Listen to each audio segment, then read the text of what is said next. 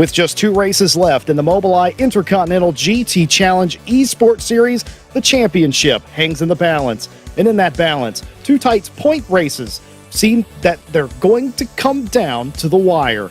But before a champion can be crowned in this October season, the teams must navigate one of the most beloved and historic tracks in all the world, the legendary Kyalami circuit in South Africa. Who will take advantage and who will see their championship hopes disappear today? This is the Mobileye IGTC Esports 9 Hours of Kyalami. Hello everyone and welcome. I'm Jesse Lee, joined by Ewan O'Leary, and before us lays 9 hours of racing at what can only be described as one of the most tricky circuits on the entire calendar.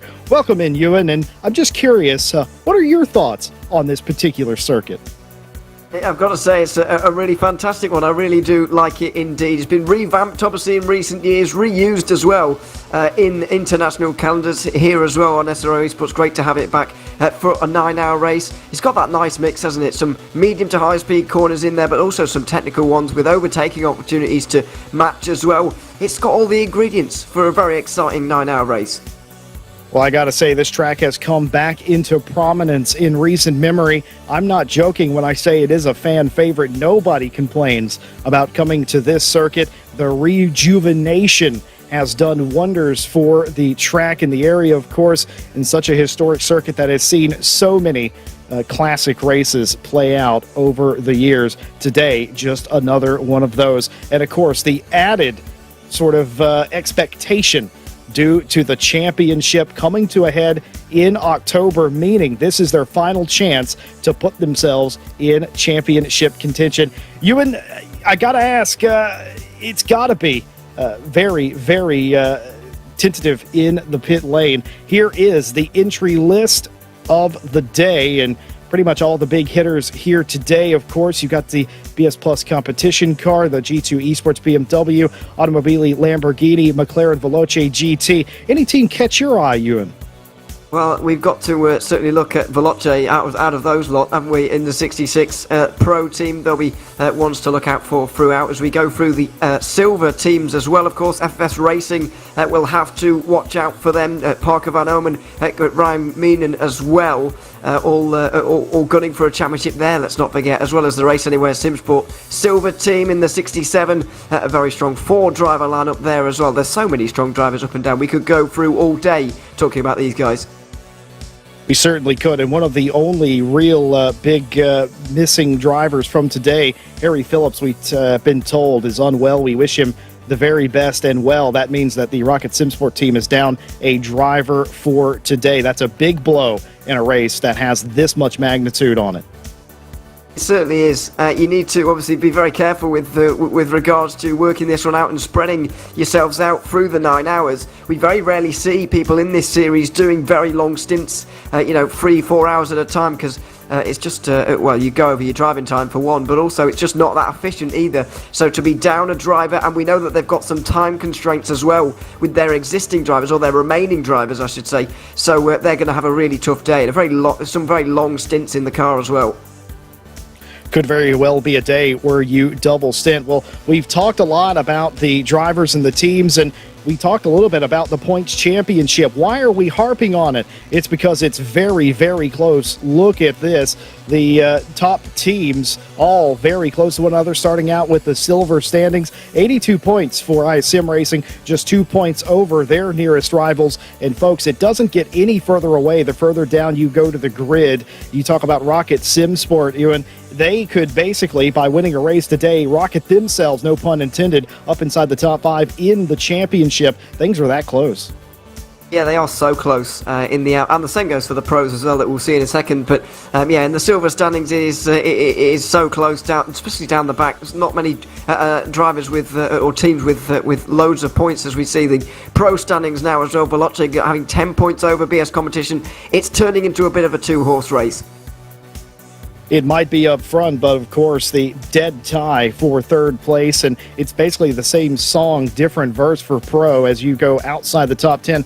Yazid only has a 2-point lead on the MKers 191 team, and still all these teams at the back, of course, that don't have points. One good finish puts them well inside the top 20 in points, ahead of the 24-hour finale.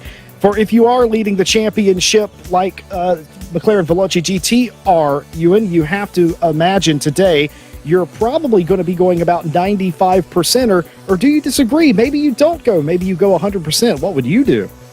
Well, I think it's only 10 points, and so they can't exactly back off to 90%. They've got to go for it, especially as we're about to see, given their qualifying position. We'll talk about that when we get onto the formation lap, obviously. But they've got to be careful with backing off too much, because obviously we've got BS competition really close to them. It does obviously help that they only really have one main rival, and I think it is going to be between those two really. Even the 63 team, the Mobileye Lamborghini team, are too far away really for my money. They'll obviously try, but I think they're too far away. So the fact that you've only got one real rival there does help, but then again, you can't go back to 95% just yet. There's a long way to go. We've still got 33 hours of racing. It is a long way to go. Well, we talked about the historic racetrack. Let's take you for a ride around at the Mobileye track overview, driven by Luca Lacio and narrated by Ryan Gill.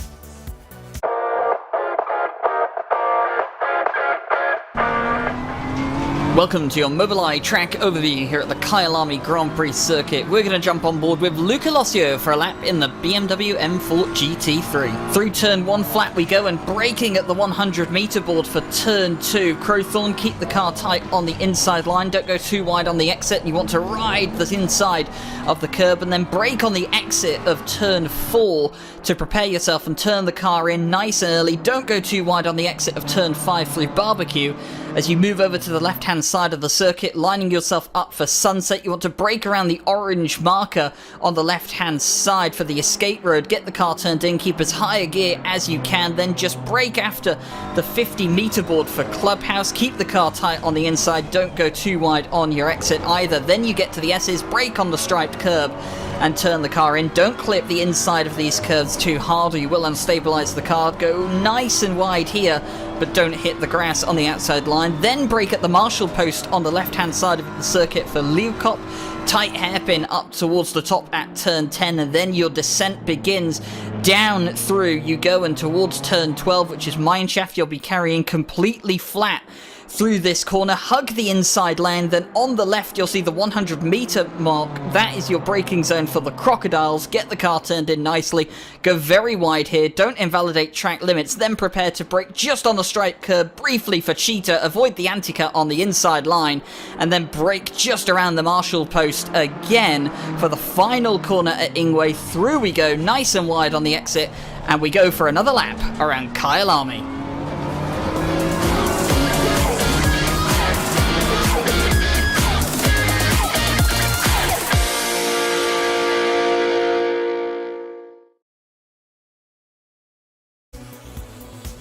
What a brilliant lap that was. Thanks to Mobileye for the track overview and Luca Lacio for driving it and Ryan Gill for narrating it. It's a track that is very technical, but it has a lot of speed as well. You and I'm sure you've driven around here before. What is some of the takeaways of this racetrack from your point of view? It's just about the kind of lack of ability to have an error around this circuit. You don't really have much room for that kind of thing as you go through this circuit. There's some high-speed corners here. There is a little bit of runoff, of course. Here's a modern circuit, but not very much, and not where you'd like it either sometimes. So I do feel like we saw at Suzuka, we are going to see some cars in the wall and maybe not returning from that because that's just the kind of circuit that this one is. Couldn't have said it better myself. I saw Luca drive really well into the S's. It's a particular part of the racetrack that not a lot of people think about, but you can mess up quite easily. We are running through the grid. The 63 Mobileye Lamborghini Esports car on the pole position here. And you've got Bischoff in the 977 Porsche, the top-ranking silver car, who will start outside pole of him. That's very interesting because that's driven a wedge through some of the top of the pro field. As a silver driver, is there some sort of code that you have in a race like this? Or since it is such a long endurance race, is it every team for themselves? I think it will be, really. We've seen that obviously the silver drivers, the silver teams won't really want to get involved. We'll see that likely develop very quickly with Marco Bischoff up the front of the field. He's a very strong driver, but he's alongside 8 pro cars in the top 9 who really want to get past him, and he doesn't want to be involved with them either. So we're going to see a lot of that and a lot of those games being played.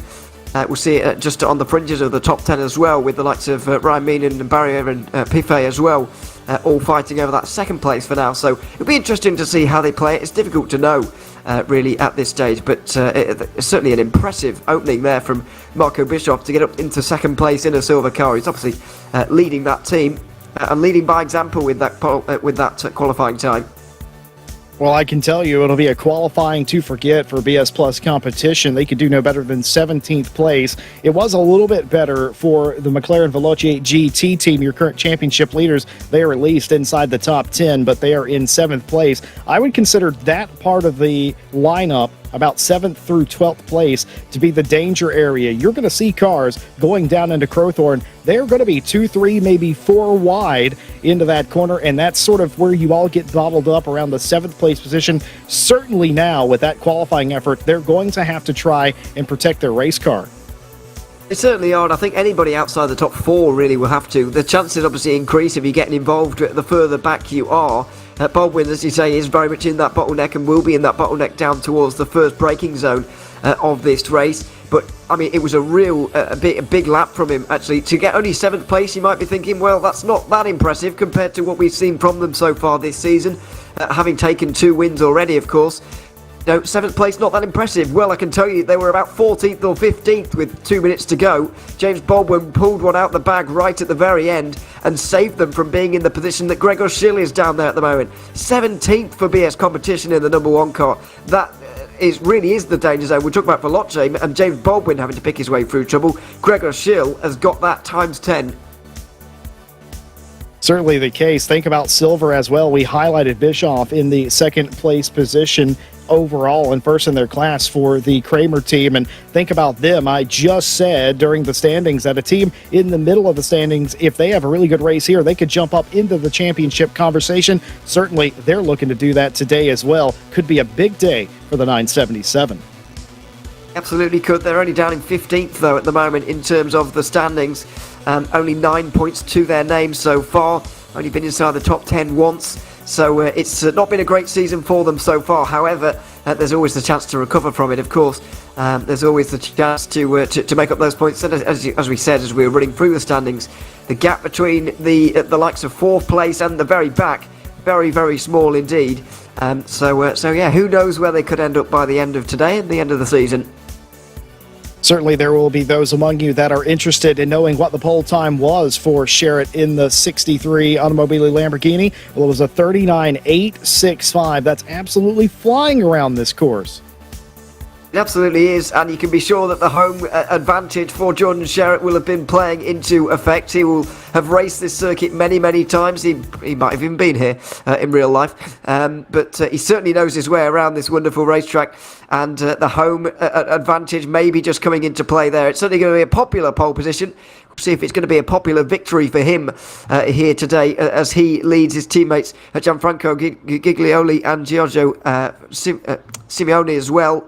Simonini, I should say, to maybe victory here today, but certainly a great way to start. Talking about the qualifying, what does it take to be a esports pro? Well, let me tell you, there were 39 teams within 1 second of each other in qualifying. I don't care who you are, that is impressive. 39 of the teams that have shown up today within 1 second of this man, Jordan Sherritt, the pole sitter of the race. That's how close it was. And keep in mind, the 63 Automobile Lamborghini Esports car, they only had the quickest first sector. They were decent throughout the entire lap, obviously, but second place, that 977 Kramer, they had the quickest second and third sectors. So very interesting as well. It just goes to show you different manufacturers have different strengths around a track that has very different sectors. Yeah, they certainly do. We can delve into them all day, really. We could dive in for the whole 9 hours. But far more important is going to be the race pace. What can these guys kind of maintain as they go through here? Obviously, we're going to have 65-minute stints. And it's a long time to be right on the limit. It's a long time to be up on the wheel and right next to that limit. So that's far more important in terms of who's going to be coming out on top here. We've obviously heard a lot about the Mercedes maybe being a strong car around here, especially on race pace. Not bad bad in qualifying either, with 3 of them inside the top 5. So will they just rise to the fore towards the end? Because while it's a fantastic story and a great lap from Jordan Sherritt to be able to take the pole position, how does that Lamborghini cope with itself through 65 minutes and managing all of the challenges that comes with? That is a very good point, Ewan, because 65 minutes is the stint limit. Of course, double stinting is a possibility. We see very few of that throughout the season. Could today be the day that that's deployed as the strategy? The rows take their form 2 by 2 as literally as far as the eye can see back up mine shaft as everybody getting ready to do battle for 9 hours here today. Ewan, before we get going, final thoughts on what you expect to see here on the start. Well, hopefully we see a clean start, but it's such a tight corner, such a wide run down towards that turn. I do get the feeling that somebody may get caught up. Hopefully not the case. Sherrod on pole for Automobile Lamborghini Esports. Kramer Porsche in the 977 with Bischoff behind the wheel. That's your front row. Shins, Richter behind them. Grunwald and Santoro behind them. Everybody waiting with bated breath to get the penultimate round underway. Waiting for the flag man, waiting for the lights. The entire field flashing across your screen. And we're green here in Kyalami. And it's a nice start by Sherrod as they're able to get through Bischoff. And now they're going to have to defend down to the inside of Crowthorne, something they've done pretty miraculously. 3 wide for second place. 2 Mercedes and the 977 getting contact together. 3 wide, 4 wide throughout the back of the field, but so far no major incidents. Very clean start indeed, despite 3 wide in the middle of the pack for a lot of that. Everybody getting through nicely through the top of the hill as well at turn 4. It looks like everybody has made their way through, apart from 1 Mercedes that has ended up in the wall right at the very back there, but certainly up front, a very clean start. There was contact briefly between 2 of the Mercedes, that the Unicorns of Love Mercedes on the outside just hit into the side of Shins in the 191. Fortunately, though, they both got away with it. A crash in barbecue near the back of the field. A couple of cars. I saw a Ferrari involved that probably got the hardest brunt of it. I take that back. The Prime E-Racing 77. Felix Arndt behind the wheel. That car is significantly damaged, and I think there's an so I will rescind my last. Several cars involved. That was the Ferrari I thought that had the worst end of it, but very clearly not the case. Bastian Richter, the Mercedes AMG, continuing very well as well on that start after going 3 wide. The rest of the cars continuing to pile through. I've been told that the RAG 88 Mercedes, piloted by Luke Whitehead, got involved. Yeah, just falling backwards as well in the 88 right now, getting passed by the McLaren and Alvarado trying to get through in the Honda as well. Not able to, as they all miss the apex a little bit up the top of the hill there. A relatively chaotic opening lap. I think at least 4 of the drivers were caught up in that one. We saw the Mercedes of Luis Moreno go around first. First of all, that was at the top of the hill at turn 5 at barbecue, and then afterwards it all went a little bit wrong as well for a number of others. So hopefully that we'll see minimal cars down on the pit lane with damage, but we have been hearing that there is quite a lot of damage to quite a few cars back down the field. Well, continuing to try to make spots up from 32nd place. Luke Whitehead trying to make a move there on Gates. Unsuccessful, thinks better of it. It might not have been a perfect start to the race, but at least he's winning the fashion war with that headband right now, as more cars going off for the 2nd consecutive lap in barbecue. Cars going off the racetrack, banging fenders. Luca Lassio in the Mobileye BMW continuing to drive around. Oh, no, a big mistake. Whitehead in front goes so far out into sunset, they hit one of the signage barriers. Philippe Samard for FFS Racing is off as well. That car is absolutely destroyed. Something very amiss in the steering of that car. I have no idea if he can even drive that back to the pit lane. I don't think he can. You could see him turning pretty much full lock to the left there, and it was still going straight forward. Not ideal. I wonder where he picked that up, really. I thought at first it looked like a technical failure because it just looked strange, but in the end it was strange because the suspension was completely broken, and I'm afraid the 123 FFS Racing cars had to go back to pit lane. They only managed to get their first points of the season at Suzuka only 2 weeks ago, but unfortunately it's not going to be a repeat of that here today. It's a big damage early on. A long time to recover, of course, but they'll be a long way back.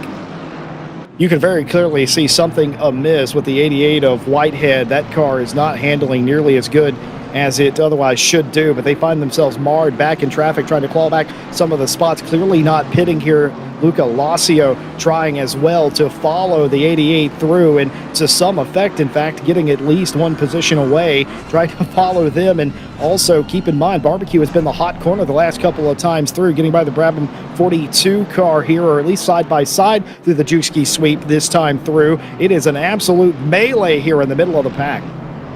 Yeah, absolutely, it really is, and there's just dirt being kicked up everywhere, there's bodywork flying everywhere, there's cars everywhere, and nobody can really pick their way through at the moment. Very chaotic indeed, and this is the kind of thing you get at Kyalami. Once one incident kind of kicks off, then it snowballs into a load of others. Everybody gets excited that he can make up some positions, and then it just continues on and on and on. James Baldwin has managed to pick his way through nicely, so has Niels Nojoks as well in the number 1 car, in 16th place. So good news for both of the championship contenders. However, not good news for a lot of drivers down the back. Quite interesting for James Baldwin and the McLaren Veloce GT team. They seem to have lost a position. I didn't quite see if that was on the start or that's happened on the racetrack since then, but keep in mind they qualified 7th. They're down to 8th place. They don't look like they're in immediate danger of falling behind. Abeladze behind them. Maybe just out of position, or maybe an unfavorable position down into Crowthorne on the start of the race. It was all kicking off. Hard to keep track of 40 plus cars at one time, but nevertheless, Baldwin in 8th place, 1 spot down for where they qualified, but still going very well. No damage on the car, no signs of dramas here early in the race. At this point, you get through the first couple of laps of the race. Surely now it is a game of getting that rhythm, getting your eye in, making up spots when you have to. Case in point, Igor Rodriguez in the Williams Esports Chill Blast Bentley making a move right there. A number of drivers just trying to move forward right now. Igor Rodriguez a little bit further down than maybe you'd expect on that qualifying there for Williams. A strong team, of course, in the Bentley, but only 13th for the moment, picking their way through the Silver team, the Silver Cup teams. This is where it gets difficult when you're a pro team, trying to get your way through these guys, because they're kind of reluctant to let you through. The likes of Hyler just in front won't really want to let the Bentley through, because obviously you're trying to focus on forward and getting onto that podium in the Ferrari, but also you kind of don't want to get in the way of the pro teams. You don't want to lose any time. So it's a very difficult conundrum that we talk about all the time, and it's very apparent in these races quite a lot of the time. It's very, very difficult to kind of manage. It's very late on the brakes from Romagnoli down into the hairpin there. We'll lose out on a bit of time, but Rodriguez just trying to get his head down at the moment and get through on these Silver Cup cars so he can try and get towards Abeladze and towards the top 10. I tell you what, there are a lot of cars going a little bit wide around this circuit, and they're not getting bitten for it right now, but when the tires start to wear and the handling starts to go away, that's going to become a big problem, especially through Cheetah, where you've just seen Tobias Grunwald in the Unicorns of Love Mercedes AMG Esports team come through. That's going to become a problem. When the handling goes away, you're not going to be able to recover off the track like they are now, and unfortunately, some of these teams, I get the feeling, are going to pay a heavy price to learn that lesson today. The track limits seem very wide right about now, but I'm telling you, as we go on, it won't be. And as if on cue, Chris Hack from the Rocket SimSport 22 Honda has exactly done what we feared might happen, as run wide in Cheetah. Doesn't look like that car made it to the wall. Doesn't look like damage to me for Rocket SimSport, but a moment that has put them back into P40. Yeah, as if things couldn't get any worse for them at the moment. One of the best looking cars on the grid, I've got to say, but not looking great in the gravel, I'm afraid, a few moments ago. And they drop further back as the battles inside the top 10 continue to hold. I've got to say, it's Suzuka a couple of weeks ago. Things did spread out quite easily because of the technical nature of that circuit, because it is, you know, it's pretty easy to make up time when you're a stronger driver, pretty easy, more easy to lose time when you're not as strong as the drivers in front of you. But around here, there's less of those types of corners, and obviously more straights to just keep you in touch a little bit. And so we're seeing that inside the top 10. I know we're barely 10 minutes in, but it is staying pretty close, although we are seeing a bit of a cork in the bottle start to develop. The 51 Ferrari just letting a gap open in front. Certainly the case, and you know, you wouldn't really know it by looking at the overhead view of this racetrack, but this is what happens here at Kyalami. It's almost impossible to get away from drivers that you have similar pace from. It's not one of those racetracks where you can gain time every single lap, really, because there are so many corners, there are so varied, that it keeps these packs of cars together. And one of the big reasons is the gigantic straight here on the pit straight. And it will bring you back together. And also, if your car is really good in a straight line, there's a possibility it might not be quite as good in the twisty stuff, and the whole back half of this circuit is full of that. It keeps these battles going. You're going to see this all day long. Abeladze stalking the back of the 66 McLaren here for 8th place. Baldwin will not want to lose another spot early in this race. Clearly, I say they were off in qualifying. They were only about a quarter of a second slower than pole sitter Sherrod, but beyond that, they're still losing just a little bit of touch from the car in front, the number 10 Bentley. Yeah, absolutely. I mean, it's as you said, it's not much, but it is enough to put them further down, and that's the kind of margin you've got to deal with here in this series. Fine margins indeed, and so you know, any kind of loss is going to set you back a long way. And Baldwin has just got to get his head down and try and go forward with this race from here. I mean, in terms of the championship, it's not a bad place for them to be. They've got such an advantage over those outside of the top two that just the fact that they're beating the number 1 BS competition car is a victory for them at the moment, despite the fact they're only in 8th place overall.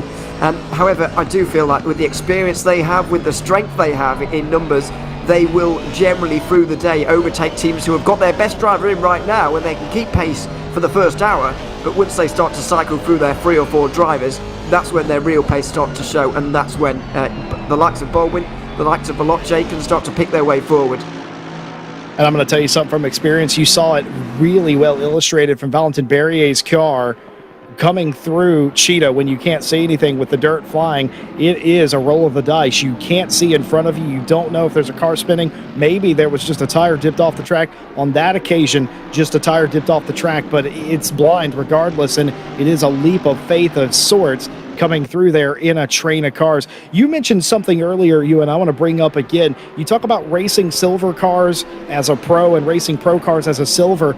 In a race like this, with so much importance placed on this, I think everyone's mantra is exactly the same. You need to race every car regardless of what class. Now, I will say, as a pro driver racing a silver, there is a little added emphasis to get by, obviously, and maybe for some of these silver teams, there's a little added emphasis to be a little bit more respectful, perhaps. This series has been incredibly clean throughout the entirety thus far, but maybe beyond that, though, I still say you have to race each other the exact same and forget about classes, especially when you're racing up inside the top 10.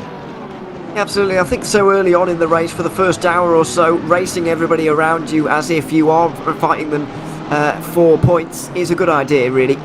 You don't really want to be hanging back too much, but once this race just starts to settle down, we'll get into the rhythm, and it'll be a very recognisable rhythm from these races, whether that be on ACC or whatever. They generally just settle down by this point, in whatever race you're at. So once we see that pattern start to form, then you start to think about, well, this team's a silver, and maybe I can treat them a little bit differently. Maybe I'll race them a little bit differently, and in terms of how I act here. And certainly as a silver team, maybe I won't try and get through on this pro car right now because it's not the best idea. We're settled in, and I'll just stick here for now. But as the chaotic part of the race continues and starts to develop here, it is probably a good idea to race everybody as equal, and that's what Phil Vorman trying to do at the moment, trying to get inside the top 20 in this Honda, but unsuccessfully making his way towards the inside, in towards turn 2 there on the Porsche, not able to get through just now. I'm going to tell you, you can look into Vornum's eyes and you can tell that there is pinpoint precision, and that is acute focus right now, trying to make the best out of every corners. You see a little bit of the head lean going on into the corners. It doesn't do anything, but it makes you feel better as a driver. He knows that he cannot allow Stapleford behind him to get a run, and that means keeping up with the 911 in front of him. And of course, the Race Anywhere SimSport driver wants to get by that silver car. We kind of explained what that's like as a pro driver as well, and they were very close a lap ago. They spread out ever so slightly now. A tiny reprieve in a very, very hectic first stint here for most of the drivers. James Baldwin pictured here, the McLaren Veloce GT66 McLaren, looking back at Abeladze in the 41 Bentley.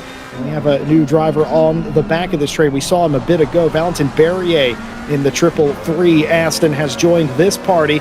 Clearly, right now, the pace a little bit off for Baldwin, but still able to keep in very close contact with Blyer in front and the number 10 Bentley. This group, again, exactly what I was talking about earlier. You get in these trains here, and they are so very seldom broken up. The pace difference is almost negligible. Yeah, it's really, really close. We saw this actually at Suzuka with the average lap times over the course of the race. So close, outrageously close. And we'll see that throughout the day today as well. These guys will just stay so close together. Eventually it will spread out, of course, but hard to know where to look really with James Baldwin at the moment, the world's fastest gamer from a few years ago, as you probably know. Looking forward to maybe try and get through on Blair at the moment for Triton, or maybe trying to defend from Abeladze for Simware.pro at the moment. It's difficult to know just what to do about that. Difficult to know what to do in that situation. I think he's more or less hoping that everybody calms down a bit and stays where they are just for the moment as we see the Silver Cup leaders. Yeah, Marco Bischoff leading the silver class, qualified P2. I was curious if they would fall back. We've seen that in the series before where you'll have a top qualifying silver driver and they will fall down the order. That has not happened for Marco Bischoff for Kramer Racing Esports. They have kept that 977 Porsche up in the position they qualified, 1.3 off of the lead of Charette. They don't care about that really. They're not racing them for points. You only get points for your class. They're leading their class right now, and there is absolutely no silver drivers around them today. All going well for them so far. Orlando Rats and the Ren Welton Esports Ferrari. Keep in mind, they were involved in that very early on incident, lap 1 and barbecue. Not as involved as I originally had thought. Several other cars got the worst into that, but still trying to make their way back through. 34th place in the 71. Yeah, one of the nicer liveries on the grid, I've got to say, with the two-tone going on there. But yeah, not nice to be caught up in incidents so early. But luckily, they do have a long time to recover from it, as our Kyalami and the 999 try and make their way forward as well. Would expect to see Chris Hartwell maybe a bit further up the order here at the moment, but maybe they got caught up in incidents as well. Not entirely sure. Well, we might get answers very soon, but we are starting to see some penalties go through. The stewards, of course, going through the opening lap incidents, and the 888 has already got a stop-go penalty. Sure has. Racing or an incident involving car 94 and the 888 on lap 1. Stop and go 10 for car 888 for causing a collision. Absolutely. Don't remember quite which one that was, but they're going in to serve it now. Is Moreno, and he's done that now. Has round the outside for Chris Hartwell through turn 6. Don't see that very often. Gives you the inside for Clubhouse at turn 7, and he will make his way through. You would expect him to make light work of this part of the field. You would say he is a strong driver, of course, but it's not very often you see a driver right round the outside of those high-speed S's. Yeah, that's not something you just do. That's something that you have practiced on and you've done before. You wouldn't try to break that move out without knowing that it is possible. Getting it done there, up one spot. A long way to go, but going the right direction for Hartfeld. Speaking of Chris Hack in the Rocket Sim Sport car, also trying to come back through the field a little bit in that 22 Honda. Might have a move done on Vermin here. Thinks about making the move into the Crocodiles. Thinks better of it. Falls back in line. I like that move from Hack. That's a smart early race move to not force it when it's not there. Yeah, absolutely. You can't force these moves when they're not there. You're just going to end up with a penalty, and you're going to end up exactly where you were before. So you've got to do it efficiently without making contact with anybody as well. But as I said, the Rocket Sim Sport car obviously having an issue earlier on. It gives you a lot of time to come back from it. Still 8 hours 40 to go. A long time, a very long time. There's strange things you can do with strategy as well. I'm sure we'll talk about in the next half an hour or so. And we'll see who decides to bring that into play at this circuit. But of course, there is so much traffic out here. It's difficult to find yourself a bit of clean road, or clear air, I should say. Even if you're at the back or the very front right now, it's going to be very busy out there. There's a lot of cars on a relatively short circuit. It's a catch-22, really, because at some point you have to say, well, he had an accident. Well, to that, I would say I'd rather you have an accident in the first minute of the race rather than the last minute of the race. And the other part of that is there is a lot of traffic, but that's also that it's a good news, really, because if you're in traffic right now, that means that there are cars that you can be passing for position, and that's exactly what they will be doing. So Abeladze is just starting to look in the mirrors a little bit, get a bit nervous about Valentin Barrier just up behind in the 333. He wants to make progress and get towards Marco Bischoff at the moment, but all that is meaning that the 41 is losing a bit of time to James Baldwin. It's not a lot, it's only 0.6 of a second, but it is just a slight invitation, a crack in the door that Barrier might be able to go through. I can also tell you, too, that Bayer has caught Santoro in the 51 Ferrari, and that has further lengthened this train up to about P5 or so. Back in the field, Robbie Stapleford, the BMW G2 Esports car that was so stout 1 round ago, has found themselves in the exact middle of this field, looking to continue to get up through the field. The next car in line, the 911 Porsche, is the next on the menu for BMW G2 Esports. It's been feast or famine for them this season a lot of times, and I would love to see that car continue to make their way through the field. I suspect they will do, as everyone's still running wide in Sunset. I'm telling you, there will be a crossover point where that will become a very risky maneuver. Absolutely, I mean, it is pretty risky anyway, but these drivers just trying to maximise everything they can. Kick some dirt up into the faces of those behind as well a little bit. It's a bit of a side effect, but yeah, they're just trying to push the limits really, and through that particular corner it does end up slightly out on the road. We see it up down towards here as well when we get towards Cheetah as well, turn 15 at the top of the hill there. It's a blind corner really, or blind apex I should say. You can't really see where you're going until it's too late.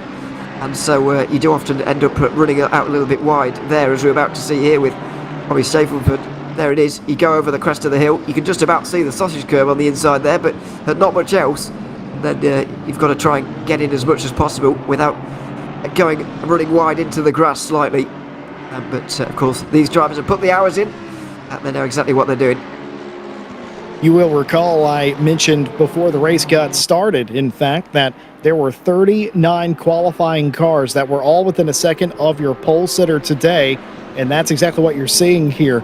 It might be good enough that Stapleford was quicker than the 911 car, but again, not quick enough. There needs to be some massive overlap to make an overtake without a mistake. Everyone trying to follow as closely as possible and hope for that mistake. One such driver, Merritt Shins in the IMCARS 191 Mercedes AMG, second in their class, third on the racetrack.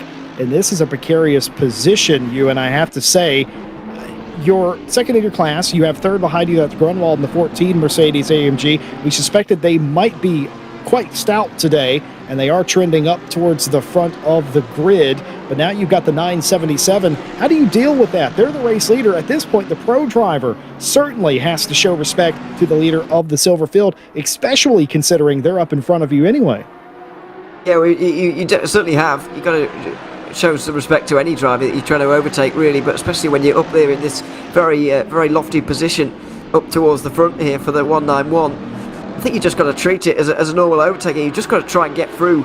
Don't expect the 977 to move over for you in this one. You've got to apply that pressure. You've got to get close enough for Bischoff to say, okay, this is not worth my time anymore, I'm going to let you go now. But he's not going to do that without an invitation. He's not going to do that off his own back. He's going to have to be put under pressure by Shins in that second place.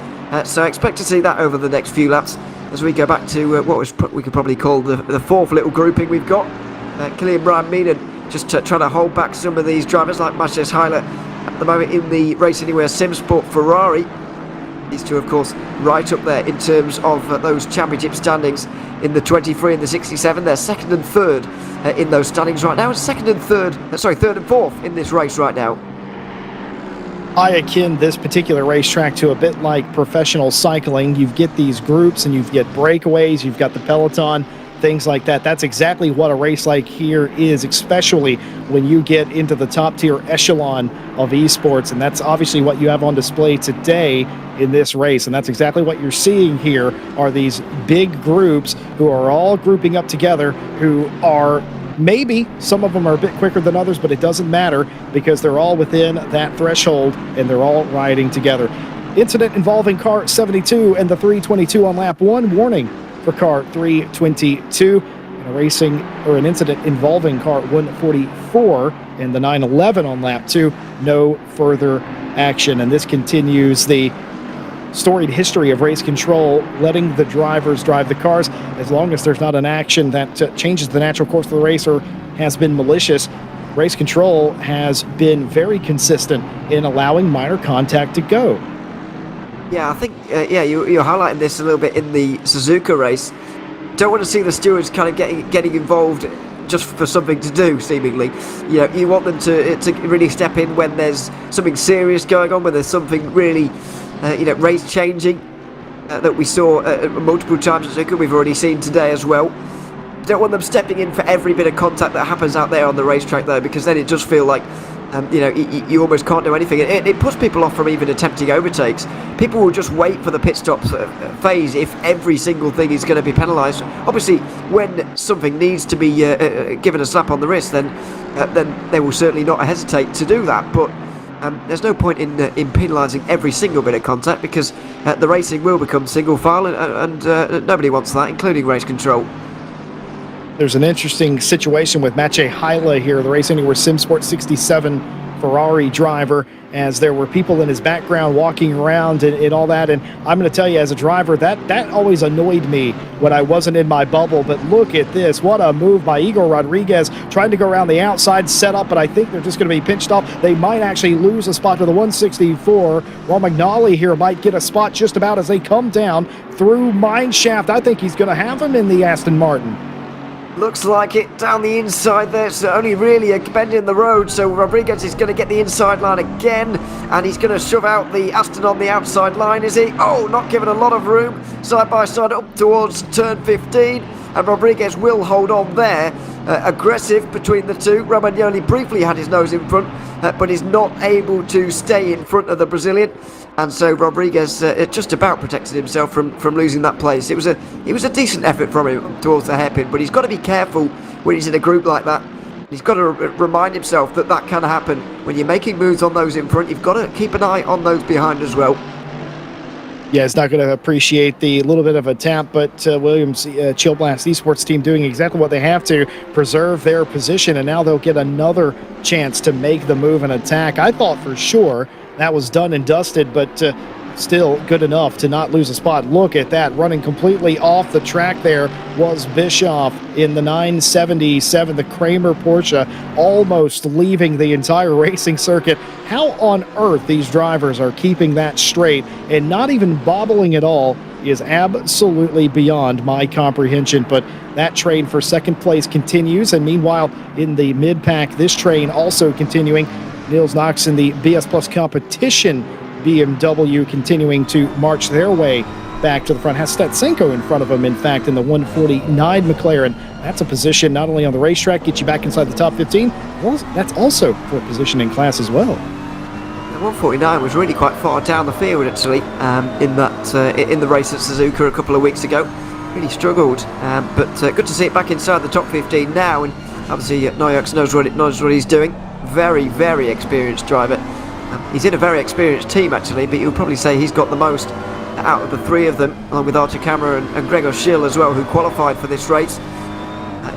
It's been, I believe 2003 he started competitively sim racing, by the way, Nurk, so I'm not entirely sure how true that is, but it was a long time ago, and he's been marching forward so far in this race, although I do get the feeling he might have been hoping for a bit better in the opening portion here. He's going to have a look down towards turn 2 here, though, but like by the looks of things. Incident involving cars 911 and 55 back on lap 5. 5-second time penalty to car 55 for causing a collision. And I wasn't looking exactly, but I'm pretty sure we just saw one right there as well.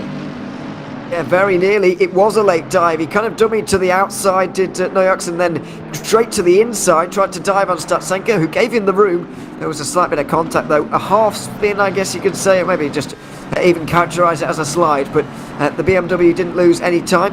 Osterman really wanted to get involved and wanted to get through, but he couldn't quite do it, and so we're pretty much as we were in this group, if only a little bit closer. Well, on the left side of your screen, Niels Knox in the BS Plus competition #1 BMW, and on the right, the rear wing of Statsenko's 149 Yas Heat car. And this is the battle for 15th place position. And I'm not entirely sure, but probably a top 10 in the Pro Series as well. There are a great deal of silver cars in between them and the rest of the Pro field. So, it's always good. It's unfortunate you'd be racing for top 15 overall, but really, you're really racing for a top 10 spot, maybe even ninth here in your own class. So, two ways of looking at it. Some people are a glass half empty kind of person. I'm a glass half full kind of person. Oh my goodness, way off the racetrack is Nils, and that's going to lose them several spots. That's going to put that battle on halt. That's going to lose him several spots to the cars around him. Osterman's going to go through. Colot's going to go through at a minimum. You can see the frustration there on the right-hand side as well. Just not, obviously we can't hear what he's saying or understand it, I suppose, but yeah, he's not happy at the moment. Seemingly just not getting to grips with this car at this circuit. The BMWs have been struggling. We're seeing it with the number one. We're seeing it with the BMW G2 Esports team as well. Robbie Stapleford's down in 23rd overall right now. These BMWs are a long way off where you'd expect to see them. And so it's just a case of damage limitation. Speaking of Robbie Stapleford, by the way, he has recently, indeed in the last few moments, moved up to 22nd place, getting through on the 911.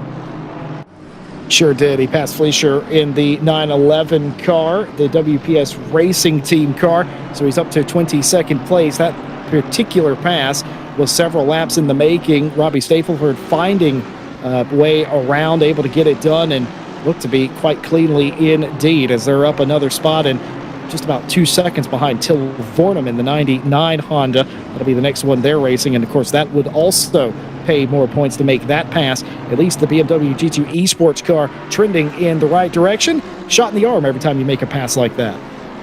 It certainly is. Even if you're having a disappointing day, you always want to move forward. And BMW G2 Esports will want to continue to do that so far in this race. They've only really had one race where they've been able to put everything together, and that was the opener at Bathurst.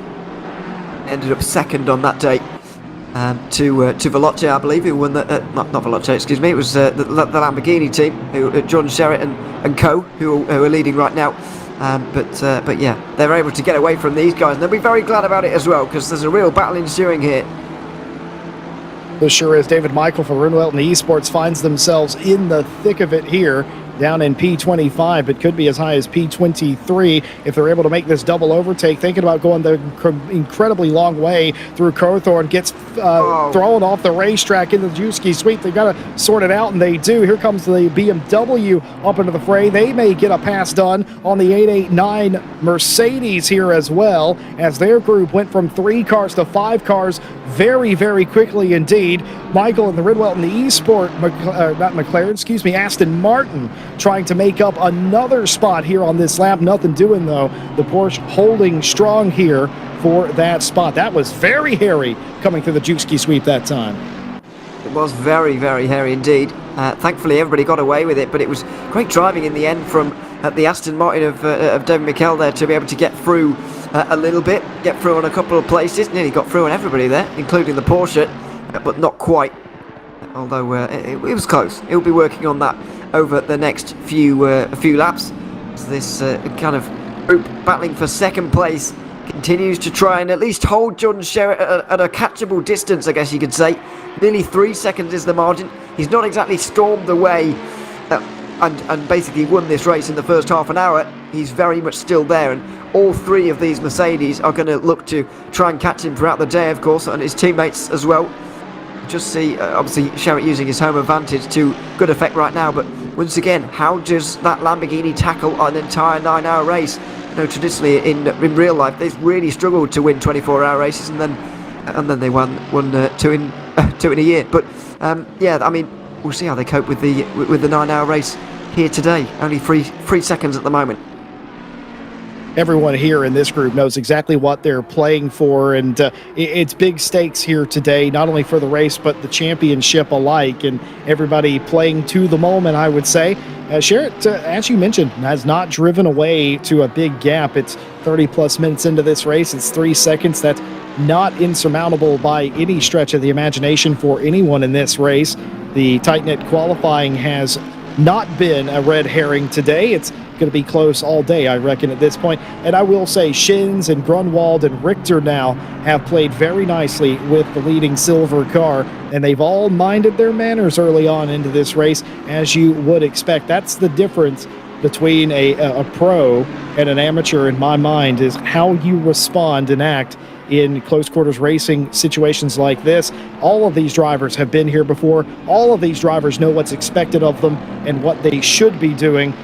Keeping your nose clean, as they say, is exactly what they need to be doing early on in a race like this. Now, keep in mind, an opportunity presents itself. The 977 Bischoff has a little bit of an incident. They go off. Merrick Shins and the Imkers 191 is going to go through without a doubt. They're not going to sit and wait, but until that moment comes, the 977 is not really, despite what it may look like on camera, holding this group up. They're all running relative pace. It doesn't seem that they're really holding up right now. If Shins really did believe that he was being held up by the Porsche just up in front, then he would certainly get a bit closer to the back of that Porsche. For now, though, he's just holding back, holding fire, if you like, not wanting to truly put that pressure on for now.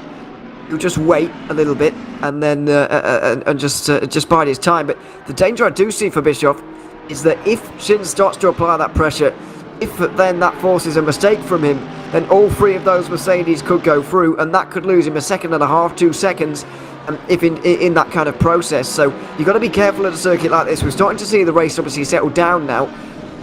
Trains are starting to form, as we see. We've got one for second, we've got one for 6th place, 11th, 15th, all of those. When you're at the front, you need to be careful because you can go to the back very easily. What I find most interesting about this, Bischoff doesn't have a whole lot to lose if he loses all of these spots. He'll still be first in the silver class, but the difference is he has 7 cars in between him and Valentin Berrier for the lead in the silver class. If this group does get by him at some point, what that means is there'll only be 4 or 3 cars, depending on how many cars join this train. It'd be 4 at the moment that would be in between them, and that's not necessarily having his lead realistically in a relative speak, but that also it weighs on you mentally a little bit of you've lost some ground. Incident involving car 77 and car 100 on lap 1. Drive-through penalty to car 77 for causing a collision. Yeah, indeed. Not good news. Not a good way to start your race either. That was on lap 1. And that is, of course, or was, of course, Sven Hettich in the Primary Racing McLaren that is on the receiving end of that penalty. Sven Hettich was already a long way down. I'm not sure where he is now, but he probably still is very near to the back of the field. Well, he's made some progress, but even so, not a good start to the race for him, I'm afraid, and for Primary Racing, as Niels Noyaks as well tries to make up some position from what's been a poor start for him. He was behind Darren McCormack not so long ago. All of a sudden, that has fallen by the wayside, and he's back down to 19th now. Color's got through on him in the 1-4-4. Not sure how, but this has got to be so frustrating for them. Well, Nils knows that car has a lot more pace than than their position shows right now. They've made passes already. They had that huge setback that sent them to the back of this train, P19, and they've got to pick themselves up from the bootstraps and keep going. If you're his team at BS Plus Competition, you got to be saying, all right, Nils, you're one of the fastest cars, if not the fastest cars on pace on the track right now. You can make passes. I've seen you do it. We've just got to get through the top 20 of the field, which we can do. Now, that was very close racing indeed from Igor Rodriguez and the Williams Esports Chill Blast car. 2 cars very close coming through the crocodiles that time. It was a bit of a dive, but once again, Rodriguez is having a terrible time of getting through on Heiler, just up in front in the 67 Race Anywhere Simsport Ferrari. It's been very difficult for him. I can't really put my finger on quite why he's struggling quite so much to get through right now. Seems not content to sit behind right now. Wants to go through, wants to move forward, but he is struggling to get through on the Ferrari. There's lap after lap, obviously building up to an overtake, which is what you need to do. And then there's a bit of contact, not able to go through. So Rodriguez is going to be a little bit frustrated himself now as this race develops. But for the moment, having to stay behind in the number 5, and there's a lot of that going on here in the battle for 6th as well, although James Baldwin is just falling off the back of Dominic Bladger here, I think it's fair to say. A gap of about a second opening up there. Yeah, it's about a second to Blyer in the 7th place position. Of course, we saw earlier Baldwin, who lost the spot on the initial start, was battling Abeladze. That is still the case. Valentin Berrier's joined that fray, but there's no movement there. It's almost, in my mind, what's going on here is nobody is willing to blink first. Nobody is willing to make a mistake this early on into the race by trying to make a pass that doesn't come off.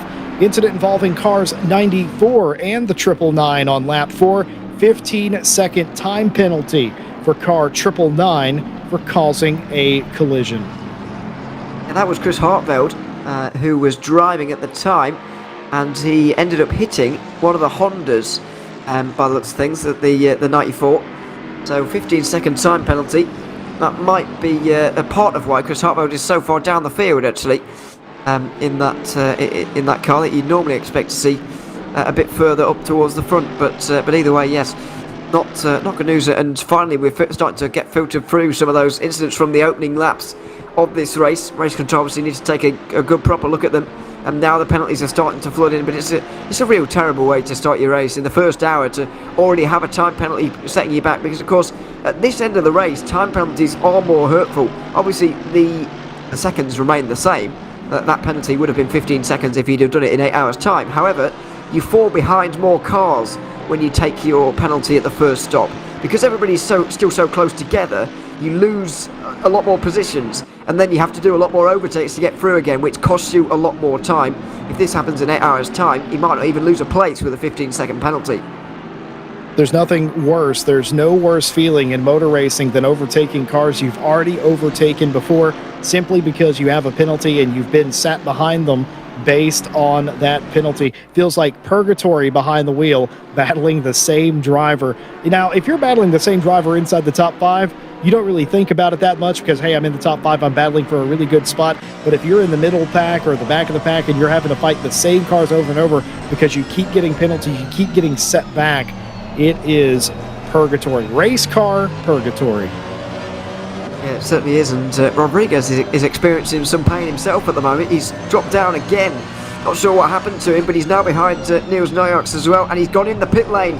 It's a very early stop, but we always like to see somebody going off strategy. That's certainly what they're doing down there at the number 5 Bentley team. And so Rodriguez and it's a good call really for him. He was finding himself stuck in traffic, he was struggling to overtake, so get him out of that traffic, get him out in the pit lane, and maybe even have a change driver. It looks like he might have been a retirement, actually, not a pit stop, excuse me. Looks like there may have been a retirement possibly. Huge moment in this race if that is the case, that team has retired that car. That is huge, not only for championship implications in the middle part of this field, but that is huge to retire this early into a race. I was sitting here thinking, now this is a massive undercut of a pit stop. Couldn't think of any strategy that would require that, but something majorly wrong there, and they are being retired, that car. That is incredible news early on in this race. I wouldn't have seen that coming. I can only imagine, based on the retirement of that car this early, that there is something that just cannot be helped. I'm not entirely sure quite what's gone wrong for them, but yeah, it does look like the Williams Esports car is at least in the pit lane right now. I don't know whether they'll be emerging or not, but I mean, it wouldn't be the oddest thing we've ever seen to see someone in the pit lane at this stage in the race. If you continue on with 65-minute stints throughout the rest of the race, then a pit stop right now is absolutely fine. You're not going to end up making a 9th stop in what's going to be an 8-stop race. So yeah, I mean, it wouldn't be out of the ordinary. I just don't get the point very much when you're, especially towards the front, because you're going to get yourself out of traffic here. Like, for example, Thomas Grunwald is in right now. You're going to get yourself out of traffic, yes, but you're going to find yourself in traffic further down instead, and that's no better, arguably worse, really. I absolutely agree. That's why I assume something majorly has gone wrong for the Williams team, and that has forced that retirement. You saw on the screen from Race Control, car 72, 5-second penalty, that for an incident back on lap number 3. A lot of these smaller penalties, I would say, coming out for contact, being a bit naughty on the start here certainly they had to, the race control had their work cut out for them. So many contacts early on in the opening laps. After what was a very clean Prothorn and Jukeski sweep, it all kicked off in barbecue, and it seemed to prolong throughout the entire first lap. And of course, now working several laps after that, a lot to go through. My hat's off to race control. Yeah, absolutely, it's a busy job and an unenviable one as well, you would say, because there's some very difficult calls to make there. And as I say, we don't envy any of them, to be honest. It's difficult, very hard indeed. As we see Mikhail Statsenko still performing his role as chief defender in this race, just trying to hold back Jakob Osterman at the moment in the 110. One of those up towards the front in the in the silver class championship, I should say. 3 points worth of a lead over the 23 car, currently being driven by Ryan Meenan. So Osterman does want to make some progress. Well, currently what this would mean if it finished like this, and of course we've still got more than 8 hours of racing left to go, but if it were to end like this, that would mean that the Ryan Meenan FFS Racing Silver team would take the championship lead. I don't need a calculator to do that one, Ewan, but that's not when the race is going to end, and Jakob Osterman is going to try everything they can to get the 110 McLaren up this field as far as possible. They know how big of a race this could be. Leading a championship like this 9-hour race, you do not want to go into the 24 knowing you have to make up time. You want to be the team controlling the field. You want to be the team that everyone's having to chase, and especially considering you've been that team for a portion of the season, you don't want to be the one that has to already or automatically at the end start chasing yourself. FFS Racing has done such a great job, their silver team, getting themselves in a position to contest this championship. It's been back and forth, and well, you see here, unfortunately, losing a spot. McCormack coming through, but of course, that is a pro car, that Mercedes. Yeah, absolutely. Not too important for Osterman to stay in front there, and McCormack was pretty eager to get through anyway. But yeah, you certainly don't want to be chasing the championship going into the Spa 24-hour, for a 24-hour championship finale. The thing is, it gets so spread out when the sun rises, when you start to think, we're near the end of this race now. We're going to hopefully get a good finish, of course. The cars in front of you are so far in front because you've been racing for so long. It's so hard to pick up those extra few places that you need. We see this in other championship finales, in more kind of sprint racing. Maybe there's a 1 hour race for the final race of the season. You start the race and you think, okay, I need these 2 cars in front of me, and then I've won the championship. And those 2 cars are literally in front of you. But when you're 20 hours into a 24-hour race, those 2 cars in front of you are not just in your windscreen, they are minutes up the road potentially. So you don't want to be chasing going into the 24-hour. And I can tell you, if it was to end right now, there would be 7 points adrift. But it doesn't really matter at this stage. They're just trying to do what they can. Certainly is the case. Incident involving car 33 and 322 on lap 9 deemed a racing incident, and a lap 14 incident between the 5 and the 67. No further action. Race control continuing a heavy load of penalties and reports throughout. I dare say it wasn't nearly this busy at Suzuka a few weeks ago. Speaking of that, let's talk about that a little bit, Ewan. This is the quickest turnaround in SRO Esports history as far as I'm aware. A couple of weeks, and again, another endurance race of more than 8+ hours, and that is not a lot of time for these teams to digest what happened from the previous race, figure out a plan for the next one, and of course, right around the corner, here we are 2 weeks later, another long race, 9 hours. Luckily, they do get a month or so off. I think it's about 6 weeks off for the series finale, and beyond that, though, a really quick turnaround here, and that might affect some of these teams. Yeah, I mean, if this was obviously in the real life, and obviously this wouldn't happen in the championship, but imagine we did have the 10 hours Suzuka and 9 hours of Kyalami only 2 weeks apart. I think in real life it would be a real issue. You don't have any time to regroup, and apart from anything else, logistically, it's just a long way to go across the world. But thankfully, in sim racing, obviously we don't have to do that. You just have to travel to wherever your sim rig is, which is not that far, and that's all good. I mean, in sim racing, it is really regrouping like that a really big factor. I don't think it really is. I think these drivers do so much racing, and they obviously practice so much, that kind of getting your head together after a race like the 10 hours of Suzuka previously, isn't really necessary. You know, they'll get their head back in the game pretty quickly, even on this quick turnaround, because some of these guys just do so much racing. And then again, some of these teams relish an opportunity to show how strong they can be week in and week out. Let's go back to the start of the race, show you how we have got to this point, and show you the start. This was the start of the race. Mobileye Lamborghini Esports leading the way, and leading they would, with Charat out in front. A little bit of a challenge from the 977 Porsche, the silver class car, off the initial start, but otherwise it's been clean sailing. 3+ seconds out in front for the 63. The 977 for the time being still holding on to second place, but it wasn't that academic to beginning. Look at this. The Imkers car, a couple of contacts there between the Mercedes. I think all that was deemed racing incident. Unicorns will love getting involved as well. They all cycle through single file through the Juski sweep and up barbecue. It was clean for these guys through the first couple of turns, but back into the pack, not so much. Several cars involved, a few twitching. The Williams Esports Chill Blast car getting a little sideways, but no incident there. Lap 1 contact between Felix Arndt and Chris Sievert, though, the 100 and the 77. That just about coming through sunset that time. Close quarters action, and look at this, a huge crash in front of the field. I'm not even sure we saw that initially, but a huge turn into the wall. That explains the damage on the 77. This is the one that we saw as well. Philippe Samard and McCormack, 123 and the 55, respectfully in sunset as well. What happens here? Up the inside, is there going to be contact? I suspect there will be. The 55 making contact with the FFS car. Huge contact. The 55 goes off as well. So that was the damage with Samard's car that caused them severe suspension damage. They were sat in the gravel for a very long time. A couple of high-profile teams there with big accidents early on into this race. The only silver lining, of course, is that it was on the very beginning of this race. Hard impacts, hard hits here at Kyalami. Not a lot of runoff room. No, and that was a really big hit for that FS racing car, the 123. I mean, wow, that was bad.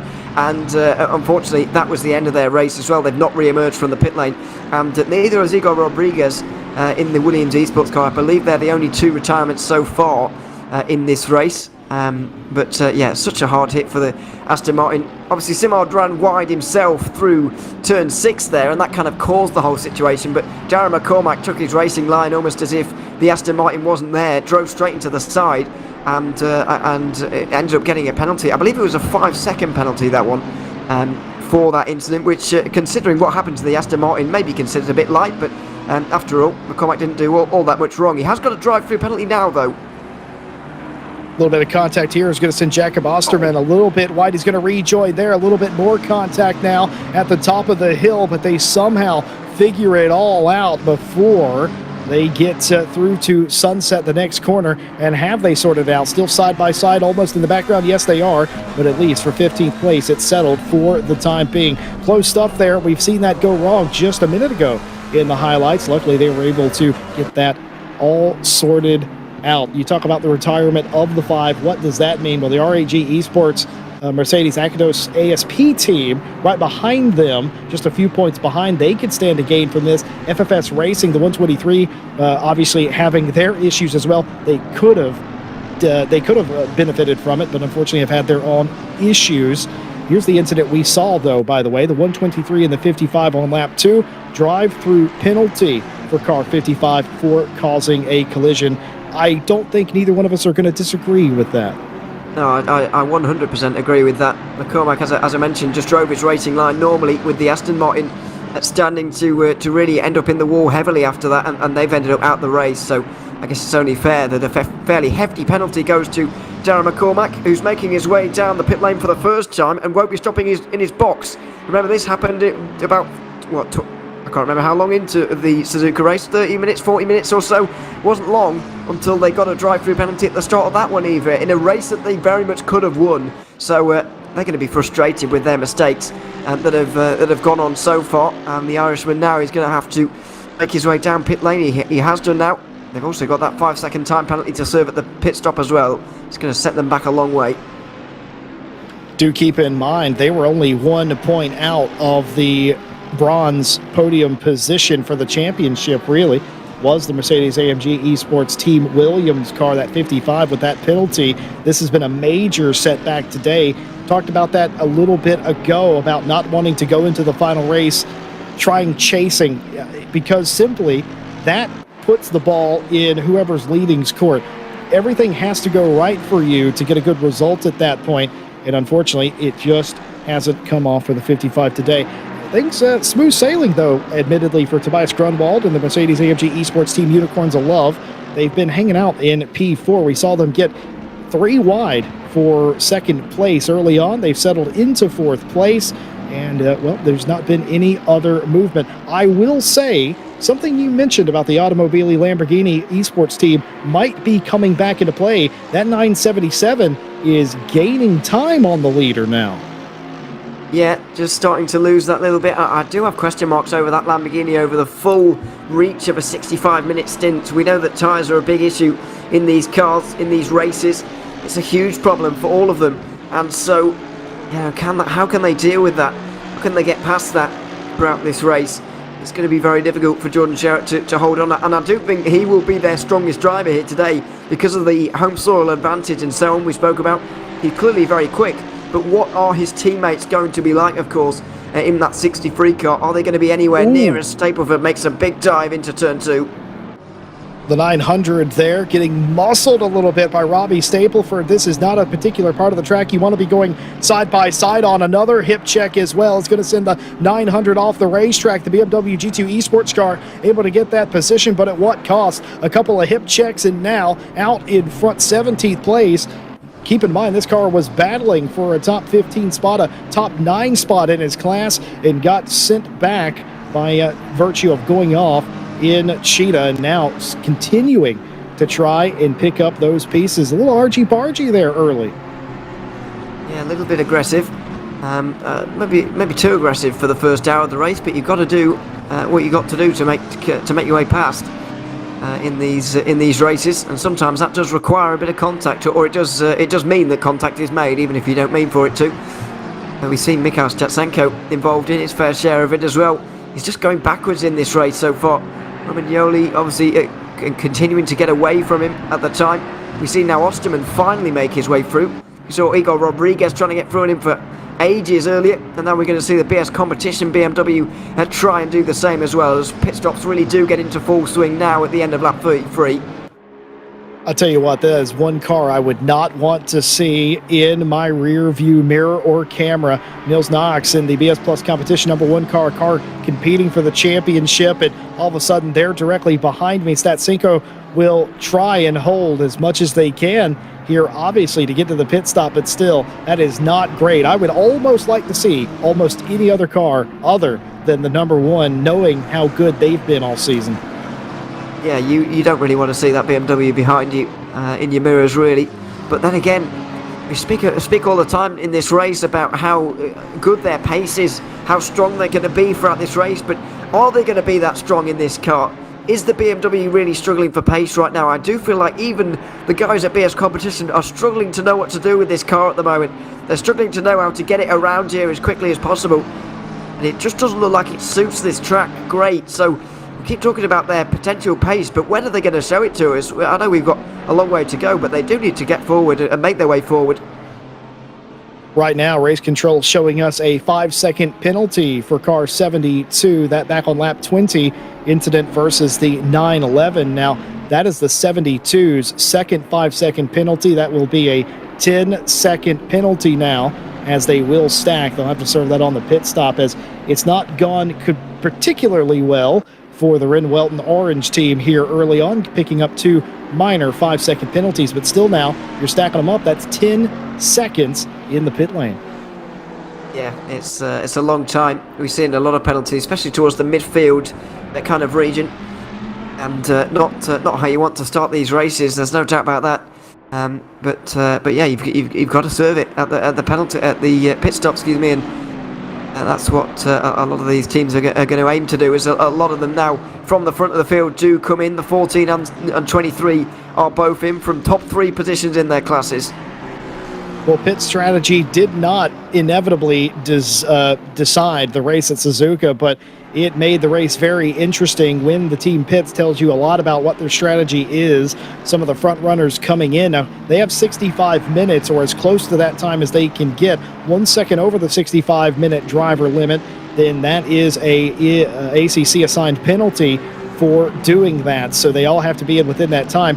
A lot of the top teams, I suspect, at least for this first stint, are going to try and get as absolutely close as possible. Some teams, though, that are at the back half of the top of the field, so I guess you could argue sort of in the middle to the top, they've decided to come in and try to do the undercut. It's not a massive undercut, but it is cutting their stint short, and that will dictate their strategy throughout. I think a lot of times here early in a race like this, the reason you go as long as you can is to not box yourself in with strategy, regardless of how your car's handling. Now, the other side of that coin is if your car's not handling as well, if you are a little bit nervous about some of the car's settings, you want to change it, or maybe just get a fresh driver in there, get a better understanding of how the track's doing, you might come in just a bit early. But all of these are within what I would consider routine cycle stops. They've got 5 minutes and some 30-some seconds there to get into the pit lane. All the other drivers, I suspect, pit lane is going to look like a land rush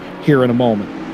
Yeah, it's going to be very busy down there very soon, and it already is really. A number of others coming in right now, but interesting to see that Savini, Abeladze and Blythe all staying in their cars. They've all made stops. Abeladze was the first of them to make their way down pit lane. So it's a bit of a surprise, really, considering some of what we've seen so far. The 191 has also been in, by the looks of things as well, and they have changed driver, the first of the top 5 cars in the race to have done so. Well, you don't normally see this double stinting, especially early on. You typically want to get all your drivers in, give them a stint and an idea of, what the race is like. But really, Abeladze might be their quickest driver for the Keepers Engineering Simware.pro team, and they've stayed in, hoping to make up some spots. I don't dislike that call. I think that's quite smart to keep a really quick driver that's already hot, that already knows the course conditions in there, get some positions back, then give him a nice break before you put him back in. James Parker has been installed in the FFS Racing 23, and they will continue to pound around the brightly colored car, pink and black with the RGB effect rear wing, and he is up in 23rd place. And no RGB in the webcam here today. No, looking like black and white. It's noir colored today for James Parker. Hopefully he can see a bit better than we can see him out there. I was hoping that too, in fact.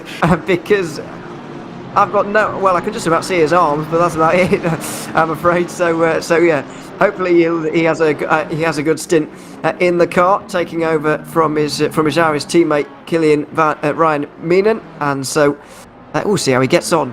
But yeah, just making his way through at the moment, and he's actually put a bit of distance in between himself and some of his rivals on that previous stop there. Romagnoli is now 6 seconds behind you, and I don't think that gap was that big before. No, it certainly wasn't. That's what happens with pit stops. One thing you will typically find, too, with pit stops is they will sort of spread out throughout the natural course of the pit stops and when you decide to take them, but typically also you come right back together into these groups. It might not be the group you were in prior. It depends on how good of a stop you got, obviously, but the groups do tend to come back together as pace equalizes over the course of the run.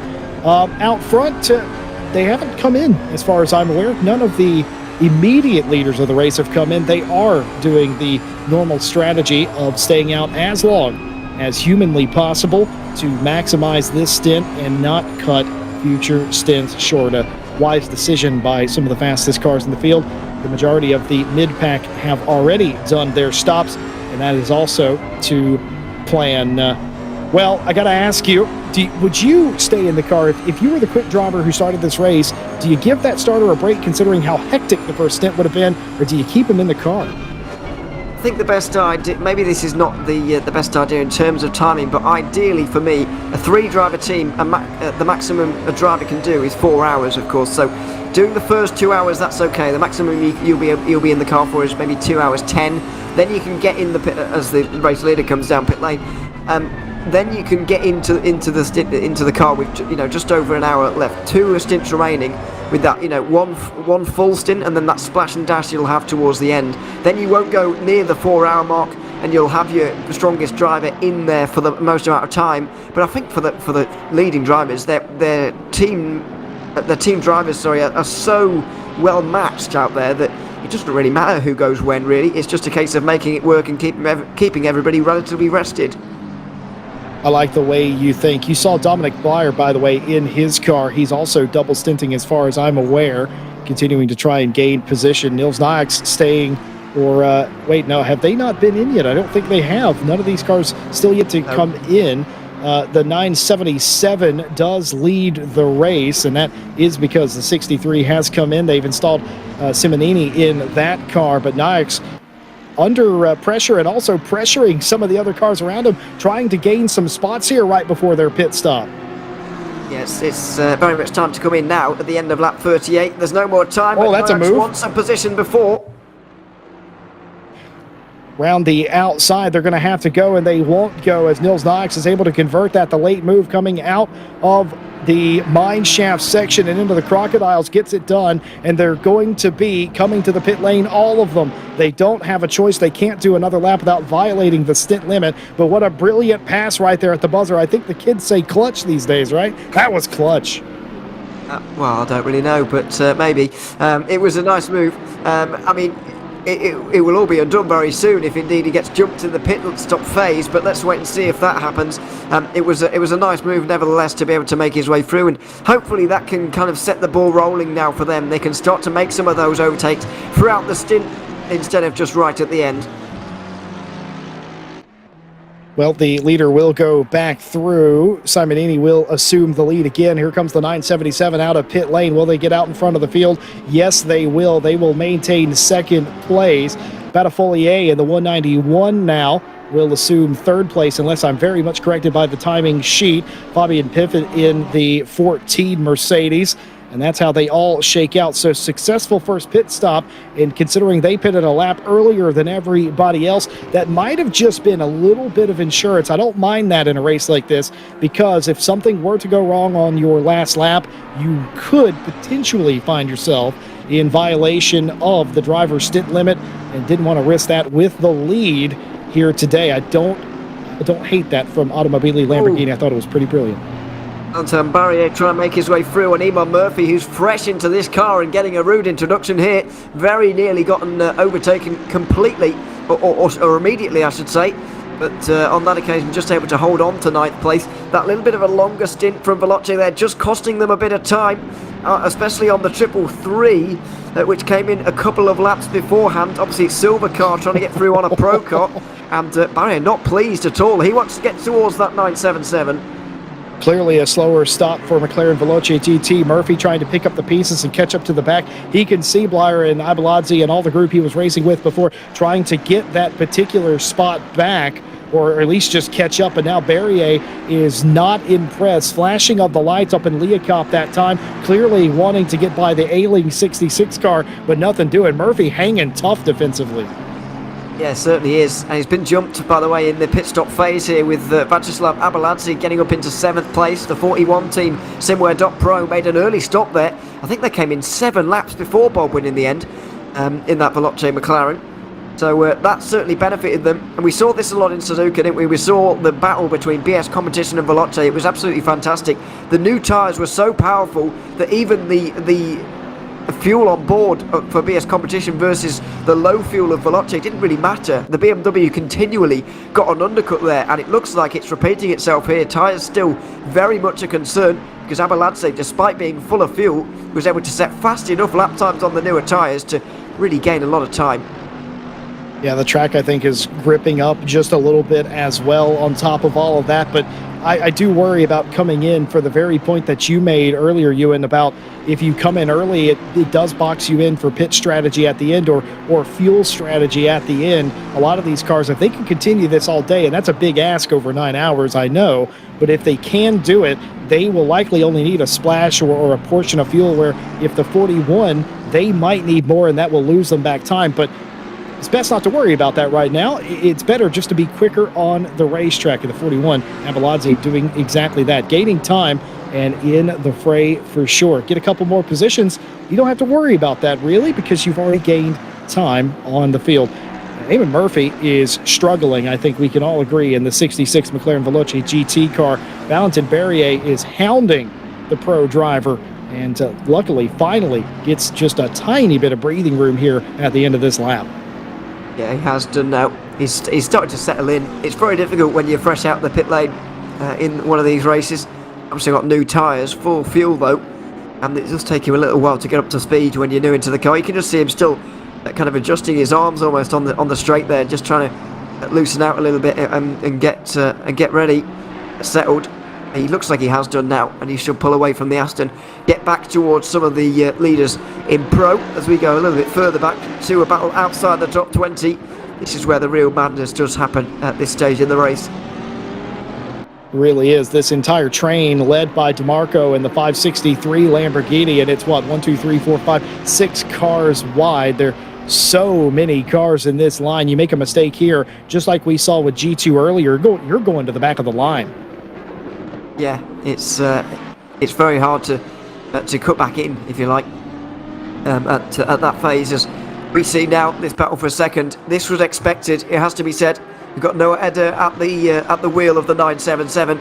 Not as strong as Marco Bischoff by the looks of things already, and you can see the 191 closing in on the last lap. He took 7/10 of a second out of the Porsche, and that's why we saw Barrier so eager to get through on Eamon Murphy earlier on. They know that this Porsche is going to be a bit slower throughout this stint.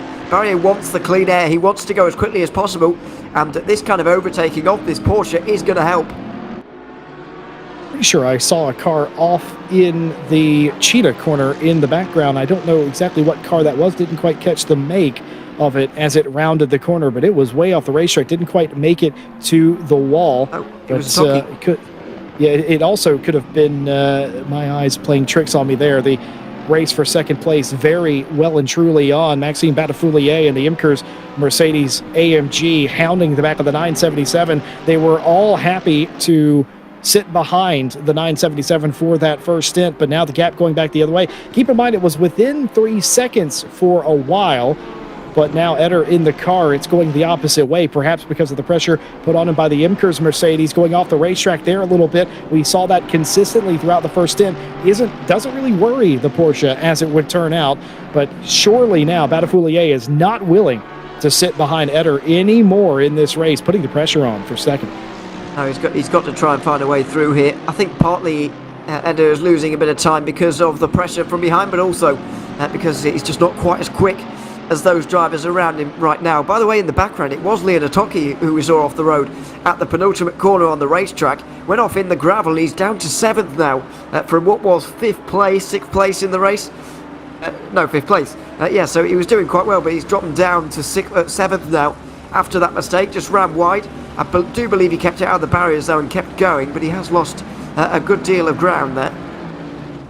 That was well spotted there. I could not make out what car it was, but that's just as quickly as it can change from a top 5 spot to 7th and now trying to battle your way back in. Mentioned it a little while ago. It's purgatory racing cars that you've already passed once or twice, making little mistakes that will creep in here as the concentration and the energy levels do go down as this race piles it on. And especially if you're in a pack like any of these packs that we're seeing here, it's just extra concentration needed, and eventually you have a lapse in it. Even if it's only momentary, that is enough for this racetrack to catch you out. It certainly is enough. It's more than enough. There's not much room for error, as Eamon Murphy has found out here. Valentin Berrier managed to get his way through here in the Aston Martin. So the man from Belfast goes down to 10th place here and probably won't go much further in this stint, further backwards anyway. He'll look to go forwards, of course, but how easy that's going to be is an entirely different story. Just wonder how much James Baldwin was pulling this McLaren further up than it should have been in this race, or whether Murphy and George Boothby as well later on will be able to continue on at that pace for Veloce, because at the moment they are taking points from the number 1 BS competition team, albeit very few now because they're only 1 pro position in front of them. Very well said. I had completely missed that. The two championship leaders, while they are very differently placed on the racetrack, they're only displaced by one position, 4 points, and that's going to do nothing to separate them ahead of the finale 24-hour showdown at Spa-Francorchamps. You know, I got to give credit to Valentin Berrier. That was a very patient first stint. Keep him in the car, the red-hot driver, able to get that pass made. And no, it doesn't pay you more points because you're in a different class, but it doesn't matter. It's a shot in the arm. I have seen so many good races by Valentin Berrier in recent memory, and that just adds to the list. Brilliant move. Gets a position, and could we see something similar here? Tobias Pfeffer in the Mercedes-AMG Esports Team Unicorns of Love car, currently running in P4. They've been very patient in minding their own car through the first stint of this race. Could they start to get a little racy? We saw the Imkers car with Batafoulier in front get a little racy with the 977 of Etter, but nothing doing yet as they're still single file for the time being. I wonder, has the window passed for Batafoulier to get past Etter on this stint? I don't know. Looks like the 977 is equalized with the 191. Yeah, it looks like Etter has picked up the pace a little bit. Obviously, if that does slow again, then I don't think the Frenchman's going to be hesitating to go through, but either way, the gap's holding at about 3.5 seconds, and so the two Mercs in behind will be relatively happy with that. They'll be able to just sit in and wait for an opportunity later if it does indeed arise, as Daniel Savini settles in for his second stint in this car. Abelanze does the same, and once again, as he did for the first stint, Savini is spending the first part of his second stint as he finished the last. That is, of course, defending for his life at the moment. Well, this has been a fantastic race. It's been a quiet race for the Scuderia Ferrari Velis Esports team in that Ferrari 488 Evo, but that's all they really need today. They need a good, solid finish, get them up into the standings where they should be, and it's trending that way for Savini. Savini's done a great job staying out of it. They're not quite in the fight for the lead of the race, but they are leading the second train here of cars. That includes Abelanze and Otaki, and now Blyer is also involved in that. Keep an eye on that gap back to Berrier in 9th place. By the way, so far, the fastest lap of the race ran by Valentin Berrier in the 333 Aston Martin. That's what the magenta number means on the left-hand side of your screen, as they're 3.3 seconds behind Blyer, in 8th place. Keep an eye on that and see if that 333 continues to come to the front. Batafoulier is not interested in that. They're keeping an eye on the car in front, and also Pfeffer in behind him as well. That's nowhere to look if you are Maxime Batafoulier at the moment. It's a difficult situation, but I think you'll be pleased to sit in for now. Gap just extends to 3.6. It's not ballooning like it was earlier. It lost 7 tenths in one lap a few laps ago to the 191. Unfortunately, that hasn't repeated itself, otherwise he would look forwards. But no, for the moment, people are happy to stay where they are. Interesting to see here for the 67 team, just the Race Anywhere Ferrari. They've dropped down behind Romagnoli now. They've dropped quite a few seconds behind the likes of Lewis Rotors and James Parker behind as well. They were not too far away from those guys before, but now dropping all the way down to 6th place in AM, and they're 3rd in that championship at the moment. They do in silver, I should say. Sorry, they need to make up some progress in this race. They need to make their way up the order right now, because they do have a points deficit coming into this race, and they can't afford for it to get bigger. Yeah, but you can't overreact in a race like this either, can you? You have to be patient. Exactly what Batafoulier is doing, looking down to the inside of Crowthorne. Could this be the move? Hanging tough around the outside. The 977 is going to get squeezed out. Here comes Unicorns of Love. They're going to be 3 wide, are they, by the time they get to the Juski sweep? And they just about settle it out, but it's a double loss for the 977 as both Batafoulier and Pfeffer do get through. They have done it somehow in the same corner. They've made him go wide in Crowthorne turn number 2, and they complete it definitively by the time they get to barbecue. Maxime Batafoulier for Imkers now P2 in the race. Tobias Pfeffer in the number 14 Unicorns of Love Mercedes has overtaken into P3. None of that is very little consequence to the 977, who still leads in the silver class. Oh, a little bit of contact here. Romagnoli in that car making contact with the Ferrari here down the straight. Side by side through the S's as well. This will be impressive. Round the outside there from Venom, trying to make his way through on the inside for the second part as well. A little bit of contact. Romagnoli tried to turn in, tried to squeeze the Ferrari as much as possible, but there was contact, and they both have to settle in. So the 67 makes his way through. Romagnoli tried for all he could to hold on, but in the end, there's not much you can do when a car goes round the outside of you through the S's like that. Oh, he's going to miss the corner. Here's the 67. That's going to allow the GTWR Academy car to come back through on him. They're going to be side by side. This is not quite done as they come down mineshaft.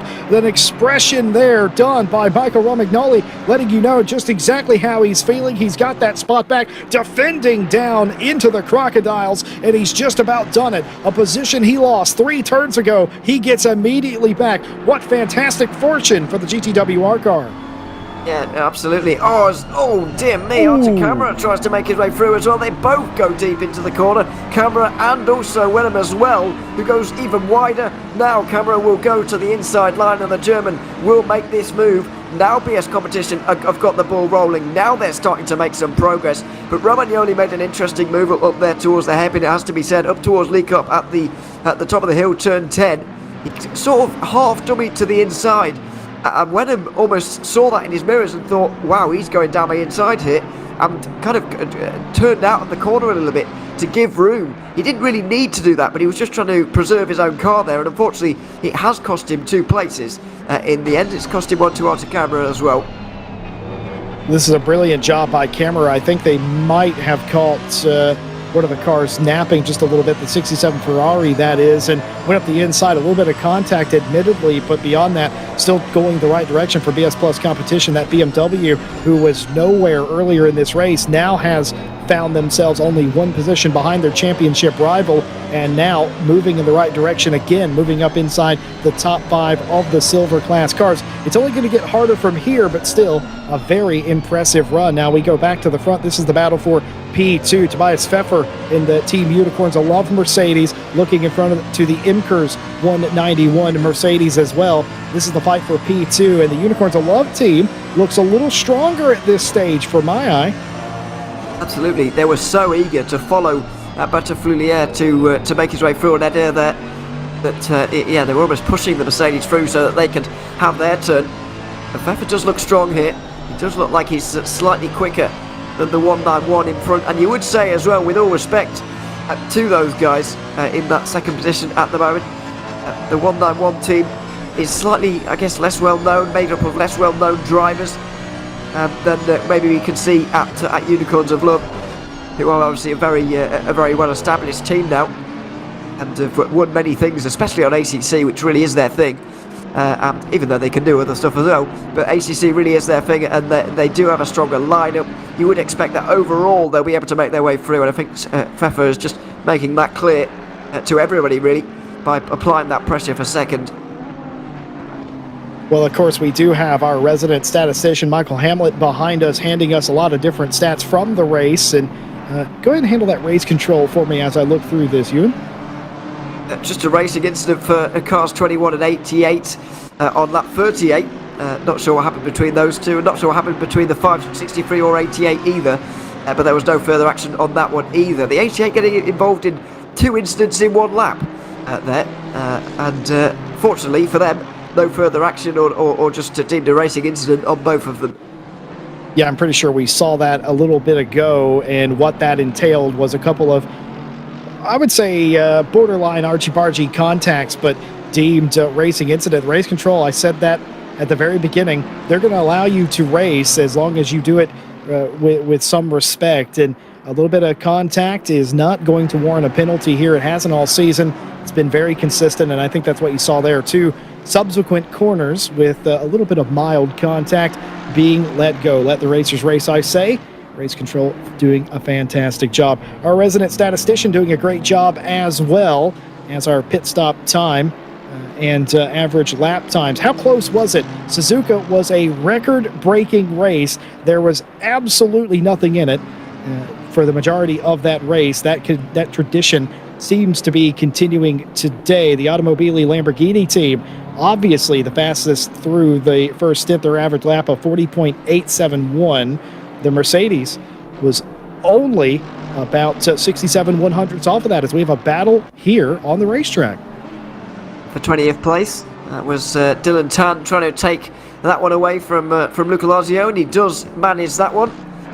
Into the 20th place then for the 889 Leaders of Racers Mercedes. And speaking of progress being made, Hunter Camera was making progress, but he's now invited a lot of pressure from Wenham, Malinowski, and also Kolotna just up behind there as well.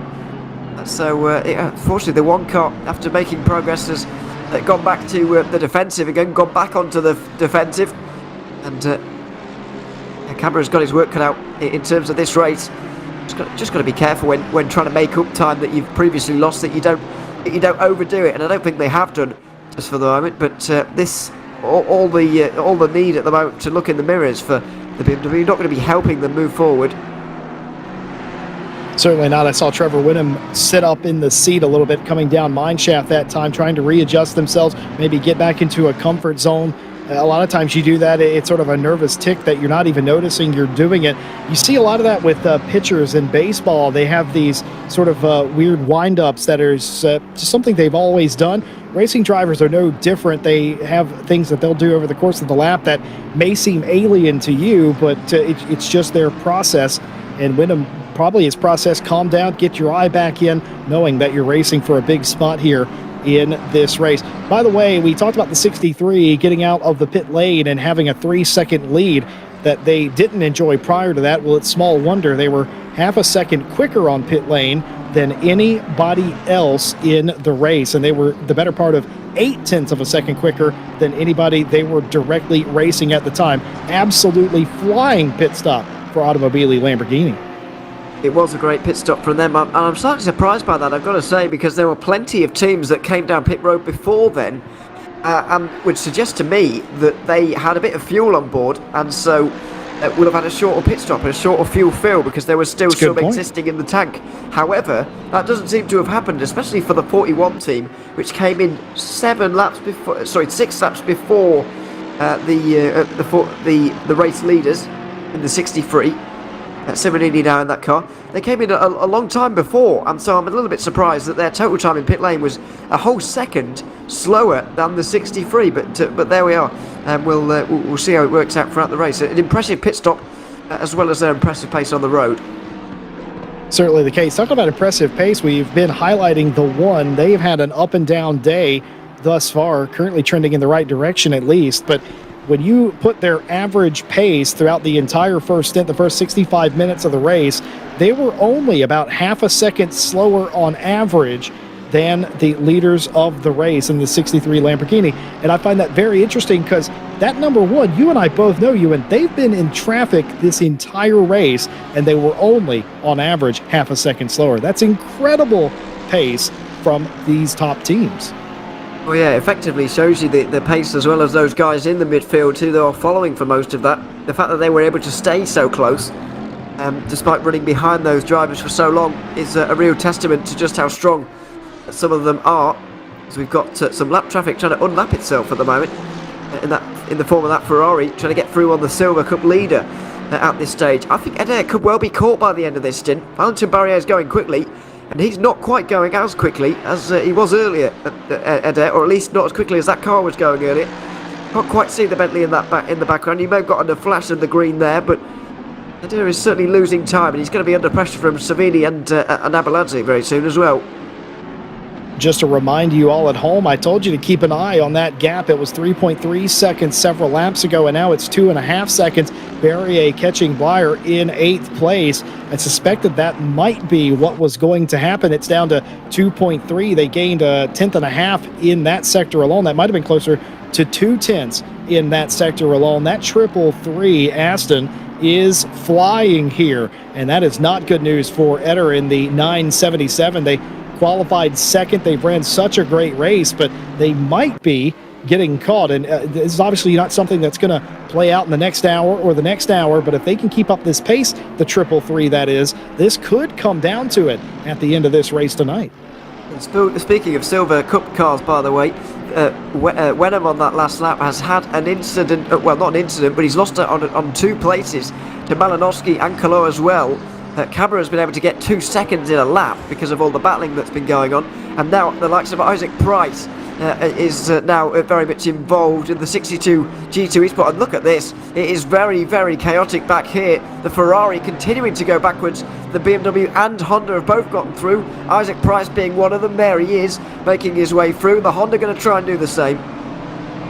This has gone from bad to worse for the 67. They were in championship contention, was the Race Anywhere Sim Sport team, but unfortunately it's coming undone early. Whatever's going on, they're going to have to sort it out and stop the sinking ship today, because they are going backwards in a hurry. A couple of incidents from other cars, they've not been able to benefit from that with their current position.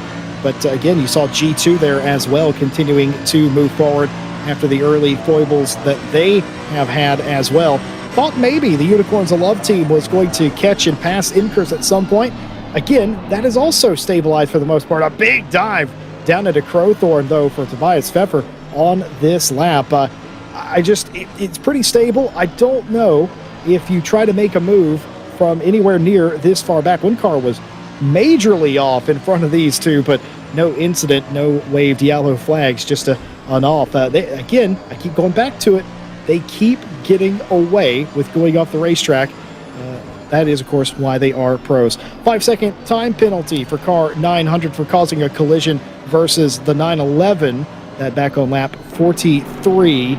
And the most recent penalty, 5-second variety, minor by all things accounted for thus far in the race. Here is Eder, the Kramer Racing Esports car, who has found themselves in a bit of a pickle. They have gone back in a hurry all the way back to P8. They're just in front of Valentin Berrier for the silver lead. Yeah, absolutely. And what a surprise this is, by the way. Just sidetracked slightly by Jakub Brzezinski being so far back for Williams Esports here in the Mercedes. Obviously, they've had the issues. Darren McCormack had to do a drive-through penalty, and there was a 5-second stop-go as well. But Brzezinski here has got a lot of work to do. Of course, he's pretty good. He did win Le Mans Virtual, after all, a couple of years ago, along with his teammate in this race, Wisniewski as well, Nikodem Wisniewski. So, look out for those two, and look out for Darren McCormack later on as well. He'll have a bit of a point to prove. He's the least experienced, I guess you could say youngest out of the three of them. Not inexperienced, I wouldn't have said, but he is younger than them. He'll have a bit of a point to prove in his next stint. The opening in this race for him has not been great, and he'll have a point to prove when he next gets in the car. I'll tell you this, if I was Jakub Brzezinski and you told me I had 2 penalties and a pit stop and I was still in 26th place in a field full of 40-plus cars, I would absolutely take that to the bank. I'd shake your hand and sign the deal, because as bad as it has been, this car certainly does seem to have pace relative to some of the front runners, and they just got to get some track position. It all starts, of course, with continuing to climb and get back inside the top 25. And bear in mind, Hubin in the 88, that's for position in their class. As far back as they are, all the cars around him are for position right now. Yeah, absolutely. The car in front and behind, I'm not entirely sure if it's worth any points. Maybe not, but even so, it is good to make your way through the field nevertheless, no matter who is just up in front of you. This is always the difficulty, isn't it, when you're in this situation, trying to make your way back through the traffic again. This is why drive-through penalties and time penalties so earlier on in the race are so hurtful, because Brzezinski wouldn't be in this position right now without those penalties. He will be maybe in clearer air, maybe going a little bit quicker, but instead he's trying to having to make overtakes, having to run to the pace of those around him, and having to run slower than they otherwise would. So this is why you really do need to avoid penalties in the first hour, because you just lose out so much. It is really the case. And one thing too that I've noticed here, and I've noticed this before today, weirdly enough, running in a pack like this, you don't lose a ton of time unless the car leading the train is out of place, meaning that they are slower than the group. And it is odd to have raced this long and there only be a several second lead out in front when we know that second through fifth are all in a group. It's quite interesting. They're not losing time because they're all relative on speed. Absolutely, but not keeping a good speed at the moment is Eder, I'm afraid, in this battle for the lead in the silver category. I said that Eder was probably going to get caught by Valentin Barrier before the end of the stint. I didn't think it would come quite this quickly. There's still a good half an hour, if not more, to go for these drivers. It's not good for Eder, but then again, Barrier is, if not the strongest, then at least one of the stronger drivers in the triple free lineup. So they're using him up right now. It's very difficult to balance in the silver category. It's very difficult to know quite who's winning, if that makes sense. Obviously, the 977 has it on the road right now, but are they going to come back later when they have Marco Bischoff back in the car a little bit later on? Has Eder preserved enough time for Bischoff to be able to chase the leaders down later and be able to retake the lead again? It's very topsy-turvy sometimes in the silver category, but for now, this is the leading battle. Yeah, it certainly is, and this is not a position that Eder thought that they were going to be in at this point in the race. Barrier was hoping that something like this would happen, the virtual drivers by TX3 team, and they have got themselves the race thrown into their lap. It might as well be Valentin Barrier's birthday at this point, a car that was already coming through the field that had pace showing it there, and here we have the battle for P2 as the Unicorns, a love team, have just taken P2 in the same way that they saw Batafoulier and themselves make their way up into second and third respectively. He does the same move on the 191 to get P2 away, an excellent drive. Yeah, Fefe put a lot of pressure onto Batafoulier actually throughout that stint, and it actually caused him to go a bit quicker, brought the gap down to 3 seconds to Simonini up front, but in the end he got tired of it and he wanted to go through himself. Has done that now as we get news of penalties for car 88 in particular, 15 seconds after getting into an incident with the 563. Yeah, a couple of penalties coming through and a little bit of contact okay for the most part. Taking exception to that, obviously, is going to draw a penalty for sure. Hopefully no penalties between these two drivers. It's the battle that we were building up to. We suspected we'd get very late on into this race. Well, Christmas has come early for all of us. It's the battle for the lead in the silver class. Keep in mind, the 977 has led throughout this entire race. They're up on the front row of the grid as well. Barrier has fought through this field. No other driver for virtual drivers has driven this car today. A hot driver in the right moment. What do, Ewan, in this point? Do you go for it? Well, it's difficult to know, isn't it? I mean, it's yeah, very, very difficult to know. I mean, it depends where you are on the track, of course. It depends what overtaking really gives you at this stage. To be honest, I think in Fefe's situation we just saw there, I wouldn't be going for the overtake. Actually, he did actually apply enough pressure to get the Frenchman in front of him to go a bit quicker, but in the end he still wasn't happy and went down the inside, and it did cost him about half a second doing it. So maybe in his situation I would have stayed behind, but when you're back here, you've had difficulties so far in the race. Christian Isaac Price on the attack so far. I absolutely understand it, because you're down below where you thought you would be and where you expect to be. And so you're just trying to overtake everybody who's in front of you right now, although Isaac Price, after making that overtake, is not exactly getting away. That is a good point. He isn't getting away, but I can't really fault G2 Esports BMW, because they weren't where you would expect them to be. They weren't where they expected them to be. And at some point, you have to move forward if you have pace. And sometimes that is going to require you to make moves. Look at this, 3 wide into Crowthorne. Somebody's going to have to give here, and it will be the Ferrari, as the 88 and the 55 respectively continuing their fight for 24th place. That could have been quite ugly, but turned out to be quite beautiful in the end. It was a very, very nice moment down towards turn 2 there. Thankfully, it's even nicer as well when they all get through without problems as well, which they did on that occasion. But a few won't be happy with the results of it, including Jakub Brzezinski probably, who really wants to get through on the 88 car, just out in front of them, as we see the battle for the silver class lead still. Noah Eder just holding back Valentin Barrier, but how long will he be able to do this for?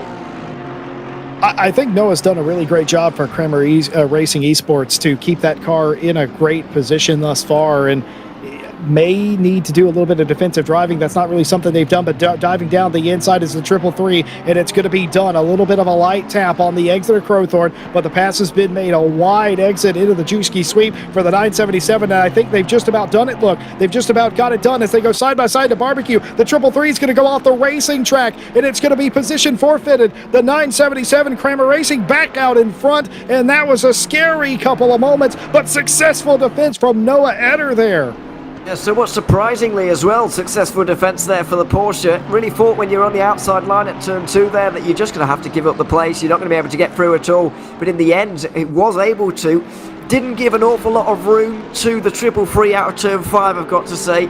Pretty much ended up on the outside apex, or the outside curb, I should say, sorry, themselves, leaving Valentin Barrier really nowhere to go. So he didn't really have any choice other than to forfeit that one.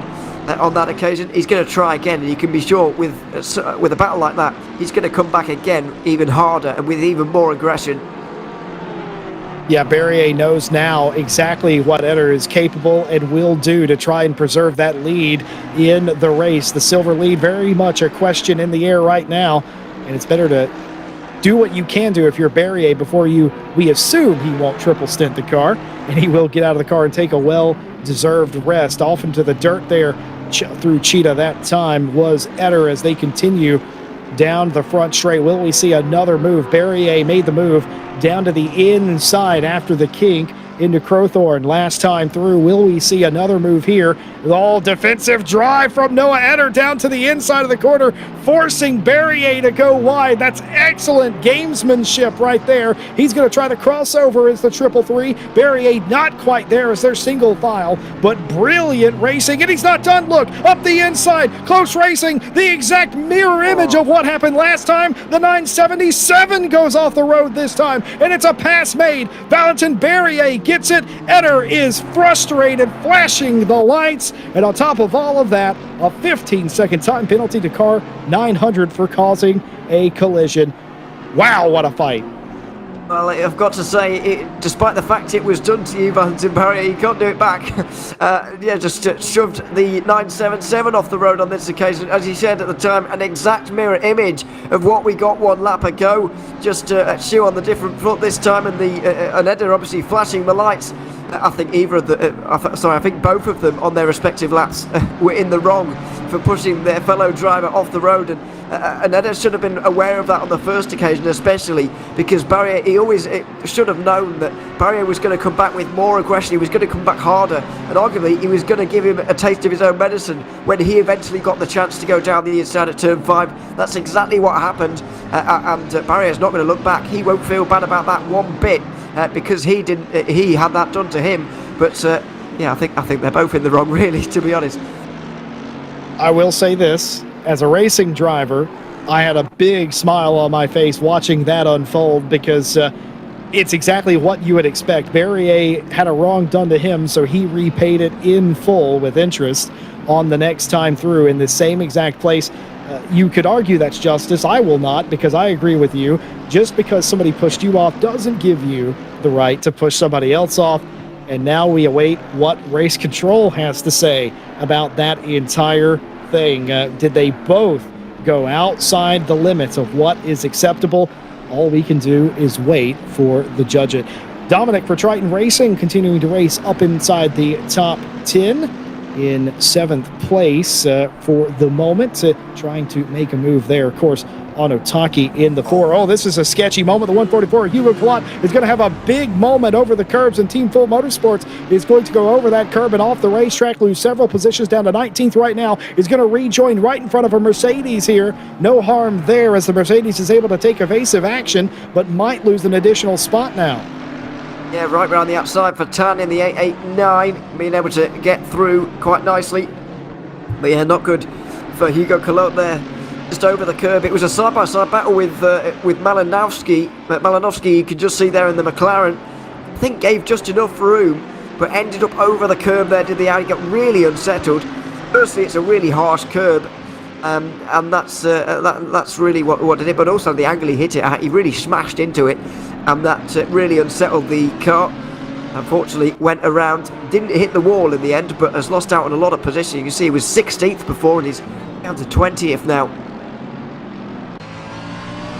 Well, this is going to be a very interesting race now that the Unicorns of Love team, I thought maybe that Tobias Pfeffer was just about the fastest car on the racetrack. He's been unleashed now. He's got some lap traffic in front of him. Of course, that car in front, that BMW, not for position, but you will be reminded the gap to the leader after the first pit stop to Simonini, it was over 3 seconds. It's down to 2 seconds now. Could Tobias Pfeffer be coming for the lead? I'm pretty sure you said that very early on, that one of the Mercedes might be the team to beat. Well, I was hearing a bit of chatter beforehand about how strong the Mercedes is going to be over a whole race distance. I thought even in qualifying they might even mob the front. They got 3 inside the top 5, which is not bad. But as this race develops and as they go on, they get stronger, as particularly Tobias Pfeffer as well. You could just see by the way he was on the back of the 191 earlier. Batafoulier was doing good pace himself. He was closing on Simonini himself, and Pfeffer pressed him to go even further. Yes, he put the pressure on, and the Frenchman responded with even more pace, but he still thought, I can do better than this, I can go faster than this. He went down the inside, he got his way through, and now he's really showing what he's made of, closing in on the Lamborghini dramatically. I kind of expected it from the 63 team as well. Jordan Sherritt is obviously a very good driver on home soil here today. He's very strong around here. However, does he have the team support here today over the course of 9 hours? Because there's going to be at least 5 hours of this race where he's not going to be in the car. That's a very good point that you've made there, and also too something else to consider as Pfeffer does clear some of the lap traffic, has nobody between him and the leader of the race, Automobili Lamborghini and Simonini. Well, I will say this about them. They were slow on pit lane, was the Unicorn of Love team. When Simonini got in that car, they had a 3.3 second gap just on the 14. Keep in mind, the 14 was in 4th place at the time as well, so they would have already been about 3 or more seconds behind them to begin with. So they've made up the better part of 6 seconds on the road, and it's little small wonder on actual race pace throughout the race. There's only 67 100ths between the top 2 right about now, and well, I think it might be a bit closer than that, or perhaps even in the opposite direction the next time we get an update. Well, let's see. It's certainly a gap that's just crashing down at the moment upon the leaders. So we'll see how it develops. But it does look like that Mercedes primed to take the race lead away, as we see this battle for 15th continuing. It's really helping Archer Camara to get away from some of his pro rivals like Malinowski, who's involved, but particularly Isaac Price as well, and the fellow BMW, struggling to make his way through, and struggling with Trevor Wenham as well in the Ferrari. Both of them fighting it out at this stage, but we're not too far away from pit stops happening once again here.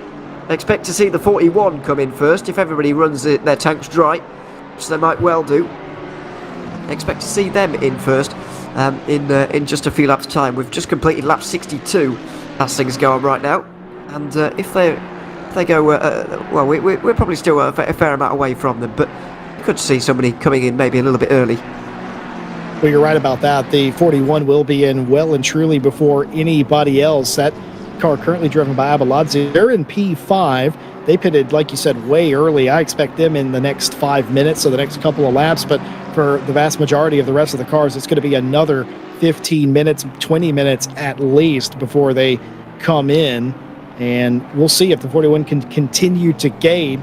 That's an interesting thing about that as well. The 41 pitting that early on into the race is interesting how it's going to play out in the end, but it might be a short time gain. Well, we've had some excellent racing over the course so far. If you've missed any of it, let's take a look, catch you up on what's been going on today at the 9 hours of Kyalami. This a little bit earlier into the race. This was the contact between Hartveld and Carden Liu. We saw the penalty for it. This is exactly what happened. Close racing up into Leacock, muscling the 94 Honda out of the way just a little bit there, but not a whole lot of contact. Well, there's significant contact, I should say. Close racing down through mineshaft between these two. Hartveld had a disappointing day so far, and that is exactly why Carden Liu sending the 999 for a big spin off. into the Crocodiles. More contact, more racing action here. Flesher in the 55 and McCormack here going off track, rally tracking it in the 911, gets back onto the track without any further incident. That's been a common issue today all race long. Well, we got the 62 in the 911 this time. Lewis Flesher and Robbie Stapleford going at it. They had a couple of battles today, and this one down into Crowthorne. A late braking maneuver. The door was open, and it would be taken by the BMW G2 Esports car up the inside and well converted in a moment that I definitely thought a pass was not on. Certainly better eyes than me there. Coming down through mine shaft again. Once again, the 911, and this time David Michael in the 72. Contact here coming through the Crocodiles. A spin as clear as day, and that further disappointed that team. Surely a couple of more passes and contact. Nils trying to race their way back up into a respectable position. The 149 trying to do the exact same here, as this was just a little bit ago. These two still in a very similar position. Nils pulling out down into the Crocodiles, getting the inside position, and the 149 unable to hang around the outside. Position gained for the number 1 BMW. And don't forget, that was right on the way into the pit lane, wasn't it? In this, well, this is how Liam Toki went off. We didn't see this at the time. There it is. Liam Toki just going slightly wide as we go back to live pictures now. Well, the battle that we didn't think we were going to have for some time. I feel like I'm repeating myself because we said that with the silver battle as well. Well, we've had it for pro now as well. It was 2 seconds a few laps ago, and your premonition that you had, Ewan, somehow has come true again. You were worried about the Lamborghini's long run speed, and the gap was halved in the first stint, and now they are side by side again. They've already been side by side when we were doing the highlights of the race. They're getting there again. Tobias Pfeffer not messing around here. Absolutely. Oh, very close to the back of the Lamborghini and outside line into the S's again. We've seen this so often so far, surprisingly often through turn 6. Not able to on this occasion, not going to risk it all just on this occasion, but he is going to want to get through. This battle is now costing them both time. It's letting those behind catch up relatively quickly indeed, but so much pressure on Giorgio Simonini at the moment. I do like Simonini's line. You can very much tell that he's changed his line here, being very defensive, not giving the 14 of Pfeffer any sort of nice look down the inside of any corner, blocking him off of that corner too, which is only just a dog leg, taking the inside into Leacock, trying the crossover as Tobias Pfeffer now can't do it because the inside is populated by Simonini. Excellent job as they come down mine shaft, just about even on horsepower, I would say. No gain from the Mercedes, no loss from the Lamborghini, taking the inside defensive curve. Here comes the 14 trying to go around the outside of the Crocodiles. Brilliant driving here, keeps the Lamborghini out in front. Close quarter stuff, almost a mirror of what happened a lap ago as well, as they will continue to battle this out on lap 65. This is a real textbook display of defensive driving though from Giorgio Simonini. He's putting the car in all the right places. He's doing just enough to keep Tobias Pfeffer, who is certainly quicker, undeniably quicker, but keeping behind just for the moment. Batifulier and Savini are both closing in as a result. A little bit wide on the way from Simonini there. He could have very much gotten dived down the inside of there, but thankfully for him that didn't happen, and the pressure is going to continue to mount. I wonder if Pfeffer is going to get more aggressive here, or is he going to sit back and wait for those pit stops which are coming up soon. Face cam of Tobias Pfeffer in the bottom right corner of your screen. You would know that that's Tobias Pfeffer because the jersey matches the car. What a brilliant car it is. And just absolutely no worry on the face of Tobias Pfeffer. Absolutely dialed in and focused, but doesn't look like there's too much worry on their face. And why would you? You ran this team down. You knew that you were more than 5 seconds, closer to 6 seconds behind this car. You've come up through the top 5, and now you have a shot at the leader. Looking down to the inside, not a big enough gap, thinks better of it, follows them into Leacock again. What a brilliant battle, and you could tell a lot about a driver by what they look like. Absolutely chill, calm, and composed by Tobias Pfeffer here, chasing the lead in the 9 hours of Kyalami. He does look very calm indeed, and I think very much so because time is on his side right now. He knows as well that Simonini's tyres are starting to fall apart a little bit on this Lamborghini. The Mercedes not really slowing down, not really getting any weaker, it has to be said, but the Lamborghini certainly is throughout this race. and even getting caught by third and fourth right now as well. It's another decent run off of the final corner for Pfeffer, but once again, Simonini does just enough to maybe hold his own down towards turn 2. I think he's done enough here, unless Pfeffer really does want to make a big dive, and he will do. Late on the brakes, Simonini gives him just about enough room. Oh, a little bit of contact there on the entry, but it won't matter. Simonini is in the correct position through the Juski sweep, and now I think if I had to hazard a guess, that Automobili Lamborghini is losing time in the braking zone and turn in. On the straights, they look just about even, and through some of the fast stuff, they also look pretty even. So if I had to guess, losing it on the entry to corners, maybe the brakes not quite there, maybe the turn in not quite there. You can adjust that a little bit, but I think more than anything, it's just the front tires going just a little bit on the Lamborghini in comparison to the Mercedes-AMG. The Unicorns of Love team looking a lot more composed, but again, we talked about it earlier, being just a little bit quicker is not enough, and you've seen that the last several laps. Simonini has been able to do exactly this. Defensive line into Leah Kopp again. Could this be an over-under move? Went a little bit wide to the 63, down to the inside. The Unicorns of Love car, Tobias Pfeffer, is going to be side-by-side going down to the mine shaft. By the time they get to the Crocodiles, it's going to be the last of the late breakers. Who dares break last? Oh, very wide for the Lamborghini as well, but he might be able to still keep his nose alongside. Very close and squeezed as well by Pfeffer, who doesn't want to allow him back in, doesn't want to allow him the inside into the penultimate corner either, because that would ensure he loses the place, and so Pfeffer does make his way through. It was just about late enough on the brakes, but I think the Lamborghini even struggled through the kink there, to be honest, going side by side. Really lost a lot of speed and ended up losing the place. Tobias Pfeffer for the Unicorns of Love Mercedes-AMG team has taken the lead of the Kyalami 9 hours, and what a brilliant battle it was. Several laps, he had to try a bunch of different corners and a bunch of different techniques, but finally able to get it done. But all credit to Simonini, did not give up, even when they must have felt that they were beaten through the Crocodiles, continued to live on that right rear quarter panel of the Mercedes, trying to keep Pfeffer earnest, and in fact he did. What a brilliant battle here, and you know the 63 is going to be quick immediately following the impending pit stop. So I don't know how much worry there is in the Automobili camp. I probably wouldn't be too worried, but that is a shot in the arm for the Unicorns of Love team. Yeah, very, very impressive indeed, and I think it's once again showing more and more that as this race develops, the Lamborghini quite as quick, and we're seeing here with even the Ferrari being able to catch the Lamborghini now at this stage. Although we could just put it down to Tobias Pfeffer, we can't take anything away from him. He is driving very, very well right now, and he's just really getting away from the field quite quickly indeed. Pit stops, by the way, are very, very imminent now. We're coming towards the end of lap 68. I think it's going to be one more after this one for Vacislav Abeladze in that 5th place. He's very much coming towards the end of his 65 minutes. He sure is, and do keep in mind that 41 came in very early. We told you about that earlier, but I've noticed they are maximizing this stint, so they are not short pitting this stint.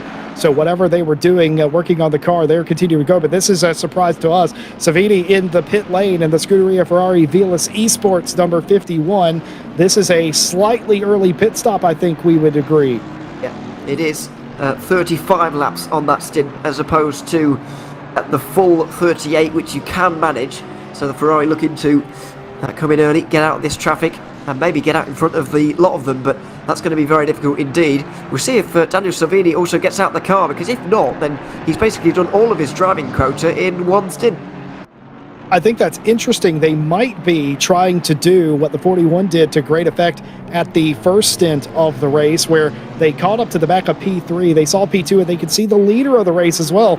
Why not come in a little bit early, try to undercut everybody, get in front of that gap? They would only need to be about half a second quicker in the pit lane or on the sequence of pit stops to get in front of all those cars, and all of a sudden you turn a good day into a great day. I like the strategy here, rolling the dice here early on. Absolutely, we all like it when someone goes off strategy a little bit, off piece a little bit.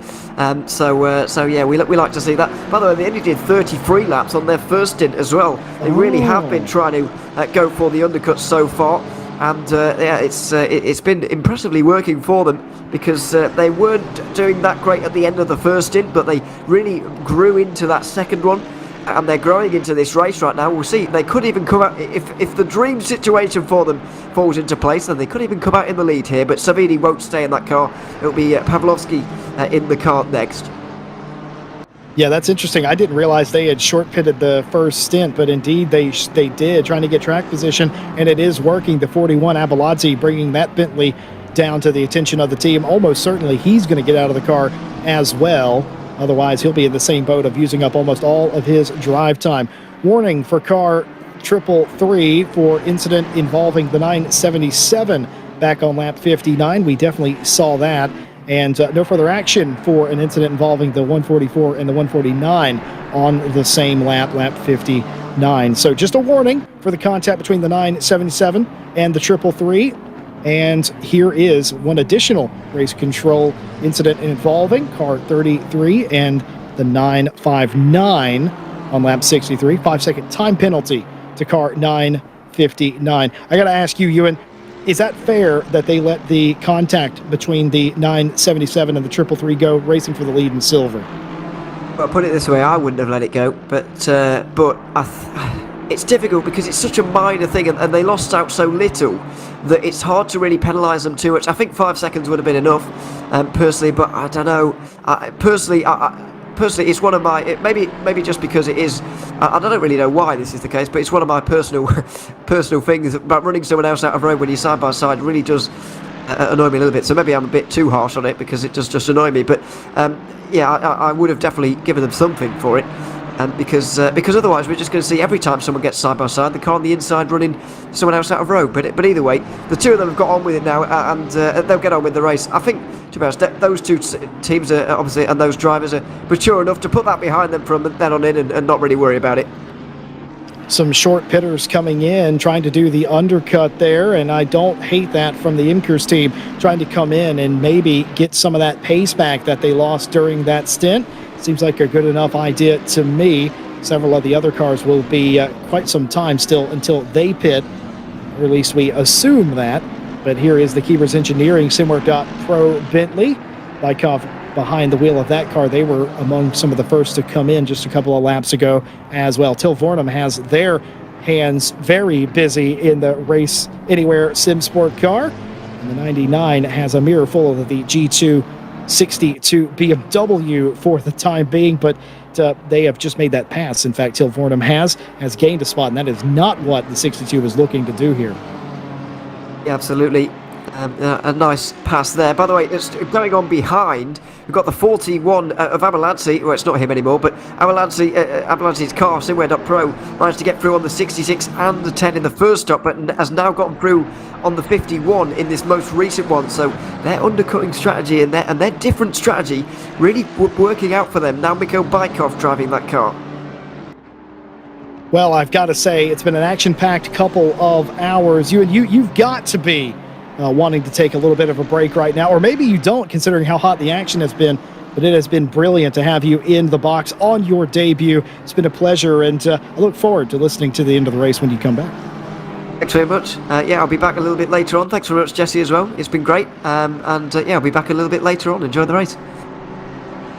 Ewan O'Leary, excuse me, everybody. And from one debut to another, Tim Peck with us here in the box. Tim Peck, welcome. You and I have worked together a while now, but never in this capacity. Welcome on, and welcome into what has been an absolute fantastic race, an absolute corker. Thank you, Jesse. And yeah, I've been watching along for the first couple of hours of this race. It's been very exciting, especially out the front. So I'm very excited to see how this all unravels over the next couple of hours, because I thought that Automobili Lamborghini were just going to start running away with it. At the beginning, they had so much pace and such a good start as well. But having them get finally overtaken towards the end of this last hour, it was such a good fight, and I can't wait to see how it unravels.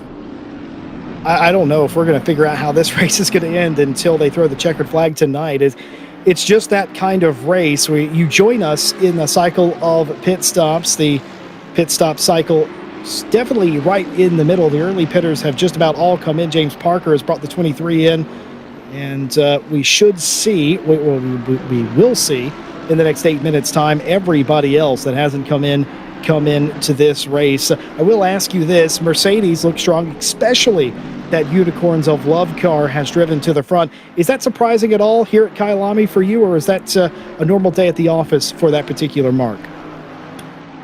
I think it was expected. I saw a lot of talk beforehand about how powerful the Mercedes can be around Kyalami, and I know there are a lot of drivers that are in this race especially that had some concerns about how they're going to combat the Mercedes if the Mercedes was one of the cars that was chasing them down. So I think it's almost expected for the Mercedes to be doing well here, but of course you've got to hand it to the Unicorns of Love team too. They've done a phenomenal job at just chasing down the beginning, and I think realistically, going back to your question, Jesse, the Mercedes is going to like the more dominant car today. Well, it's interesting. The Unicorns of Love car seems to be the only one that was trending in that direction. The Imkers Mercedes was doing the exact opposite of that. They had fallen back significantly, I would say. So I wonder if maybe the Unicorns of Love Mercedes found something there, especially in that stint after they had cleared traffic that nobody else is aware of.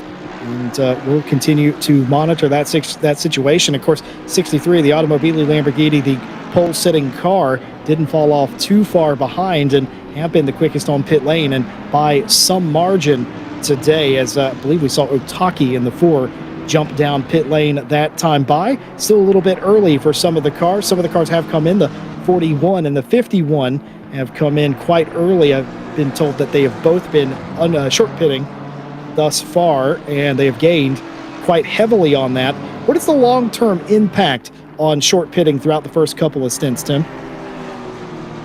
The long-term impact is, of course, once you come towards the end of the race, you're going to not have as much flexibility with when you get to pit because your driver stints will be running out. You've got to think more about how much fuel you need towards the end of the race. So whilst it's really, really good to get that early pit stop in, you can maybe get into some fresher air and hopefully undercut a couple of the cars that were ahead of you. Once you come to the end of the race in the final couple of hours, you are going to have a slight disadvantage because you're still going to be pitting near the in-game hour, whereas other cars that maybe extended their first couple of pit stops will be maybe having a final stint that's only 45 to 50 minutes long. And whilst that doesn't seem like a huge deal, the shorter your final stint is, the less fuel you have to take with you, and that can be the difference on pace for some of these cars. So whilst I'd say that doing the early pit stop and maybe going for the undercut is the best thing to do, it can be quite risky across the entire endurance. Well, how good has the undercut been so far? It's treated the 41 very well. They jumped the 66 and the 10 in the first stint of the race, and now they've done the exact same thing to the 51 on this stop. So consistently gaining time. So they undercut a car that was undercutting as well. That's how well it's worked for the 41. They have their strategy for the first part of this race absolutely dialed in, but at some point, like you say, they're either going to have to rectify that or take a long stop at the end. But I was talking to Ewan earlier about it could be okay if you are able to pull enough of a gap. Yeah, of course, and that's the thing. Whilst you're doing these undercuts towards the beginning of the race, you really want to be focusing here on making sure that those are working out and you're gaining a bit of a gap in the time that you have, because it's one thing to gain the position, but if you gain a position, the car that you're fighting is still right behind you, that's not going to be good enough towards the end of the race. You need to make sure that gap is building all the time, because by the time it's the other car's advantage, you need to make sure you've got some leeway there. And one thing that I thought was actually particularly interesting was the fight in the silver class, and towards the beginning of the race they had a huge gap with actual cars between them, and now that's what you're really gunning for here, is cars in a different class between you and your nearest competitor, because that can make the difference between where you position the races.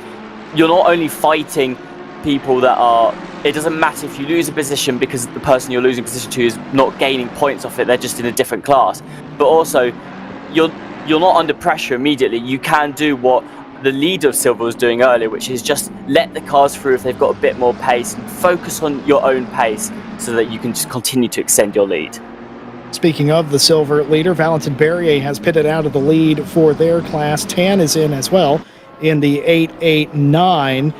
Something else that I saw that was quite interesting, Charat is back in the 63, and what was interesting about that as well is they are just in front of the 191. Now the 63 had early stopped about a lap or so in front of the rest of the field the last time. It's a bit more than that this time as they're trying to undercut and regain the lead versus the Unicorns of Love team, who have also come in. So that hasn't particularly panned out. Eamon Murphy now leads the field, and we certainly expect the rest of the cars into the next 3 minutes unless they get a penalty for sure. But that has, for the time being, handed the overall lead to the 66 and the silver lead to the 977, who are very clearly going as long as they possibly can do. And this race just continues to get more interesting as the 191 of Imkers has Kevin Saklari behind the wheel of that car now, threatening to overtake the 63 Automobili Lamborghini for the second or third time in this race. Unsuccessfully, though, up until this point. Grunwald in the 14 as well, as the pit stop cycle does continue and should be coming to a close in the very near future. There's a lot to be said about losing time on the pit lane, and it's not even on the pit lane so much. It's your in-lap, your out-lap, all of that counts. You can't get caught in traffic. It's all about where you come out. Some of that is completely not up to you, obviously. Some of that very much is, though. It's all about your spacing. Here's what I was talking about earlier with the 41 Bykov behind the wheel of that Bentley. They are out in front of the Scuderia Ferrari Velis Esports Ferrari. And what a job the 41 has done, seriously, on pit lane so far today. Well, I personally think it was an amazing call, and I am a little surprised that it is the number 51 team they have managed to overtake here, because the Velis Esports team, they also pitted early on their last two stints, and I thought that they were going to be the ones to benefit the most off the undercut. It just seems that this time round, the 41 Bentley has got a much better edge on them here. Bastian Richter for the Team HRT Mercedes-AMG car. They continue in the 4, and they're right behind the what was the silver leader of the race. I'm not going to be interested in letting them through will be Valentin Barrier, because they have a completely different race on their mind at this point. Pawlowski in the Scuderia Ferrari Velis Esports car, continuing to try and not catch up, but pass the 41, who they were then passed by a little bit ago. Looks like the Ferrari has a little bit more pace here in the early part of the stint. Yeah, and that's the thing as well. It's not over for the Ferrari. Of course, Pawlowski, if they have some really good outlaps here into their stint, then they can possibly get back ahead of the number 41 team there. And I think that's what's important, is just if you do lose out on the undercut, you need to make sure you make up for it on your next few outlaps, because like you were saying, Jesse, it's all about the in-lap and the outlap as to where you're going to be in track position, which is why I think it's very interesting as well with the people towards the front who have really extended their stints. I almost think that as well is a really good strategy, because when you're out the front and everyone else is pitted, you now have quite a lot of clean air ahead of you. You don't have to worry about getting held up through corners, and it just means that even though you're on really older tyres and you've not got quite a lot of fuel left, you can push those stints to the maximum just to make sure that you can stay ahead even if the other team does try and undercut you. Well, Valentin Barrier, who had enjoyed the quickest lap all day long pretty much, has just surrendered that to Chirat in second place. The Automobili Lamborghini fighting back here as we expected it would. The undercut did not really work, as Tobias Grunwald in the 14 Unicorns of Love Mercedes still out in front of the field by the tune of 1.6 seconds. Watch that gap to see which way it goes. It could very much go either way. You'll notice the Imkers Mercedes, driven by Saklari, has fallen off the back of the Lamborghini in second place. They were nose to tail a few laps ago. Now it's a 1.5 second lead, a little bit of breathing room for Chirat in second place as they try to go to work to reclaim the lead. They've already reclaimed the quickest lap, at least looking like they're doing the right thing here. Have to see if the gap continues to go down. Unfortunately, it is going the opposite way, but wow, what a fast lap that was that they managed to run. Barrier back out in front of the silver class as we expected, enjoys a very nice gap, finds themselves in a sea of pro cars. Richter behind them still. George Boothby's in the McLaren Veloce GT66 behind them as well, and then Bischoff back in the 977, who was the pole sitter in the class and has fallen back to 10th place, hoping to get some of those spots back here and take the fight back to Barrier.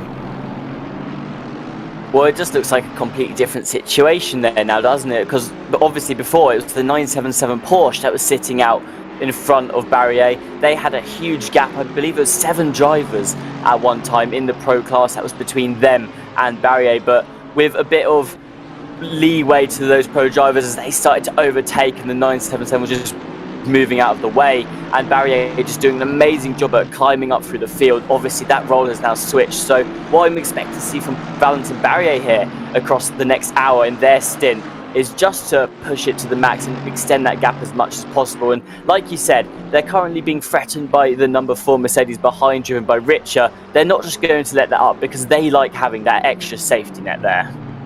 Michael Perella here in the GTWR car, trying to get by Gregor Schill in the number 1 BMW. Can't quite make the inside move that time through, but certainly showing intent as the GTWR Academy car.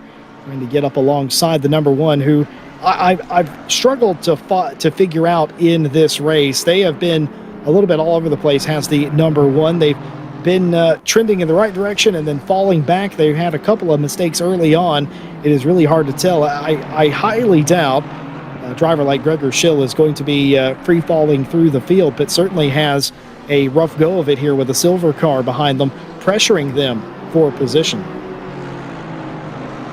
Well, it is a huge surprise to have the BS Plus competition car in that position anyway, because obviously they're currently sitting second in the overall standings in this championship. So you'd expect to see them a lot more towards the top of this race almost, but maybe just not connecting the dots as the BMW's day.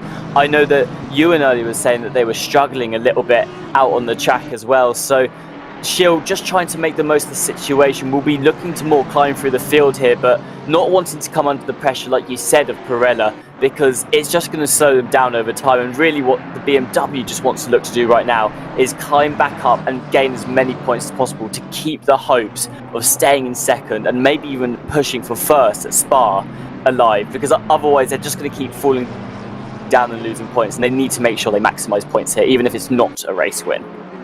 Highest running BMW in the field is Gregor Schill in the BS Plus competition number 1 car.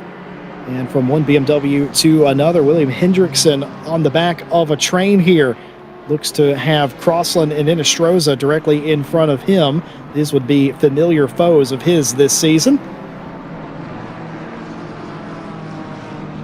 Yeah, and Hendrickson as well in the BMW. It's the same sort of situation. I was watching the results from qualifying and how they progressed as well into the race, not just the 127 BMW, but also the other BMWs as well. And like I was saying, they've really not seemed to perform across this track, which I don't know, is that something you find surprising, Jesse? Would you have expected the BMW to do quite well here at Kyalami, or did you sort of know coming into this race that it's not the strongest car?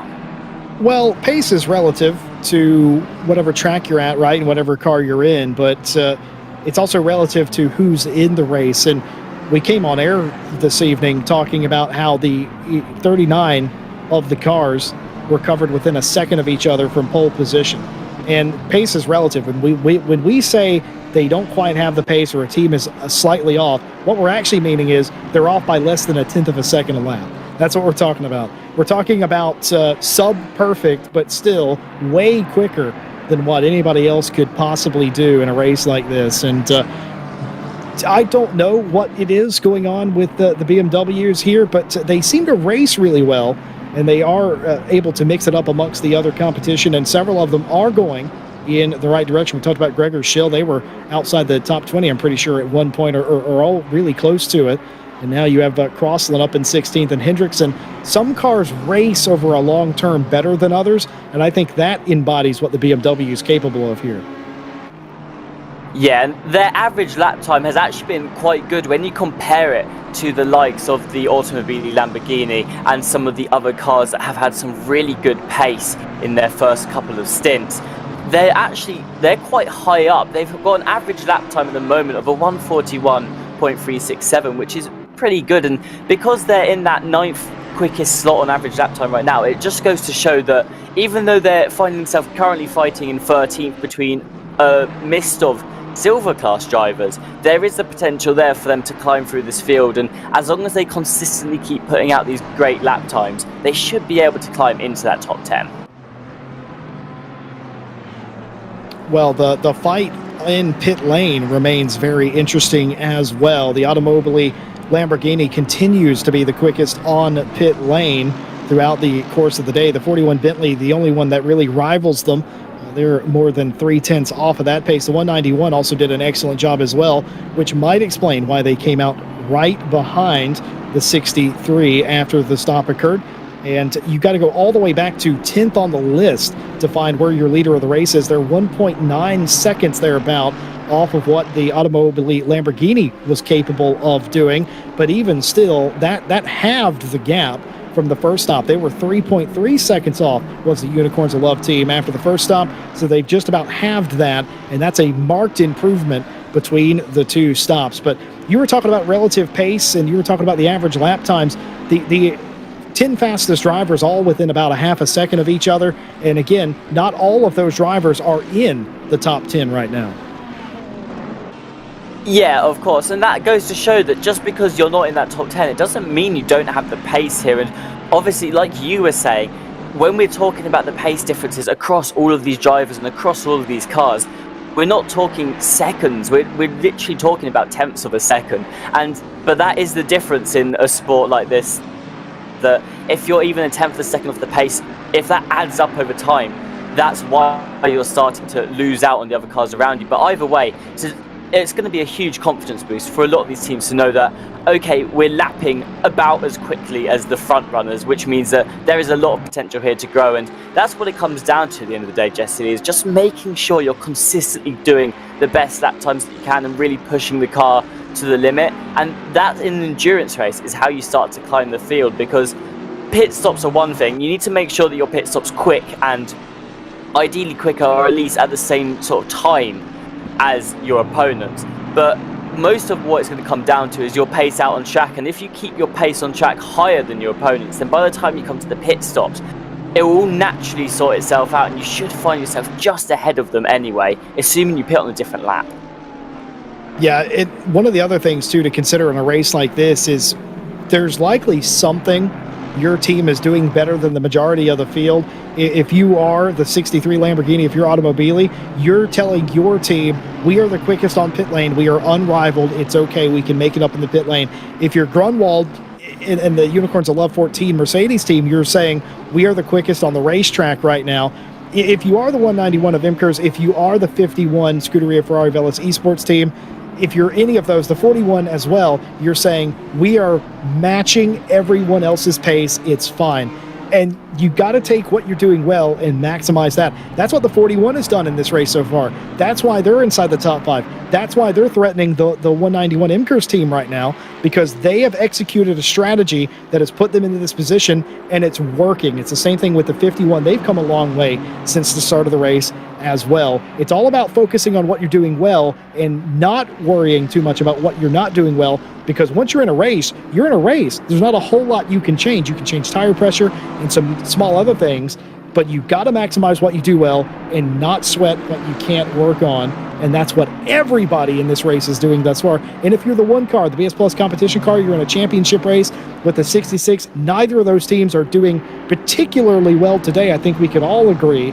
You've got to be telling yourself it's about even. It's a wash between the two of us.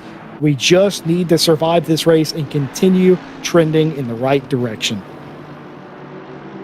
Exactly. I couldn't have put it better myself. It is just about maximizing your points and just telling yourself it's okay, because this is what we take away from the race. We were strong in the performance here.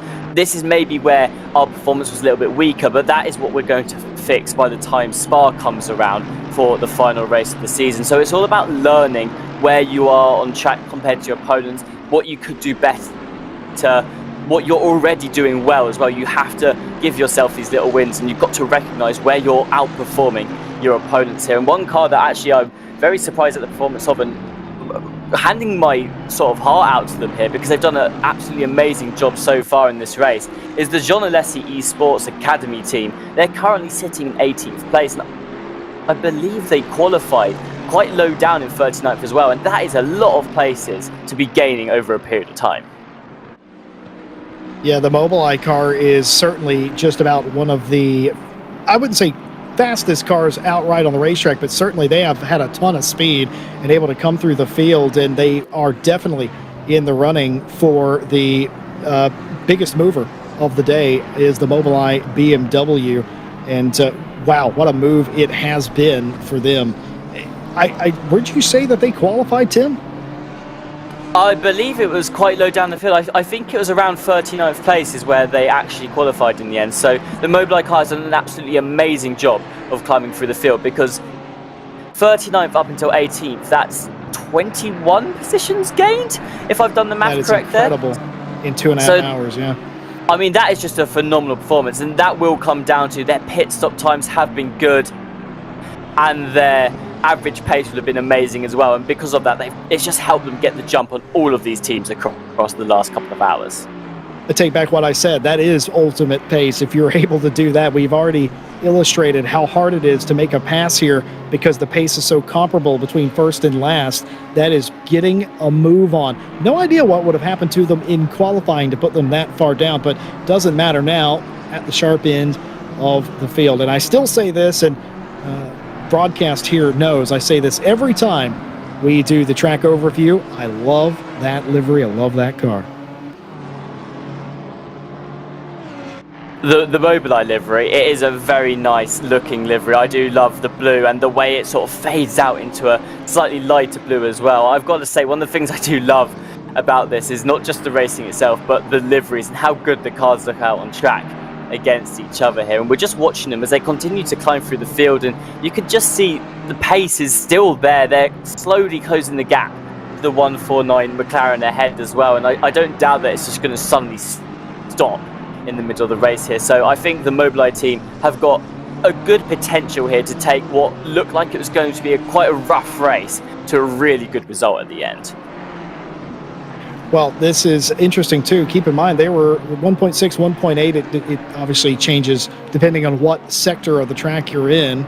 They might still be making up spots. I don't think that the Mobileye team done just yet. Hendrickson was very close to the back of Inestrosa earlier. It's fallen off just a little bit, but that might be more due to Inestrosa catching the car in front than anything else. A little bit further up in the field, Bastian Richter and the HRT Mercedes-AMG Esports team continuing to hound the back of Valentin Berrier. Berrier unyielding at this point. We saw this with Bischoff in the 977 Kramer Porsche earlier in the race as well, where they were way up the field and they were not yielding to the pro cars because they have a race to run on their own. And here, it's all fair game. You have to run your own race, and a lot of time you have to forget what class a car is in. That's a little solace to Bastian Richter, though, if I'm completely honest, who would like to get around them and try and catch the number 10 Bentley in front, who they can see. There they are, the light blue and black Bentley flashing across your screen there. And look at this, a look down to the inside. Richter thinks about it in mineshaft, but no, doesn't have the overlap that time. You can tell he wants to make this pass. You can also tell Berrier is not going to facilitate that pass. Oh, absolutely. And it's like I was talking about earlier, just because the car behind you is in a different class, it doesn't mean that you're just going to let them through easily. You're going to want to still fight them, because right now Berrier has a 2-class car gap to Bischoff in the 977 Porsche behind, and that alone is going to be such a good line of protection. If the 977 closes the gap up and starts to threaten the 333 Aston Martin, the 2 cars in between are in a different class. They're going to almost help as an extra line of defense. So Berrier here, I'm not surprised is not going to be yielding quite so easily, although I do imagine if it gets to the point where the Mercedes is starting to cost them quite a lot of time, it's going to be the case where maybe Berrier then needs to think, okay, do we actually let them through in an easy way so that we're not losing a lot of time, and just try and stay close to that. Almost the Mercedes Esports team, HRT, will just continue to pull them through the field, because that's what you've got to work out here. Am I losing too much time fighting the car behind me, or am I just, keeping up my pace? Because if they're starting to lose pace, then it's not worth keeping them behind you anymore. Tobias Grunwald has done a great job out in front, leading for Unicorns of Love. Sherrod has done a pretty darn good job as well, chasing the quickest car on the racetrack, at least for a lap or so. The gap has stabilized the last lap or so as well. 2.4 seconds the gap. That's all that's in it for the overall lead of the race. And a further 4.8 seconds back. Kevin Seclari trying to make up the difference there, but has Bykov in the 41 Bentley right behind them, who was then followed by the 51 Scuderia Ferrari Velis Esports car. All of those in a line. Pretty much how we started this race, though the players are very different up front, that's still what we have. We have a train of cars all fighting for podium positions, and beyond that, we have cars fighting all over the place. Fabian Piffet here in the Race Anywhere SimSport Ferrari, trying to keep, I believe that's Charlie Crossland behind him. That isn't. Is that Inestrosa? Don't actually know what car that is right behind him. That might be a lap car. I believe that may be a lapped car. I think they're trying to make the overtake happen on the 164 driven by Perella right now. So I think they've just cleared some lap traffic. And that's the other thing that you have to focus on doing quite quickly, is you need to make sure that you're taking on the lap traffic and not losing too much time to them as well, because it can really switch up the order. And if you find yourself stuck behind lap traffic when you try to chase the car ahead, you're going to lose a couple of opportunities where you could be bringing the fight to the other team. So the Race Anywhere Sim Sport team, number 67 here, doing a great job of just keeping that gap close, and it wouldn't surprise me if over the next couple of laps they start to line up an aggression and maybe try and find a way through the 164.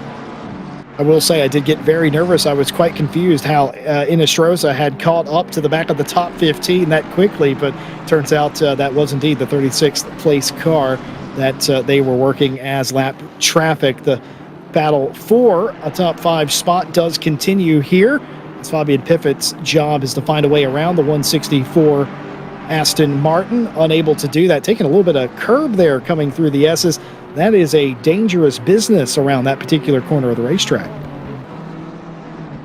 Yeah, of course, Kyalami is quite well known for having those curbs where if you take them in slightly the wrong angle, if you're approaching them and you're not hitting it right, it can throw off your car and just spit it out into the wall. And that's the other thing about Kyalami as well, is it's quite an unforgiving track in that if you go off the track at a certain point, there's a lot of close walls and you're more or less going to be guaranteeing contact to your car. So you do need to be very aware of that when you're taking the curbs here, because across your stint, when your tyres are getting a lot more worn down, as you can see there, the Race Anywhere SimSport team went quite wide, and there's actually a car behind them. I believe that was a car in 36th place that was spun out there too, from going wide in much the same way there. But you do have to be careful, because you go on the curb, you get spat out, and where the walls are so close to the track, there's a high risk you could be picking up a lot of damage to your car. Yeah, speaking of picking up damage, Charlie Crossland and Inestrosa are going to avoid that incident. The car that is a lap down spun coming out of Cheetah, and they were able to miss it. That happened just in front of them, of course. No damage to the 62 or the 149. But for the GTWR driver, Perella, this is pretty good for them. They're keeping Piffet behind them, and almost looks like they're driving away just a little bit, at least on this end of the racetrack. And that will be it's always nice when you don't have to go into that defensive mode. You keep them at arm's length. There's 2 types of defensive driving. One of them is to keep them at arm's length. The other one is to do exactly what we saw the Automobili Lamborghini do earlier in the race, I should say, where they had to absolutely close down the entrance to every corner to keep the 14 Unicorns of Love car behind, but not nearly close enough. Keeping them at arm's length, always an easier task. You don't actually have to do anything. You don't have to augment your line. You don't have to set up the corner. You just drive like you usually would. It's more relaxing as well. Fights all up and down the grid. This for P23.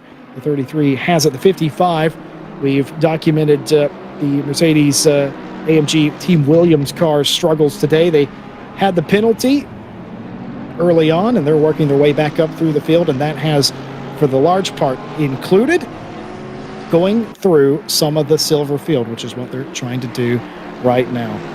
Well, it's about time we take a look at the last hour or so of action that we have had on the racetrack. There's been a lot going on in recent memory. Let's flash you back and take a look at some of the action on the course. This, of course, the pass here for earlier on. This was way up when the 977 was in a top 3 position. The Imkers car able to get through, and not to be fooled here, so does the Unicorns of Love car, who would end up going into P3. What an excellent couple of corners for those 2 Mercedes. Drama up at Leocop all day long. That was the incident for the Williams Mercedes AMG car. Chill Blast car getting involved at the top of the circuit. Tobias Pfeffer and Maxime Batafoulier going at it into Crowthorne this time. What an excellent pass. Imkers versus Unicorns of Love. An easy peasy job done. What a brilliantly smooth pass that was. Put the Unicorns of Love team up into P2 at the time. Further back in the field, a little bit of contact here between one of the Lamborghinis and the 88. Spins the Lamborghini out, losing several spots. This is huge drafting opportunity. The lead for Silver changing hands here. Valentin Berrier trying to go around. Noah Eder is going to get it done, but not without a little bit of contact and not without a little bit of back and forth. You can make of it what you will. The contact a lap before, it was the 977 forcing the 333. This time when the pass was made, it was the 333 forcing the 977. Either way, pass made. Valentin Berrier into the lead in Silver there. More contact. We saw this earlier. Oh my goodness, that looks even more immense on the replay camera. The 144 going over the curbs. One of the few cars to get it that wrong, and they would gather it back up and continue. The race for the lead went on for several laps prior to the pit stops that we just had. Tobias Pfeffer trying to get that car out in front of Simonini, and would do it eventually after about 4 different failed attempts. Gets it done this time. Look how close the Automobili Lamborghini keeps the Unicorns of Love team, but to no avail. Unicorns of Love out in front, and they still are. 2.4 second lead. That gap absolutely going nowhere. And now you're caught up for how we've got here. 2 passes for the lead in both classes in the last hour. I think this race is a little competitive. Tim, how about you? I've got to say, it's very competitive. And you can see here the number 51 Ferrari putting the fight up to the number 41. We were talking about how these two were battling out earlier, and it looks like now is the time when the Scuderia Ferrari Veloce Esports team have decided that it's time to strike the car ahead. And you can see they're just trying to bump their way through almost, and then a little bit more contact on the straight going through the kink is going to throw the Ferrari off course. And it looks like the number 10 Bentley as well wants to get their hands in on the action as they take to the second corner here, going round the outside. The 51! It looks like the 51's been spun out, going towards the inside here, and they've hit the wall as well, so that's going to be some unhappy damage for them there. But for now, the 2 Bentleys make it through the corner and continue their battle. Pawlowski trying to take the inside part of the corner, 3 wide through Crowthorne. There must have been contact, you would imagine, to get that sideways. May have had contact with the wall, did the Scuderia Ferrari Veloce Esports car, and that has taken them completely out of the running for a top spot, which they previously were fighting for. Now that is going to take some looking after by race control. That was very interesting. I couldn't see what happened to the 51. They were obscured by the 10 and the 41. It was an aggressive overtake regardless by all of them. They were clearly racing very, very hard, and it's not come off. It has come off for Triton Racing, though. Mateus has taken that car up to P5. How on earth did they end up winning that fight?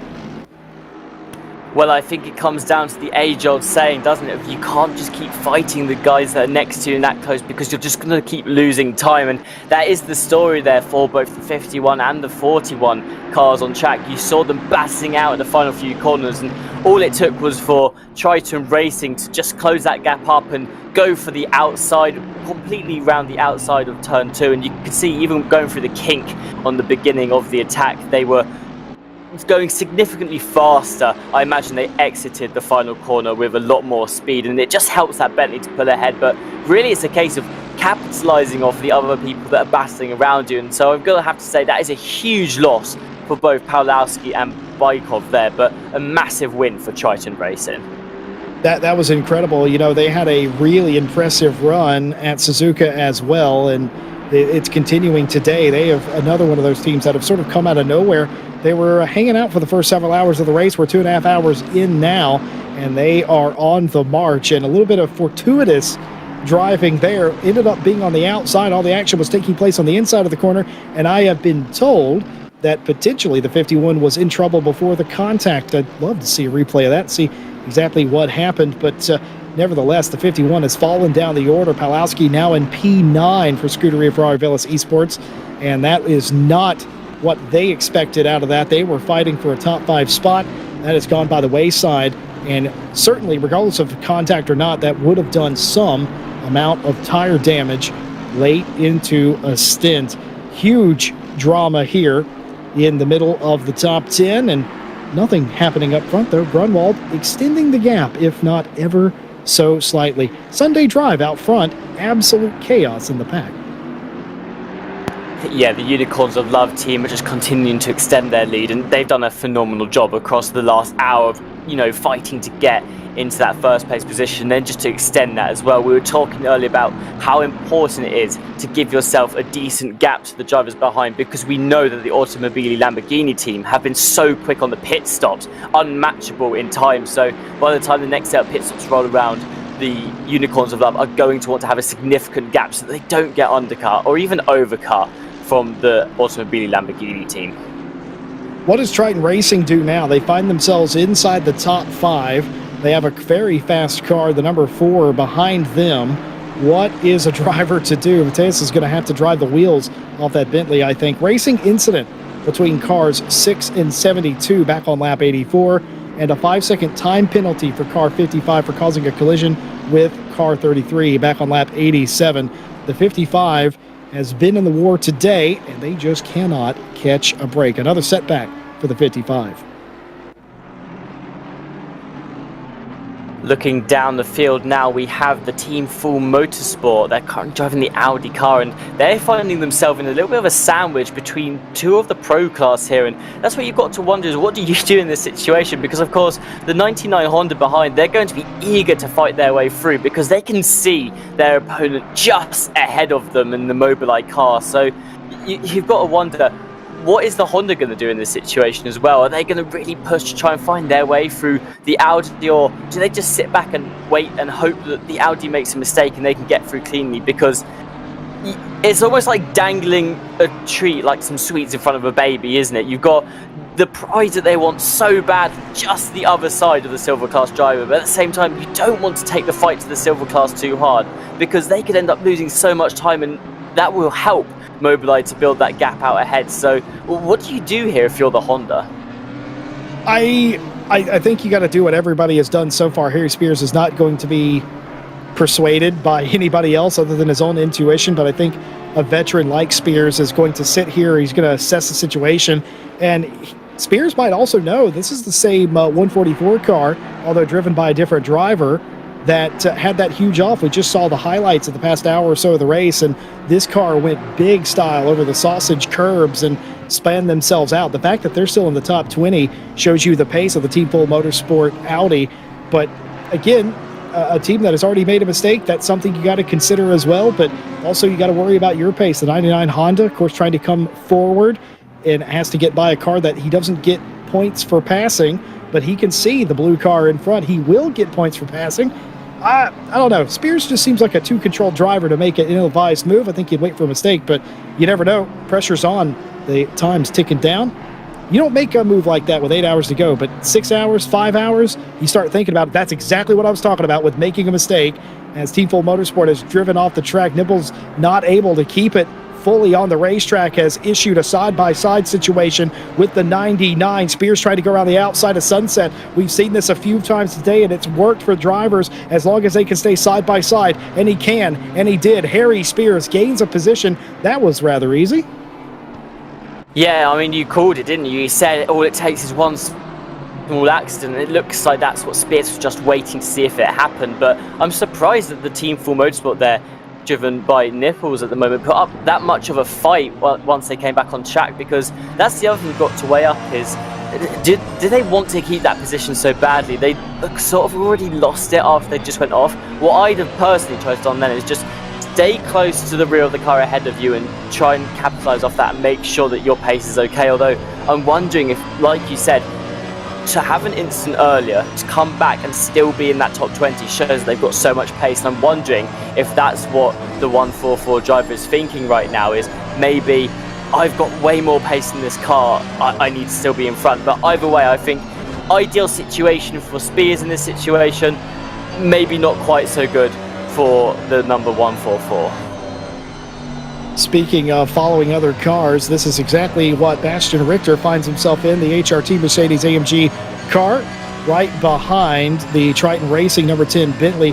Mateus, and Mateus can see the cars in front of him. That is Valentin Berrier right in front of him, and I think there's a lap car up in front of Berrier, but these are all for position overall, and for Richter, this is for a top 4 spot in their class, already inside the top 5. Now, we saw the incident earlier on. There was contact between the 51 and the 41 back on lap 90. Race control has said racing incident for that. And, well, based on the report that I got from our eagle-eyed scouts around the racetrack, I'm willing to believe that was all that was necessary.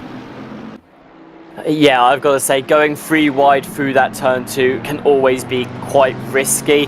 And it did almost look like, of course, we were shielded by the Triton racing team as they were going around the outside, but it did look like Pavlovsky was starting to slide anyway as they approached the corner, and you would be in that situation. You've been fighting the car behind you very, very closely. You've been trying to overtake as well, and because you're getting into all these situations, it's likely that it's going to be quite hard, especially approaching a corner 3 wide. If one person makes a slight mistake, that could end the race for all 3 people. So I think to deem it a racing incident was a very, very good shout there. Not just that, but the fact that it worked out as just a racing incident where only the number 51 got into a little bit of trouble, I think is the best situation for all 3 of the drivers involved. Well, this is interesting. Hendrickson into the 127. And that basically releases this group from any pressure from behind. Angel and Estrella, the Oz Heat 149 on the back of Charlie Crossland in the 62. And the G2 BMW continuing to go around decently here, but now finds themselves under fire from a car that they had passed a little while ago, if I'm not mistaken. And going back to Pavlovsky for a second, you can't lose your nerve after something like that happens. No, it doesn't matter if it was contact or it was a self-spin. It doesn't matter. You got to get your nerve back in. You got to get your eye back in. You got to go get those positions. You're still inside the top 10. You're inside the top 8 or so in your class. There's cars up in front of you, including the championship leader, McLaren Veloce GT. You've got to make those passes because you never know where you're going to end up. But most importantly, the support team for Pavlovsky, they have to keep the driver in the right state of mind. It's okay, a mistake, it happens. A lot of other people are going to make mistakes.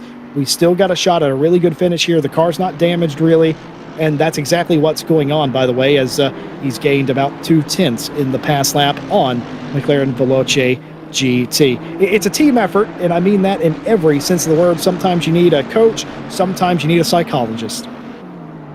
100%, and it goes back to what we were saying earlier. Obviously, Veloci, there's a slight tap there between the number 67 and the 164 cars there coming out of the final corner just onto the straight. It looks like 67 will be able to hang back for now, but unsettling the Aston Martin as they approach the straight. That could have been dire for the GTWR RBG Academy team there had they lost a lot of pace. But going back to what we were saying about the Veloci sports team, 100%, it's what we were talking about earlier, in that they've got to look at the positives of that situation of, okay, yes, they did have a spin, it did put them back down in the order, they were fighting for 5th and now they're fighting for potentially 8th place, but look at your pace across this entire race so far. You've had some amazing pace, had some great opportunities in pit stops for an undercut as well, so there are things that can still be capitalized off of here, and I think the Veloci sports team will be doing a good job right now just making sure that they keep Pavlovsky updated with this information, saying, look, okay, spins happen, but we are still in this race. Yeah, you're catching cars in front of you. It's part coach, part psychologist. Look, you're catching cars in front of you. Yeah, I know the tires feel weird now. It's okay. We didn't really damage the car. No, you're not in any danger from behind. Go catch the guy in front. You have the pace. It's about keeping the driver on the wheel. And some drivers you have to motivate more than others. A lot of drivers I've noticed like to be left alone. And even when there's a mistake, they don't like any updates. They don't like any input. They just want to be left alone to drive. It's quite...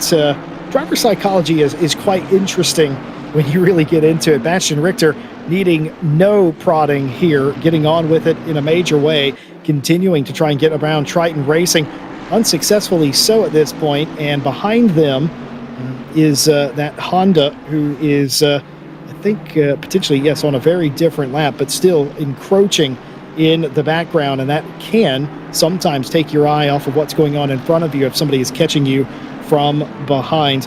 We have had some cars come into pit lane already, I'm pretty sure, and that will start this sequence of pit stops. Still a few minutes off from some of the major players coming in, as they have split their pit strategy quite interestingly, if you ask me. We've got a couple of cars pitting quite early. Wonder if that particular strategy will continue or if they'll ever go to maximizing the stint. And then you've got certain teams like the 63 who have generally came in one lap before the late pitters, like the Unicorns of Love team. But pit cycle should be open in the next few laps for the main players. This battle for 14th will not go away. Fabian Piffet continuing to hound the back of Pirella in the 164. Going back to what you're saying on the pit stops, I think it's interesting for people to still be pitting this early as we progress through the race, because to me this is almost slightly too early. You're going to have to take up so much time in the late race. You're going to really have to push your stints to the limit later on to make sure that you're not taking that extra pit stop, because if you continue to pit too early, you are going to have to take an extra pit stop, and whilst you might be able to gain a lot of positions on track, if you're pitting one more time than everyone else around you, that's going to be problematic. Look down the inside for a car that got spun earlier in the race. Eric Del Fonte trying to make the move, unable to get it done, and thought about having to look up the inside. Flashing of the lights, that's the leader of the race, I'm pretty sure, the number 14 and is car coming through this group, and they'll have to sort it out in good measure. The pass gets made regardless, and now it's all about the leader coming through. As the first time today we see heavy traffic for your race leader. It's very scary moments if you're a team member of the Unicorns of Love Mercedes and you're not in the car, because all you can do is really hope and pray everybody else plays very nice out there in moments like that.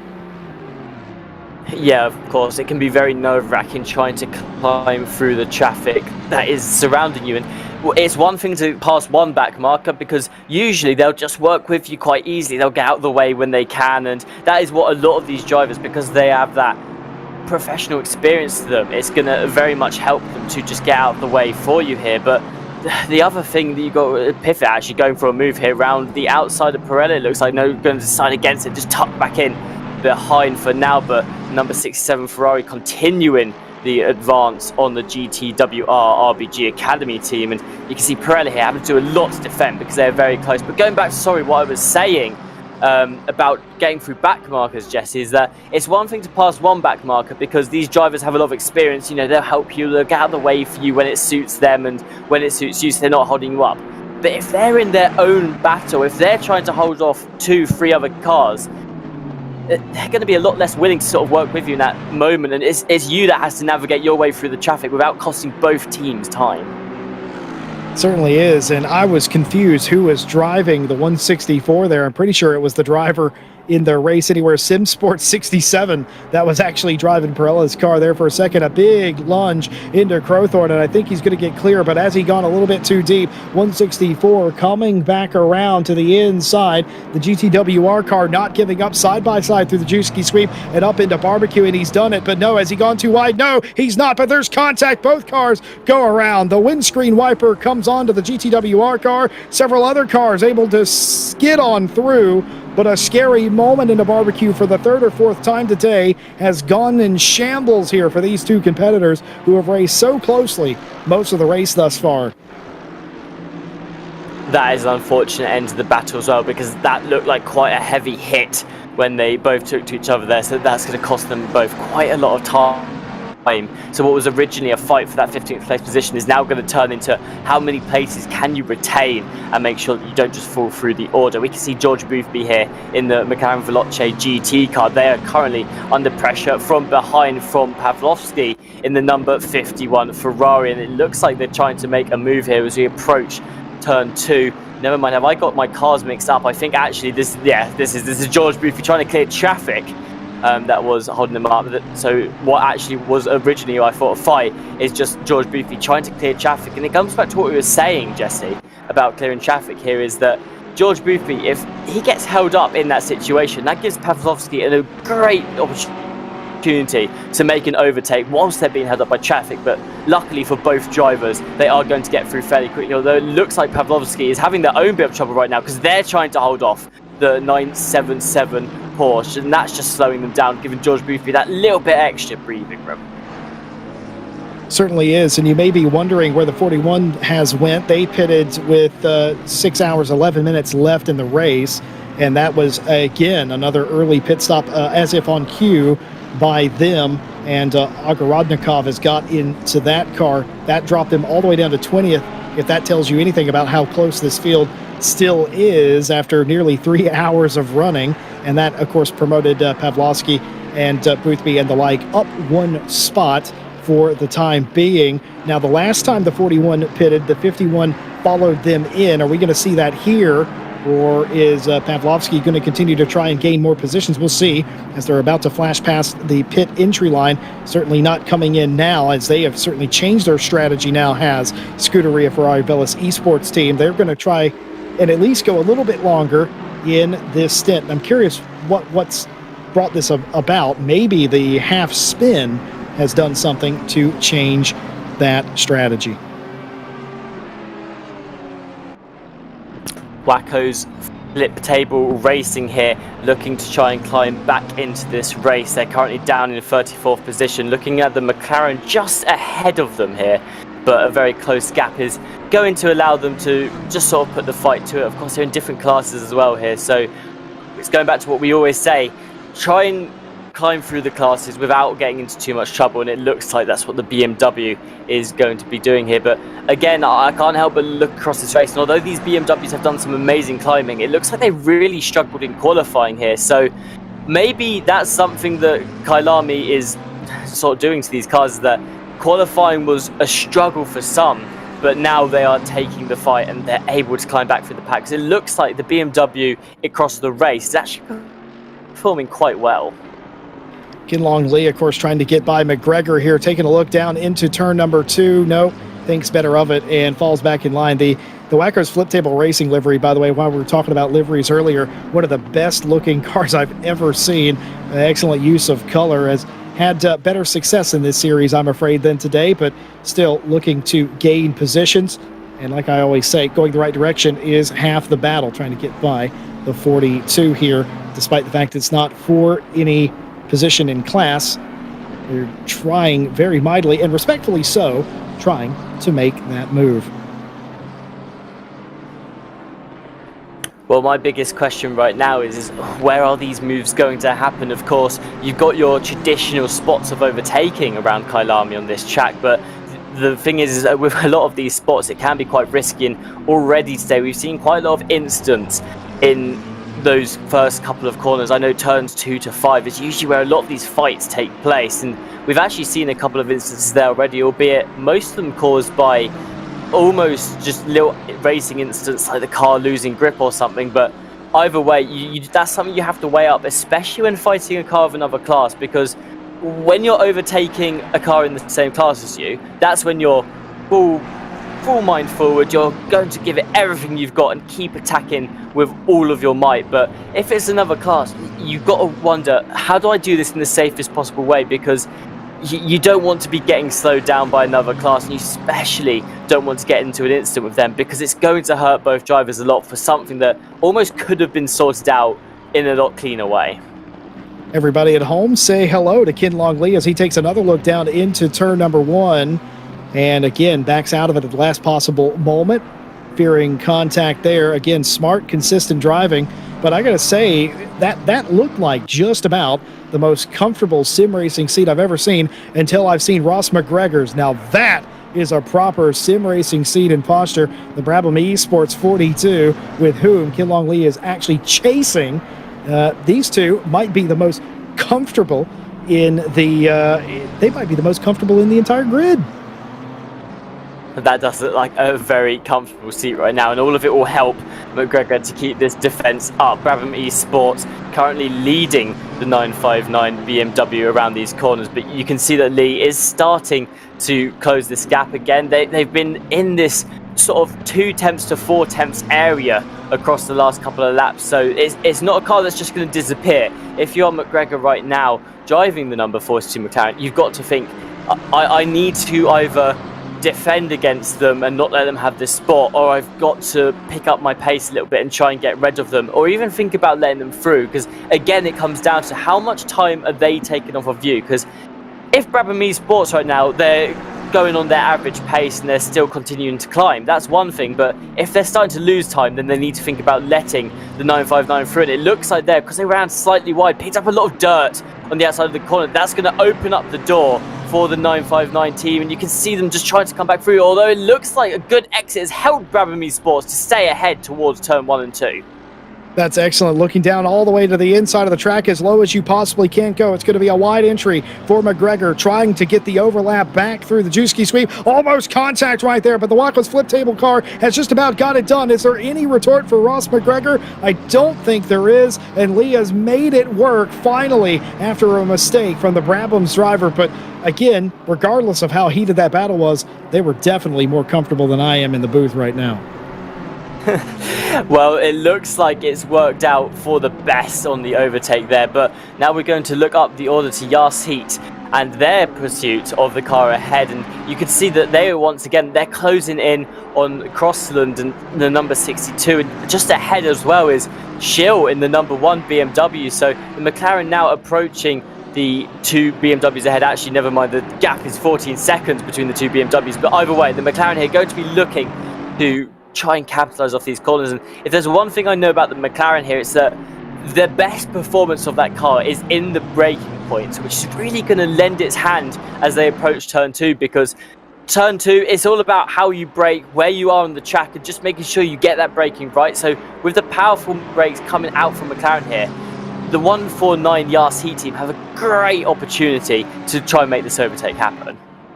Yeah, and I thought that was an excellent demonstration, too, of what you just described, coming through the Crocodiles that time. It was a pretty big gap, admittedly, coming down mine shaft, but the second they got into the braking zone of the Crocodiles, Yas Heat and Estroza caught all the way back up to the back end of Charlie Crossland there, and obviously wasn't able to do anything with it because of the straight, but even still got them right back in it. That gap had widened ever so slightly up until that point, but able to close it right back down. And you see a lot of this in races like this, teams not willing to make risky moves, especially in the first half of the race, and it's all about staying in contact. If you're where you need to be on the racetrack, you really just try your best not to make any mistakes.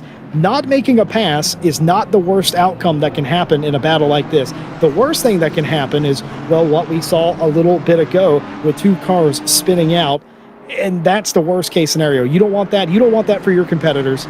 It's better to pick and choose your moments. Angel and Estroza doing exactly that. And also, too, trying to fight the lack of straight line speed, it would appear, but making up for it in spades in the corners. And here is the Mercedes-AMG Esports team, HRT, as they continue their pursuit for 4th place against Triton.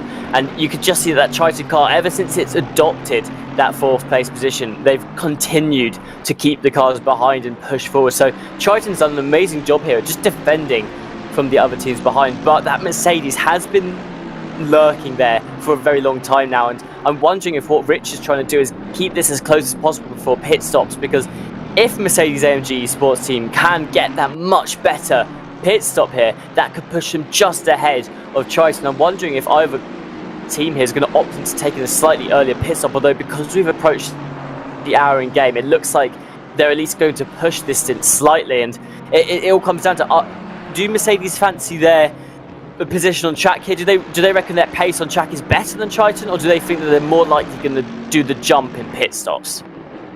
It's a good question. Scheduled pit stops are commencing for a lot of the field. We don't expect the leaders to come in for another, at minimum, 10 minutes or so. It might be a bit longer than that for some of them. And just as I say that, Kevin Siclari has brought the 191 down pit lane. Of course he has, but trying the undercut here shortly, as he had a lot more time, I would assume, on his pit timer than that. But this is the window. Everybody changing their strategy based on where they are on the racetrack. It's a good question of what HRT Mercedes does here to try and get by Triton. Of course, these two, no strangers to each other, have raced each other a lot this season.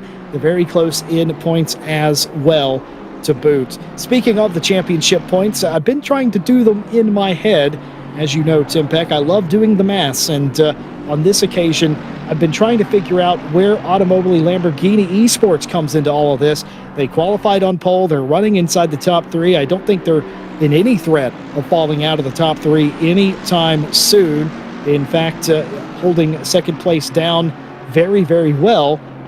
They would all but catch up to the likes of McLaren, Veloce, GT, and BS Plus competition. It's going to still be a race at Spa. It's going to need some doing. They're still going to be playing from behind what Mobileye Lamborghini, but it is possible. The same you could be argued about Unicorns of Love. They're further down in the championship points as they come into the pit lane to the attention of their team.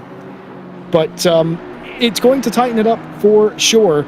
I will say the McLaren Veloce GT team, their progress here, not faltering when other teams have done exactly that, has put them in a very nice top 5 position, whereas earlier on in this race, they would have lost a boatload of points. It's looking a lot less dire for them and BS Plus competition at this point.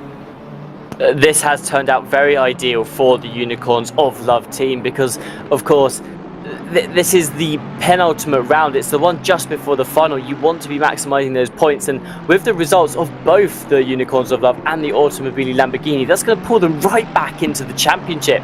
Like you said, especially with the mishaps of both Veloce and BS Plus competition, because they're struggling right now to get through the field. It's really handing it out to Unicorns of Love and Mobileye Lamborghini. So for them, it's been an absolutely ideal race, and you can see there that Mercedes-AMG Sports Team HRT just going a little wide as they continue their pursuit to try and overtake Triton. You can see the Triton's pitted as well, so these laps are what are really important now for Richer. They need to make sure they do the fastest lap possible, because if Triton gains a lot of time in the pit lane, if they gap them, that's going to be bad news for the Mercedes, who were originally following very closely to the team ahead. And I'll tell you something else. This is completely contrarian to the strategy we saw at Suzuka, where everybody was outside of a couple of teams were trying to maximize as much as possible on their stints. Nobody really doing that today, all trying to gain advantage in the pit stops. 5-second time penalty for car 67 for causing a collision. That versus the 164 back on the 100th lap of this race. Yes, folks, we're already over 100 laps in this race, but a 5-second penalty for car 67, a further setback for Gratis Caracas and the 67 Ferrari team. 6 hours left in this race. We're going through the pit stops as it currently stands, and you can see that the orders getting a little bit mixed up here as the 900 car takes to the inside of McGregor ahead. They're trying to put the pressure on right now. It looks like they might have the move done. Coming into the corner, they're still on the inside here, and that is a big place gained for the number 900 Mercedes SMP Racing Esports there. And you can see again, almost instantly just behind, you've got another car lurking, although I believe that may be a blue flag as well, actually, is that they've just navigated their way through, maybe helping the teams to gain positions there. But either way, you can see these cars continuing along the track as we go into the next part of the race. I'm wondering here what the best pit strategy is going to be. Obviously, most cars would have pitted by this point in time, but really here, you're going to want to be trying to balance out these pit stops, because we're getting to the point where at the beginning, a lot of drivers were pitting quite early, maybe trying to go for the undercut and gain some positions, and this midpoint of the race is where you want to be looking right now to just try and balance that all out a little bit, maybe hope to get back into the swing of things, because like me and Jesse were saying earlier, if you can extend your laps now, you're going to have less time to worry in your stint at the end, and that means that you've got fresher tyres for longer, and you can take less fuel, which is going to help those lap times to stay up. So I imagine that's what a lot of the teams here are going to be looking to do. Harry Spears trying to chase down the number 144 Audi ahead. This is a cross-class battle as well here, so you've got to take into account the fact that they don't want to be held up too much in this position. But Harry Spears in the Race Anywhere Sim Sport car has been on screen quite a lot recently in that Honda. Done a good job of just continuing to keep the pace up and climb through the order. And again, Jesse, I'm going to ask you this question that I always ask when it's a cross-class battle, but this time I think I definitely know the answer. Honda, the number 99 Honda right now, Race Anywhere Sim Sport, their main goal here is to claim that 144 as quickly as possible. They need to push through that Audi. Yeah, you're not going to get a disagreement from me, Tim. That's exactly what needs to happen right here for them. Harry Spears, I mentioned this earlier, they're not a driver that's ever going to really put their car in too much harm's way, especially with teammates to be let down. That's a big thing for me. It always was. I don't want to let my teammates down regardless of how I feel about a situation. But Race Anywhere Sim Sport, this 99 Honda has sort of come out of left field for us a little bit. They have driven up here, and they've done it very quietly in that way, and this is another reason why. They've got nibbles in front of them, but they're not willing to ruin their race for an ill-advised move, and they're not going to do that. So Spears really close, hoping to force a little bit of a mistake. Doesn't need to be an off, just a little bit wide, able to get by, and they don't actually have to end up side by side with them. So many passes today have gone that way, opening for one of those there. Back in the field, of course, racing everywhere. Another train, another position to be gained. This in the silver field, the Simware Pro by VDES team. Out in 27th place. That's the 33 BMW up in front of them, and that's the 88 of, I think that's Hosseini, in front of this entire group in the Mercedes, the number 88. Trains all over the place. Kyalami, known for that. You get a lot of drivers with incredibly similar skill levels and lap times. You get these nice trains, and they will persist throughout this entire race unless something unfortunate happens, which nearly did there.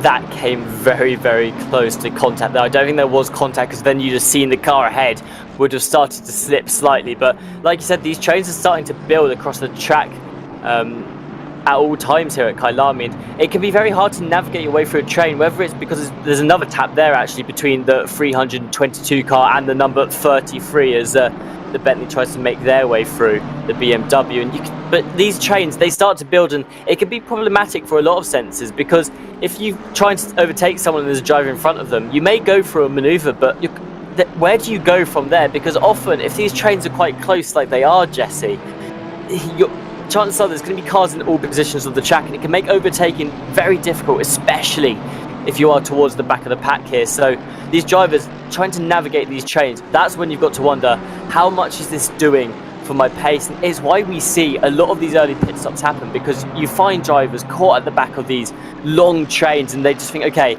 I need to pit now, get myself into some clean air, and really push out some good laps. Oh, the 322 there's gone for a spin. Oh, this is going to be scary. That's right in front of the leader of the race. Unicorns of Love able to get through. What a scary moment. It can happen anywhere to anybody, and it did to Kirill right there, stranded in the middle of the track, right in front of the leader of the race. Luckily, no additional damage done. Scary moment, heart in your throat, but everybody, well, other than Kirill anyway, able to get away. It'll be a frustrating moment for that team, though. 100%. That's the other problem with these trains, is that when you're all racing quite closely, if one driver gets hit or punted from behind, if one driver even picks up a curb a little too much and spins out, like we saw a lot earlier on in the race as well, all the other drivers have to react very, very quickly, and with other drivers around them as well, to make sure that the accident doesn't progress a lot further. So a big hand out to all those drivers there that managed to navigate that situation without getting caught up in it. Currently watching Prime E Racing number 77 as they close in on the number 21 Ferrari ahead, and you can see a Mercedes lurking just ahead of them. Now I believe that's either lapped traffic or traffic that has just lapped them, which means that they're going to hope that they don't hold up this fight too much, because if they do begin to push back the Ferrari a little bit, that is just going to help the McLaren try and make this overtake happen. Headed here trying to figure out, calculate what the best move is to the 21, and doesn't want to do anything, obviously, that's going to impact anybody else, but needs to get on with it with their fight. Flashing of the lights from one of the cars. I couldn't actually see which one it was, but it's all the reflection on the asphalt. One of them letting them know, hey, I am coming through. The Ferrari goes down to the inside on the 42nd place Mercedes, that 8-8, and unfortunately not able to get it done in Cawthorne that time through, as they all end up line astern. Again, it does look like these two cars behind the Mercedes definitely need to or want to get a move on, despite the fact that a car on a different lap or about to be on a different lap than them are holding them up. But hey, it's circuit racing, and it happens everywhere.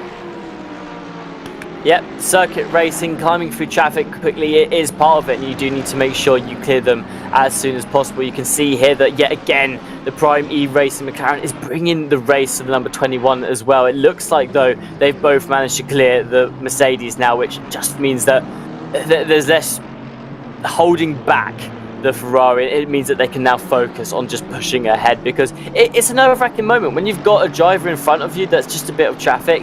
You're very conscious of the fact that they are going to start holding you up, and that you've got a car right behind you that you really do not want to benefit from the situation. I have just seen that Harry Spears in the 99 Honda, they have got a stop and go 30. Now, I know that they were way up the order and that they're down in 23rd now, which tells me that they've made a pit stop, and that also leads me to believe that is a speeding in pit lane penalty, unless I am very much mistaken. That is exactly what's happened to Harry Spears and his 99 Honda team. They have been given a stop and go for speeding in the pit lane. That's an ACC assigned penalty for Race Anywhere Sim Sport. Their day that they were building up has just gone out the window near the halfway point.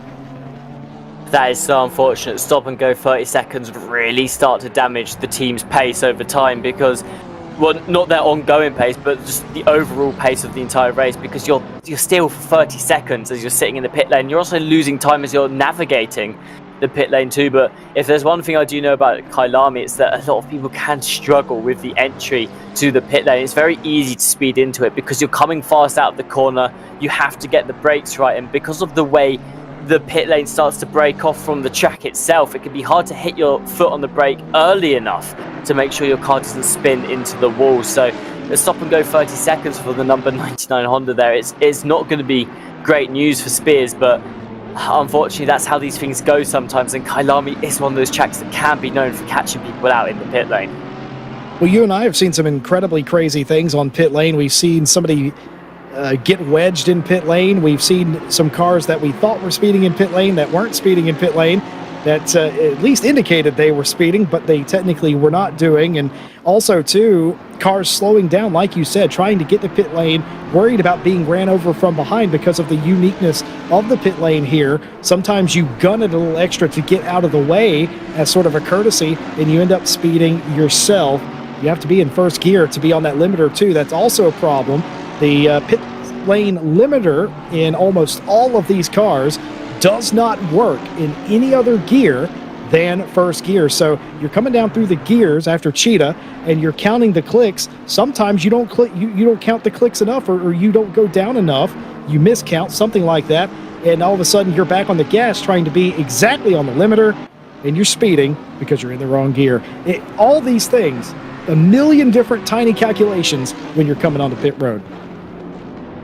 Oh, I can't even count on my fingers the amount of times that's happened to someone, where they've been just clicking down through the gears and maybe not quite got down to first, might still be sitting in second and miscounted it and end up getting that stop and go penalty. So it is an unfortunate thing, and like you said, getting to the pit lane itself can be a very tactical task. You really have to think about it, and you always have to be planning it from the lap before, just making sure that, okay, this is all set up correctly. I know I'm coming into the pit lane this lap, so I need to be ready by the time I get around. Because the other thing is, Jesse, is if you're in a train of cars, if you're sat right in the middle of it, you're coming out of Cheetah, you're trying to be fast enough so that the cars behind you aren't going to get held up by you, but at the same time you've still got cars in front of you that may be making it difficult to navigate into that pit lane without you slowing down a little bit. So depending on where you are when the pit time comes around, it can be a huge task. Did Simonini just slide through barbecue right there, or are my eyes deceiving me this morning? Because I'm pretty sure I just saw the Mobileye Lamborghini Esports car completely four-wheel drift into barbecue. That is not good, but it is coming up to the end of the pit cycle for them. They should be in the next several laps. So I'm not too concerned about it, but I think it's tires starting to show their age a little bit. Yeah, they did go for a slight drift there, but managing to pick up on it quite fast, didn't lose too much time and didn't lose control of the car completely. That's going to really help also the Lamborghini team. So making sure that they push up, and maybe you're right, maybe it was starting to put the pressure on them a little bit, although I think, have they already pitted? I think you might be right. I think they've come in. I think they've done several laps. They came in incredibly early for them. That is correct. But yeah, so that is doing damage to newer tires. I was willing to give them the benefit of the doubt that it was old tires, but no, it's not. Just a slide there. Can't say I've ever actually seen that before.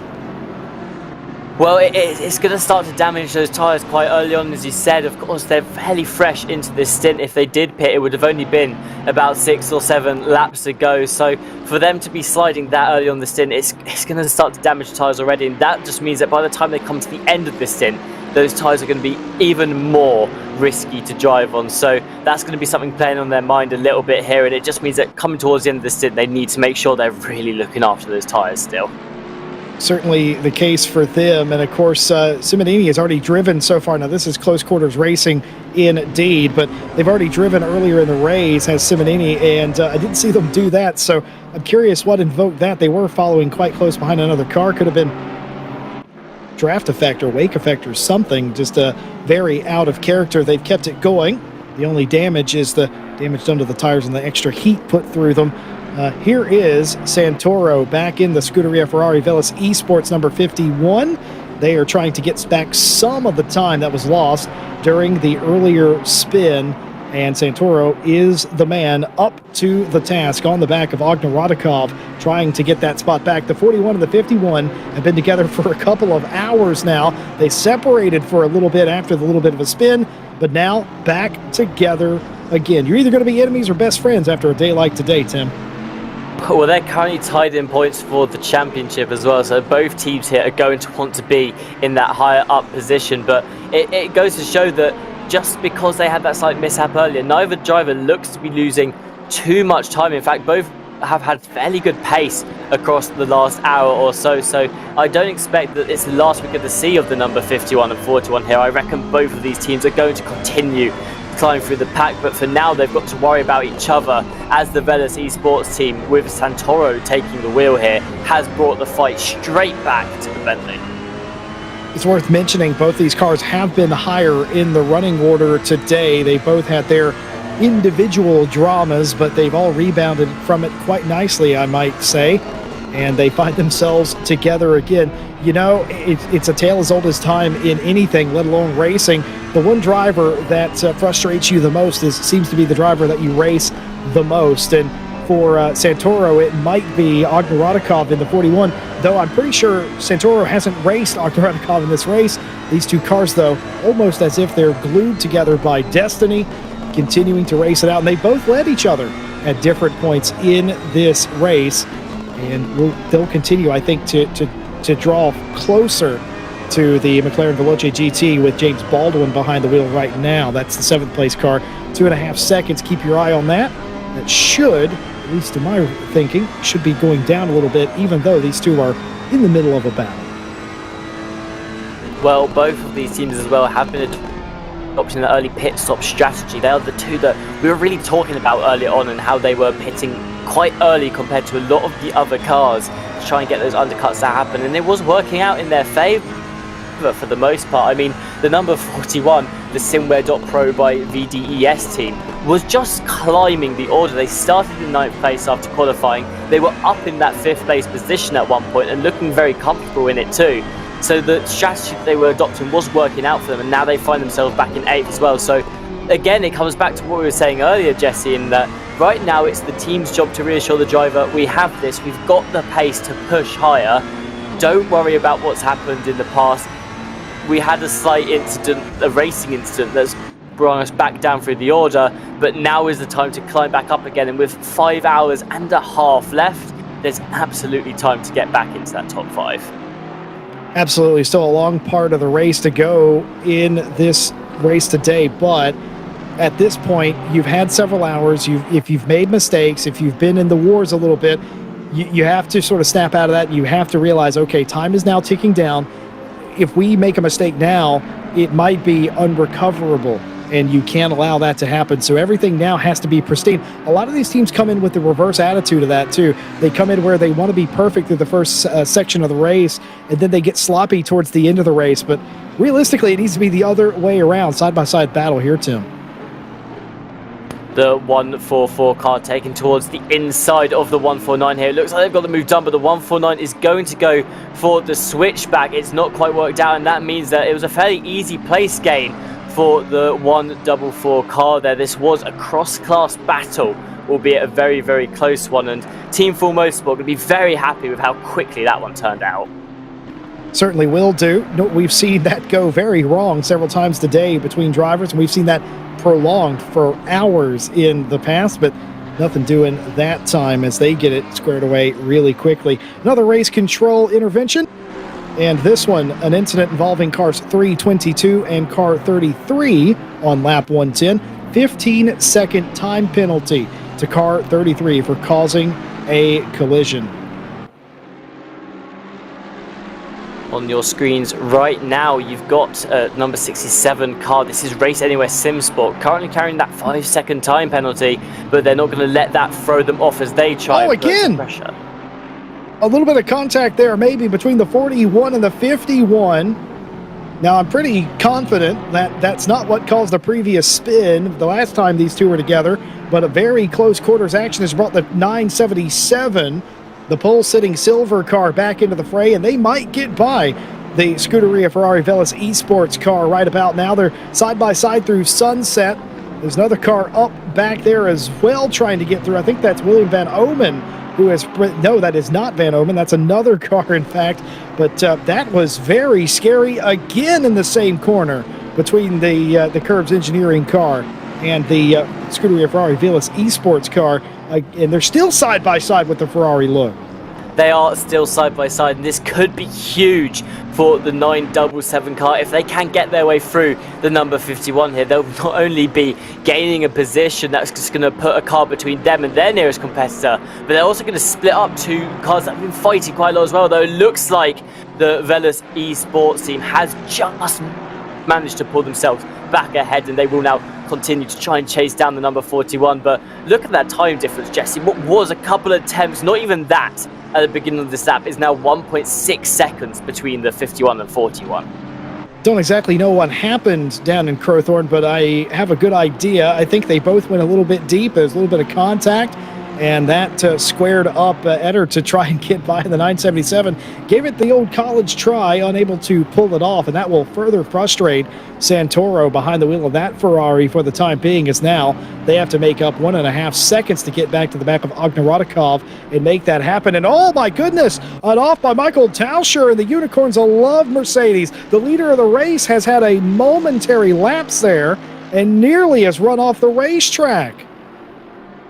You can see there on their camera, completely composed right now, trying not to let that get to them. They're just going to continue pushing on, and that's exactly what they need to do, because we've talked about it a lot, Jesse. These mistakes do happen, especially across the endurance race. I mean, a lot of these drivers are going to be doing the best part of 3 hours in each of their stints. So, across all of their stints, they're going to do 1 hour in each of their stints. But you're out there, you're driving for a very long time, so these mistakes may happen over time, but you have to do exactly what Michael is doing here, and you've just got to keep calm, composed, and start to push onwards, rebuild that gap so that the Automobile Lamborghini cannot close it by the time pit stops come around. Tauscher's first drive in the car today, as far as I'm aware, and they've had a few laps, may have got a little bit too spicy on that last one, and talked earlier about how different drivers want different things. I'm pretty sure Tauscher doesn't particularly need any feedback, knows what he has to do, knows that that was not what he wanted to do, and probably not what he meant to do, just got a little bit away from him there. You got to learn from stuff like that quick and not let it get away from you. No real damage done despite the off. It looked a little scary coming back onto the racetrack, but really only a couple of tenths lost, and with the speed that Unicorns of Love have had today, they should be able to make that up in just a little bit. Speaking of making up time, of course, we have our lap averages and pit stop timers from the most recent scheduled pit stops. And it is no surprise that the Mercedes-AMG Unicorns of Love team are the quickest throughout the entire race. They're averaging a 40.915. That's not their quick lap. That is the average after 3+ hours of running. And not to be outdone, though, the Automobile Lamborghini 63, they're only 94/100 slower than the 14 over the course of the entire race. The number 10 Bentley, a tenth or so behind. They're good company. Oh, a car off the racetrack now. Was that the car that James Baldwin was fighting? It looks like it may have been the number 99 as I just try and catch it coming around the corner there. So I think actually they just went off and they were a blue flag at the moment. You can see the blue flags waving as well. But James Baldwin climbing through the order here. Actually, they're under position for the 333. The 333 is now trying to overtake them again. They're different cars, but you can see looking towards the inside of the corner there as James Baldwin manages to hold them off there. But 333, although they've just been overtaken, not giving up the pursuit. James Baldwin, a lightning quick driver, and that's exactly what McLaren Veloce GT need at this stage of the race. They've been in the middle of a lot of fights today. They've risen to the occasion, and they continue to do so. Caracas going for an ill-fated move in Leacock, and it just about won't come off. I'm curious. I don't think the race control is going to appreciate an overtake like that. Race Anywhere Sim Sport, that was a little aggressive for my taste, but gets it done, even though the 164 was completely sideways there for a time. But going back to James Baldwin and McLaren Veloce GT, they're clearly in the driver's seat of this championship, no pun intended. But if they want to wear the glass slipper at the end of the ball of the 24-hour, what they're going to have to do is put in performances like this, gutsy performances where they maybe aren't in line to win a race today, but it doesn't matter. You got to keep digging, and you got to get every spot you can. And for a while there, they looked like they were trending backwards to the number 1 BMW BF Plus competition. Now going back in the right direction is McLaren Veloce GT. Where you've got to be constantly climbing if you are the team that is leading the championship, especially in a race like this. They started not in the ideal position. They knew that they had to climb back through the order to maximize the points possible, and when you've got the Mercedes and the Lamborghini right at the front, there's the Unicorns of Love and the Automobili Lamborghini team. They're doing so well at the front, and they're currently sitting third and fourth in the championship. But as you were saying earlier, if they finish there, they could be fighting for the championship again once Spa comes around. So what the number 66 McLaren needs to do here, the Veloce GT team does, is they have to make sure they maximize points, because the bigger points gap that you have to the teams behind you come the final race, the more you've got to play with, and a bigger gap for error you have. Although you shouldn't need it, of course, they've been very dominant throughout the championship so far, but just to have that margin of safety is always good to know going into the final race of the season. Absolutely nothing to differentiate the main antagonist today. All of the cars I'm about to mention are within 4/10 of the Unicorns of Love team on overall pace today. Before we get to that, race control, down to you, Tim. Incident involving cars 959 and 77 on lap 117. That's a 5-second time penalty. Car 77 is causing a collision. There you go. Race control have had a workout today. I think we could all agree, as a move from the Mobileye car down the inside. I think they're just about going to get that done. Might be a few more spots lost as well. But as I was saying about overall pace, there's almost nothing in it, folks. There are so many cars within 4/10 of each other. All the ones I'm about to mention: the number 1 BMW, the 51 Ferrari, the 66 McLaren, the 41 Bentley, the number 4 Mercedes, the 191 Mercedes, the 10 Bentley, and of course the 63 Lamborghini are all within 4/10 of the average fastest race that the 14 Unicorns of Love is currently leading. That is incredible, considering several of those cars, Tim, we have witnessed have offs and incidents today. To still be within 4/10 over the course of an entire 3 to 4 hour race, impeccable. I mean, that's just brilliant performance. And not all of those cars are actually placed in the top 10 at the moment as well. So it just goes to show that no matter where you are on the field, the potential to put out those amazing lap times is still there. And that's exactly what all of these cars need to do. With 5.5 hours left in this race, if your average lap time is as close as it is to the leaders right now, you can be expecting to climb through the order. And usually it happens at pit stops, where you see cars switching places, especially if you've perfected your pit stop time. But if you've got the really good overall average lap time, that's just going to really help you climb back through the order in this race. Also in the pit lane, Automobili Lamborghini still hold a very small delta over the rest of the field for the first 3 pit stops. The lowest time spent on pit lane of any team is the 63. They've been on pit lane for 3 minutes 9 seconds, and 1/10 longer than them is the 4 Mercedes AMG, obviously. And there are some teams that have spent a little bit more time. The number 1 BMW spent 2.5 seconds more on pit lane than the 63. The 14, who you might expect would be beating everybody since they're in the lead like they are, they're 2.5 seconds, 2.4 seconds slower on pit lane throughout the course of the pit stops thus far. 63 still nailing those pit stops. And that's the other part of the race that is so important, making sure you are taking as least time in the pits as possible. It's it's almost like the double-handed sword. You've got to make sure you've got amazing average lap time, but at the end of the day, how long you spend in the pits really affects the race outcome. And if you are if you're spending less than 3 seconds of time in the pit than your opponent, that's a lot of time you can get on track. I mean, take the 63 and the number 14, for example. This gap could be a lot bigger for the Automobili Lamborghini had, they not been as efficient in their pit stops. So the fact that the Automobili Lamborghini has been quick in the pit is just absolutely amazing for them, and it's helping them to keep them in this race, albeit it's a 7-second delta at the moment, but you can start to reel that in over the next couple of hours. You certainly can. You got to stay within striking distance. That's exactly what they're doing. Well, it's been a fantastic race thus far, but let's flash you back and show you some of the sights and the sounds of the 9 hours of Kyalami that we have enjoyed today. Going back to the original start of the race, Automobili Lamborghini Esports out in front of the field. That is the 977 silver car on outside pole position. It was a nice run down into turn 1 that got the 63 the initial lead, but behind them, an absolute logjam. It was predicted they would go 3 wide, and they did.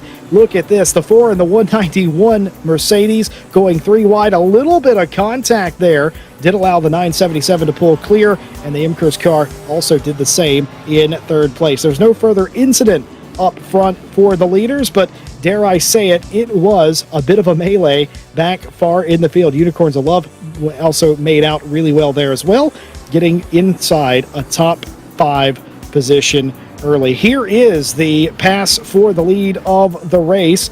Simonini in the Lamborghini, Tobias Pfeffer in the Unicorns of Love Mercedes. This was after several laps of hard battling between the 14 and the 63. Tobias Pfeffer eventually able to make this run down Mineshaft and into the Crocodile's work.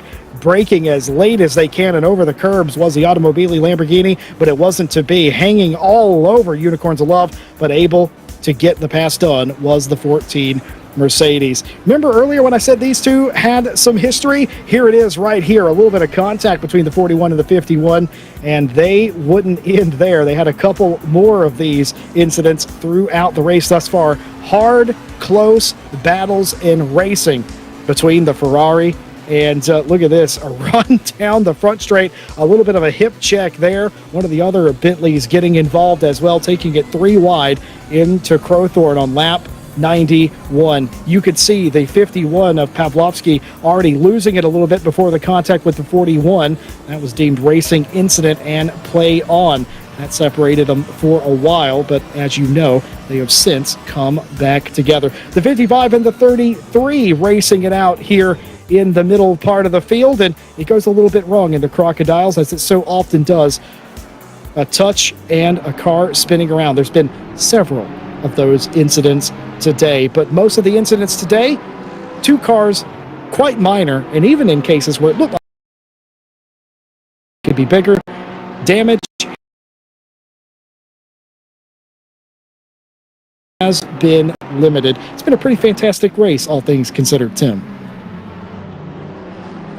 Yes, in that incident, they were starting to slip, and when it first happened, I was wondering exactly what happened there, but you could see the rear of the Ferrari does get thrown out quite a bit, and the number 41 would have had a clean line had it not happened, but instead, because the Ferrari's rear slipped, it just covered what was originally a clean line for them. So I do have to agree there. I think that was a racing instance, because had the Ferrari not lost grip there, both cars would have probably got through that safely.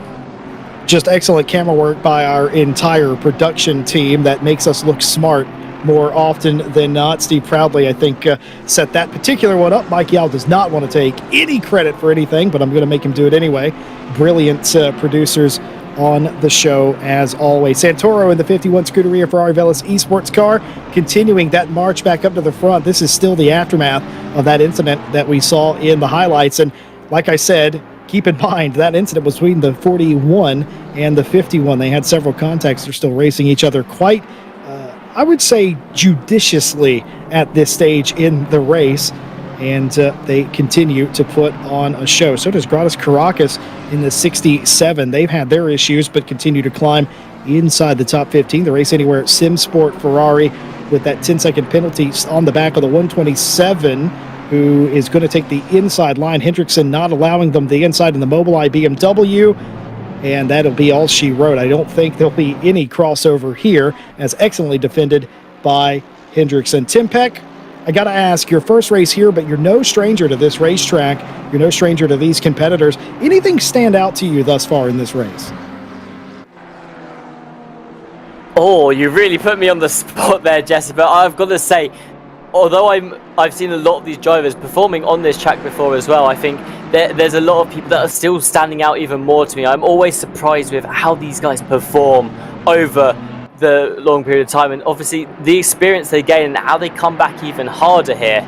But I've got to say, there are some people who aren't surprising me so much as well. I see the 333 Aston Martin that you can see currently driven by Vedi. They're in 7th place. I expect them almost to climb through the field as they have done, because there are some very, very good talented drivers on that team. And I've got to say, there's a real mix of drivers in the field right now as well, and it's really interesting seeing drivers who I've seen before versus drivers who I haven't actually seen much of in the past as well, and how they're all shaping up against each other coming into this race. And I've got to say, it's been an all-round brilliant performance here, but the one thing that's really stood out to me is the pressure coming out from all of the drivers on track right now, and a lot of discipline in the racing as well, because it takes a lot to make a move happen in motorsport. But one thing that we've seen a lot of is drivers driving very close proximity to each other, almost going half a lap side by side without too much contact being involved, and definitely no huge incidents in that respect. So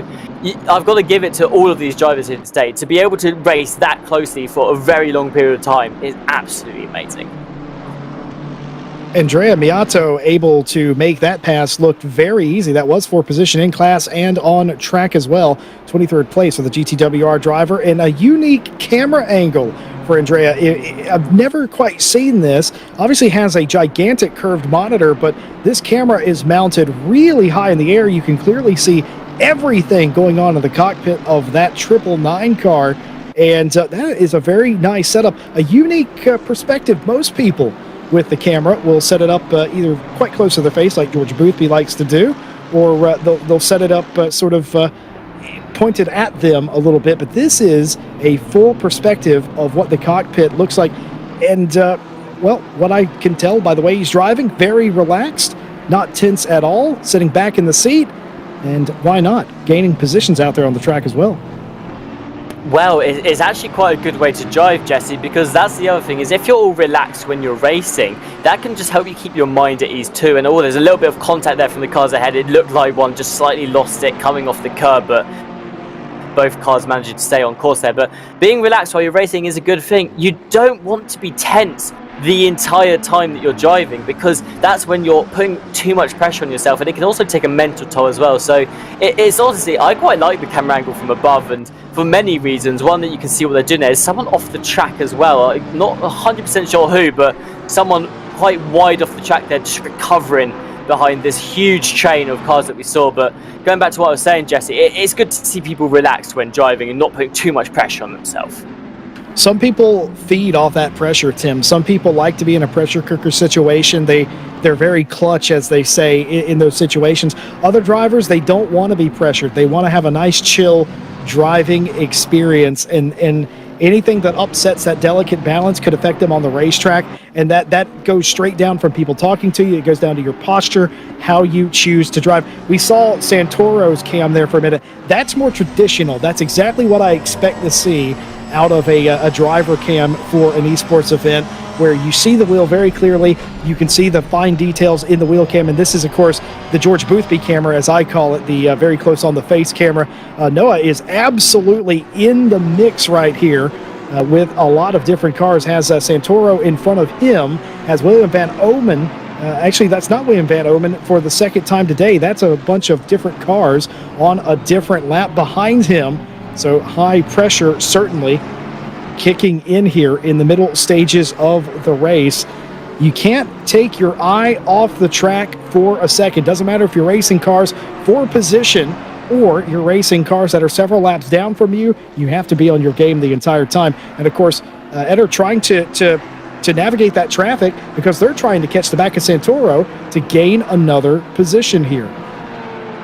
Climbing through traffic when it's this close is always nerve-wracking. It almost looks like the start of a qualifying session out there when all the drivers are grouped up trying to find track position for their lap. But like you said, it's just about climbing as fast as you can, but without getting into too much trouble. And when there's so many cars around you like this, you have to constantly be aware of where their whereabouts are on track too. You can see here that Santoro of the Scuderia Ferrari Veloci sports team doing a good job of just navigating this traffic, and went for a little bit of a send up the inside there. But of course you can't do that when the traffic is blue flagged ahead of you, because they'll almost be moving to the side expecting you to go up the inside there. So it's a lot of working together with everyone else, reading their car's body language, trying to work out, okay, are they letting me through this corner, or are they going to hope that they can let me through in a couple of corners time when it's safe for them to do so. So a great deal of working together from a lot of drivers right now to navigate the traffic. Well, the traffic too, you also have to know who you're racing against. And in this series, you get a lot of reps with these teams, and there is a strong likelihood at some point throughout a season, regardless of when you go into the car, you will race at least 1 point with every other driver on the circuit. And I know that sounds outlandish because there's hundreds of drivers, but it does work like that throughout the course of an endurance season anyway, where you have so many opportunities. But the likelihood of you knowing every single driver personally, or knowing what their tendencies are very low. A lot of teams employ the strategy of, I have experience with them, this is what they're likely going to do. And this is not for position. I'm talking about with navigating back markers in a race like this. You have to know how they're going to react. Every driver is different. They may get out of the way. They may try to give you half a lane. They may slow down on a straight, which, again, I have personal strong feelings about doing that in an unsafe way. But you have to know who you're racing against. A lot of times you kind of have to guess, and if you can afford it, what you should do is drive behind them, see what they're doing, and do the opposite of what they're doing. But then again, I'm stating the obvious. Senko right now trying to overtake the people ahead of him. What we've previously seen in a lot of traffic, this is now a fight for position between the two yellow cars on track. Yas Heat has been doing a great job of climbing through the field so far, and now it's Senko's turn to try and get some more places through. You can see very close to the rear of the Audi here, but the Audi not going to be willing to let up so much room, because as you can see, they're fighting for a class position with the 164 Aston Martin here. So if the McLaren wants to climb, they're going to have to be quite tactical about this, because the Audi 144 certainly not going to make this easy for them. Yeah, Tim, you're right. This is the other side of that coin. We're talking about taking lap traffic, but this is not that. This is racing cars for position, but also me and Ewan talked about this in the very beginning about dealing with this. If you're a pro driver and there's silver drivers racing in front of you, there is a respectful etiquette, and you have to be respectful of their battle in a certain way. But at the same time, you cannot let them impair your race. It would work the same way, which we had earlier with the 977 overtaking pro cars. Same thing with when Berrier was in the leading silver car as well. You can't let other people dictate. You have to treat them all the same. but at the same time, regardless of what class they're in, you have to respect two cars that are racing in a battle that you could disrupt or change the outcome of. So you got to think very critically, you got to do it smart and surgically, and that's exactly what Statsenko is trying to do here for Yas Heat. Doesn't want to do anything unless an opportunity presents itself here. But then again, the two cars in front of them that are racing, they're not close enough to race each other. So you might see the 149 drop in at some point. Well, you do have to take into account that as well, in that, like, Statsenko wants to clear these drivers as quickly as possible, but like you said, they want to do it in a respectful way, and I think Statsenko here is doing the right thing for now, just sitting behind and waiting for the opportunity to appear rather than being too pushy on the rear of the Audi. I could not agree more. Replays of some of the events that have led up to this point, the 55 and the 33. I think we saw this a little bit ago, but just a replay down into the Crocodiles. A little bit of a touch here is going to send the 33 around, and that was one of the penalties for the 55 earlier on into the race. They've had a couple today, uncharacteristic of that team. This a huge dive down to the inside. The 67 of Fabian Piffet able to get around the 164 of Perella for the time being. Contact as they go through the sweep just a little bit, and that does allow the 164 to go back through. And look at this huge contact here, leading to both cars losing several positions. The 67, though, losing the better part of that. A little bit after that, coming up into Leacup, the 322 and the 33. A little bit of contact, the 33 into the rear end of the 322. A huge spin, and you're going to see the number 14 Unicorn of Love team come into view. And there is that Mercedes very close, right in front of the leader that time. Robbie Stapleford and Perella going at it here. The 164 and the 62 up into Leacup again. How close will this be between G2 trying to go around the outside, nearly running out of room?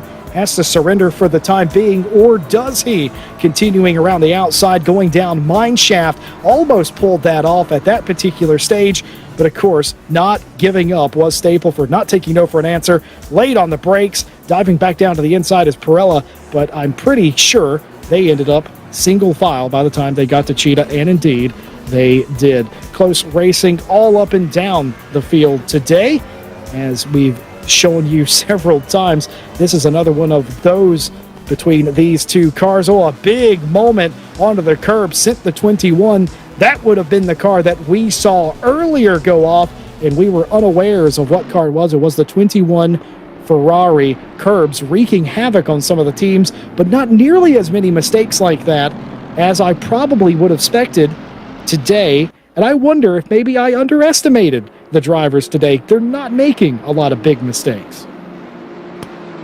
I have to almost agree with you, though. I think coming into this race, I was expecting to see the curbs cause a lot more trouble than they have so far, because when you say Kyalami to a racing driver, the first thing that goes to their head is, oh no, the curbs, they can be very dangerous here. So I agree with you. I think going into this race, I probably underestimated the drivers a little bit too, and thought there may be a lot of action that the curbs will play in the racing today, but so far all the teams have managed to stay off the curbs quite well, and that's also, like we were saying earlier, about how it's a responsibility of the team to help out with the mentality of the driver and give them all the good news and the feedback. That's one thing that the team can help with as well, is just to be there to remind you, okay, there's been a couple of incidents on this curb here, maybe try and stay off it. Remember, your tyres are getting low as well.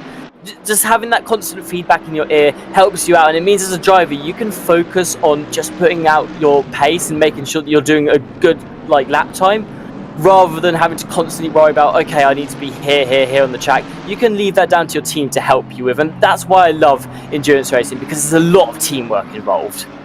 Speaking of teamwork, Yas Heat continuing to try and gain position on the field, and nearly had the 164. They showed up in the highlights a few times. Very close quarters racing on that sector in particular throughout the first part of this race. And yet again, Statsenko figuring out just why the 164 is so hard to pass.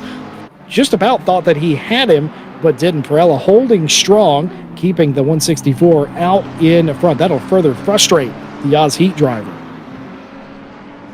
It will, but Statsenko here has already cleared one of the two in the split, and like we were talking about earlier, they had to do this in a way that was tactical and meant that neither car was losing too much time here, because as you said, you've got to give a certain respect to the drivers that are around you on the track here. So Stasenko slowly climbing through the order, I think, is a good way of just doing it in a more casual way. We're now looking at the Kramer Racing Esports team and their pursuit of the number 51 ahead. And I was actually looking at the 51, the 41 earlier, because we said how they had that incident that sort of split them apart a little bit. It was 1.6 seconds between the two cars, and at one point the Ferrari had caught up and they were just 4 tenths off the Bentley, but it looks like the Bentley now has found that extra bit of pace and it's helped them to distance the number 51 a little bit, although it's more or less hovering around that 1 second area right now. But that doesn't stop the fact that the 977 here again has a great opportunity to maybe just try and put a wedge between them and climb higher, and then they'll be able to take on the 333. Speaking of a wedge between them, the 41 and the 51 now have a wedge between them for the time being. It is a lapped car, and the 51 will try to clear that and continue their pursuit of the 41. A lot of the top competitors are still very close together. Look at that flashing of the lights there from Santoro, wanting the Porsche in 25th place to move out of the way. They're doing nothing of it, holding their station, allowing the 51 to work their way around, unable to do it at this juncture. A little bit further back in the field, the battle between the 164 and the 149 does continue. Yasheed continuing to try and get by that Aston Martin to no avail. Almost got it done a lap or so ago, but has not been able to replicate the feed or pull off the job. Meanwhile, the 144 waiting in the wings here, trying to determine, well, maybe if the 149 of Yasheed gets beside the 164, maybe you could have another 2-for-1 situation. We've seen that a couple of times today. Well, you can see here that the Yasheed car is still just behind you, actually in the wing mirror there, getting ever so close to the rear of the car ahead of them, and that means that they're now back under pressure from the Audi. So they're in trying to make that overtake happen, they're now back under pressure, and you can see still neck and neck coming through that final corner, being pushed quite wide to the outside there as well. Does the 144 have it in them to maybe get back through here? Currently crossing the line, the 144 is ahead, and it looks like approaching the second corner as well. The Audi will have retaken that position, so a small mistake from Stasenko there, slightly overshooting the corner, it looked like, from the wing mirror, has caused them to drop that place again. And that's why I mean, and you have to be tactical when you're planning these overtakes, because you can lose a lot of time there. Oh, and they've just taken it right back again down the inside, so Stasenko there, straight back into that position, is going to start to pull the Audi again, but this Yasheed car taking a lot of time to deal with these silver class drivers. That's going to be putting pressure on Stasenko. I think that he was let back through whenever he dove up the inside like that. Didn't want to be a part of an accident today. 144 has already had their fair share, and they'd like to have a clean run to the end of this race. And they talk about a team that just doesn't want to be denied. Stasenko driving up the inside to get it back, and did, but wow, what a moment there. That was exactly what we were talking about. You make a little bit of a mistake and you go backwards in one of these lines of cars. Man, it is close action everywhere. Look at this. This is back for 34th place. Should I argue it's for 33rd place, which is currently the position that the 42 of Gates has at the moment. But beyond that, everybody here, and there's the odd car that's on a different lap in there. I think that's Shara Pinnen's 900 Mercedes as well involved, and that car is a lap ahead of all of these cars fighting for 33rd place to further complicate things. You saw a bit of dirt being picked up from one of the cars towards the back there, and that's the other risk that you're running when you're just trying to get those overtakes down in general, is if you swing wide on a lot of these curbs. You can see even there with the number 21, the 7.9 Flash Axle car. On a lot of these curbs at Kyalami, you've got that runoff where it changes what the track's made of quite a lot, and if you go too wide, you're going to be picking up dirt, which just ruins all of the momentum coming out of the corner. So Kyalami is one of those tracks that's well known for, if you go that slight bit too wide, you're going to really lose that momentum, and when you're quite likely to go wide as well. It's very easy to do it on this track because you're swinging around these corners quite fast. So that's one thing a lot of these drivers have to take into account, not to do, is to push the car to the limit, but not so far that you're starting to go over the limit, because you don't have a lot of work there. You're either doing it perfectly or you're too much over the limit. Yeah, a lot of drivers coming through Cheetah are going off the racetrack there, and that's just them pushing as much as possible.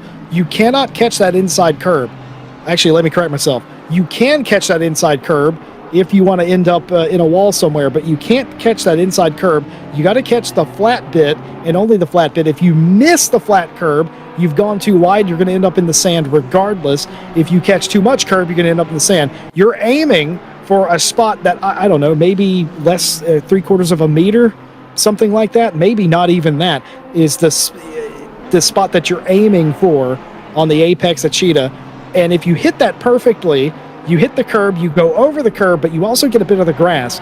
But it doesn't really matter because you're only there for a split second and you're going in a straight line basically anyway. What you don't want to do is hook the backside of that curb. That's when you get in trouble, and that's what's caused several of the spins we've seen today. It isn't running in the grass that's the problem. It's hooking the backside of the curb in that corner while trying to put wheel in the car.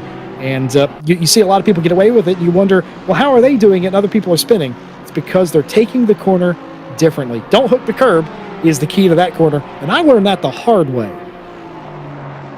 I think a lot of us did learn that a very hard way, Jesse, but I'm looking right now at the fight that's happening on track. This is the 977 Porsche still trying to overtake the number 51 Ferrari. Now, you may be thinking, hang on a second, this was originally for 9th and 10th position. Well, what has happened is that the number 41 Bentley has pit quite early again, and you can see they're currently in 18th. They've got 11 seconds of time to the car ahead of them, which means that they're going for a huge undercut here. They're on fresh tyres. They're able to just put out lots of clean laps in clean air as well, which is the key here. And it means that whenever the Velas Esports team comes into pit for the number 51, they're most likely going to find themselves quite a little bit behind the Bentley, because the Bentley right now has so much clean air, whereas the Ferrari is worrying about a Porsche that's trying to overtake it. Well, I will say this, if I am Santoro in the Scuderia Ferrari Velas Esports car, I have to say, you got to get a move on now. He's got nearly 5 seconds of a gap up to the 33, the leading silver car in front, who, by the way, does carry a 5-second penalty, and that will make it quite close for the lead of silver when they pit. The 41, by the way, they're doubling down on their strategy here. They're coming in early every single time. They're not wavering. They have decided this is the strategy. Race Control has this to say about an incident involving car 959 and car 77 on lap 20, or 127, I should say. No further action, and an incident on lap 129 has given a drive-through penalty to car 21 for causing a collision with car 959. Working lap 140 right about now as pit stops for the majority of the players up front. Unlikely to start for the next 15-ish odd minutes. You'll see a couple of cars come in before that, though. Well, we talked about Race Control, our beautiful broadcast department, our excellent statistician. Let's give a hand to all the marshals and the flagmen and women around the racetrack this evening as well. Of course, they're working hard as well, working the blue flag really hard at this stage of the race.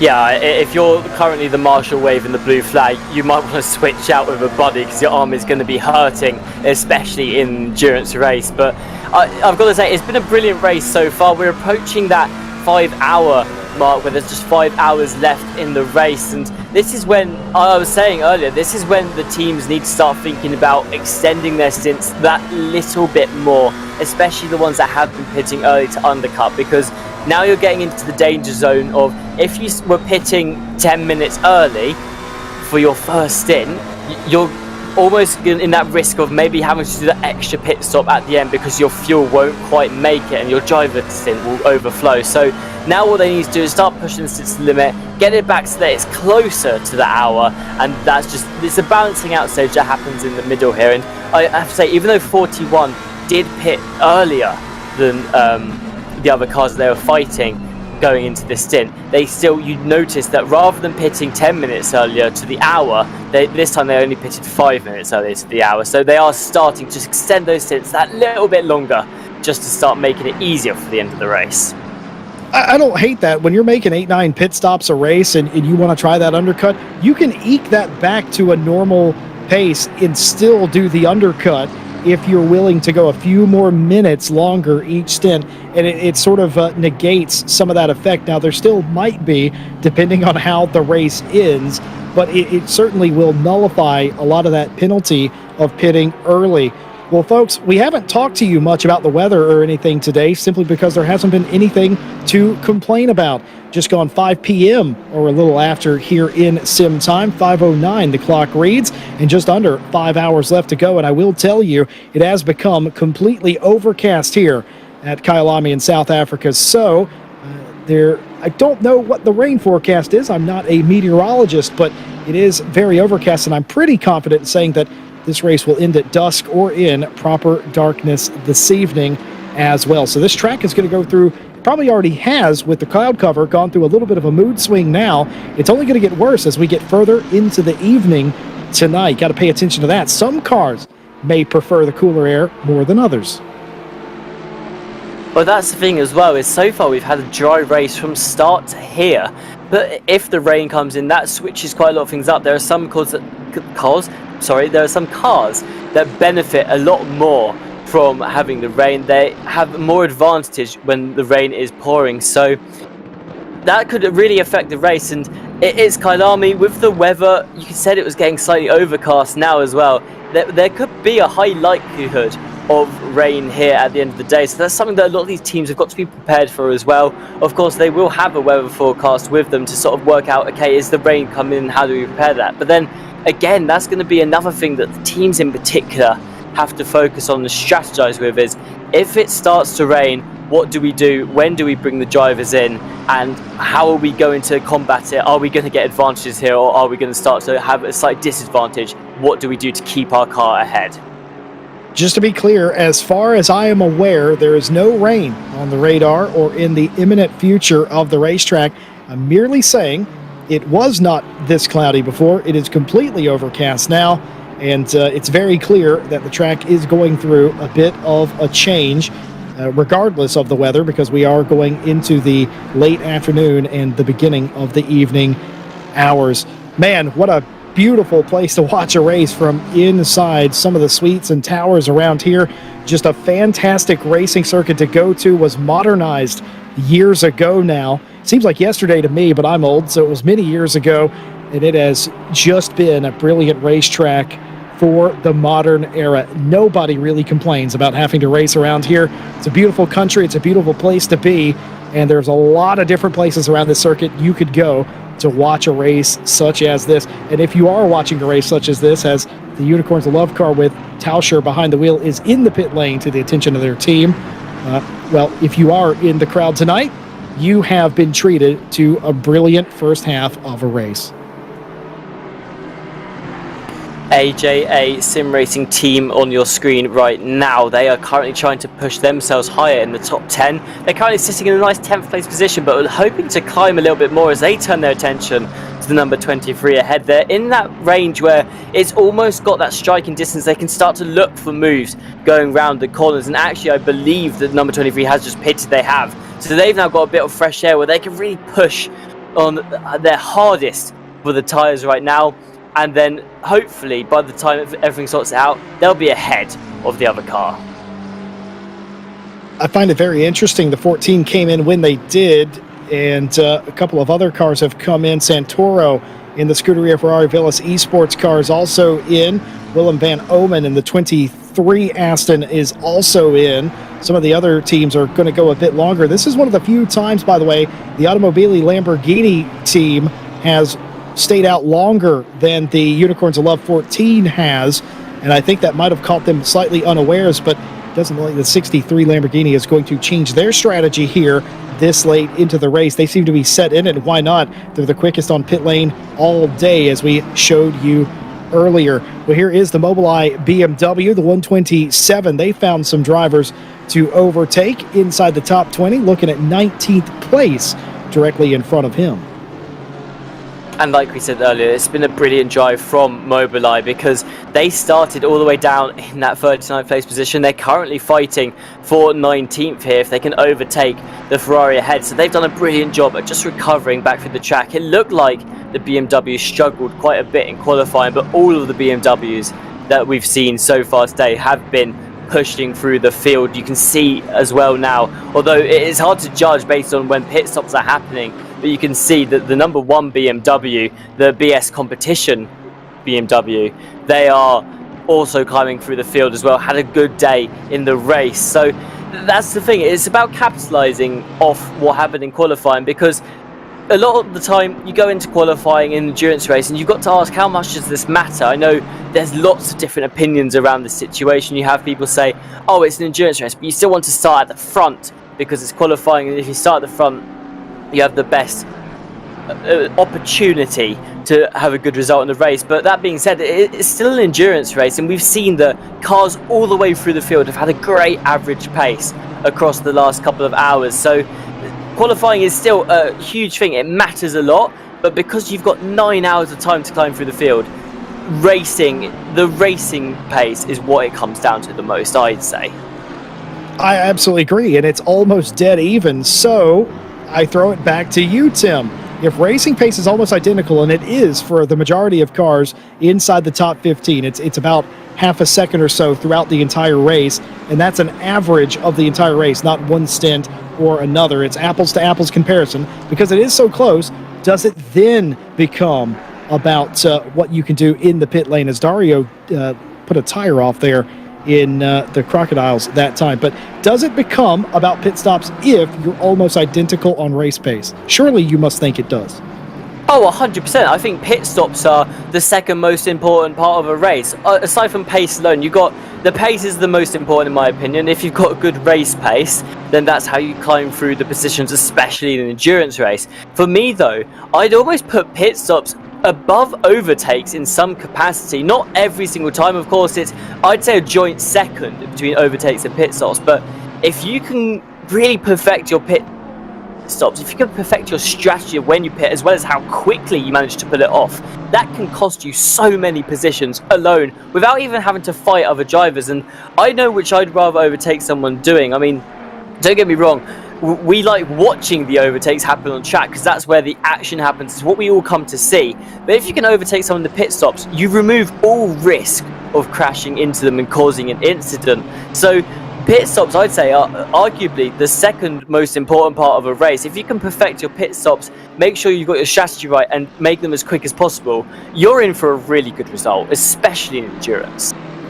All right, I'm going to bite because I know there's somebody out there listening that wants to know. You've told us what your first and second most important parts of the race is. What's number 3? What's the third most important part of an endurance race such as this? I mean, the third most important part then comes down to attacking and defending, doesn't it? I'd argue that maybe your overtaking potential, your attacking, does come close to being second. It may be even second. It's tight with the pit stops there, depending on how good you can do it and what your strategy is. But I think I have to give your overtaking potential the third most important thing. You need to understand the track. You need to make sure you know where the overtakes could happen. You need to make sure you know your performance compared to other cars, and even understand the individual drivers themselves. We were mentioning earlier that a lot of these drivers have driven together before, they've driven against each other before, they know what to expect. So you have to understand both your opponent's teams and also the track itself to work out where can I make these overtakes happen safely and efficiently, because you don't want to get caught behind cars on track for too long. So much about racing like this is going back to school, as we say in the Americas. Going back to school meaning learn all you can from your opponents out there, and you never know if it's going to be important later on in the same race, let alone the series. You can assume anything you can learn about a team or their prowess or where they're good and where they're not always comes in handy. Never stop learning. For the first time today, James Baldwin leads the race in the McLaren Veloce GT66. They, of course, I'm almost confident, I'm very confident, in fact, they have not done their pit stop this cycle yet, but still, encouraging how well that they've raced here. After where they started, they fell back a position into 8th place. They've been in amongst them all day, and they've moved as high as 6th place in the overall running order, and they are still picking up pace. Race control's been busy, and here's what they have to say. Cars 9, 11, and 51 on lap 132. No further action. Cars 144 and 149 on lap 134. No further action. Cars 42 and 21 on lap 137. 15-second time penalty to car 21 for causing a collision. Right now we are riding on board with James Baldwin, who is currently leading the race. Of course, this is because other people have pitted. So the number 66 McLaren Veloce GT extending their stint as far as possible. I think they're probably going to be one of the last cars to pit as well, if my memory serves me well here. But coming into the race, you've got 4 hours and 48 minutes left, and we're about 11 minutes past the hour here. So personally, I'm quite a huge fan of what the McLaren has decided to do here. If you extend your stint quite a lot, overcutting works as well, especially if you have a really good average pace and you're not losing too much time across your stint, then you can really push out those last couple of laps, and you may find yourself, because you've got that clean air in front of you, you've not got cars that are holding you up. It is a great way to continue to try and stay ahead. So overcutting, undercutting, both brilliant strategies in my opinion. Valentin Berrier has got back in the 333 Aston, and they're all the way down in P15 after their stop. And this is normal. The 977 has not pitted, and they have continued to go as long as possible, or near as long as possible. And just what you're talking about with McLaren Veloce GT, I absolutely like this. Sometimes the best strategy for you to gain on is just to be a contrarian. Do the opposite of what anyone else is doing in the field. You see your competitors coming in early because they're all trying to undercut. It was a precedent set very early on by the 41. It was shown that it was going to work. So what do if you are Baldwin, if you are McLaren Veloce GT? Just go long, go as long as possible. Try and do the overcut, which has worked for them in past races, and just hope that maybe they have to take more fuel than you at the end, or maybe try and go longer, stay out of traffic longer, because you never know where you're going to come out in pit lane at this stage in the race. Obviously, you do all of those things, maybe you set yourself up for another position gained in pit lane, or maybe you just have newer tires near the end of the stint and you can overtake a little bit easier. There is a race within a race always in these events that I absolutely love, because you can have infinite theories about how it's going to shake out, and then the teams do something that utterly surprise us and flabbergast us. The 977 pits out of the lead in the silver class. They will tumble down the order as so many of the other cars that have already pitted have. By my calculation, all the teams have until the 40-minute mark in this hour to come down pit lane. Anything under that will incur a penalty for driver stint limits. Nobody has ran afoul of that today, and I don't suspect we will. It's a very rare penalty. I've only ever seen it once here in competition. Dominic back inside the Triton Racing number 10 Bentley. It's been a while since we've seen Blyer in that car.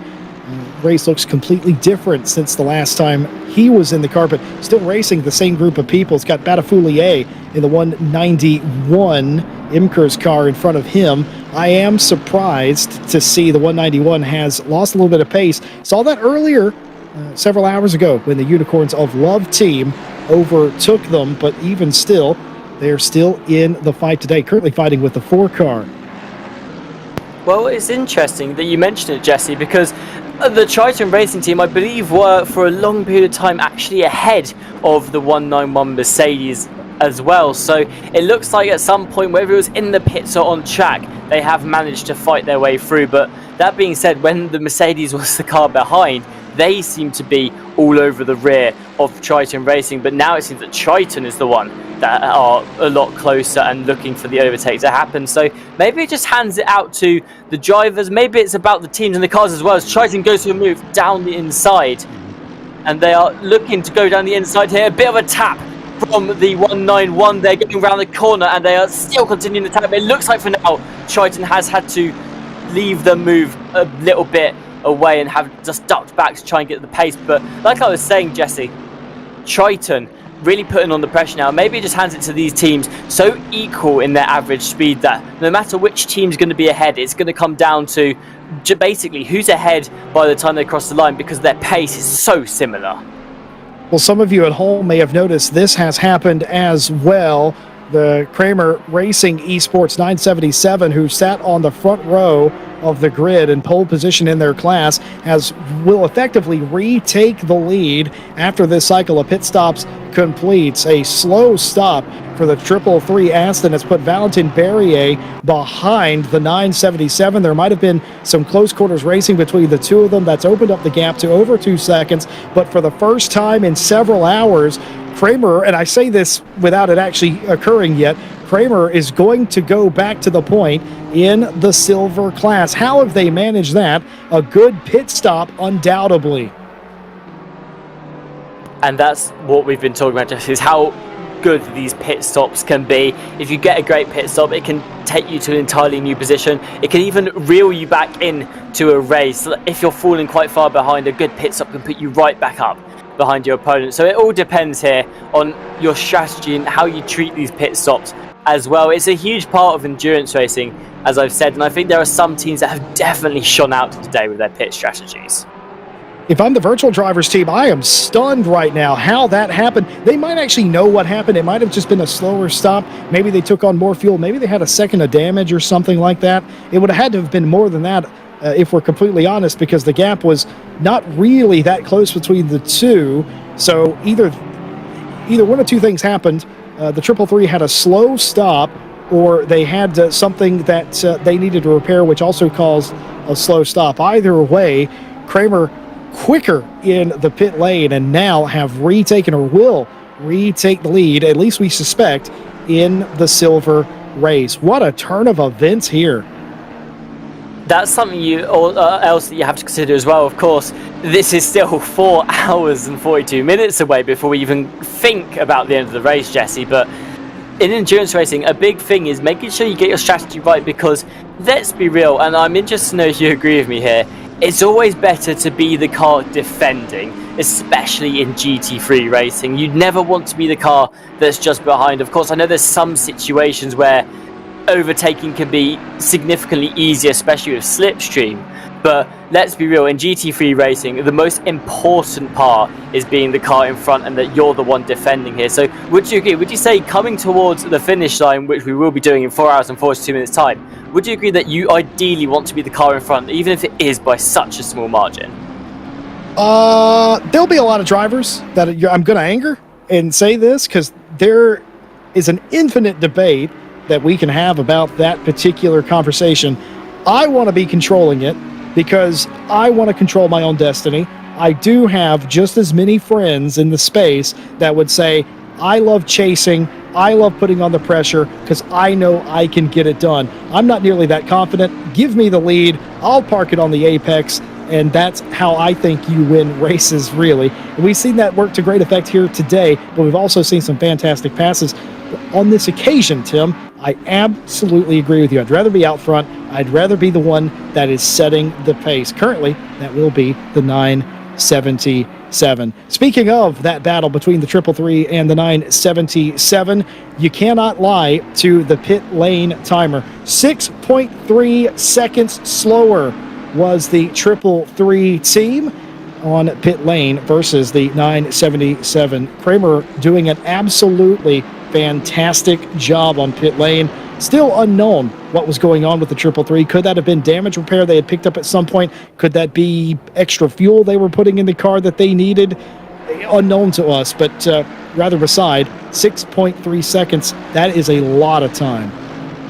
That is a huge amount of time, and it just goes to show how important the pit stops are. And the thing that I find amazing about these silver class is that the top 3 right now, looking at their average lap times across the entire 4 stints, there is barely anything separating them. Currently, the number 23 is in the lead with an average lap time of a 1:41.265, but the 977 Porsche is only 700ths off that time in the average lap times across every single stint they've done so far. So there's almost nothing separating these top three in silver class in terms of pace on the track, and that just goes even further to show how important it is that you get these pit stops right, because as has just been shown to us by the 977 Porsche here, is that it could be everything about getting that track position.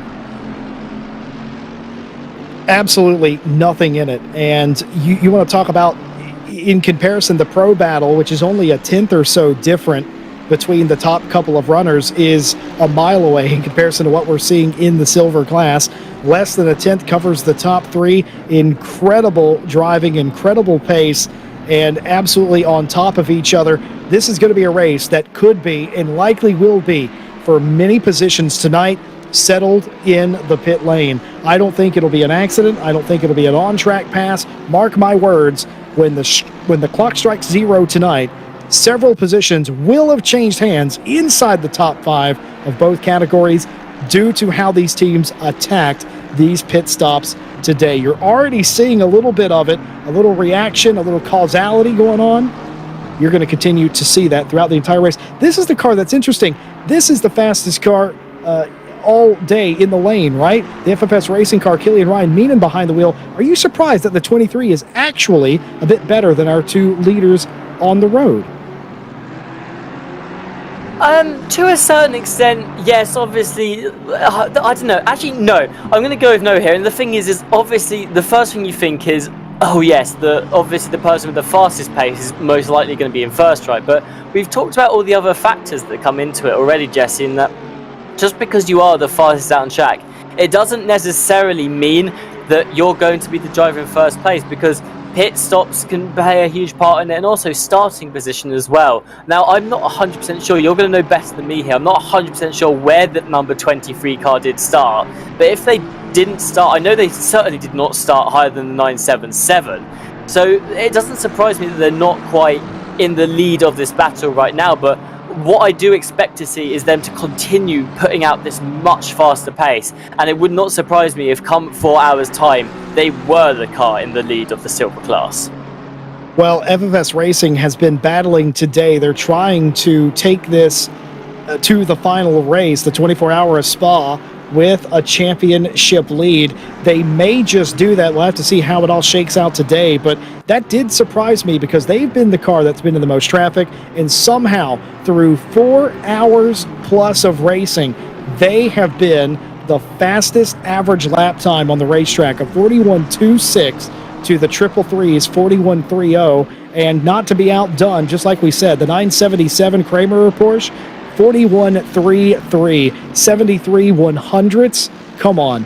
And again, the 23 leading all of them, if not on the racetrack, in the stat sheet.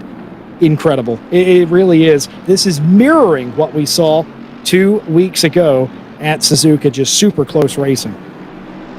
And that's the thing, is when the racing is this close, when the lap times are this close, it just goes to show that anything can change the order of the people that are currently fighting in this race. And it could be the most minor mistake that, as you said, you make a minor mistake, it could send you back 1 position, it could even send you back 2 or 3, depending on if you're a train of cars. So the fact that these drivers are out here putting out these laps continuously well and doing these amazing speeds without making huge amounts of mistakes is why they are in the positions they are. Because at the end of the day, endurance racing, another big part of it can just come down to the fact of how many mistakes do you make, and that's something that you don't get a lot, especially in this class of racing. Is just you don't see a lot of mistakes, so it hands to it just being that much better that these drivers have fought into these positions.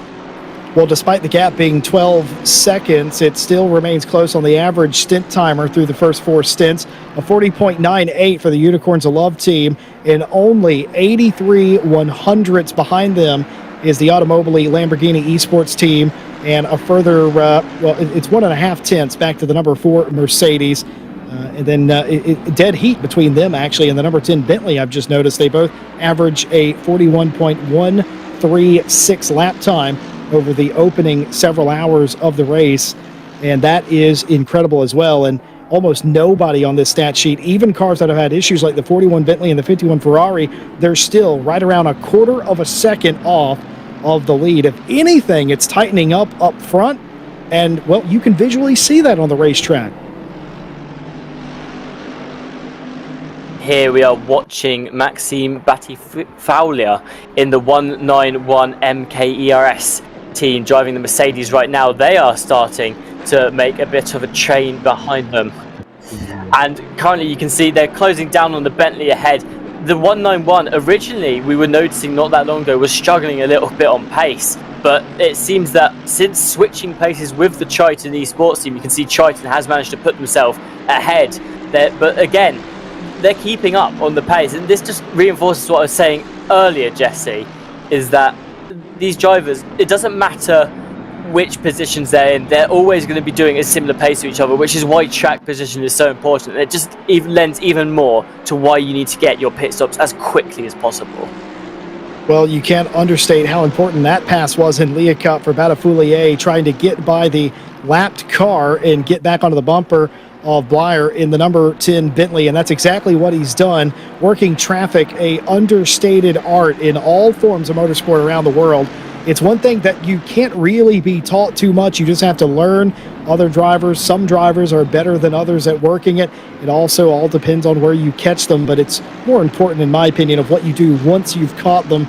Easier to get the job done before your momentum is lost than not, and that's exactly what Batifaulia did there to stay on the back of Blyer, in the number 10 Bentley. We talked about the rise of the 66 and how they had the most to lose today, and early on it was a little bit scary for them. Well, it's gone the other way. It's looking really nice so far for the McLaren Veloce GT team. They sit in P6, 7.7 seconds behind this battle that we enjoy right here, and they're in no real threat to the BS Plus competition car. Camera down in 13th place in the number 1 BMW. Those are your top two in the championship. Don't count out the Automobile Lamborghini as well, up at the second place position, or the Unicorns of Love team. It is going to be all to play for. You're going to have, I've just done the math, about 4 or 5 cars that could all feasibly win the championship in the final round. And oh, by the way, it's a 24-hour race. It's going to be absolutely phenomenal to watch, and this is why a lot of drivers say that the main round that you should focus on, obviously the most important round, is the final round. And whilst I absolutely agree with that, you also have to really think about the round just before, the penultimate round. And that's the thing, is you're going into this race here, a lot of these drivers may be looking at the standings and thinking, okay, realistically we're not going to be fighting for the lead in the final round. But actually what this race has shown us in particular is one small mishap from the teams up front, one race that doesn't quite go the way they wanted it to, and that can throw so many people back into the mix. And as you said, we've now gone, and we may have the Unicorns of Love team and the Automobile Lamborghini team will most likely be at a chance of taking home the final round at Spa as well. So that's why this penultimate round is so important. The teams get it right, and I've got to say it's been an absolutely brilliant result. Although that being said, we've got 4 hours and a half left, Jesse, and the McLaren Veloce GT team, they're still climbing through that order, and there's still time to climb even further. It could be that if they can manage to climb high enough, they can really reduce the damage that this race will do to their points lead, and hopefully for them they'll be able to just make it so that this last round they've still got even more leeway and don't have the pressure of, okay, you absolutely have to win this round here. You can just take it easy and maybe fight for that win, but if you lose the win, don't worry, it's not all over yet. Yeah, again, it goes back to more than just the race. Would you rather be leading or chasing in a championship? I don't know anybody that want to be trailing in a championship and think that they have it all covered, but there might be. And man, I just got to give a credit to the number 10 Triton Bentley, because for the first time today, somebody else other than the 63 Lamborghini has been the quickest on pit lane, and in fact has overtaken the entire field for being the quickest on pit lane. They had a really good stop. They were about 6.5 tenths slower than Automobile Lamborghini prior to the most recent stop, but they had a massive one, it seems like, 4 minutes 12.5 on pit lane for them, and that's the quickest of anybody today. The number 4 Mercedes now sits in second place, 34 100ths off of that, and something amiss with the 63 Lamborghini, as now they are nearly 3/10 off of the fastest, where they had previously enjoyed a nice few tenths lead. So a slower stop there for Automobile Lamborghini Esports that time through. And also, don't look now, the 66 McLaren, the McLaren Veloce GT team, is now up into 4th place on that list. They're about 6/10 off the overall pace on pit lane. But the most important thing is they were faster than all the other cars they were racing. Yeah, you can tell that it's really helped them to fight up the order. Of course, in that group in particular, the 66, the 41, the 51, and the 977, as we were saying, would have benefited massively off the slow stop from the 333 Aston Martin.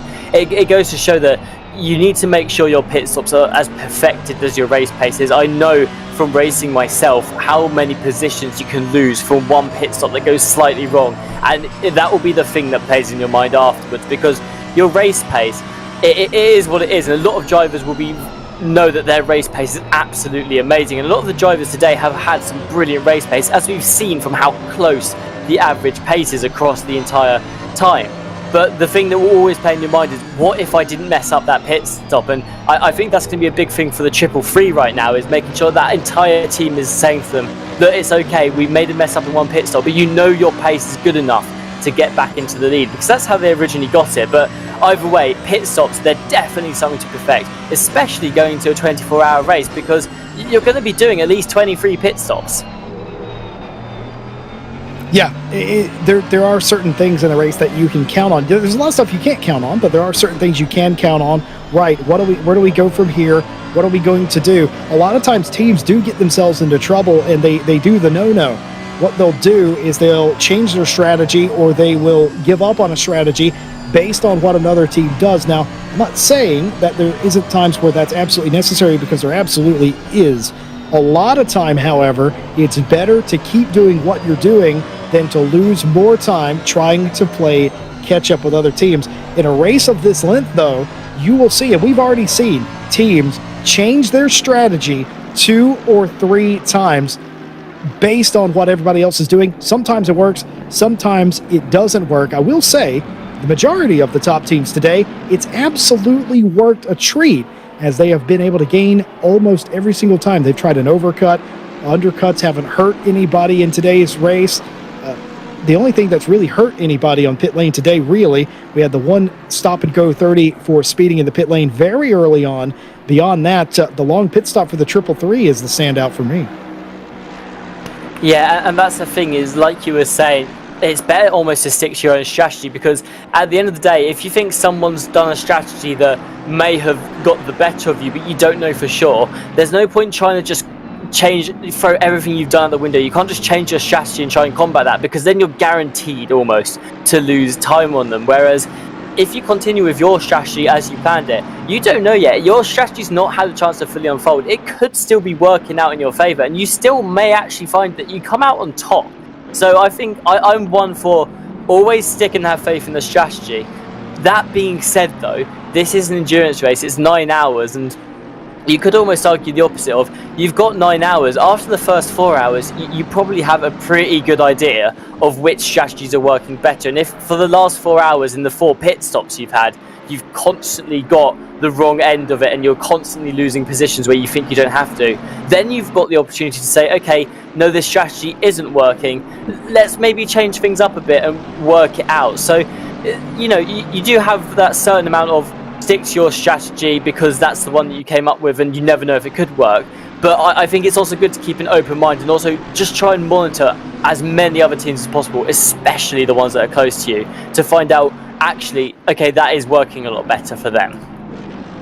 Well, I love playing games in the middle of a race like this, Tim, and I don't know if you've looked at it yet, but who do you think the fastest couple of cars are on the track? Folks at home, have your input as well, because I'm about to tell you it's probably not the 3 cars you would assume it would be. Did you have the 41, the 51, and the 977 as the current fastest cars in this particular stint? So I will admit, Jesse, I did look and I did notice that they were the fastest car in the stint. That being said, though, in a way, it almost doesn't surprise me, because what you've got to remember is they're currently behind the number 66 McLaren Veloce GT team, which is going very, very fast as well. So they've got a lot of potential ahead of them to be closing down, maybe even getting a bit of slipstream to help on the straights now, so that they can just push forward that little bit more. But at the same time, though, the 41 and the 51 and even the 977 team, they've done absolutely amazingly in this particular stint. And you got to say, when they first pitted, they were in 8th, 9th and 10th. So now they're sitting in 7th, 8th and 9th, mostly because of the mistake from the 333 that left them in the pits way too long. But they've now got a lot more open air where they could just push the cars to the limit, whereas before they were stuck behind someone else. So it partially does surprise me a lot, but at the same time, I think these teams, the 41, the 51 and the 977, have all performed so well today, to the point where actually I'm thinking, yeah, that makes sense that they're the fastest on track right now. I know this is going to sound like pandering, and I promise you it isn't. It is a shame somebody, well, the majority, you would argue, of teams are going to lose this race today to somebody else, because there are so many epic drives all up and down this grid that I'm in awe. It's just been fantastic. There's been the odd incident, but beyond that, it's been a duel of strategy and wit. And I enjoy a race like this because it's so unpredictable. We just saw the last stint, the 333 have a long pit stop. Nobody saw that coming after their first several stops were as quick as anybody else in the field. And now you've got Bischoff in the 977. He's been reactivated. He's one of the fastest cars on the field. He's pulling a gap on Valentin Berrier again. Who had that after Berrier had a 4-car lead in between the two of them? It was, I don't remember how much time it was. It was many, many seconds at that time. And now it's flipped on its end. Don't give up and don't think you know how this is going to end. By the way, Simonini, who was gaining on Tobias Pfeffer out front, it was down under 12 seconds a few laps ago. It has never been more than 13 seconds. It's not even been 13 seconds as far as I am aware, but it was trending down for the Automobile Lamborghini just a few moments ago as well. Remember, this track might go through a mood swing here as the light starts to fade, the cooler temperatures come in. You never know what you have there for the nighttime hours. Yeah, obviously as well, with the track getting cooler leading into the night, that's when the track starts to cool down and tyres start to work that little bit differently. You have to really think about the pressures too, and that's more for your team to work out for you. But if your team can get it right and the team ahead of you doesn't, and they start to struggle with their tyres a little bit, that can be a huge opportunity to gain back a lot of that time. So just because the Automobile Lamborghini team is sitting about 12.3 seconds behind the leaders right now, it doesn't mean they're out of this race. There was one point in time, there was a very long point in time, when the number 63 was leading this race, and it was the Unicorns of Love team that had to make the overtake happen and close down that gap. So anything can happen, and with half the race to go, anything could change. And again, we're still watching this battle between the Velas Esports team and the number 41 Bentley ahead, and we've said this so many times, Jesse, they've been constantly battling out with each other throughout this entire race. And knowing that they're now the fastest cars on track, that's going to be a massive hit for the 333 team as well, because they were probably hoping that, okay, we've had a bad pit stop, let's now try and catch up with them. But they all seem to be flying. Yeah, Bischoff has turned it up to another level, and they are not being caught. It's stagnated the gap at 3.2 seconds. It was expanding for the leader in the silver class, but I said it stagnated. Now it's gone down just a little bit. I haven't talked a lot about Maciej Malinowski, the Oz Heat 149. They had their early worries in this race, but have continued to try and fight up inside the top 20. They've done that to great effect and now find themselves one spot behind the 127 Mobileye BMW at this stage. And that's good company to keep those couple of cars. At least you're racing competition you are familiar with at this point, unlike a little bit earlier on in the race.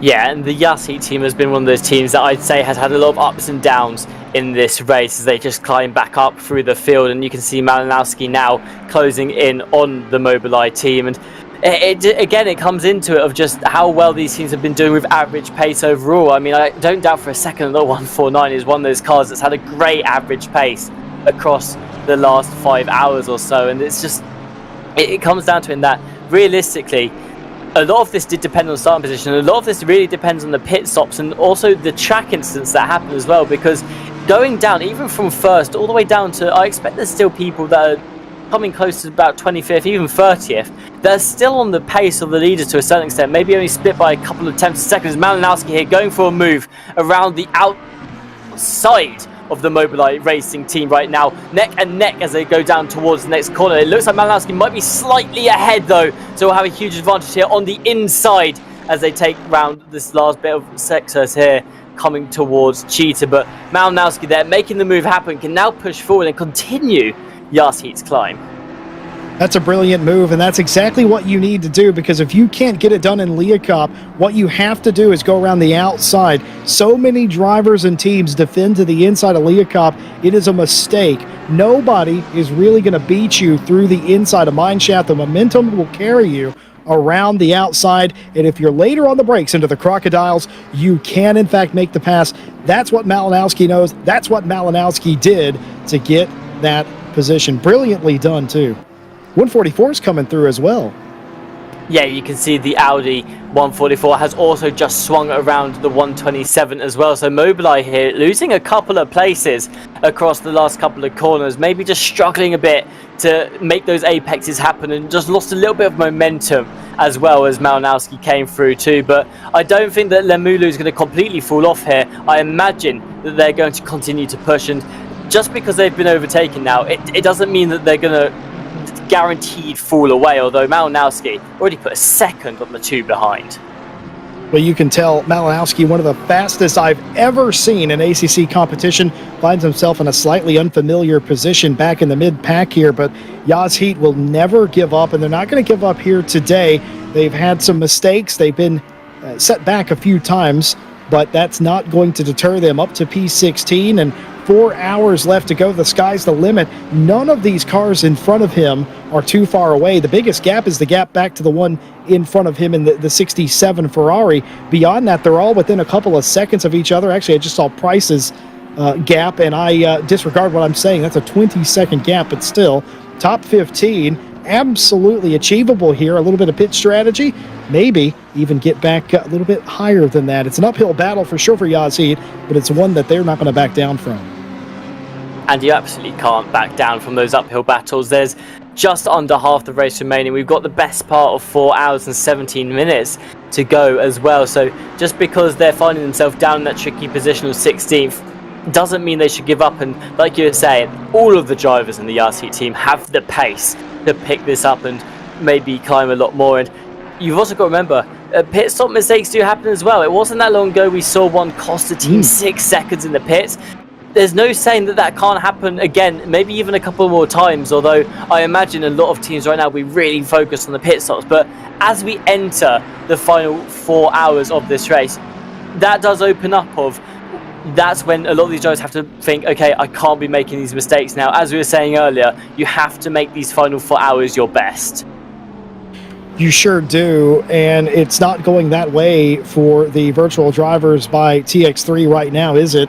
They're still 3.2. That gap started to come down and it evened back out again. They've been stuck in 3.2 seconds back this entire run. The race car version of Purgatory, as Bischoff has just been running really, really quick laps. Berrier, to their credit, has been keeping up with that pace, but that slow pit stop has doomed them into a little bit of a gap in between them. And just about for the first time all race, the top three silver cars are all together, at least on the overall scoring pylon. There is quite the gap back to Petroshenko in the 110, 9.7 seconds thereabout to the third place car. So no worries there for the virtual drivers team at the moment, but they don't need to be sliding, which thankfully currently they are not doing. 51 and 41 still battling it out on the track. But you can see that Abu Ladzi currently has their focus on the number 66 ahead. The Veloci GT McLaren was doing an astounding job at just putting out some of the fastest laps ever, but with the recent turn of events, we've seen that actually it's the number 41 and the number 51 who have been flying in this most recent stint. And if there's one thing I know from seeing them around in other races and just watching them grow as a driver, is that Abu Ladzi is a phenomenal person. When it comes to pace, Abu Ladzi can absolutely fly around the track, and so it's not surprising me that they're the one that is taking the wheel and leading this current stint for the number 41. Well, here is the man himself, Dalking Darren King, the GCWR Academy driver, the 999. Haven't heard much from this team here today, but here is Darren King. I like Darren King. What a character he is of a racing driver, and he drives so much differently than anybody else. He is personal experience, frustrating to have to try and pass. Not that I have the pace to keep up anyway. He's also under the weather too, so he's driving under the weather, quite ill, and still getting it done out there today, keeping the 322 behind, but only just. Talk about driving injured. It can be any number of ways. Being sick in the cockpit, Timpex, sometimes is a welcome relief. Sometimes it is a distraction being ill. I don't know if Darren King allows anything to distract him. And again, it's one of those things that really spits out the best from the best. Of course, you've got to be constantly on your game. And I know personally from driving that if I'm feeling a little under the weather, it can really affect my performance on the track. But Darren King not letting it affect them will be an absolute thing. Is the number 51 there? Is that contact between them and the number 41? I have no idea. I don't know if he hit the curb or what. The camera was obviously in the penultimate corner, but hard to say from that angle, but something amiss there. That could have very well just been the inside curb that sent them wide just a little bit, but no additional damage there. Very clearly wanted to keep off the 41 and did quite well, but another scary moment for the Scuderia Ferrari Velis Esports Ferrari. They get away with it, though, again, and the battle will continue between the 41 and the 51. And that's a good save for them as well, because if that is them hitting the curb there, that's a very dangerous curb to hit, and it can be very hard to recover. I know from a lot of experience as well that if you hit that curb, you're basically guaranteeing yourself a one-way ticket into the wall there. But to be able to recover that, Savini's done a great job. Also, since they'll be coming towards the end of their stint, they're going to have fairly old, worn-down tyres too, so keeping that together is a great job from the number 51. You can see already closing the gap yet again to the number 41 here, so a brilliant job all round from the Ferrari Velis Esports team. They have battled back through adversity again and again today, and they've clawed their way inside the top 10. They're thinking about working their way up a little bit further. They've been following the 41 for a large part of the middle stint of this race.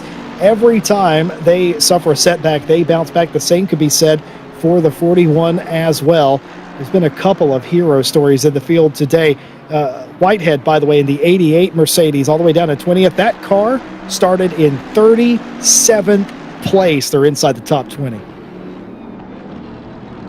Again, another phenomenal drive from the number 88 there. And Whitehead, currently the driver of that car, continuing to do a great job at it as well. And we've had a couple of stories like that where cars outside of the top 20, especially the ones that are towards the back of the top 40, so they'll be sitting there in those 35th, 37th, 39th positions. They've been the ones that have recovered so well throughout the race. So that just goes to show how important the race pace as a whole is, because it's what helps you to continue forward. Another team that I think has just done a phenomenal job, albeit they started quite close to the front anyway, but this Triton Racing team currently holding off 191 from behind the Mercedes and the MK-ERS team. But as a whole, I think Triton has been one of the cars today that has stood out towards the front of the field. Never been quite at the lead. They've never been leading this race, but they've definitely been performing. They've had a great average lap time across the entire race. They've had some great pit stop times as well, and they've absolutely maximised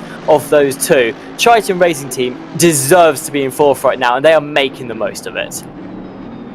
There's a couple of teams like that you could argue in the field that are making the best out of the situation. Just because you start in a position that's uncharacteristic doesn't mean that through hard work and determination and a little bit of luck, if we're honest, there is a element of luck. Remind you, very early on in this race, actually I say very early on, several hours into this race, the Unicorns of Love 14 Mercedes was right behind behind an incident that happened in Leocop. Remember, the track was basically blocked there for a second.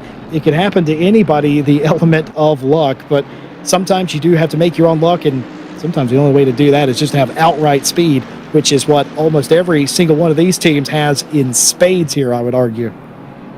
Yeah, there's so many teams today who have performed well, and just about every single team on the track has had an amazing average lap time that has just helped their overall pace. So, like we were saying earlier, it's a surprise when you see some drivers losing out and some that are gaining a lot, because when it comes down to it, there's not a lot that differentiates most of the drivers and the teams on the grid right now. It is those minimal incidents that happen that can change the entire outcome of the race, and that's what it is. When you're performing at this top level of motorsport, you have to be sure that you're constantly doing 100% and almost being as perfect as possible and reducing those incidents to a minimum, because that's what you got to defend against. You're probably not going to have the best time trying to overtake most of these drivers on the track, because a lot of them will be really good at defending as well and will have similar pace to you. So you've got to make sure that you're getting ahead of them as quickly as you can and without slowing yourself down. Yeah, one thing in a race this close, we've documented the entire race thus far, how close everybody is on pace. We saw it 37, 39 cars within a second in qualifying. The top 10 cars in the race are all within a couple of tenths of each other in overall race pace after 4+ hours of racing. There's absolutely nothing in it. So how do you make up time? Strategy, obviously, in pit lane, we covered that. The other way to do it, quite simply, don't make mistakes. As simple as that sounds to do, it's actually really hard, because so much in a race like this is out of your control. You have to just do the best you possibly can and hope everything else falls into place. There is an element of luck, like I said, but also you cannot make the silly mistakes. But as we've seen here today as well, if you're good enough, you can make mistakes and get away with it. In terms of a couple of cars today that, had it been me in the car, it would have been a big accident. With them, it was but a single little blip on their radar. Back to business after that, churning out quick laps. Got to have the complete package to win here. You really do, and I've just noticed that the Mobileye car, the 127 BMW, has just pitted. It's about 7 minutes before the hour, and I've got to say, I think that is the earliest pit stop we've had in this current stint. So, like I was saying earlier, the team's now really starting to maximise their stints. Those that were doing heavy undercuts earlier are now trying to extend their stints to the maximum, so that by the time that final stint rolls around, they're in that optimal position yet again. So we're getting to that stage of the race, Jesse, where it's so important that you really push these cars to the limit, but making sure that you're being safe on tyres, because they've got to last much longer than they did earlier now. Yeah, and that's the thing too. These cars are handling different. We're getting towards the twilight part of the day. That's not too far off in the future, really. And also these cars changing with the track and also changing with whatever tread you have left on your Pirelli tires. And you're learning that as you go. The car, if you were in the first stint and you got into the car now, which some of these drivers have done exactly that for their stints, this car handles differently than it did when you started the race. And in 3 hours from now, it's going to be different again. You got to keep up with the racetrack. You got to do what your car does best in cases like this. There's not a whole lot of tuning you can do. There are some things you can do, including tire pressure. That has to be communicated. But also, keep up with your car. Don't overdrive your car. Seen a couple of teams get away with it thus far, overdriving the car. Grip's going to go up at some point as well. And there's going to be a battle for who can set the quickest lap on new tires. Mark my words. The grip's not going down. It's definitely going up. And it's only going to get better before the checkered flag tonight. Yeah, and realistically, we're looking at that final stint anyway for when the fastest laps will come in. Mostly not just because of the tyres and the grip of the track, but also, like we were saying earlier, those teams that have been extending their stints, so the ones at the front in particular who have been going to pass the hour before they decide to pit, they're going to be coming on a lot less fuel, which overall just help reduce the weight of the car and help them to go around the track a lot faster as well. So I think when we're looking at the fastest laps, most likely they're going to be coming out in that final hour or so when the cars have the best grip on the track and the lowest amount of fuel. It's going to be quite interesting to see exactly how all of that works out later on into the race. I'm certainly going to be watching it from the sidelines. I hate to get out of the booth at a race like this. You're practically going to have to kick me out of here, I think, here in a few minutes. But I got to say, this is going to be a fantastic finish to the race. Tim Peck, it's always a pleasure to be with you. I'm glad to have been with you here on your debut. But for right now, I'm going to bid you adieu for the day and leave you in the capable hands of Ryan Mawson. Ryan, take it away.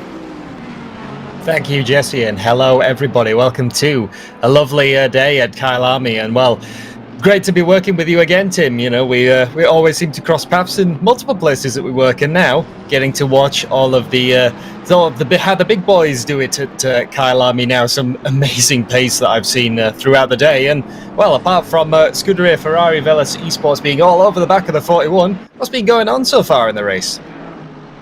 Well, a lot of the race has been the number 51 all over the back of the 41 here, but we've had a lot of ups and downs for a lot of the teams, and overall the average pace has just been outstanding. But at the beginning of the race we had Automobili Lamborghini. They were leading for a lot of it, whereas then the Unicorns of Love caught up to them within I think it was around the 3 hour mark. They finally took that position. It may have been the 2 hour mark actually. They finally took that first place position. They've just been extending the lead since. You can see now it's 14 seconds as well. But it's also worth noting that we've had the silver class have had such an exciting battle for the lead. They've been so close in pace. There's only 700ths between the top 3 cars in that silver class. And one thing that is worth noting is at one point Valentin Barrier and the rest of the 333 team were significantly ahead of the number 977 Porsche, but that all changed when one slow pit stop from the 333 actually shot them back down the order,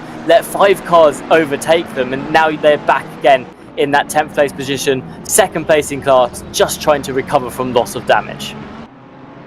So pit stop still playing a big game, and we've seen that before in numerous races that we've covered this season. Just whoever is, you know, that little bit faster in the pits, and we've calculated it almost, you know, to the 1,000th before. I remember at Suzuka when we were looking at the pit stops, and whoever won would come ahead out of that the undercut battle that we had. It was, you know, it's a big part of endurance racing, and it's so interesting to see. But like I said, there's 4 hours just tick under now. A lot of the teams as well, you slowly want to start working your way back with the strategy into a point where you're kind of thinking about the end race now. You know, the start of the race is very much a let's survive, let's get a good position, let's get the car into that rhythm as it was. But you know, under 4 hours to start go, a lot of the team strategists may be starting to think about what can we do to gain that extra position. If you've got someone right in front of you, as do the 51 Ferrari, yeah, obviously you're going to go for them. But a lot of the people who are, you know, quite spaced out at the minute, you still can't really discount them from the race, because a lot of teams are very sneaky with what they'll do in the last maybe 2 or 3 stops. Yeah, absolutely. I couldn't have put it better, and that's exactly what a lot of these teams have been doing. Originally we had people 10 minutes before the hour were pitting and making sure they undercut the people ahead of them, but now I think only one car has actually pit for their stint so far, and it was only about 5 minutes ago, and most teams are looking to try and extend their stints to the maximum now, because there are a good couple of teams out here, mostly the front runners that I've noticed have been really pushing their stints to the limit, going for the overcuts almost. And I imagine by the time we get into that final stint, that their final stint probably only going to be 45 minutes long at most, because a lot of them have been pitting quite far behind the hour, and that's just going to help them to put out some amazing laps in that final stint. And if you've not been paying attention to that, that can really catch you out with a car with fresh tyres and lower fuel right behind you. They could just have what it takes to get a better exit than you, maybe find a move down the inside, and with the fresher tyres they will be able to push ahead and might just catch you off guard. by just, so we'll have to see what happens with that. The 999, Darren King trying to catch back up, had been passed by the Bentley. When I came in, they were just about, with the positions reversed, but Darren King trying to go on a little bit of a recovery drive. This car as well, the 911, caught all the way back up to the back of the 71 Ferrari, which I believe, as seeing how it's one of the more striking liveries in the field, I think that's Ren Welton's Esports red car, and indeed it is one of the liveries that's easy to spot. But here you go, the 911 has a little bit of a look at the outside. The 71 Ren Welton car had a bit of a wobble coming out of the corner, and for the 911 they had a bit of a look, but they just didn't have the space to go for. And this is a bit of a scary position to be in if you are the Ren Welton Ferrari, because you've got a Porsche right behind you which has phenomenal brakes, so you know that every single time you're coming into a corner you have to be watching those mirrors, because as a Porsche driver that's where you have to maximize it. The 911 might look for a bit of a cutback maneuver, trying to use some of the handling that the car's got, but it's just too far around the outside of the Crocodiles. Yeah, now if I'm the Ferrari, I'm getting very, very nervous about approaching that second corner on the track, because that's where the Porsche can do some damage, and definitely look towards using those brakes to get a good exit, maybe enter to the corner a lot better, and then they'll be able to swing round and get a good move on the inside. But looking forward on the track now, here's Triton Racing, who originally were just trying to hold off from the drivers behind, but now because the 191 has decided to pit, they're a bit free to fight ahead for now, and they've caught up with the number 4 Mercedes ahead of them. The Triton Racing team has been one of those teams that's just capitalised off every single mistake that has happened to the other teams, and because of that they've slowly climbed through the field, and now they find themselves able to fight for the podium. Yeah, so Triton Racing have been making, like I said, some big moves. I've been watching them for a little while. Mainly, no bias here, but I am a massive Bentley fan. So any time a Bentley's going well, I have to kind of wave my flag and be quite happy. But yeah, they've managed to catch all the way to the back of the Mercedes AMG Esports Team HRT. And this is another car as well that, there's a couple of cars here that I expected to do very well. The Bentley is a very, very comfortable car, and it does feel great to drive around Kyalami. Having driven it in a few endurance races myself, I kind of expected that the Mercedes might be a bit more of a handful here. It's a big old brute of a car, but the teams who have managed to really tune it and really find that cars really gelling with them. As we can see, we've got multiple Mercedes. I think we had 4 almost in the top 10 at one point. Triton looking up the inside, but it isn't going to be quite yet. But look at how close they are going to get through sector 1. They're going to have to set up a move soon though, because you can't necessarily just power past the Mercedes in a straight line. Yeah, funnily enough, the Mercedes performance across the day is something that a lot of us had questioned, because there's a lot of mixed opinions going into this race. I know I'd seen a couple of the drivers saying that they were expecting the Mercedes to be unexpectedly powerful here, and I was talking to Jesse, who was actually thinking the opposite, and said, no, I wasn't expecting the Mercedes to perform quite so well, but there are currently 3 Mercedes, I believe, in the top 5 once all the pit stops will be out the way. The 191 Mercedes was originally fighting for that 5th place as it stands. So those Mercedes, surprising, because they're not the sort of car you'd usually assume to do well at Kyalami, but there was something about them today where their race performance has just been amazing. Of course, we've currently got the Unicorns of Love Mercedes team leading this race as well, so something's gone right there. And for the teams that have got the Mercedes as their car of choice right now, are going to be happy to know that it's not got as much of a disadvantage at Kyalami as they probably thought it would. Yeah, well, cars that I usually expected would do well at Kyalami did always seem to be the mid-engines, the Audi and the Lamborghini being one of them. So, Simonini in the 63 in the 2nd place doesn't really surprise me. But yeah, as it says, I would have been on the side of didn't think that Mercedes had that edge. I would have thought that we would have had at least one of the Bentleys up there, and I'm glad that we do. And in the silver class as well, the 977 Porsche doing very well, which I'm sure Porsche will be quite happy of, because I don't know if you know this fact, but did you know that actual Porsche of South Africa own Kyalami? I did not know that, so they're going to be very happy that they're performing well here today.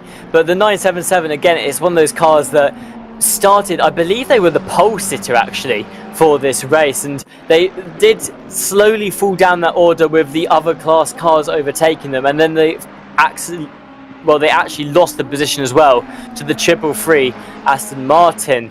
But that's all been fought back, and since they've retaken that lead in the silver class, they've just been flying around the track and performing so well. So it looks like there's been a car in an accident here.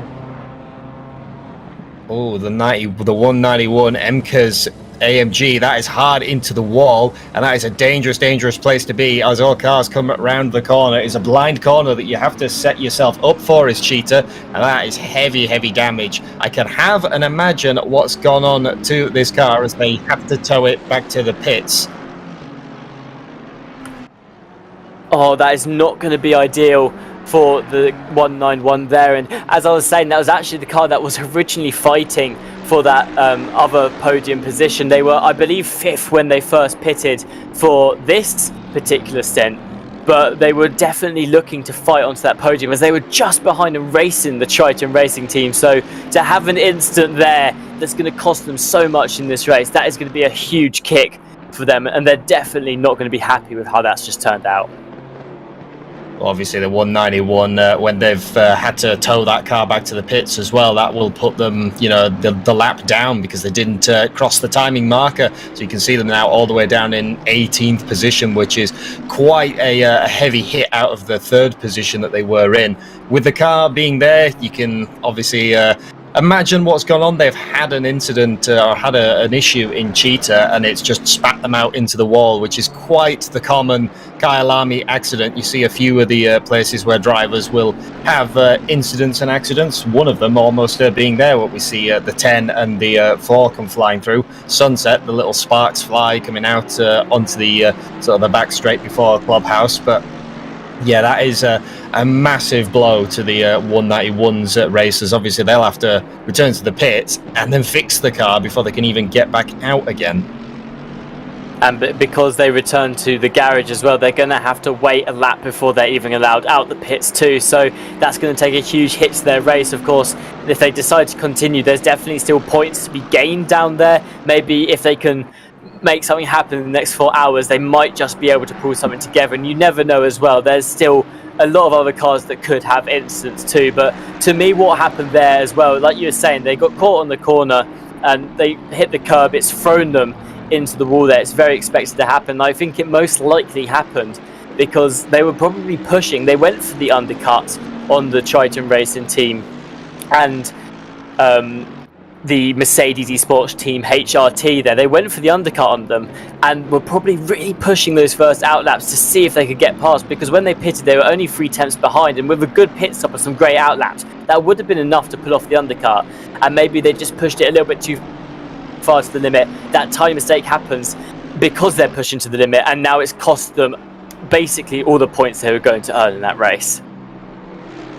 Yeah, and that is the danger sometimes of going for an undercut, is just just that having to push the car to the limits where you might not necessarily want to. So a big issue for the 191, and as we see some of the other cars start to come in for what I imagine would be scheduled pit stops, the 51 and the 23 FFS Racing team come down pit lane, and we still watch the Triton Racing team. They have caught back up, all the way to the back of the HRT team, but as I said, it's one thing to catch up, it's another thing to pass, and the other thing is, with the strategy, you might have something in your ear telling you not. And what happened, this is the replay of what happened to the 191, spun off, you saw the sparks fly, and that really upset the car all the way coming through Cheetah, and hard, first into the wall and then backwards. So yeah, that car, heavy damage, but it does show as well where they were when we caught up to them. It was some sensible racing. They limped that car forward because they knew that other cars were coming around a blind corner. It could have been a much bigger accident than what it necessarily was. The pit stops are now starting to roll in. The front 3 teams have just decided to pit, which is interesting because I believe a lot of these teams actually have been pitting a little later on in the sort of time frame, in the stint, if you will. And they've now started to pit just 10 minutes past the hour, whereas Triton race team, they've decided to stay out here, maybe just hoping to use the fresh air, which I think is a great tactic in this situation. If you're the team that gets left in that first place position, or even just in a position where you've got loads of clean air ahead of you, it's absolutely the best thing to just stay out on track, try and maximise those lap times, and hope to avoid the undercut by just getting out some good pace, and hopefully you might just be able to defend it. Exactly so, and this is a car as well that obviously is not having the best day. When we spoke about cars earlier, maybe it's just not a car that is so happy at Kyalami. The BMWs, these cars have been phenomenally strong for a lot of the season, but obviously the number one, which we have seen some great racing from the BS competition car, sort of in a place that they might not necessarily be used to, back down in 7th place, have caught all the way back to the back end of the 110 though. The silver class car, who obviously at the minute it's nothing for class position, but they haven't got too far to catch back up to the 14 that's currently being piloted by Gronwald, and they have the fastest lap of the race. So at the minute, as long as they can at least pace the 14, they know that they'll be trending in vaguely the right direction. And right now, you've got the number one BMW chasing down. And something that's actually interesting about the BMWs is that all of them struggled in the qualifying. There were quite a lot of them that found themselves under that top 20. So basically, the fact that a lot of these BMWs have managed to now climb back up through the order, the fact that BS Plus competition are now sitting in that 7th place position, I believe it's 10th once the pit stops to work themselves up, is actually amazing for them. They've done a great recovery drive, and I will say it was one that I was quite surprised about, but the BMW struggled so much in the qualifying, so a lot of these cars are just trying to make the most of a bad situation here.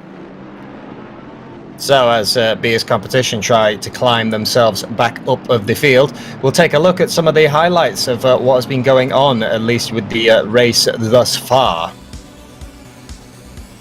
So as you can see, this was back all the way at the start of the race. The Mobileye Lamborghini Esports team on the pole position, the 63, as we wait for the green lights, and the green lights eventually come. There we go. The Porsche looking that 977, what we spoke about before, trying to get the jump on, but look at that Lamborghini pull in a straight line. And then here comes the might of the Mercedes, 3 AMG wide, which is almost a, that's almost a unit of measurement in it. I didn't think Kyalami was 3 AMG wide, but very clean start, 2 and 3 wide as far as the eye can see, and not really much in the way of contact. The 191 just getting a little bit of a love tap there from coming into what is essentially turn 2, because some people class the kink as turn 1. But as you can see, look at that for a view, just cars completely filling the screen. Bit of contact between some drivers, between the 100 and the 77, all the way back in the back half of the field. That's the McLaren team trying to go through, and that's what happened in Sunset. Little bit too wide for a AMR and the McLaren to fit on the racetrack. FFS Racing managing also to try and get the best start possible, but a little bit of a contact for them as well. The 123 ended up in a bit of a tangle with the Williams Chillblast car. The 55 also in Sunset seemed to be a bit of a common sort of hot spot, and for FFS they came off a lot worse than that, hard into the wall, not once, not twice, but 3 times. And turn 1, people thinking about it, here comes the one of the 191 Mercedes again.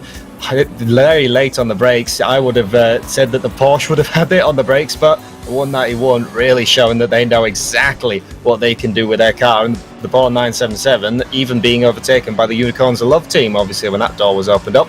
But speaking of the team that is currently leading the race, and the team we've been talking about a lot today, the Unicorns of Love, here they come up the inside of their fellow AMG, hard on the brakes, and it does seem to be a favoured overtaking point, does that turn. And there you go, caught all the way back up to the 63 Lamborghini Mobileye Esports team, on through the inside of the top of the hill, and then it's a drag race down mineshaft to the Crocodiles with the Unicorns of Love on the inside. It's going to be a long old ray around the Crocodiles, but that's nothing for the AMG Unicorns of Love team, still hanging that big bow all around, and now you have the advantage just sneaking ahead before Cheetah, and obviously they have managed to really sort of scream up the road. Bit of contact here on the lap 100. This is the Race Anywhere silver car, so I've been racing the 67. Bit of contact there between Fabien Piffet and Michael Dara. And there we go. Bit more of a spin.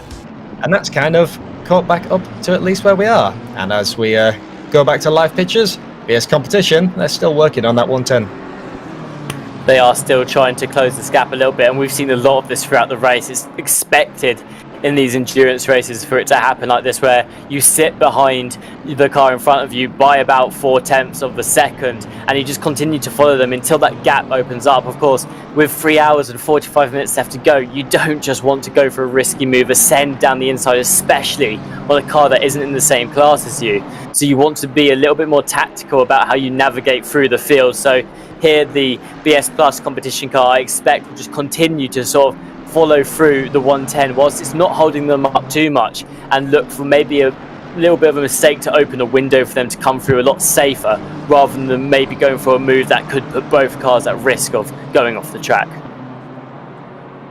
Yeah, and that is kind of what you have to, you know, sit and make that decision. So for the number one, they'll be thinking about, you know, what to do, and a lot of the cars as well. We've seen a few people sort of dive down the pit for scheduled stops. I think there's going to be a little bit longer until we see any of the what I would call regular stops, and then to obviously any of the teams that are trying to just bring it that little bit more.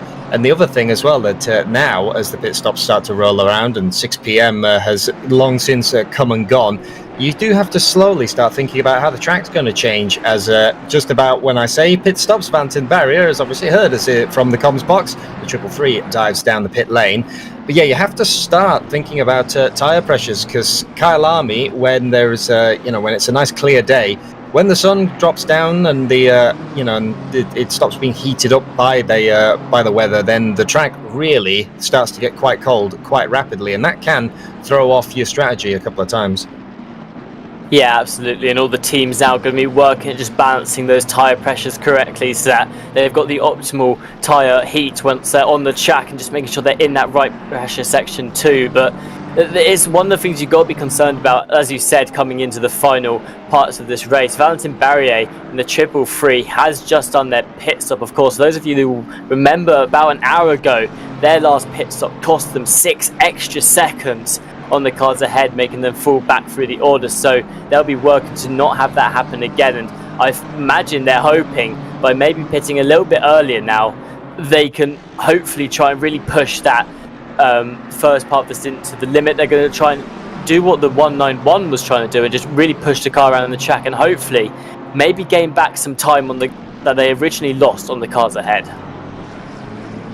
Yeah, and that's the 333 have got to kind of be mindful of their pit stops. As it says, we saw, multiple times at some of the other, I'm not even thinking about the last round that we had, multiple rounds of this season, pit stops when everyone is so close. When you're looking at the average lap times, and, I've got the average lap time board, and it's all within half a second for the top 10 cars.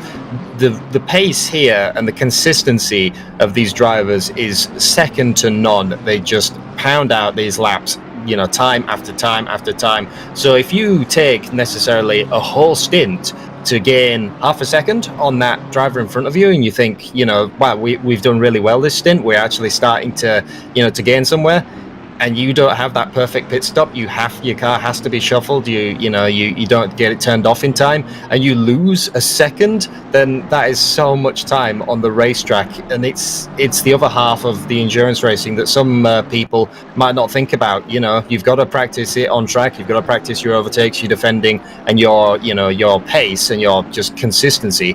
But pit stops make such a big part of it, and that is really what I'm going to be looking at. Fastest lap swapping around now as well. It's been taken from the 14 and briefly put in the hands of the 67 Ferrari for one of the silver teams that's just come out of the pits.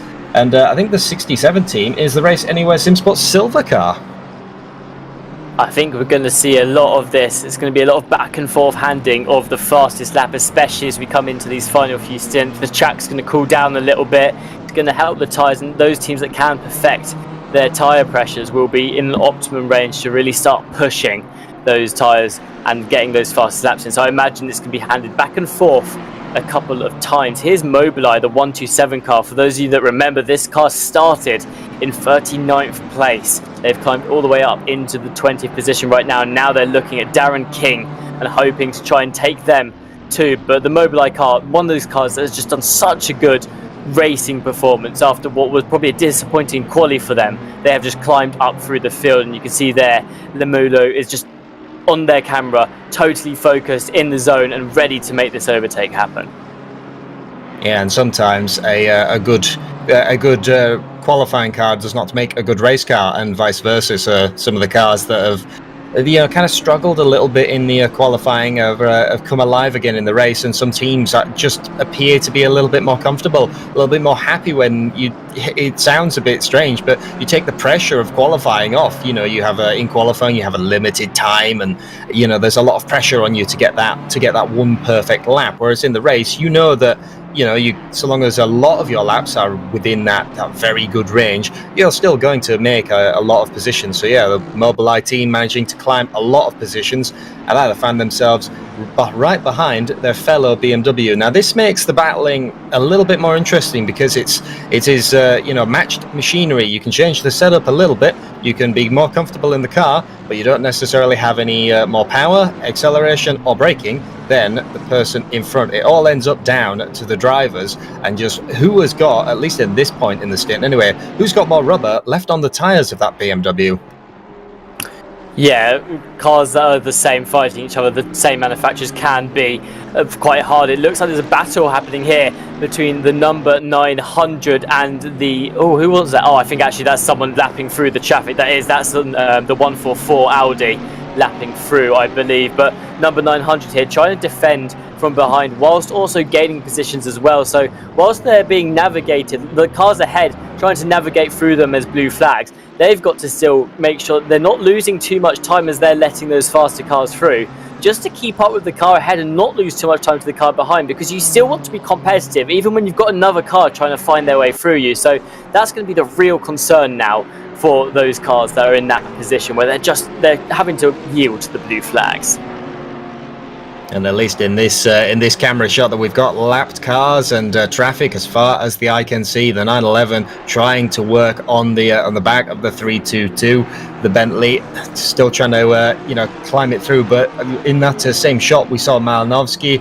We saw a few of the other cars. That is I think that's the Team Yellow Audi that's in this mix. And as you can see on the timing board, a lot of these people on different laps at different parts of the race circuit, which as well it really can bring in quite an interesting point to the battles, because especially as well when you're the rearmost car, you kind of have the best view of everything. The 911, the WPS racing team, kind of have the best view of this. They can look what is the 322 doing on that 900. They know that if they go for a move and it doesn't pay off for the Bentley, they can sneak up the inside, and that is another position gained for them. So for the 322, it is probably the worst place to be in for the Simware Pro car.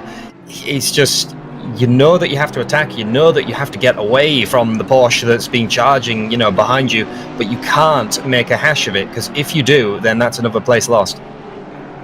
I've been paying a little bit of attention to the Velas Esports team. They're currently driving the number 51 Ferrari, Pavlovsky behind the wheel. Now, those of you who were here about 30 minutes ago will be thinking, hang on a second, the last I saw them, they were in 9th fighting the number 41 Simware Pro by VDES team for position. Why are they now suddenly down in 17th? Now, we're not sure what the exact reason is, but what I can tell you is that when they went into the pits, they started to do their outlap, and then at the end of their outlap decided to go back into the pit lane again, which is why they now find themselves much further down the field in 17th. And for whatever reason that's going to change how this entire race pans out effectively, because for the first 5 hours of this race, they were inseparable from car number 41, and now it seems like that car's completely out of their range here. So maybe a little incident from the Velas team there, maybe they put the wrong driver in the car, maybe they just picked up a little bit of damage that needed to be fixing. But either way, the 51 Velas Esports team now find themselves a lot further down the field than they were a couple of minutes ago. Yeah, strange things are happening on the racetrack as the pit cycles start to come on. As you says, the 51 Ferrari Scuderia Veloce Esports team having that issue, ending up all the way back down. We see Dara McCormack in for the 55, and here is the Scuderia Ferrari Veloce Esports car. No obvious damage that we can sort of monitor on this car, but it's definitely going to change the dynamic of their race. They still have 3.5 hours to sort of get back into this race, but from what we're being told in our ear at the minute, we think that they've had some form of pit stop issue. It meant that they had to come back in again to rectify it. It could be numerous things, but even though this is the virtual world, you're not sort of exempt from issues, and we're once again being told a little bit of a live updates from the pit lane that, like you thought, Tim, they had an issue with a driver swap.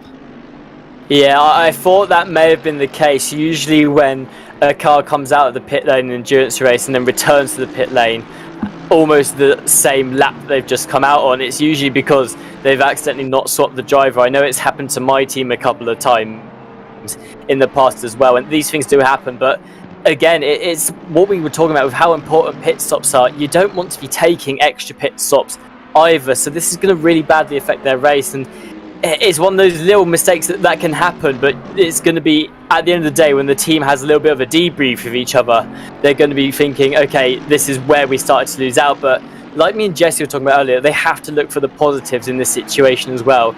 Okay, they've now lost a good 8 positions on track. They're probably not going to be fighting in that top 10 like they were originally, but their pace across this entire race has still been absolutely amazing. So going into Spa, they still have a great opportunity to get a great result in there. Although, unfortunately, for those that were following along, the 51's chances, Veloce Esports team, of being in the title fight in Spa has probably now faded a little bit out the window.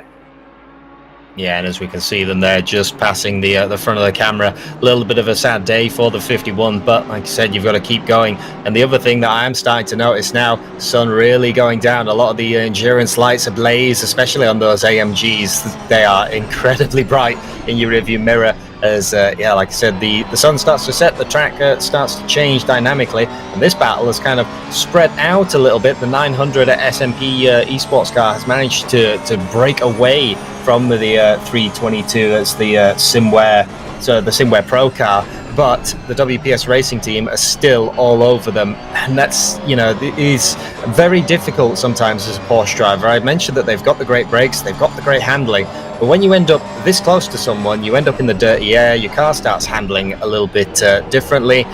You don't have the power in a straight line. Like coming on here, we will probably see the mighty V8 twin turbo Bentley just monster away, and the Porsche, as much as you've got that slipstream, you can't really just completely power past them. You have to think about what you're going to do in the corners. But the Porsche, it makes it so much more, more interesting because how much this car changes over a stint. Fuel tanks in the front.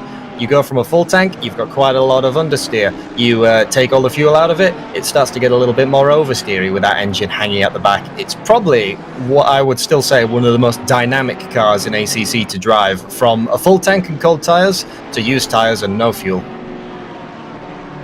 Yeah, they're certainly going to have to be watching that on the 911 team, WPS Racing Team Munich Esports.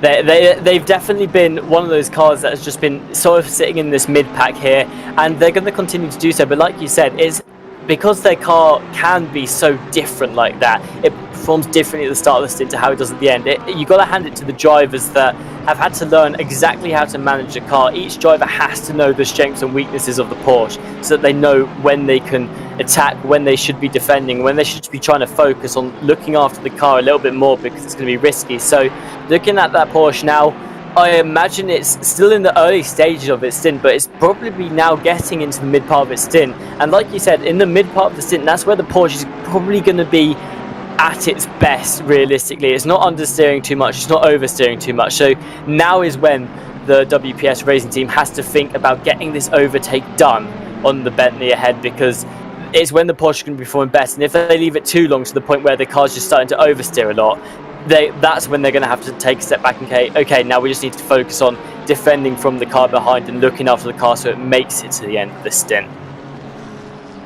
Well, they keep getting closer and closer to the 322 ahead, but also now what is going to be very much apparent in the rearview mirror, and for the WPS team, they'll have to be starting making about the move, because the 71, the Renwelton Esports car, that is the tiger striped Ferrari you can see in the background, they have started to catch back up, as much as these guys haven't necessarily been battling, but I would say that the 911's pace is being kind of a little bit hindered by the 322 ahead, and Renwelton starting to close in on the back of that battle, so that's going to turn into a three-way battle a little bit, in a few laps, and this battle still hasn't really cooled off. Team Full Motorsport, the 144 Audi, on the 149 Yas Heat McLaren. Now we saw Maranowski manage to get past this team, and I thought that they would definitely just drive up the road with the Yas Heat team, but very much not so. Team Full Motorsport in that Audi really getting that V10 to sing, and they have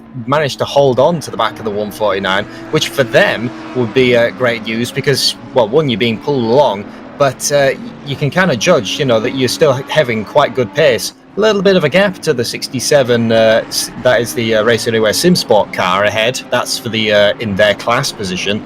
But, if you're managing to keep up to Yas Heat, you must be doing at least something right in that Audi.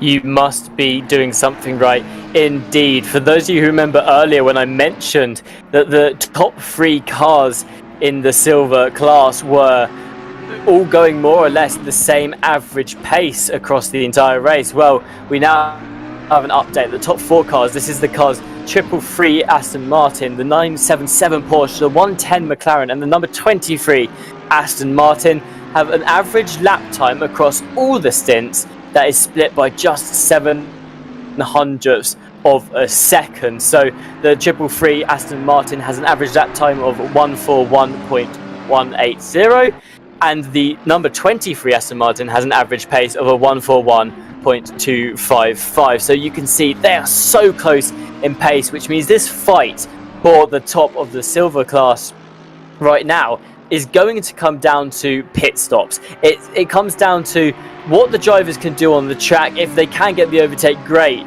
but realistically a lot of this is going to come down to how well can they do in the pits, because that is when they're going to make up the biggest chunks of time, when all cars are driving so equally on pace. And speaking of total time in the pits, anyway, it's still the 63 Automobili Lamborghini Esports that hold that race, all locked down at the minute. Very, very closely followed by the number 10, the Triton Bentley. That's they are just about 0.2 of a second, or just a little bit faster than 0.2 of a second behind the number 4 Mercedes that that we've been talking about today. They're just a little bit further behind, and then there's that big jump where we saw the 66 McLaren and some of the other cars have the issues, but the top 10 of them, it's about 1:15 shared across all of them, which time in the pits is not bad, but the pro battle time on the track, top 10 for them, 0.4 of a second. And that's what I was saying earlier, when the top 10 is separated than less than half a second and you lose a second in the pits, is absolutely devastating for your race. 100%. And I actually mentioned earlier that I think the pit stops are almost the second most important part of an endurance race, right after your average pace, because of course making sure your average pace is much faster than the other cars is the best thing for an endurance race across the entire 9 hours in this case. But the pit stops, as we've both said now on multiple occasions, are absolutely a huge factor as well, and can be the difference between 2, 3, even 4 positions, as we've seen across this race as well. And there have been specific points across this race, most notably the number 51 and also the 333 as well, where pit stops have cost them so much time that they've lost so many positions, and they're now having to fight back from somewhere where they were probably hoping they wouldn't be found in this race, whereas they were both at times inside that top 5 and now are just struggling to keep in that top 10. So the pit stops are a huge thing in endurance racing, and I imagine it's something that a lot of these drivers are actually practicing in their own time. And I think coming into Spa as well, where the pit lane is so long and costly time-wise, that will definitely be something that a lot of these drivers should at least look at for a day or so, is just making sure that they can get those pit stops as fast as possible. Yeah, Spa definitely takes the award for longest pit lane in ACC, or at least where the SRO run. And it is so devastating to end up with the drive-through there. It just completely kills your race. And then that was a big move looking from Renwell and Esports. The 71 looked up the inside of the 911. Obviously, I've got a little bit bored saying that this battle has been going on now for a little bit. The 322 Bentley has actually managed to sort of run up the road a little bit. Now there's 1.8 second between them and the 911 Porsche. And the last time we came, they were bumper to bumper. So Ren Welton have obviously thought, right, it's my time to pounce now. And that is one of the Lamborghinis off in the gravel, pulled to the side of the road. I'm not sure who that is there. It is the VSR number 563 Lamborghini, currently driven by Dennis DeMarco. Sitting there outside the road, they don't seem to be moving as well. I'm wondering if they're waiting for an easy way to recover, or if they're perhaps thinking about just retiring the car. Maybe they've had another sort of problem, a mechanical failure on the hardware end that's caused them to sort of park up there for the time being. But either way, that is not the ideal place you want to be. And that's definitely going to hurt the team in terms of track position and just overall time. Yeah, so that's not going to be great for the VSR by Ballers Esports team, and that is Ren Welton launching themselves over the curb at Cheetah. That is exactly what I think happened to the 191 Mercedes earlier on, but Ren Welton have saved that car, kept the Ferrari straight and true, but are now fallen back a little bit behind some of the lapped cars. But look at what's happened. It's brought the two HBD Hondas into the battle. Ren Welton, they're hitting the curb. It just showcases how dangerous that curb can be, and it's something that a lot of these drivers are going to have to pay a lot of attention to coming into the final parts of this race, because it's only going to get more and more dangerous as the race goes on, especially as well as the stints go on and your tyres are starting to wear down. I don't think I can count how many times a day I've watched someone hit that particular curb and either end up in the wall or manage to just about catch it. But that is another thing as well, is you've got to hand it to the driver there for not letting the car hit the wall, being able to just about recover, because I know a lot of people who would say if you hit that curb you can say goodbye to the car. It's one of those curbs that is just so notoriously dangerous in ACC. Especially with a low-slung Ferrari, mid-engined, very, very low splitter on that car. Generally, when you catch anything, it really unsettles the car and kind of wants to just spit you off anywhere where the prancing horse feels like it wants to prance. But Renwell are managing to really to hold on to that car, and it means that you have to have a little bit of a reset, a little bit of a heavy breathe moment. But they are still on the track, no damage done to the car, so you have to see if they can catch back up to that Porsche. And speaking of people catching up, the Mobileye BMW that we thought was, they were having some great battles, managing to get by the likes of Darren King. They've been caught up by the other GTWR Academy car. Perella in the 164 AMR is managing to catch all the way back up to the back of them. And this is a car as well that I thought might struggle a little bit at Kyalami, just with some of the moments, the slower speed corners in this, where you have to spool up the turbos on the Aston Martin. But the other thing that, it's another car that I would always say when people ask me what is quite a comfortable car to drive, the AMR kind of has it, unless you are quite a wizard with the setup. You can make this car very, very scary if you want to, but it's one of those great endurance cars as the lights flash, trying to let Mobileye know that we're here, and we're here for their opposition. Yes, Heat, we are currently watching from their rear right now as the number 144 Audi starts to try and look for a way through. This is a cross-class battle, but this could be a huge win for the 144 if they do find a way through here. We've talked so many times in this race about how important it can be if you're in a separate class with someone to have cars between you. And for the 144 here, if they can get through here, which it looks like they've done, going to the inside of the corner, Yas Heat not going to put up too much of a fight, though they're going to strike back coming round the second and third and fourth corners here, out into the fifth. The 144 is just ahead. Yas Heat now looking to try and keep up the momentum, trying to find it as the outside as they go towards sunset together. Will Yas Heat be able to pull this back, or will the 144 have the advantage on the inside? They do, and they're going to use that to stay ahead. The 144 Audi getting the better end of Yas Heat there, but for 144, that is an absolutely amazing win for them, because they now have two cars between them and the next person in their class that they can use to defend later on in the race. Yeah, it's a full motorsport, taking full advantage there of having that just that magnificent V10 under the rear of that car. The Audi in a straight line always has kind of been quite a scary car. It is one of the more faster accelerating cars as well that we've noticed. It's never really a thing that you want to see in your rearview mirror before you're coming onto a big straight. And even after they updated it, because that is obviously the R8 Evo. Can tell by the sort of swan neck wing, as some call it, or I call it a banana wing. It's a little bit bendy, that one. But yeah, the car still has that great speed, and just managing to get by the McLaren. You can see though that Heat in the corners, the McLaren has it over the Audi, but you get to a straight line, any part of the straight line, and you can see the Team Full Motorsport just slowly pulling away. But it'll be interesting to see when. Because this is currently Angela Stroza driving for the Heat team. I wonder if any of the other drivers of the Heat team might have just a little bit more pace and might be able to catch back up to the 144 later on.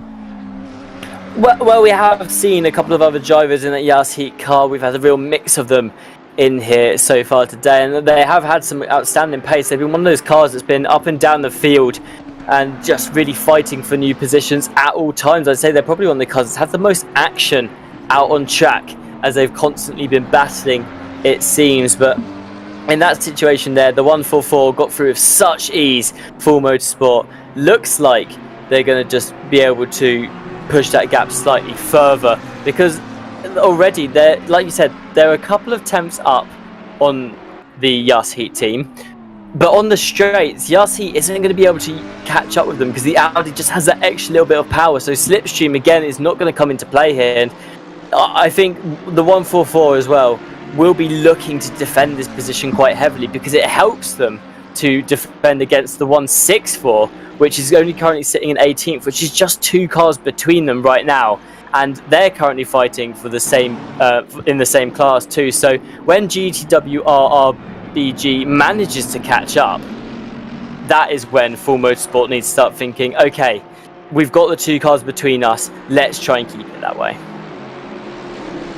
Well, the battle on the Mercedes is a little bit further up the field as well. It's the Mercedes AMG Williams Esports Chill Blast car with the white nose all the way caught up to the back of Luke Whitehead in the 88 Mercedes. The 88 Mercedes, I'm trying to look for them. They are the Arcadis by ASP team. They've sort of managed to sort of catch up to their fellow Mercedes, and once again, matched machinery. 2 of the great strong cars apparently here at Kyalami, but I think for Williams Esports, who've shown some great performances one time, once again a little bit of a strange place to be on the track, because normally, at least this team, we saw them do phenomenally, for example at Suzuka. Yeah, I think the Mercedes has been one of those cars that's had a questionable performance here today. We can't really work out whether it is the car to have or whether it's not the car to have. Some cars obviously have had a really good time of it. You've got the Unicorns of Love out in the lead currently, but at the same time you've got these guys fighting back down here. The Williams Esports team as well, one of the notable cars that has struggled a lot here today as well. So the Mercedes, maybe it's probably not so much the car, it's probably just the different experiences from the drivers on track as it currently stands, but it's been all over the place today. And I think Williams Esports has been one of the teams that's notably struggled a little bit to just find their grip and fight out on track. Yeah, and trying to fight around the outside of the 88, but it just wasn't going to happen all the way at the top of Lear Cup. Still looking for the outside move, though. It's going to be a long old way around the Crocodiles, especially in that Mercedes. The lights flash as well from the Bentley behind, trying to get themselves around. I think that is the 41. It's trying to lap themselves through. They're going to go through on the Williams car. Now, it might be that might just give them a little bit of a helping hand if the 41 at Bentley, obviously there's the Kerber's engineering car. They're really on a roll and want to get by. it might just open the door for them on the 88 as they're going to look to the inside. Williams are going to also look to the inside. This is what I was talking about. The door has been opened, but they're just not far enough alongside, and the door is shut once again, coming up to Barbecue, who's right on board with the bonnet cam. This is kind of what Wisniewski is going to be seeing all at the back of the 88. You basically now are blind coming into Sunset with how close a lot of these drivers run. You're kind of driving off muscle memory and just, remembering where the track goes, because the other thing, at least from 20 minutes ago, the light is really starting to vanish now. I was thinking in my head, we might have a night finish to the race here. I think we're going to be in pitch black. I think as well we might be in the pitch black dark. You can see the Williams Esports team is still trying to catch up with R8G Esports, and I think realistically, like you were saying, the number 88 there probably getting very, very nervous with how that was working out. Obviously there's a faster car trying to find its way through, but it did open the door massively for Mercedes-AMG team Williams Esports, and maybe look for a move as well. Luckily for R8G Esports, that door wasn't quite as open as they possibly thought, and the number 55 not quite close enough to follow through as well. But still, when you're in that situation, it's very nerve-wracking, and it's one of the things in endurance racing that also plays a huge part as well, is navigating traffic and having the other cars navigate through you as well. It's just minimizing the time loss that there is, because it can really mess up your race. And there are situations where cars that you're lapping or cars that are lapping you can actually change the order of drivers on the track, which is not what you want to happen. Speaking of lap cars, once again, here comes Veloce GT McLaren, who are also trying to make their way back up the field. I think we were talking about this car a little bit earlier ago, kind of trending in the right direction of Veloce. So through they go on the Team Williams esports car. That Mercedes as well, especially through the through the S's, looks quite a handful. You can see the camera of Wisniewski on the bottom right there, really having to struggle, and the car is having a few big bites, and the Mercedes is kind of known for that, but maybe not quite as quite sort of so quite as happy as it might necessarily be. Well, we were talking about the Veloce GT car earlier. We've just seen it lapping the cars as well, and it looks like the Williams Esports driver is going to try and capitalise on this as well, but again, just slightly too far behind the number 88 to come through as well. But the Veloce GT McLaren, currently the championship leader, is struggling to climb back up the order. I believe they're currently in 6th place as it stands, but they have had to really struggle back through the pack today just to make sure they can keep this lead as wide as possible. But of course, as we were discussing earlier, Unicorns of Love and Automobili Lamborghini, if they finish in 1st and 2nd like they are currently, that will bring them into the championship fight at Spa, and that may make it so there's a 3 or 4 car championship fight when we come back for the final round. Yeah, it's definitely going to be an interesting fight for the championship, and for the 55. That's now the once again the second time that they've had the door open for them, but they're just a little bit too far away. Is Nicodem in the Chill Blast car? It must be so frustrating for the Williams team, because they're they seemingly have the pace, but they don't have enough pace to just slingshot around it, especially when you're in the same car as the person that you're fighting. It makes it just that little bit harder. Yeah, and again, I think it comes down to what can the team do to help you in this situation. I imagine that the team at Team Williams Esports right now are sitting there thinking, okay, is there a potential to maybe get an undercut to happen that's not going to affect us later on in the race? Because like we were saying earlier, we're past that window where you want to be doing undercuts. You don't really want to be doing them at this point in the race. You want to be clawing back that time and extending your stints as much as possible. But when you've got this sort of pace with the car ahead, like, it seems like the number 55 and the 88 are basically matched on pace across these laps, and as you said, they just don't have enough to get past the number 88 car. Is this now the time for the Mercedes-AMG Team Williams Esports team to say, okay, should we try just pitting early one more time and maybe undercutting them? Well, you're gonna. That is the type of thing that I'm glad I don't have to think about any of these things. I commentate and I shout at the race cars, and occasionally I pretend that I can drive them. But let's be face it, I don't think that I could even hold a candle to most of the people in this field. GTW are still working on the back of one of the Bentleys there. I think that as well, they're trying to sort of unlap themselves, because the 127 BMW is the Mobileye car. You can just see there in the distance. Bit of a car that we can definitely see in the night with that bright, well, I say bright blue, it's more of a dark blue hue, but whereas the GTWR car have elected for a bit of a stealth with just some red accents. And yeah, the light really fading here now. And like you said, for the 164, trying to keep just in the striking range, because pit stops are going to come round a lot quicker than you think. You kind of look at the time, you look at when you came in, and people at least watching the broadcast will think, well, you've got quite a while before you come back to the down the pit lane. What are you talking about? I can tell you as a driver, when all you're worried about is maybe that that 1 minute 50, 1 minute 40 lap time, and you're doing that time after time after time, it really does start to fly by, and then you kind of think, oh, what happened to that hour? Yeah, there's so many things playing on the driver's mind at all time, which is why I love to see these team races where drivers have entire teams behind them, because me and Jesse were talking about this earlier, the team can do so much to help the driver in the car at that period of time.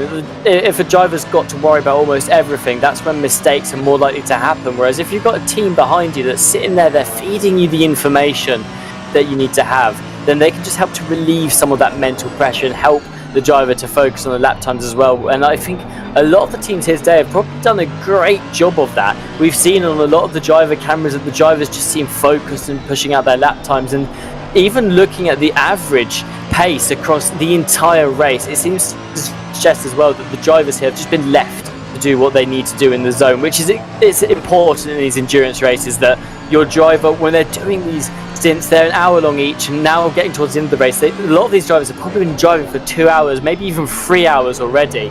It's important that they're in the right mindset to continue to race, because if their mind starts to slip because they're trying to think about other things, you're going to have minor incidents that really did not need to happen.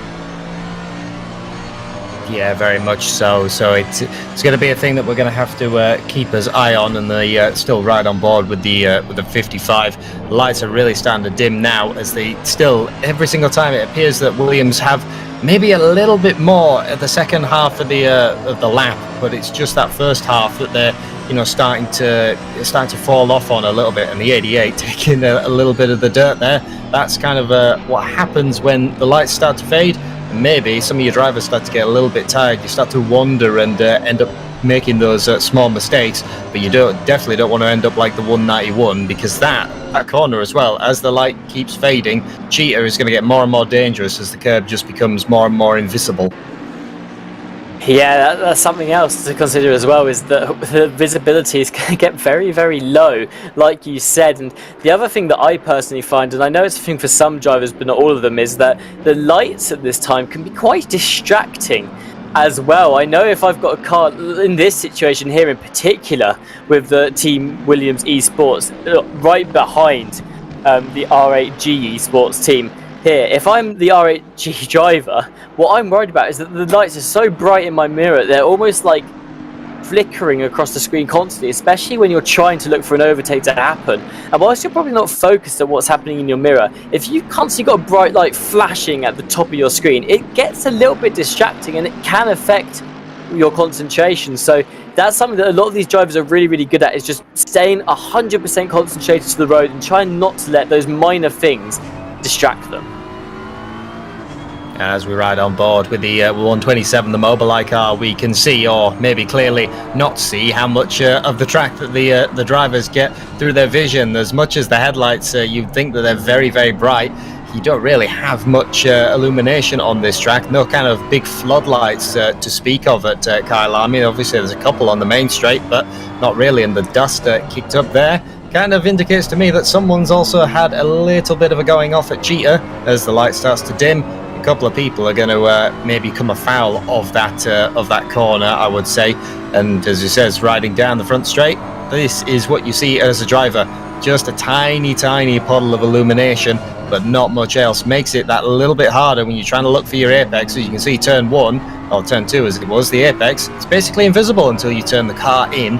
And this is now, it changes the dynamic of the endurance racing as well, because there are some drivers who really excel in the nighttime, and others who might not necessarily like the low light conditions. They really need those markers, to be able to do the fastest laps that they can.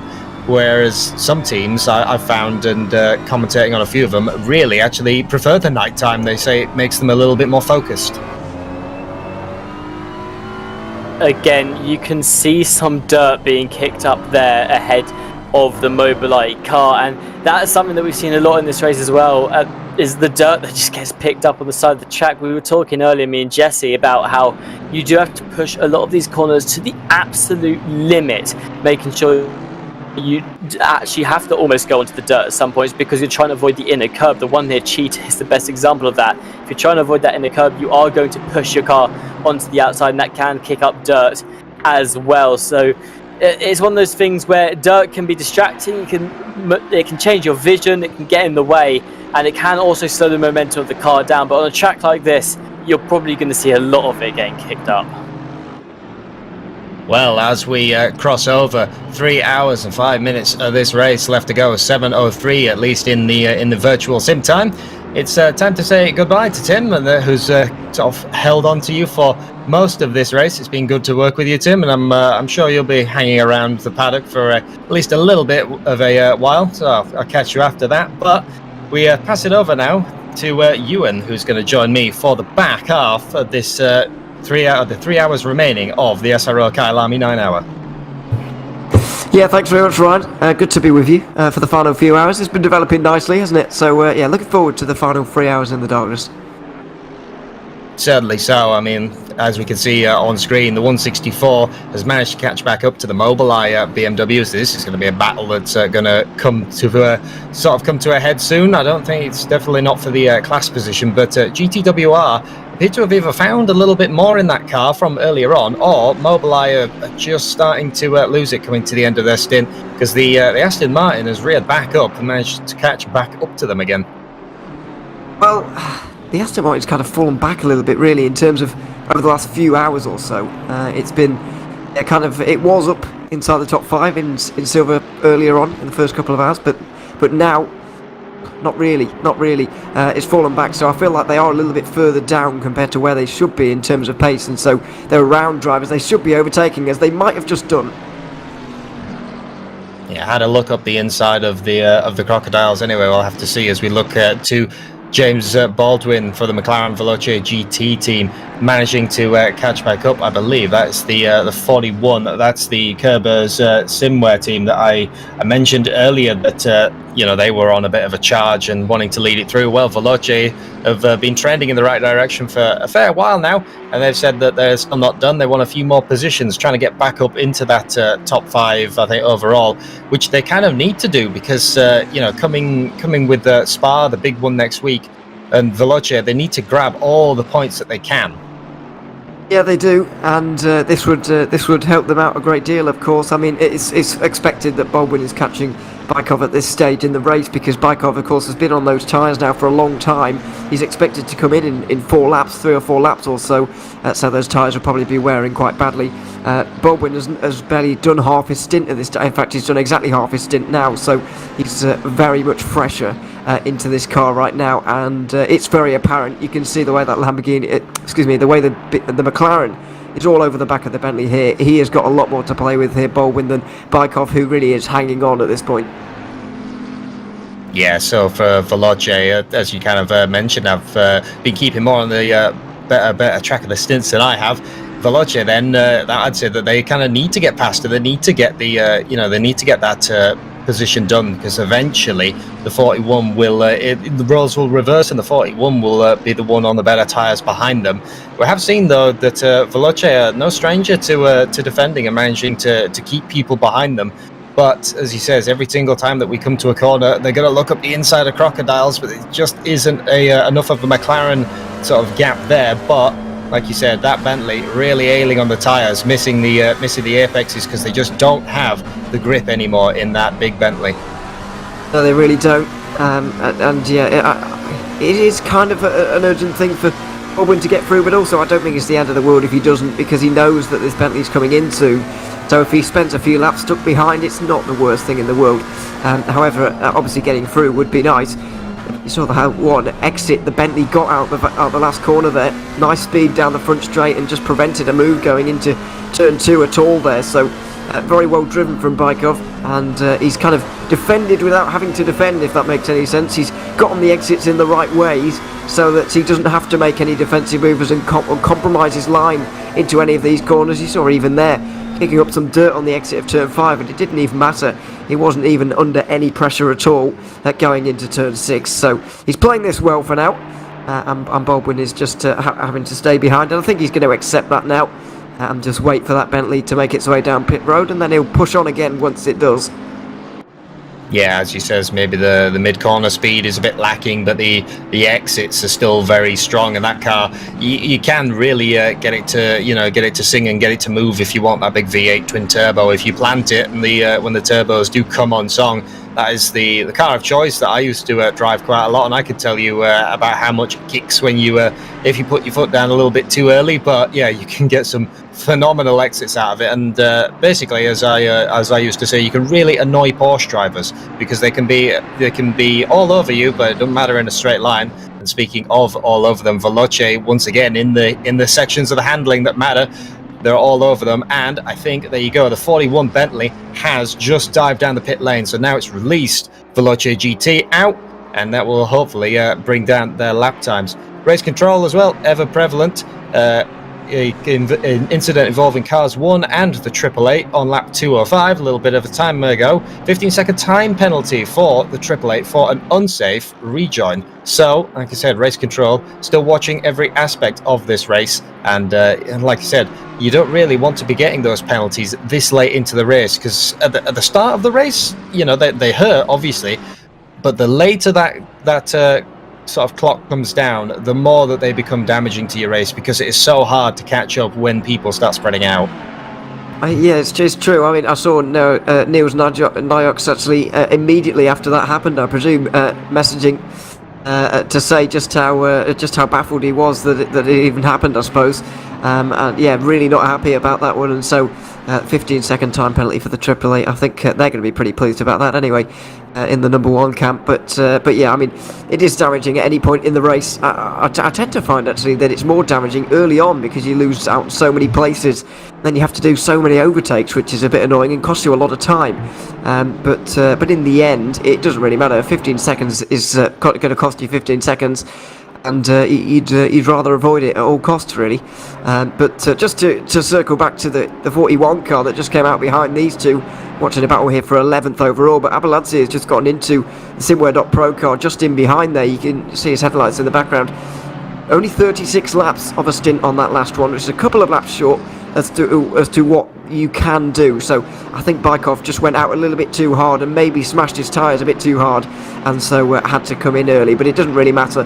He still came in well within making it to the end on 2 more stops. Yeah, so that car will sort of pick back up, and you got to, like you said, maybe they just push those Pirellis a little bit harder in the opening time, trying to get those positions.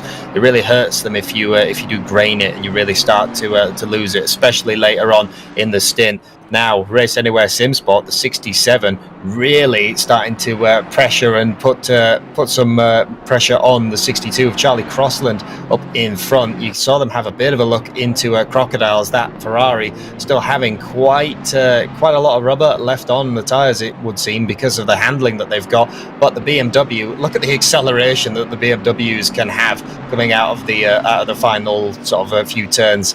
They do seem to lose it in the top end, but acceleration-wise, those BMWs are just terrifying. They are pretty good, but they're not. They haven't got the overall package here today. So we can see there with Gregor Schill, the best performing BMW, but only 8th overall. It was 9th overall, and it would be on corrected order. To be fair to them, it's a lot better than what it was earlier, but it's still not where we expect to see them in these races. They've been on the podium on all 3 occasions so far, and so it is a surprise to see them so far down, but it is maybe due to the BMW, you would say, as the battle for second is starting to hot up now. Kyalami is starting to lose a lot of time in that Lamborghini, which is falling apart in the final third of this race now. The Mercedes only getting stronger as this race goes on.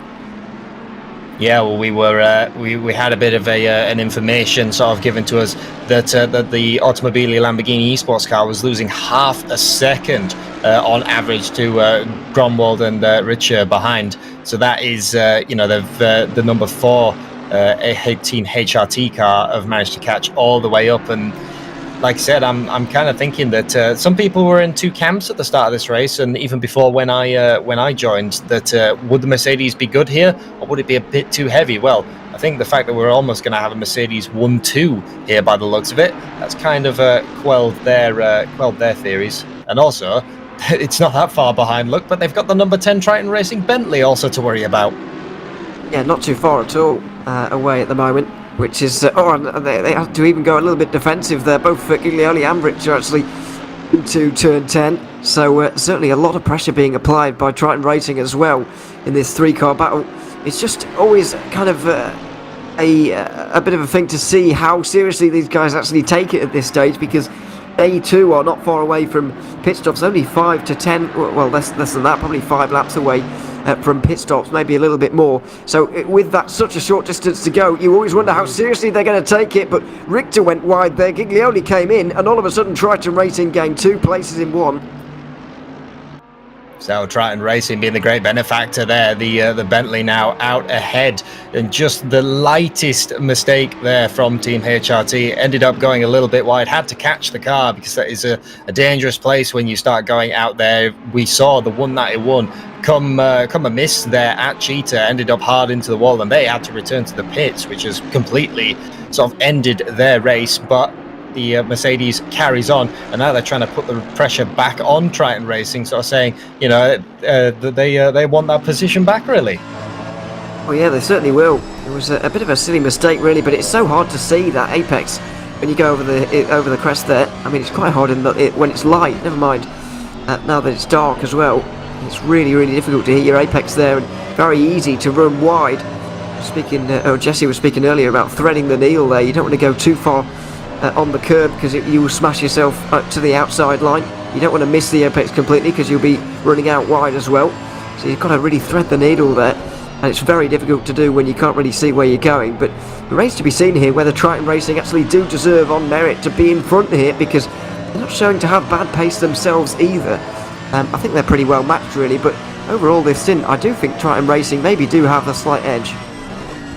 Yeah, at least this stint, the Triton Bentley seems to have been, going, having some really great consistent pace, and they've made the moves, where it counted. Kind of not been necessarily right up until they caught up to this battle. They haven't necessarily been overly aggressive. They've just managed to sort of get by it and do that. But I think now that they've got, up to where it matters, they've started to show their teeth a little bit. You can see the Mercedes really trying to pull up to the back, but the straight line, these cars are fairly evenly matched. The Mercedes, I would say, has a little bit more of the top end, but the Bentley, with that exit, just managing to keep them where they're at bay. And the only one thing I will say, at least for Triton Racing with the Bentley, at least it's slightly easier to hit Cheetah in that car, because of course it's the only right-hand drive GT3 car in the field. It does help a little bit. You're obviously on the side that the apex is, which helps a bit, and maybe not around this circuit, because we're going that way round in a circle, but maybe at some circuits it helps, as Abelanzi makes his way down the inside of Charlie Crossland into the hairpin at the Crocodiles, and so he's through into 11th place. This is really important for Simware.pro on their kind of undercut strategy. We spoke about this a couple of weeks ago at Suzuka, but you need to make it count when you're on the new tyres like this. Despite the fact you're full of fuel, the tyres really make such a huge difference that you do actually get an undercut.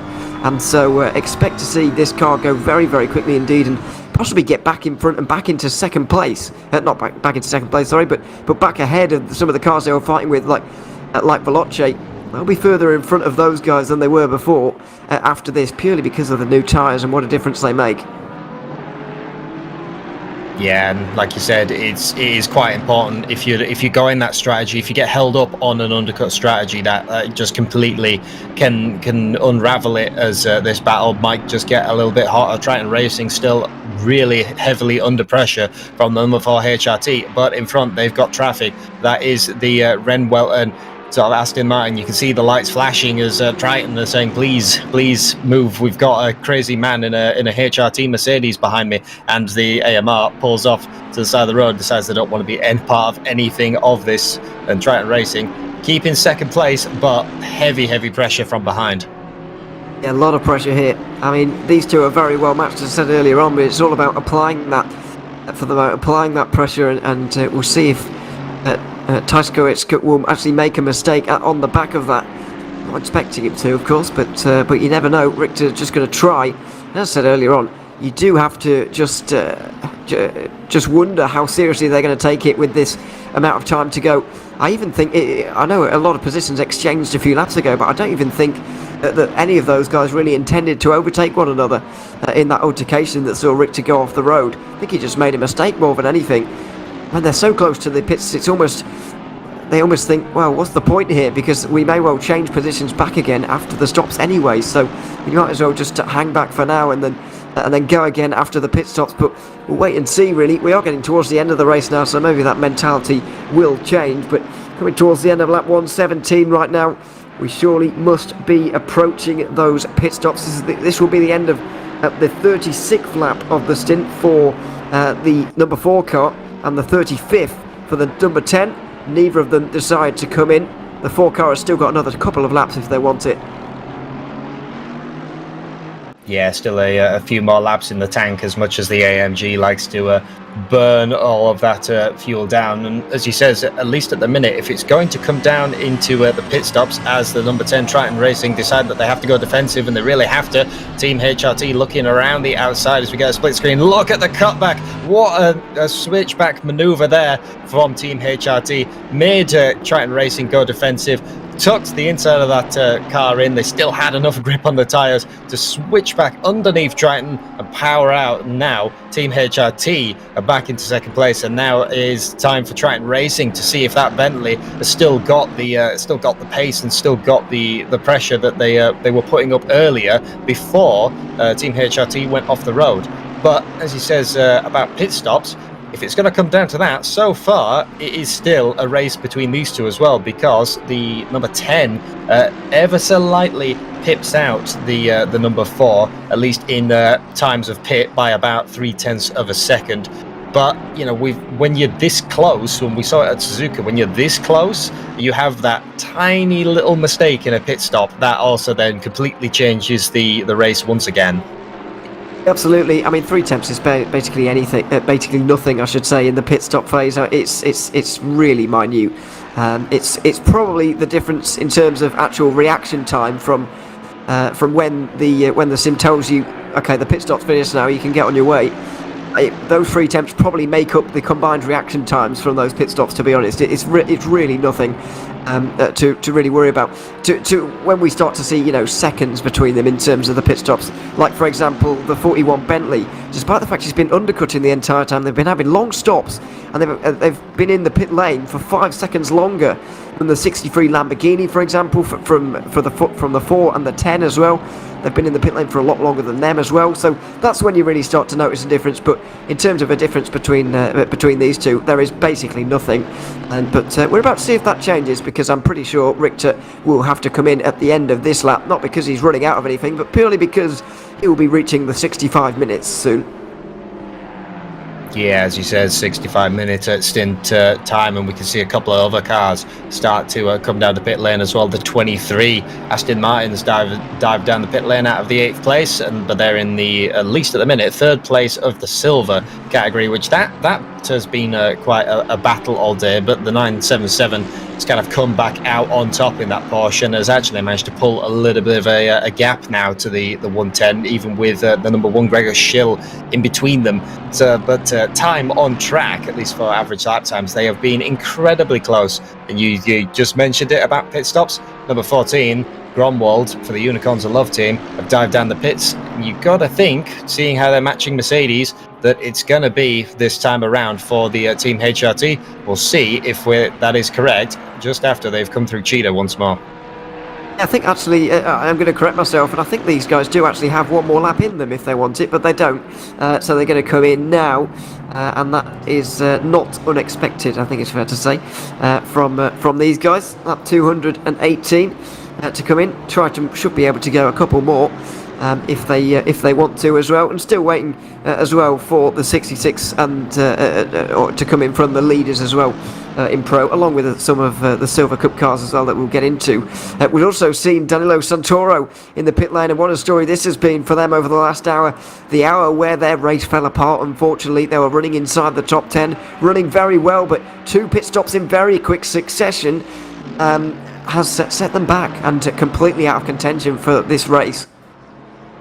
Yeah, completely out of contention for the race, and also I think now as well with the points as well, they're kind of out of it for the championship. So it's a bit of a sad race that's been for the Scuderia Ferrari Velas Esports team. As you said, they were running very, very well, but we still haven't quite worked out what happened. But they did the route lap and came immediately back in. So obviously something happened in that pit stop that they had to rectify immediately on the car. But yeah, a sad day for them. And looking back through the field, down in 19th place for the silver class, this is the GTWR BMW Miato in the 999, trying to get up to the back of the Williams Esports Chill Blast car, the 55. Yeah, just on that Ferrari, by the way, in terms of the issue that they had, I think it was something to do with the driver change, whether they forgot to change driver, forgot to select the option that lets you change driver, or whether they had a failed driver change for whatever reason. I can't think of one that might lead that to happen. So I don't quite know what the exact reason was, but I heard some rumours that it may have been to do with a driver change that didn't happen or should have happened or something along those lines.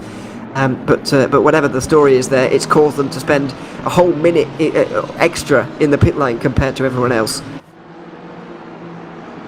Yeah, so that's like you said, that's kind of what's happened to the 51. I think we've seen as well another car that had an issue with driver change, or at least that's kind of what my memory is telling me. So, like I said, it's not the first time that it's happened during this race, but a bit of a sad time for them. And the darkness now really starting to set in. 7:24 here in Sib time.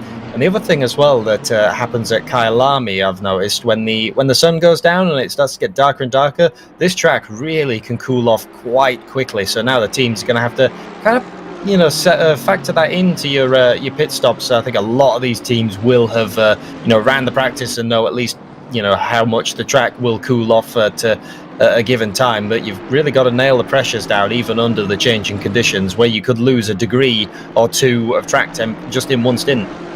I mean, what tends to happen seemingly as well in real life is that it starts to pour with rain, we've seen on occasion, but we're not expecting that. I don't know if anybody's seeing anything different, but from what I've heard, we're not expecting rain once again. I don't believe we've seen any rain all season, which is remarkable considering the length of the races. We're now approaching 39 hours into the season and we've still not seen a drop, I don't believe. I don't remember any rain, so it's somewhat surprising. Especially at a circuit like this that has seen a lot of rain since it returned to major calendars again in the world of motorsport about 3 years ago now.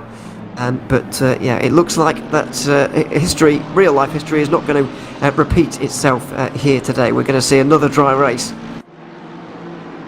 No, I remember the time where I think was it the last year or the year before where they had a monumental downpour and the race basically finished under the yellow flag, where that was it was really depicted by who came in at the right time during the safety car that was out, and I think it was Honda ended up losing out quite big in that race. But if I remember that race, I was quite sad because the two Bentleys, the last times that they ran, well, one of them broke down and one of them caught fire. It didn't go very well for Bentley.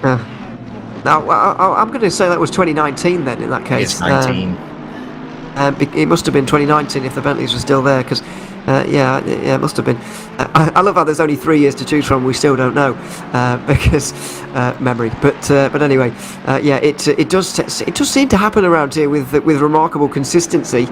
Although not today, by the looks of it. Triton Racing have, by the way, come into the pit lane just away from our cameras, and I believe there were a couple of laps after the 4 car, but lost out on a good second there, and so they're going to have to do some hard work all over again. Yeah, so Triton Racing not necessarily having the either the outlaps or the pit stop that they necessarily wanted. So we'll see what that Bentley's got now with some fresh tyres, full fuel as you said, but fresh tyres and a bit of a driver's had a brief break. So I'm not discounting that Bentley just because of what they did, what they've managed to do in this stint, but they need to keep that kind of momentum rolling. If you've got your car, moving forward, if you keep that momentum, it's really good for your race. But if you have something that knocks you off and kind of sets you back, then it really starts becoming a problem. And people who are trying to make the best and make their way forward again, the Ren Welton's Esports car, the 71, sort of the tiger striped Ferrari, managing to catch back up to Shematinsky in the 900, the SMP Esports team. We saw these guys have a bit of a go at one another earlier on when everyone managed to get grouped up. There was a big mix of lapped and unlapped cars, and everyone sort of did that. Did a thing that you mentioned earlier, where no one necessarily wanted to overtake one another. It just kind of all happened, and then everyone sort of found their way back again. But the 71, at least coming at the second half of the lap, looks a little bit stronger than that Mercedes ahead. Yeah, it sounds a little bit odd, but sometimes you don't actually have a choice with going through on somebody else. If they make a big error, then you're just kind of driving as you would normally, and you suddenly find yourself in front, and it's not always the best thing. So you can sometimes do it by accident. But we are getting to, and there we have it. There is an example. Shermatinsky hits the curb hard at the penultimate corner and goes wide. Remvelton able to make up a position pretty easily off the back of that, up to 24th position. And of course, that is a Silver Cup position as well. Those two both in that class. And so that's one of the easier moves that Orlando Rudge will ever have to make in his career. And he'll be more than gladly take that one. And he'll take the 1.3 second advantage that comes with it as well. Always helpful when the car goes off in front of you, not least because you can go through, but you can also pull a bit of a margin, and that gap shouldn't be a problem for the 71 over the next few laps. No, because now they're way out of the striking range where the Mercedes appears to be that little bit better, which is just the Sector 1, just with the speed that car's got.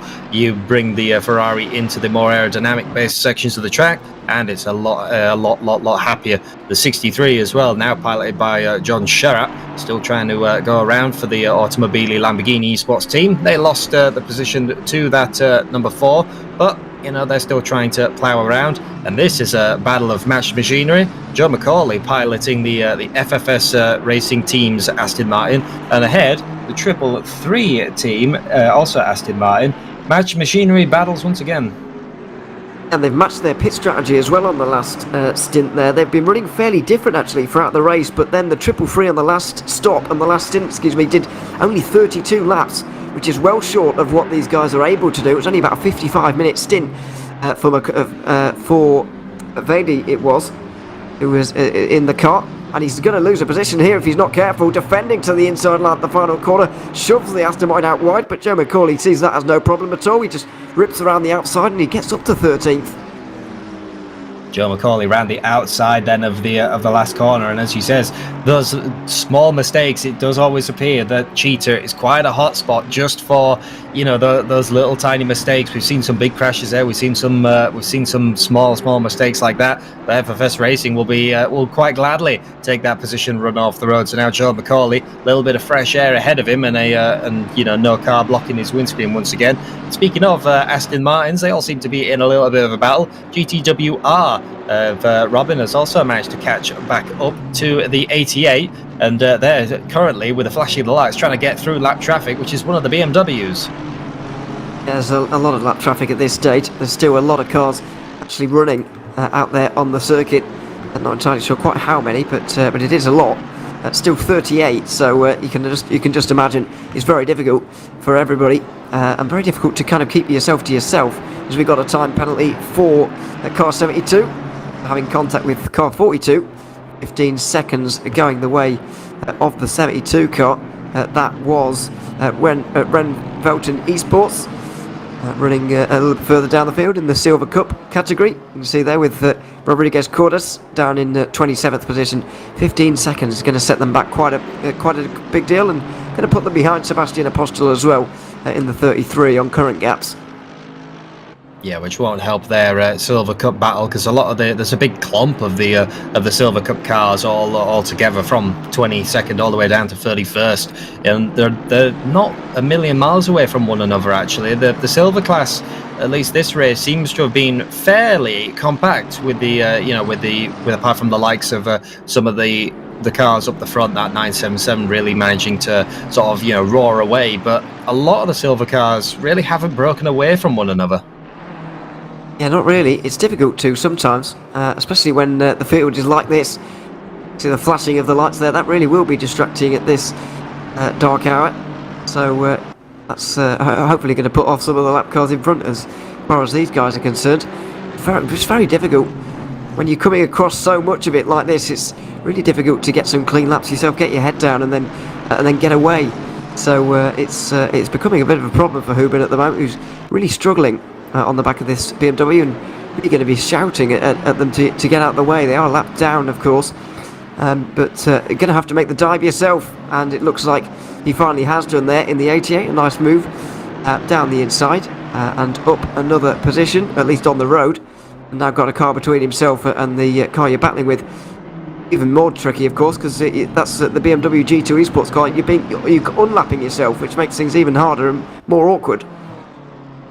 Yeah, so it's now GTWR's turn to try and get around the BMW, and as he says, lots of flashing there from the Mercedes. Obviously felt that they were being held up quite a bit. GTWR are just kind of, at least at the minute, look like they're going to play it safe. They're not going to go for the dive into turn one. I wouldn't be surprised if we start to see a bit of the flashing of the lights eventually, but I think for GTWR, there's no immediate panic to catch back up to the 88, because obviously they're not in their class, and the next car in their class, the 999, is quite a way up the road. And look at the driver cam on the bottom right, complete darkness, and sometimes that's what you need as a driver, just to be focused. You don't have any distractions or any lights. You are literally just looking down the road, as dark as it is. We're trying to peer into the distance. Real focus. We do see this now. It's getting towards darkness in mainland Europe now as well. So everybody will be experiencing this at this point.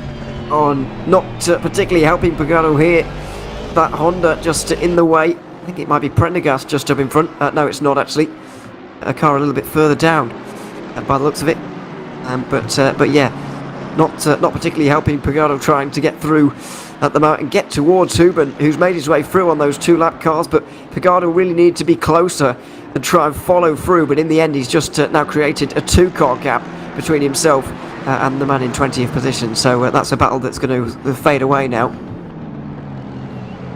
Yeah, so the 164 still just trying to get round all the lap traffic, but as he says, gonna slowly put that battle on ice a little bit. The 999 has come down at the pit lane in their BMW. Also, Charlie Crossland, the 62 BMW, has also come down the pit lane. So it appears that the BMW's following at least a similar strategy, even up and down the field. Both elected to come in. So that will reset their stint time. 2 hours and 33 left to go. As teams, you're kind of trying to find, sort of formulate your pit strategies now for your final moments, aren't you? Of where you want to be at the end of the race and what is best, at least for your car. So I think we might see some funky pit strategies the more that the race comes, to a close. Might well do. I mean, it's all about getting to the end with as little time spent in the pit lane as possible. And trying to work that out and match that up with what's happening on the road as well, which is always very important. And we're about to see the next real chapter in that, because James Baldwin is on his final lap of this stint. Gregor Schill will be as well, as long as he goes past the line again. So will Louis Roters as well, from the Silver Cup category. So we're about to see this all change again, but you can just see on board with Mikko Tauscher at the moment. He's closing in on James Baldwin.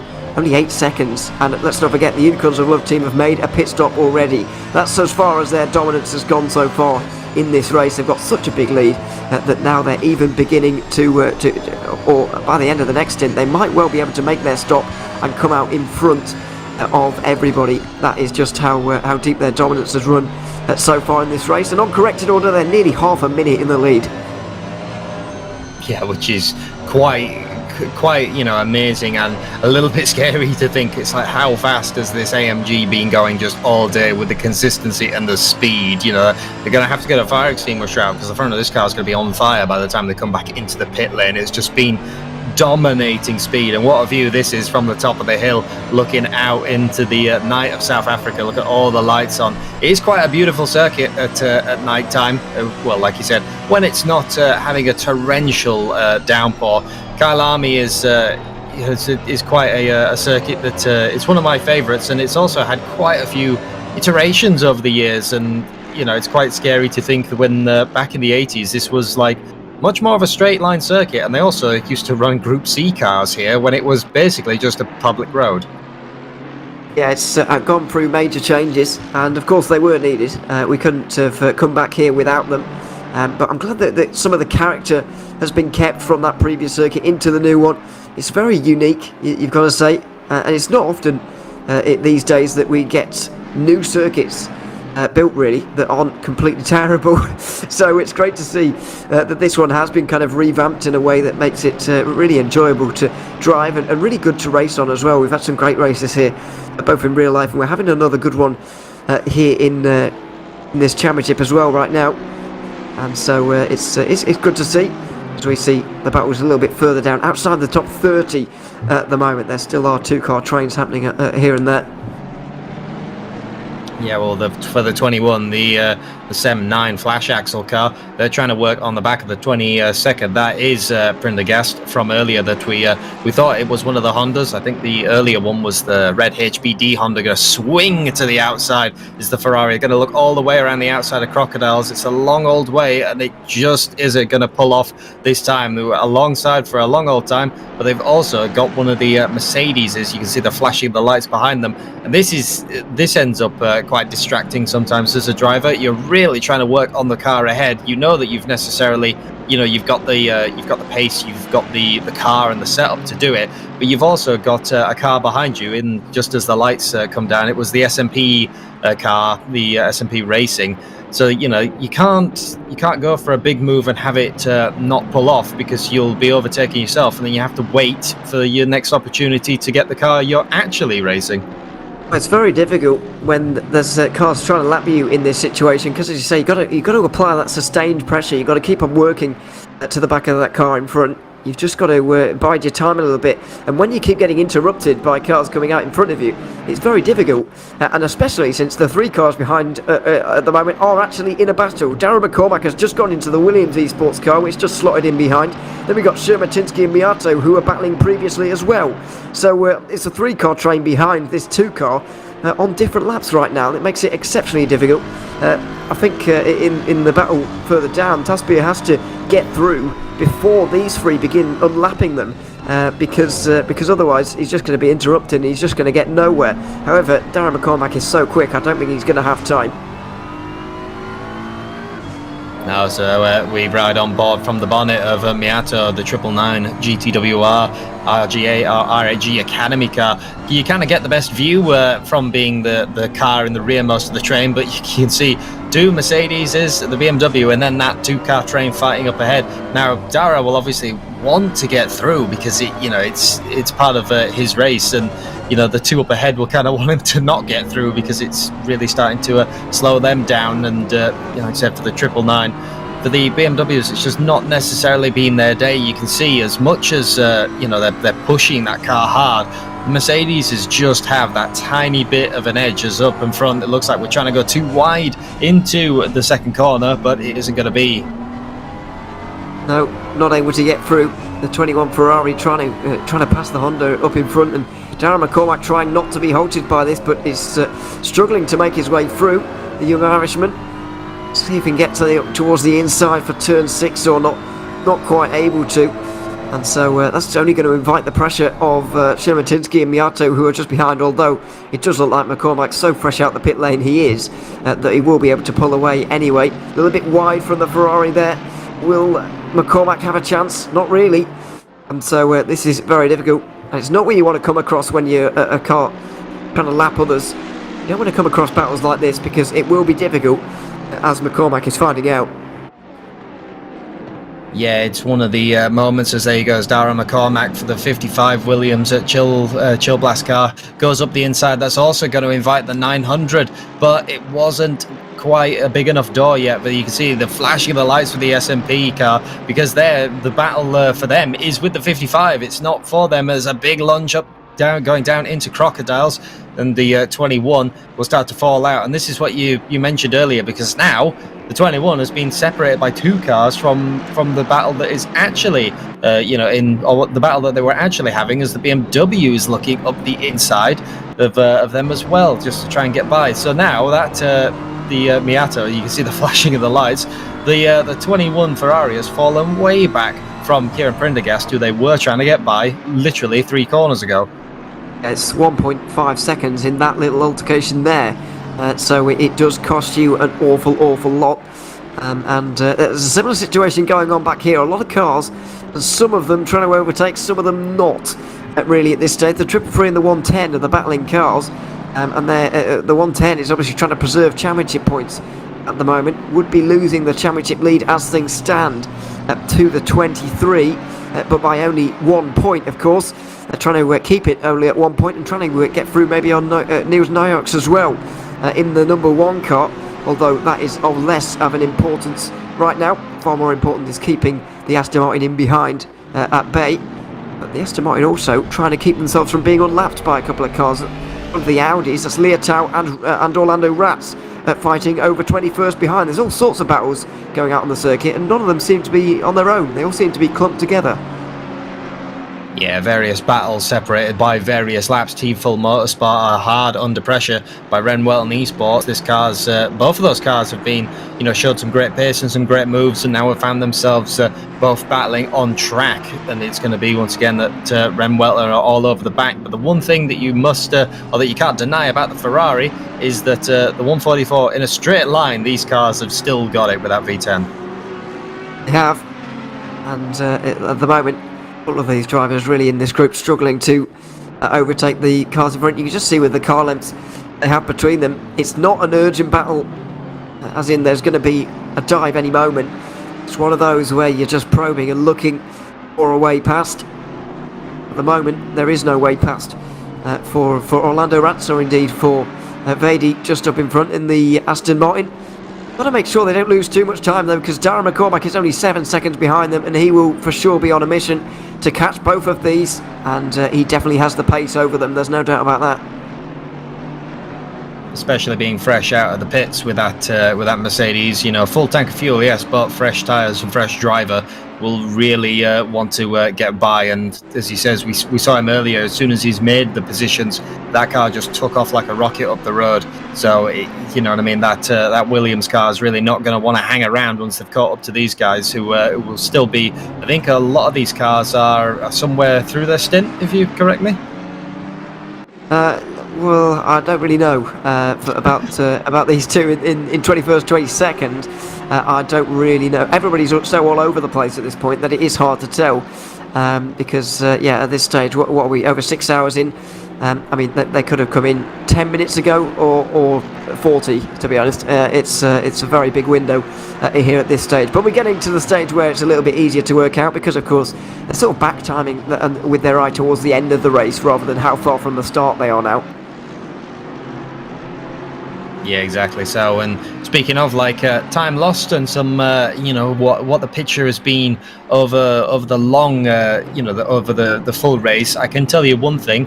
Average lap times, and we were mentioning about the Unicorns of Love, how dominant have they been? Well, they've been the top of the tree for first to 3 hour stints, the recurrent stints, and overall they are still the fastest on. It's interesting though how it's been swapping around. It went from the 63 Lamborghini and then the 10 Bentley, the 51 Ferrari in the 4th to 6th stints, despite their issues, despite having to come back down the pit lane that second time. They have shown that they've picked the pace back up, and they ended up actually second place of average times.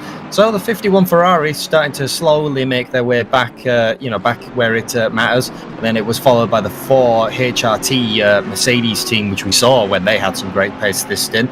But overall, it has still been Unicorns of Love, followed by Triton Racing in the 10 Bentley, but less than a hundredth of a second has been the number 4 HRT right behind them. And then Automobili Lamborghini are 2 thousandths behind them as well. So it is an incredibly compact field. It is. It's very close indeed. I think the far more telling thing, though, is if we dissected the 63 Lamborghinis average times a little bit more and assigned them to each driver, because our hometown hero Jordan Sherritt has been doing an astonishing job. He's in the mid-40s at the moment. He just dipped out to a 40.9 on that last lap, which is comparatively slow for him, but it is still faster than 75% of the field.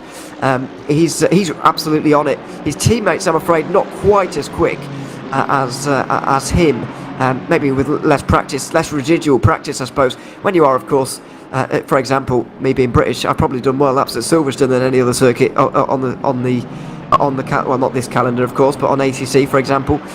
It's just what happens when you're British, because that generally happens. It's probably the same thing for whatever nationality you are. So, and you have your favourite circuits, of course. So Sherritt is very well versed around this circuit, and is just pretty quick. Whereas his teammates not quite as quick. That's no disrespect to them. But how can they expect to be as quick as Sherritt, who did after all take the pole position? So I guess there is a bit more dissecting worth doing there. But the interesting thing is that certainly recently the number 4 Mercedes and number 10 Bentley have been pretty comfortably quick at, well, when we say pretty comfortably, we mean by about a tenth a lap over the last 3 hours or so. They have been slightly quicker, and even the 66 McLaren team of Veloce have been quicker than the 63 Lamborghini in more recent times as the temperatures really come down. So the Lamborghini started out so strongly, but my fears about them being able to carry it to the line with a whole 9 hours are unfortunately becoming a little bit true here, because they are falling away. However, Jordan Sherritt here might just be able to put in enough really strong stints here to keep the number 4 and the number 10 and the number 41 away from overtaking them. But it could easily be a really strong podium or completely off the podium for the 63. It can really go either way.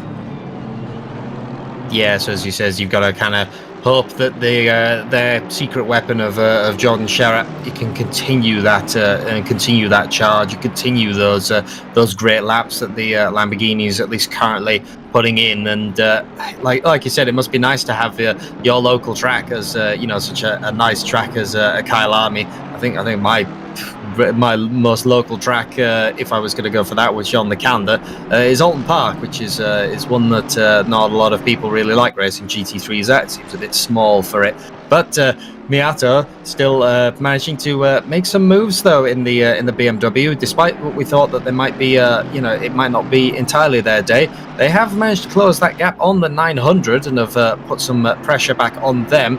And this car, the 71 for Orlando Rats, still trying to catch up to the Team Yellow, sort of the 144 Audi up ahead. It's cooled off a little bit, but they do still have that lap traffic up ahead, which could make things interesting in the next few laps, because I believe that's the 110 McLaren just going down mineshaft. It could well be. I think it's it is still the fight between the 333 and the 110 for that 10th position. And so there's the two of them still fighting that one out. Of course, the 110 trying to preserve as many points as possible, and they need to, because losing that place to the Aston Martin behind would lose them 4 points, and they can't really afford to do that in the course of this championship. Even as things stand right now, the 23 would overtake them in the standings, so they do have to be very careful, and they do have to hold on just for the next few moments. In terms of their pit stops, they are not too far apart at all. The 110 is only 1 lap fresher out the pit lane than the 333. There's not much to choose between them, and so they're pretty much on the same strategy, and they're going to be fighting it out to the end as we see a battle for third.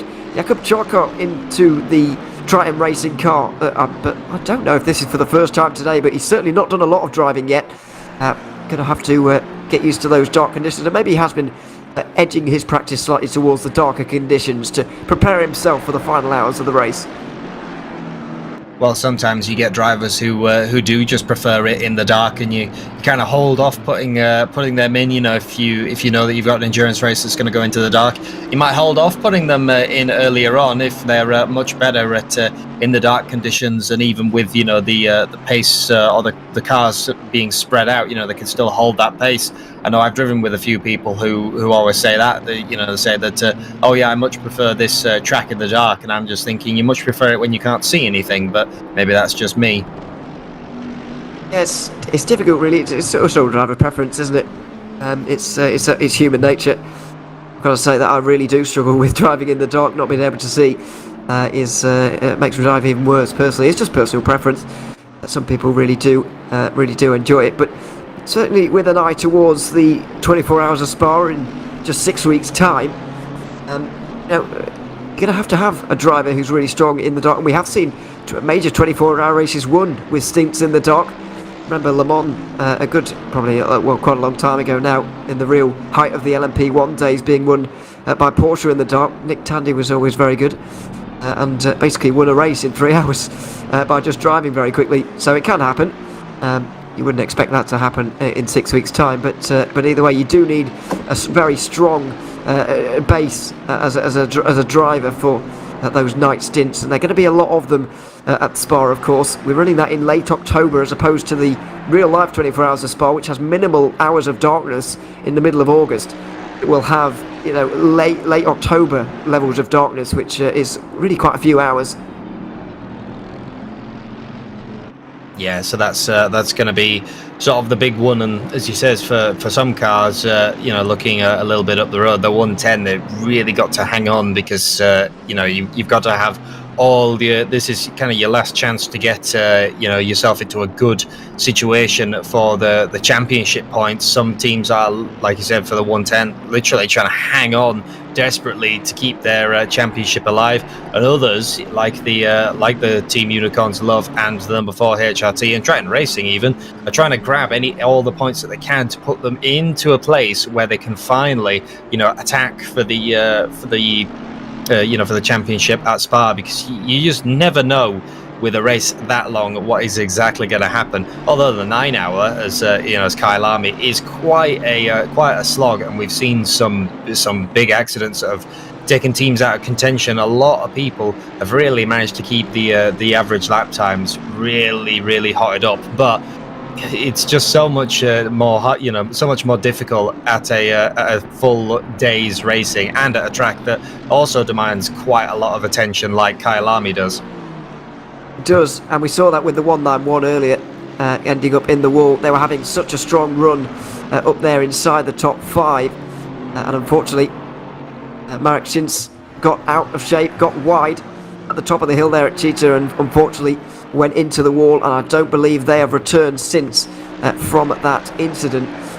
A real shame to see for those guys, that they won't be able to complete the top 5, but I mean, it does give us a really good battle for the podium. The gap between 2nd and 6th is not very large at all, about 20 seconds covering those 5 cars. So we really do have a strong fight, and it would have been even stronger with the 191 team. Very unfortunate to see them DNF'd. Yeah, very much so. So continuing on, and Triton Racing still still trying to put the pressure on the number 4 HRT. This is a view as well that I'm sure HRT are probably a little bit sick of in their rear view mirror. Look at how bright some of these endurance lights are, and the Bentley as well, that seems to, it's like they kind of ran out of places on the car and just went, well, what's the next biggest place that we've got on the car where we can put endurance lights? Ah yes, lads, we've got a gigantic grille. We'll shove them in there and it will be fine. And the blue endurance lights on the inside of Otoki's. This is from the onboard of number 4 HRT. Mercedes is always an interior that I always think looks quite cozy, if you will. The big sort of center console swoops around the driver and everything. It does look quite cozy in there, but Leonard Otoki probably isn't feeling relaxed, I've got to be honest, with the presence of Triton Racing just in behind. I could have sworn as well that they illuminated it bright green for a while, Bentley. But maybe I was imagining that. But yeah, I mean, it is bizarre to have lights just rammed into the grille like that. But either way, whatever helps, I suppose. As Nicholas Huben has been really laying down some lap times recently. He's caught up to Luca Lordio in this battle for 16th. This should be light work, really, because the 88 has been catching. Yeah, the 88 has been catching for a numerous few laps. The Mobileye car does seem to be, just struggling a little bit. And as he says, it might not just be BMW's day. That none of them have particularly had the best day. Obviously, like you said, a lot better than where they were when this car started out. But as the temperatures drop and as the night comes in, the BMW is still not proving to be the greatest of like full-on race cars at the minute. The 88 using the slipstream. Are they going to look to the inside? Not quite.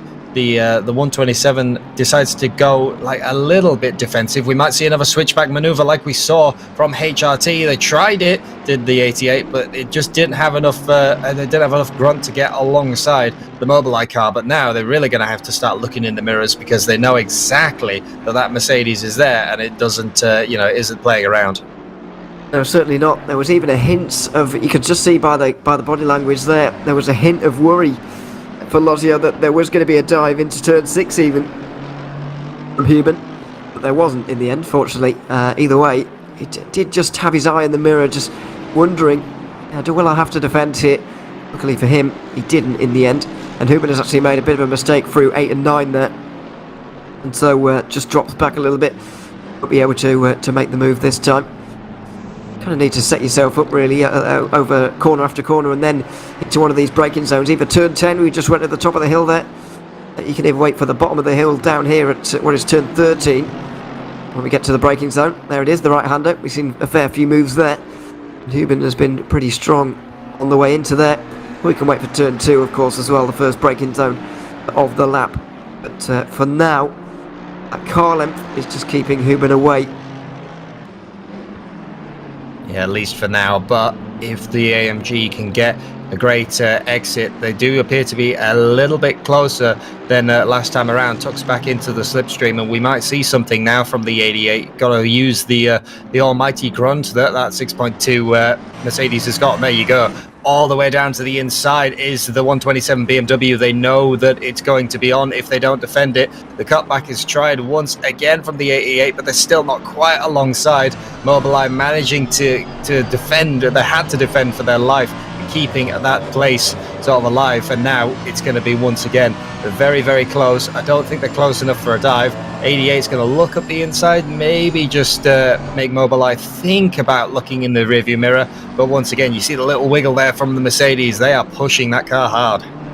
Yeah, they're both pushing at this stage. Huben was a little bit disappointing actually on the brakes going down towards turn 2. Was expecting him to be able to go a little bit deeper there, challenge the BMW a bit more, but really wasn't. And so has to stick behind, but turn 2 certainly seems to be his best opportunity. Does seem strong out that final corner, which allows him to give it a go. A hint of a defence into turn 10 as well, but Huben will be waiting for that chance again, although he's got a very narrow and nice exit off of here. Maybe even there's a chance coming up now. Probably not. I don't think so. It once again appears that the BMW has just enough, at least in the latter half of the lap, to keep themselves ahead. Where they have to defend now each time is coming into that turn 2, because there's nothing you can do. The 88 has a good run through Cheetah, might have a look up the inside, but no, I thought there might be a dive there up onto the 127, but maybe the 88 has actually elected to sit behind and go for this turn 2 move once again. So we come back down, racing down through the turn 1, which is the kink. They're going to set it out once again. Mobileye have to defend. They're going to look all the way to the inside. Thought about that there might have been a Mercedes-sized gap there. There wasn't. They're now alongside the Mobileye 127, but you can't go all the way around the outside, and they couldn't get the car underneath them to do the cutback. And I think once again this battle is just going to end up where it's a case of follow the leader right up until turn 2, because the Mercedes just doesn't appear to have that, where it doesn't appear to have that little something extra where it's needed in any other part of the circuit. Yeah, it's pretty frustrating really for Huben. You can imagine it's pretty frustrating to watch for teammates, never mind to drive in. Just has to keep doing this over and over and almost wait for a mistake. It is a thing that happens with GT3 racing. The car's obviously so well matched, and these drivers at this point in the race so well matched that they just end up struggling to get through on one another sometimes. We're seeing a similar situation here. Maximilian Vedi trying to make his way through on Dietrich, a third, and a third in Silver Cup, of course, and not able to. Just nowhere near close enough. I mean, for sure the lap traffic is playing a role in this particular one, but even so, it's a similar situation. Yeah, like I said, basically exactly the same. It's the virtual drivers by TX3 car that's sort of under attack from the Ferrari behind, but they're managing to keep it on the short and narrow. The 71, I believe, is actually the Renwelton car. So Grantos Caracas, the actual Ferrari racing the 333, is a while away, and they have the 110 sort of up ahead. The 71's going to look up the inside, trying to unlap themselves. It is going to spook the virtual driver's car. You can see them running out a little bit wide, too wide coming up onto Cheetah, almost 3 wide as the Mercedes Chill Blast car comes into that, and there you go. They were trying to hold on to that because virtual drivers were just thinking, please let me be, I'm coming down the pit this go. Well, this is a surprise. 2 hours 6 remaining. They'll be able to make it to the end, but this is early. Lap 217 is when they last came in. It's only lap 242, which is 25 laps. It's one of the shortest stints we've seen all race from anybody, and there's no damage here, we don't think. There's no penalty to serve. So it's a bit of a bizarre one, but maybe Vedi is coming to... Well, I haven't seen Vedi come in that car very much, so surely he's not coming to the end of his max driving time either. So I've no idea why he's come in quite so early, but it does ensure that they're going to have 2 very long stints to end this race with. It could be that they're trying to set themselves up with a bit more of a clear point on the track, because I mean we saw there that the lapped cars started to catch up to them and started to swamp them. So maybe they've elected to cut this stint a little bit early, try and end up on a track on the part of the track where there is a lot cleaner air, run some great laps, and then just pick it up towards the end of the race. It might still give them a little bit of a lower average time. You just never know what's quite going on with some of the teams. But yeah, as he says, very early stop and a bit of an unusual stop for the Aston Martin. So it releases at least the 110 for a moment from immediate threat. Yeah, I get the point about just getting out of traffic there, but the field's so spread out at this point. You're going to get yourself out of some traffic and into some more. There's basically nowhere that's clear on this racetrack at the moment. What they have done though is change driver, which may have been a reason for that. Maxime Chassé has gotten into the car now. I'm not sure if that's the first time he's been in today, but it's the first time I've seen him. And in which case, maybe we were getting towards the end of drive time there for Vedi in the 333. Because of course, if you are a 4-driver team, then you can only do 3 hours in the race as a maximum. But then again, it would be bizarre because it just would be bizarre if that were the case. I don't think it is. They're just trying something practical. But you can be sure that Chassé is probably going to the end of the race now. Maybe 2 hours to go, 2 full stints. It certainly wasn't drive time. We're hearing that Vedi was nowhere near the limit. So something else, something strategical. We don't mind that. So we'll have to keep an eye on what the 333 are doing in the silver class battle. Something strategic going on with that Aston Martin. So we'll have to keep an eye and see what they've got in store for us. And flicking back to who has now become the leader of the race once again, the number 14, Michael Tauscher, driving the Mercedes AMG Esports Team Unicorns of Love. This car has just been absolutely ablaze all day. 19.8 seconds is the gap to 63 Jordan Sherratt, who's been putting in those great laps so far, trying to regain Team Automobili Lamborghini's sort of hopes of this race. But not far behind as well is Otoki in that HRT. They're about 11.5 seconds. But like I said, this car, they have just been on it all day long. They have, and Jordan Sherratt's inroads into this gap right now is more to serve to protect that second place rather than to tilt a serious challenge at this one. need to gain 10 seconds over in each of the final 2 stints of the race, which is a big ask. Not even Tobias Pfeffer could do that earlier on when he was really at the peak of his powers. Could only do about 3 or 4 seconds in a stint. So Sherratt might be able to do that to keep those behind him at bay. But in terms of getting this race lead, it's going to need a mistake from Unicorns of Love to take this away from them. The number 14 team coming into today's 7th in the standings on the back of a podium at Suzuka. They were 3rd, just beating Williams Esports to the line in what was fairly close, but they were nowhere near the top 2. They've not been outside the top 2 pretty much all day so far. I think they qualified 4th, but were pretty quickly inside the top 2, pretty quickly challenging for that first position on the 63 Lamborghini. And within a couple of hours, they were in the lead, with Tobias Pfeffer leading the line. And of course, Mikko Taisha has done his job valiantly as well to hold on to this lead. It's about keeping it on the road at this stage and not doing anything silly. Yeah, very much so. I mean, we've seen what can happen in the blink of an eye. You know, the 191 Mercedes, they were running absolutely great guns, and then their race completely came undone. But navigating the lap traffic has been basically the name of the game for the Unicorns Love, and they've had some great pit stops to boot as well. So neither parts of their race strategy have been at fault, and even with the lap traffic, their average times just hasn't dropped at all. No, it really hasn't, and the only team to average below 1 minute 41.0 in terms of lap time. Nobody else has been able to manage that throughout the entirety of the 7 hours so far. Yeah, it's a very impressive drive from them indeed, as we do now approach the 2 hours to go marker. Still 2 stops to go for this car, but it's all just about executing. They might even put 1 or 2 extra laps of fuel in at the final stop, just to make very sure that they're not going to do anything out of the ordinary in this race from here. Still waiting a little while for their next pit stop. They've still got the ability to run another 10 laps.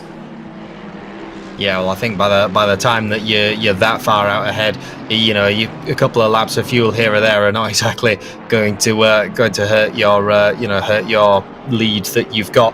But you can see how much they're still pushing that car, bouncing over the curbs, and it's sort of amazing to see when someone is this in tune with a car, how hard they can push that car, and how how hard they can push it and keep that average lap time so low. And speaking of someone who's trying to push the car hard as well, in a little bit of a clearer part of the track, Jordan Sherratt for the Mobileye Lamborghini Esports team and the 63. As he says, they're trying to just hold on to this, or try to get that second place back from the number 4. It's going to be a big road if they are going to do it. And I think that's why they've put Jordan Sherratt back in the car. It's a really quick stint from Jordan Sherratt. This is the fastest stint on average of anybody in terms of average lap time. This is the fastest stint of the race so far.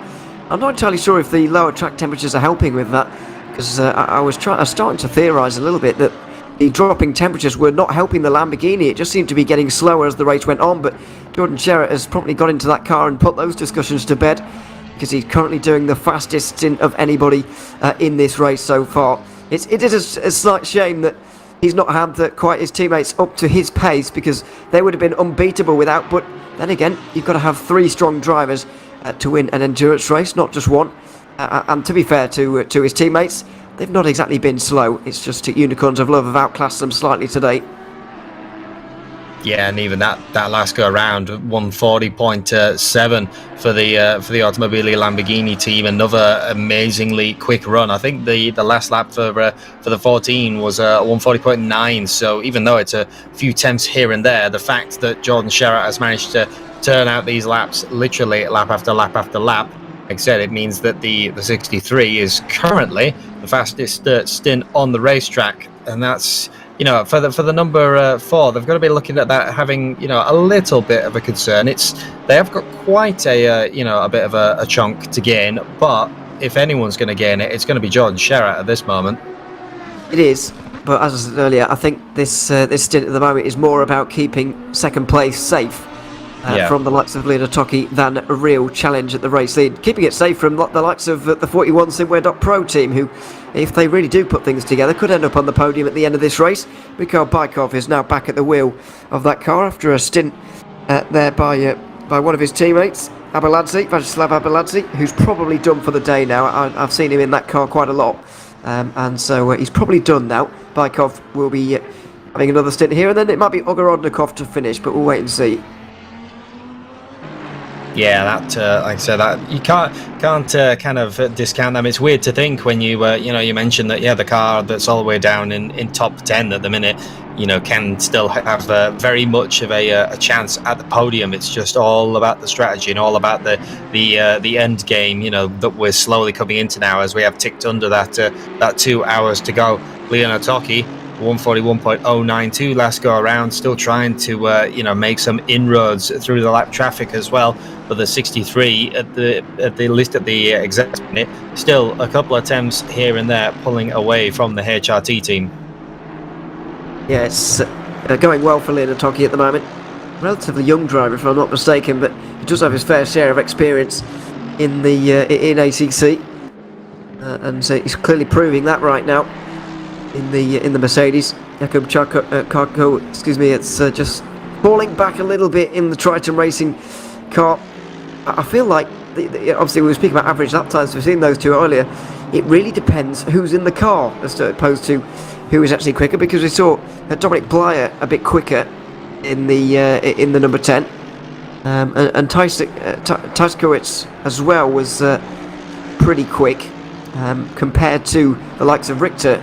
But then when Toki's gotten in the car and he's been put against Charko there, it's all changed again. So it really does depend more on who's in the car than really which car it actually is. That battle really toing and froing between the 4 and the 10. Yeah, and that's, like I said, some people really gel with certain cars, and some people don't. This is a car as well that's still managing to go around, and I'm pretty sure that they will see the checkered flag, but I'm sure they would have liked to have a slightly better day. The 888 Legion of Racers car, I remember seeing this car quite a lot at Suzuka, having some good battles here and there, but it's just not been the 888's day all the way down in the 38th position. But one thing is that the Legion of Racers, they are still going, and they will still at least see the checkered flag, and that's sometimes sort of the nice bit in it is that you can say that you finished the race, you saw the checkered flag, and you can take away what happened in this race and just improve next time. Absolutely. It is an achievement to get to the end of any of these races, and Moreno, by the way, is driving from the Philippines at the moment, I believe, as if his profile is to be believed, so which I presume it is, and it must be getting quite late there now, to be honest. It's already 9 o'clock in Western Europe, Central Europe, and they're a good time ahead of us. So it must be getting very late at where he is right now. But commitment to the cause, as all of the Legion of Racers drivers do, and as everybody, especially everybody we've got a number of drivers from the Far East driving here today, of course, in the Asia Championships that we have as well. When you've got these European-centric events, like most of them are, unfortunately, they end up driving very, very late on in the day. Same go for Australians, obviously, as well, who end up with the short end of the end up with the short straw. That's the phrase. End up driving very late on into the night. Exactly. Now this is going to be an interesting sort of fight, not for necessarily one on track or for positions, but that's the 63 Automobili Lamborghini Esports team, and this is Nil Niox in the BS competition car. Now Nils really wants to get by because they're trying to regain sort of their race, the number one, the BS competition car. You would normally expect a little bit higher, but as he says, it just hasn't been the BMW's day. But the 63 now heavily under fire from it. But the 63 has they've been going great guns all day, but it's going to be a hard one to fend off Niox in this car. It is going to be difficult. But then again, Simonini's very fresh out of the pit lane, so he will be on new tyres, of course. It's a pretty short stint, from the Lamborghini team on that last run. Jordan Sherritt there, only 25 laps in the car, which is 35 35 laps, that's more normal, but still a little bit shorter than what he can do.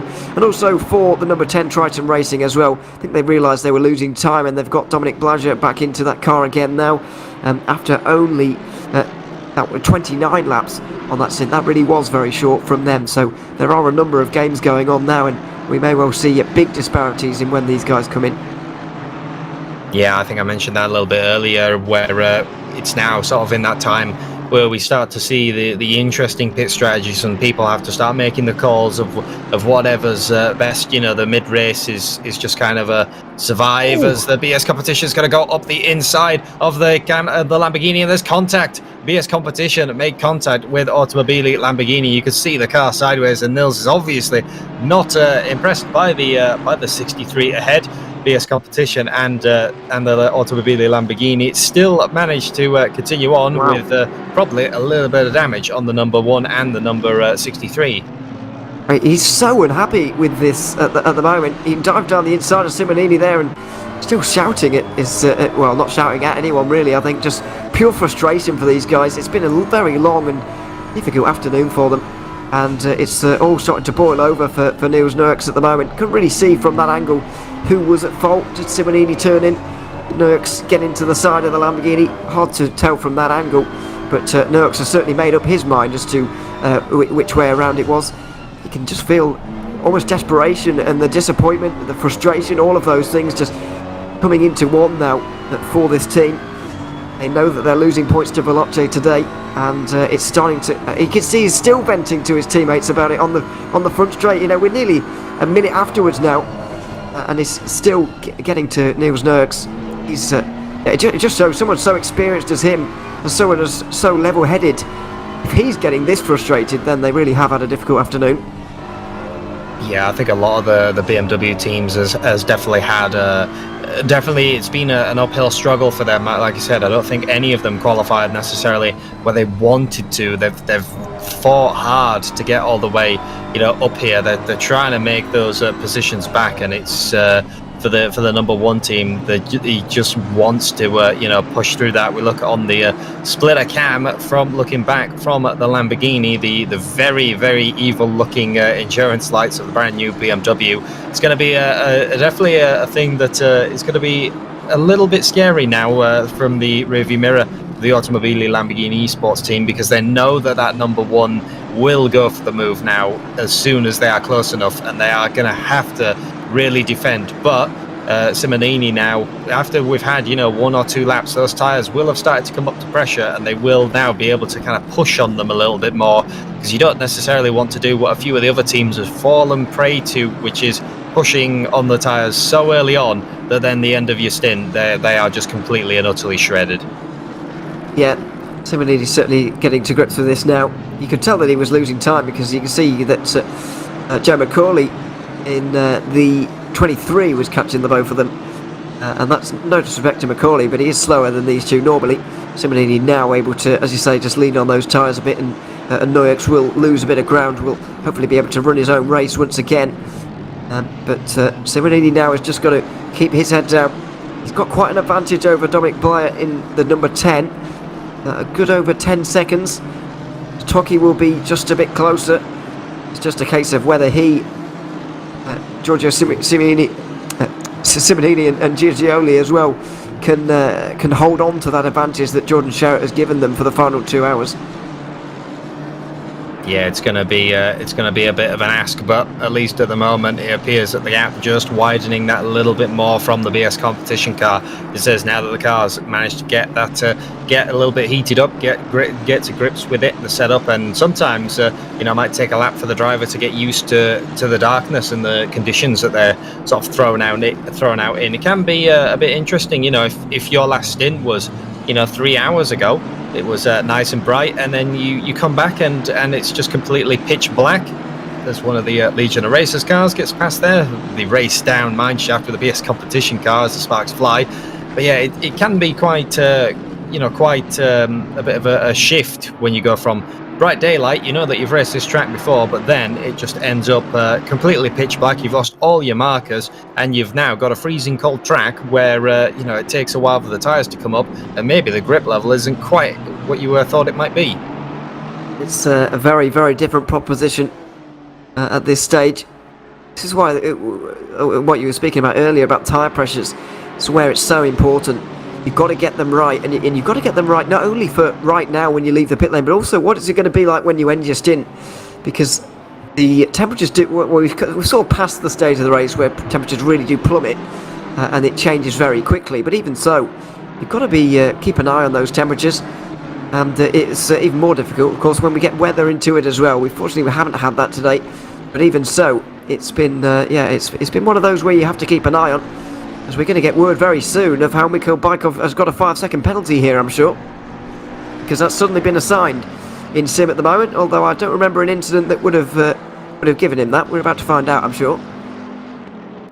Yeah, and that's not going to be great news for the 41 Kerber's Engineering Somewhere Pro team. Obviously, they put Bykov back in that car to sort of gain them some time back, and they've ended up behind the 110 McLaren, which isn't a battle for their class, and yeah, two, they've ended up with this penalty. So that's kind of not necessarily put the brakes entirely on their race, but now they're going to have to really maximise these last two stints if they're going to be back in contention of where they were.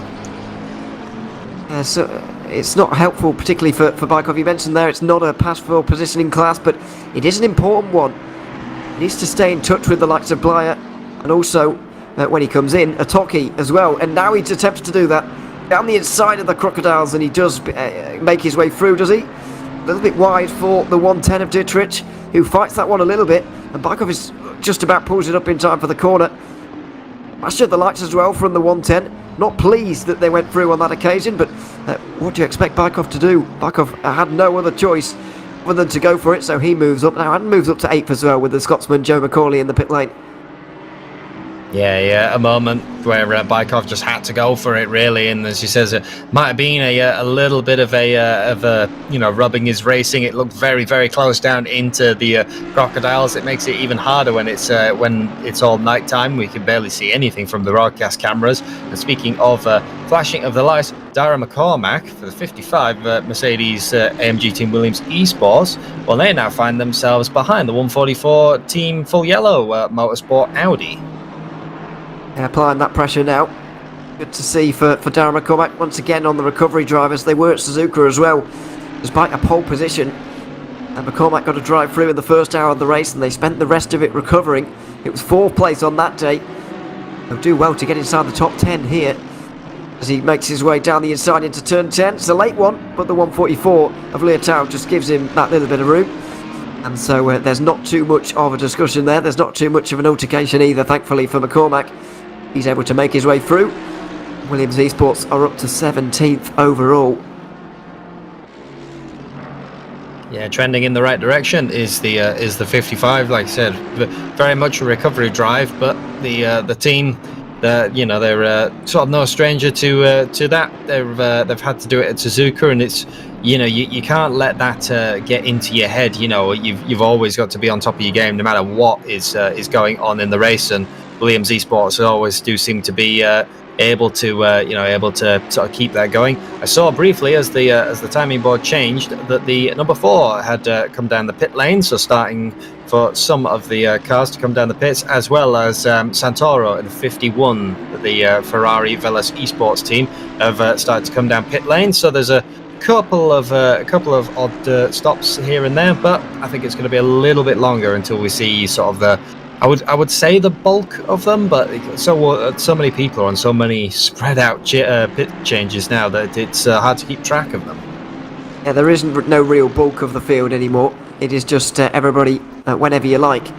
And still waiting for the race leader to come in, by the way, here in the next few moments. To my mind, they've completed 38 laps on this lap now, so surely they're not going for... I must have miscalculated or something, because surely they're not going for 39 laps. That really would be a very long stint indeed. But they may well have done, I suppose. I'm not entirely sure. But yeah, the number 14 at the moment, still out there on the road, and still with a huge lead. I'm still expecting Eamon Murphy, Noah Eder, and also Niels Noyaks to stay out for a good few laps longer. Just yet, another 10 laps indeed they can go on this stint. but any moment now the 4 team will be in for what difference it makes. Very little, really, in the course of this race. They are running their own race. Yeah, very much so. So continuing on with the race on, I said you see the 144 managing to they're just trying to hold on to the gap that they did have, and it's going to be really interesting to see what people start to do towards the end of this race. Obviously, there's a couple of positions that I think are without a big mistake or an incident are kind of locked in, but a lot of the field is still still up for grabs, and the silver championship as well. It looks kind of like the 977 as well as really being the star silver car of the day, and have just managed to drive away from a lot of their fellow field. But this is a battle which is going to be very interesting. Malinovsky for the Yas Heat 149 now starting to catch up to the back of James Parker in that 23 FFS racing car. It's another one of those moves for Yas Heat to just get themselves a bit closer to their real rivals here in this race. And Malinovsky is going to have to do that right now as the overall race leader comes in, as you say. I would be careful though, just rising off the Silver Cup battle just for now, because I've still got hopes for the likes of Maxime Chassé in this race to do something. Very short stop from the 23 on the last time as well. James Parker, you can see the Aston Martin just up in front here, got quite a gap over Chassé. I'll say that, it's about 5 seconds, but it's quite a gap. And they weren't in front before, I don't know. Well, maybe they were, but either way, I think this race is very much still on, especially if they've got Valentin Barrier with another stint in that car. They can very much go somewhere as James Parker makes a bit of a mistake down the hill at turn 8 and 9, and this is going to be an easy move for Maciej Malinovsky, surely. Comes up onto the top of the hairpin, late on the brakes through Learcop is the 149, and there you go as the headlights disappear. It is a position gained for the 149 up into 11th place overall, and now they've got a bit of a mission to climb up for their real rivals. Robbie Stapleford is a good 20 seconds up the road as it stands right now in that BMW G2 Esports car, and but like I said, the SE have got to keep their head down. Just keep piling on the pressure, and eventually you'll see what happens at the end of the race. You never know with sort of penalties and mistakes and pit issues. It's all still to play for, really. It is all to play for, and I'm very much looking forward to seeing how it pans out. See where Dietrich comes out as the number 110 is in pretty early, really. 29 laps on that stint, not very far at all. But doesn't need to be at this stage in the race. They can get away with shorter stints, and the only Austrian on an otherwise German-driven team, Jakob Ostermann, gets into that car for probably the 3rd time today at this point, with James Parker, one of his rivals, applying pressure to Malinovsky just up in front. It would be pretty inconsequential in the end. So in terms of the Silver Cup battle, the gaps are where they are, or where they were, I should say. We're waiting for Noah Eder to come into the pit lane, and then we'll see really where we lie, but 977 certainly seem to be in control.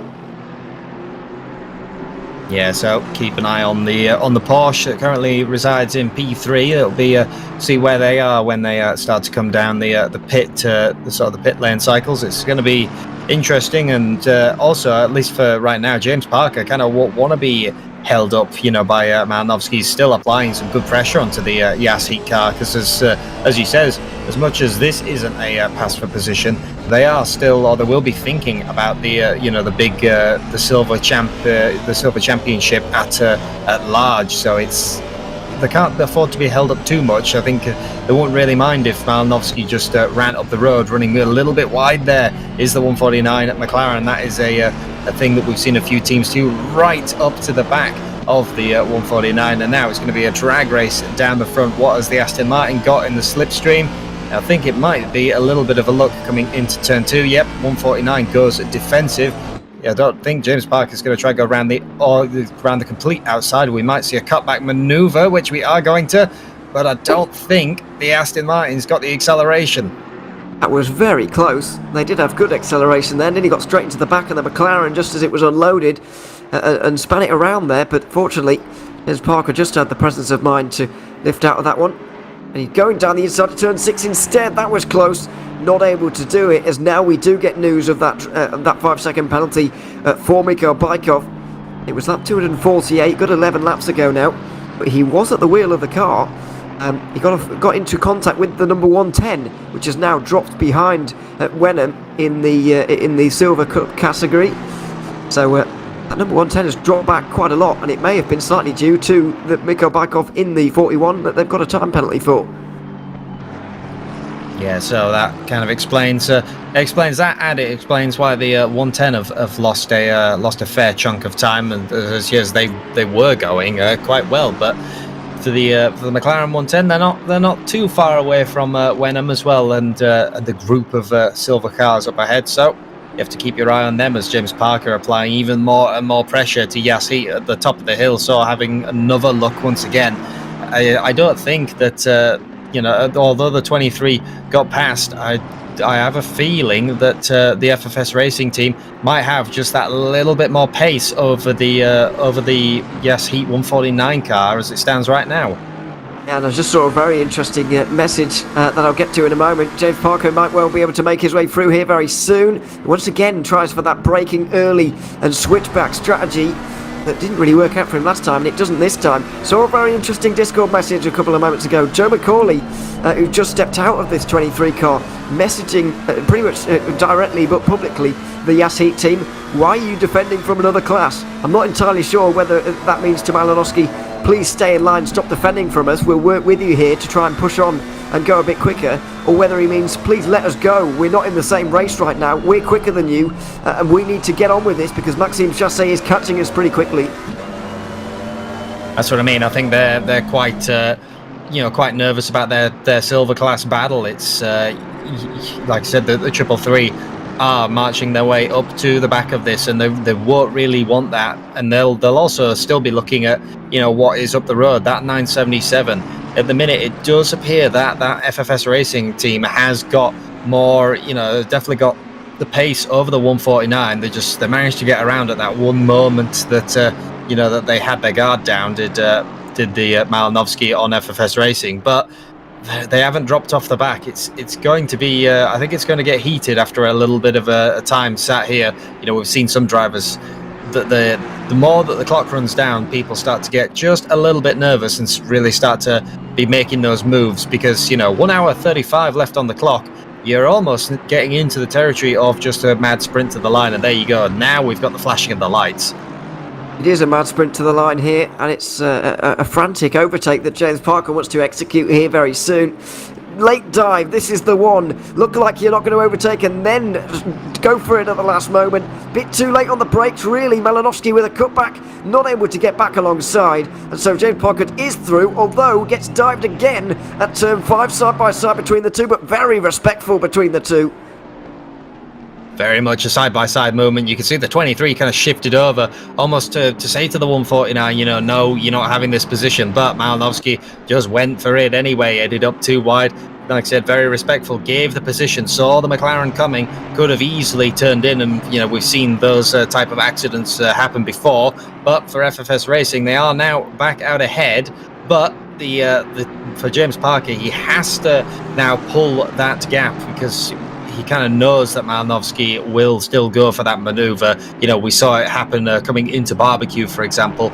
So, yeah, the Aston Martin has to run away now and has to kind of keep their eyes on the prize. But it's at least good for them, because Chassé in the 333, which you can just see in the background, there they go, at least they have one more car to pass before they get to James Parker. We're about to see James Parker's true pace here. He's been stuck behind the McLaren. Now he's unleashed. Will he be able to get away, or is Chassé legitimately quicker than him as well? That really would be not good news for FFS Racing. And so we're about to find out. Although once again, it's going to be difficult to find out, because that McLaren may well be in the way of the 333. We'll wait and see if that does become the case. But it very much could do, with Malinowski clearly just struggling that little bit for Yassi. This 149 McLaren has just not quite been on the pace, and you do expect a little bit more from Yassi. I know it's a very strong field, but for them to be scraping a top 10, not even getting that, is a little bit of a disappointment for them maybe, but either way, they're involved very much in battles right now, as are these two. Eamon Murphy versus Tobias Pfeffer for the lead. For what it's worth at this stage, not worth much, but either way, it is a fight for the lead. Yeah, the Unicorns are love, obviously already having done everything of their pit stops and such, and the 66 I think still is yet to come in, but Veloce are still trying to hang on to their race. As he says, with how dominant that they've been, sometimes you would have thought maybe that Veloce would have also had just that little bit of a better run, but maybe it is another car that is just not quite as being as sharp today as the McLaren buff. A lot of the teams haven't really been as sharp as you might necessarily think. It's interesting to see, when you go track to track, and the cars, the balance of performance changes, what car kind of likes it and what doesn't, because sometimes it makes completely no sense what car is the best at this track. As it says, when we came here, I would have not put the Mercedes as being one of the dominant cars, and there you go, the 14 up the inside of the Crocodiles, and that is I think Eamon Murphy didn't really fight that. They knew that there's no point just losing time, the whole seconds per sort of stint when realistically it doesn't mean anything.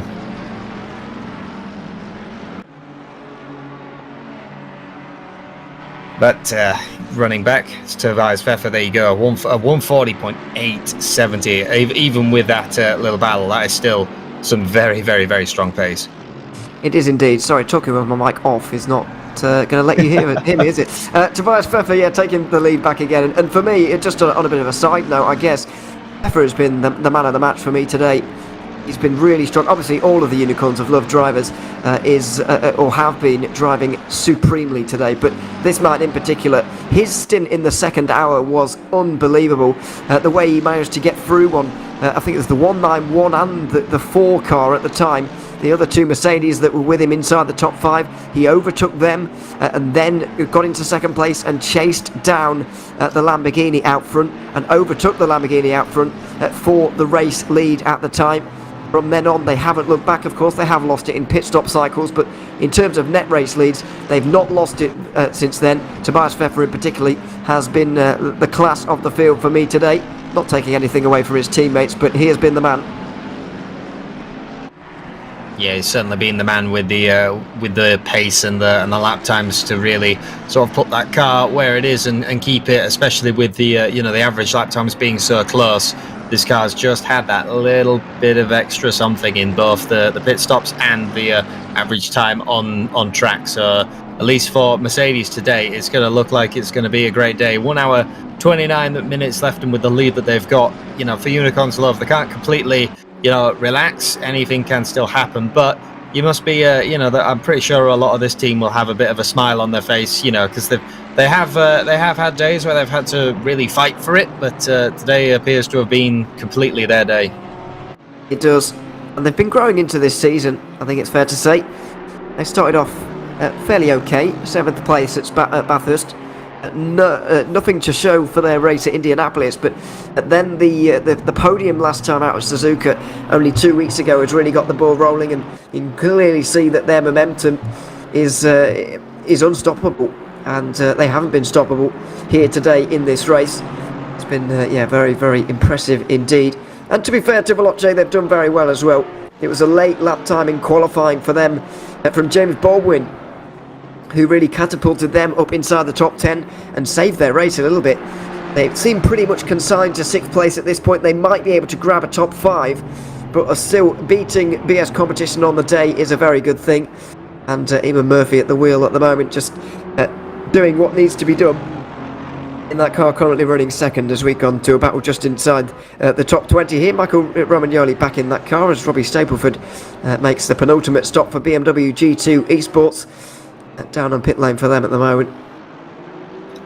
Yeah, and this is a battle where the Mobileye car will probably have had be getting quite a lot of deja vu here. You saw them going all the way down to the inside wall again, because anything that seems to come up behind this car, they've got the handling in a lot of parts of the circuit. That BMW can hang on, but every time it gets to that front straight, it just seems that they have to defend quite hard because the cars are just powering past them. So maybe quite a high downforce setup in that BMW, or maybe it's just not the BMW's day.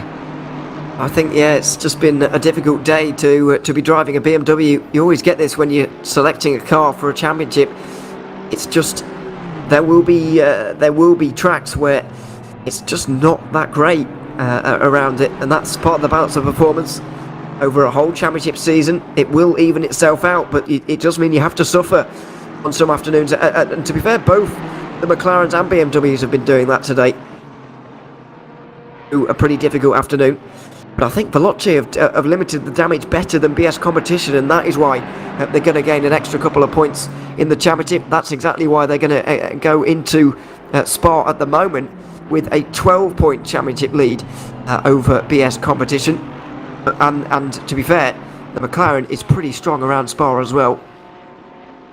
Oh yeah, it's definitely going to be an interesting race in a few weeks' time at Spa. Obviously, the big one, and it'd be interesting to see what a lot of the teams start to bring their A game to. The 164 looking to the outside of the Mobileye car, trying to go all the way around the outside. It's not for the cutback, but it just was a little bit too long for that Aston Martin to make it all the way around the outside. Still nose to tail as sparks fly for the Mobileye car, bouncing over the curbs. That might hurt their exit a little bit. It might look like the 164 looks at the inside. They go heavily defensive. They're going to try go all the way around the outside of Sunset, but it's a little bit too far once again. Perhaps looking for the cutback or trying to set themselves up. If you can keep forcing your opponent onto a line that they don't like, eventually they'll be slow enough that you can get them before the S's. But for the 164, it's just out of their reach. But Mobileye in that 127 must be getting really quite worried, because they know that even this car as well really has it on them, even outside of that sector 1. Yeah, this is true, but I mean, it's not too much of it too concerning to them. After all, it is a Silver Cup car that's behind right now, and I believe Matt Romagnoli, at least I would put him at the top of their list in terms of strength, in terms of their team there. So I don't think it's any embarrassment at all to these guys to be losing out to Romagnoli, to be losing out to this team at this stage in the race, and it won't be too much of a worry either. They could well get through on Darren McCormack here as well. It might not be McCormack when they leave, but either way, the Williams Esports 55 exiting the pit lane right now. And we'll see if they end up behind these two. They will do indeed, as Lozio makes his way over the line, still in the lead, but for how much longer? And very defensive once again from the Mobileye car. The 164 swings to the outside, trying to go. It appears that the Aston Martin kind of wants to go for the more around the outside approach rather than doing the cutback, which we've seen a few teams do. Still as close as you like, but it was just a little bit of a tiny mistake there. Missed the apex ever so slightly, and that gives Mobileye just a tiny bit more breathing room coming into Sunset. GTWR can have to reset, get that car back running again as the sparks fly. But it's going to be, I wouldn't say it's frustrating for either of them, at least at the minute. The 164 would have a fair old climb until they get up to the full sport yellow 144 Audi, and they have at least a little bit of a breathing space between the 322. But it does appear, at least at the minute, that the 164 does have just that ever so slight pace, but just not enough to blast past Mobileye at the minute. No, not really. And as you say, I don't think it is going to be too frustrating for Romagnoli right now. As you say, that gap is good 25 seconds up to Leotal in the 144. So it's not a really feasible margin for them to grasp back now. They're going to have to hope for a mistake, really, with so little time left in the race. And they've not exactly attempted very much. They've been close behind, but they've not even attempted very much.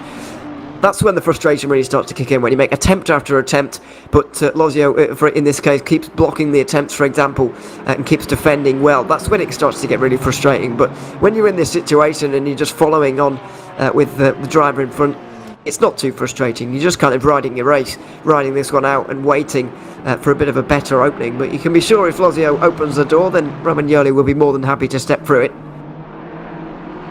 Oh yeah, it does. It kind of feels that way, that if the 164 has got all of the the big overlap, like in the straight line speed coming into the turn 2, then obviously they would go for it. But there's been a few times where you would think that maybe they might have a look up the inside, a little bit of a late break here and there, but they've just been following each other. But because of that, they're not losing tons and tons of time to one another. They're just kind of pacing the field.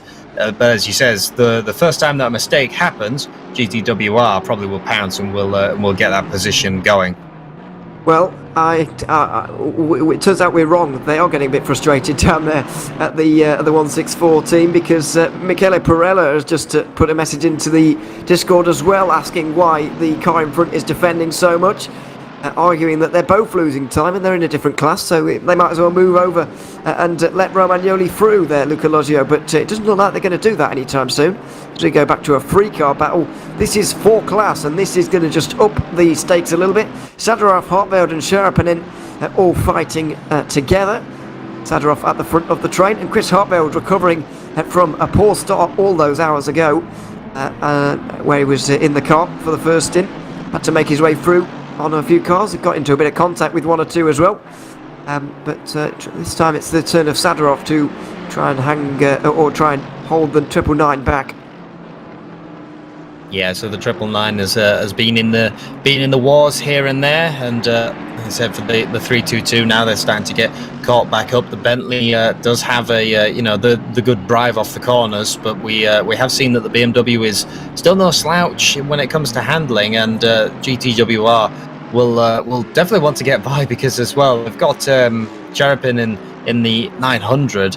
Not that far behind, and the Mercedes has been quite the strong car, as the lights flash from the Bentley ahead, because that's a back marker Ferrari as they're going to look up the inside. The Bentley really forcing their way wide. They want to get through, but this might put them in a position where they're going to end up being under attack, and they are. The 999 around the outside, like what we saw Malinowski do, going to go for the switchback maneuver is Chris Hartveld, and that's also invited the number 900 into this battle, trying to go too wide into Sunset, but everyone kind of files themselves back out, and look at how close that BMW is to the rear quarter of that Bentley. Very close, a little bit wide as well from the Bentley. Sadorov again missing the apex at 7, but turn 8 really doesn't offer any opportunity for Chris Hartveld to have a go here. It's really all stemming from the 21 Ferrari of Elif just up in front, not moving over for Sadorov there, not making life easy either. Let's not forget, of course, in GT3s, blue flags don't mean the same thing as down the inside for Hartveld. That was late on the brakes, that was aggressive, and there wasn't much room, but he's executed that very nicely. Little bit of body contact there, but Chris Hartveld does get through, and that's also invited the number 900 into this battle now. You can see the Mercedes coming through. Chris Hartveld very, very defensive. He has to be, otherwise the Bentley will take it back. If anything, he's trying to back Bentley up into the jaws of the Mercedes back there. If you two battle, I can escape there, running a little bit wide. The BMW now, you kind of have to have your eye forward, and you've got to put in those lap times. And I think so the GTWR, they might be just outside of the striking range. They've done just enough to keep that Bentley out of their, out of the striking range for turn 2. They might end up all reigniting once again when they catch back up to that 21 Ferrari, if it once again ends up where the Ferrari doesn't move over in time. Yeah, possibly. That's the only thing really that I can see Hartveld losing this position once again, because as we saw there, or based on the evidence we've been presented over the last 4 minutes, I think Chris Hartveld has the edge over both Sadorov and Sharapinen in the two cars behind, the Bentley and the Mercedes respectively.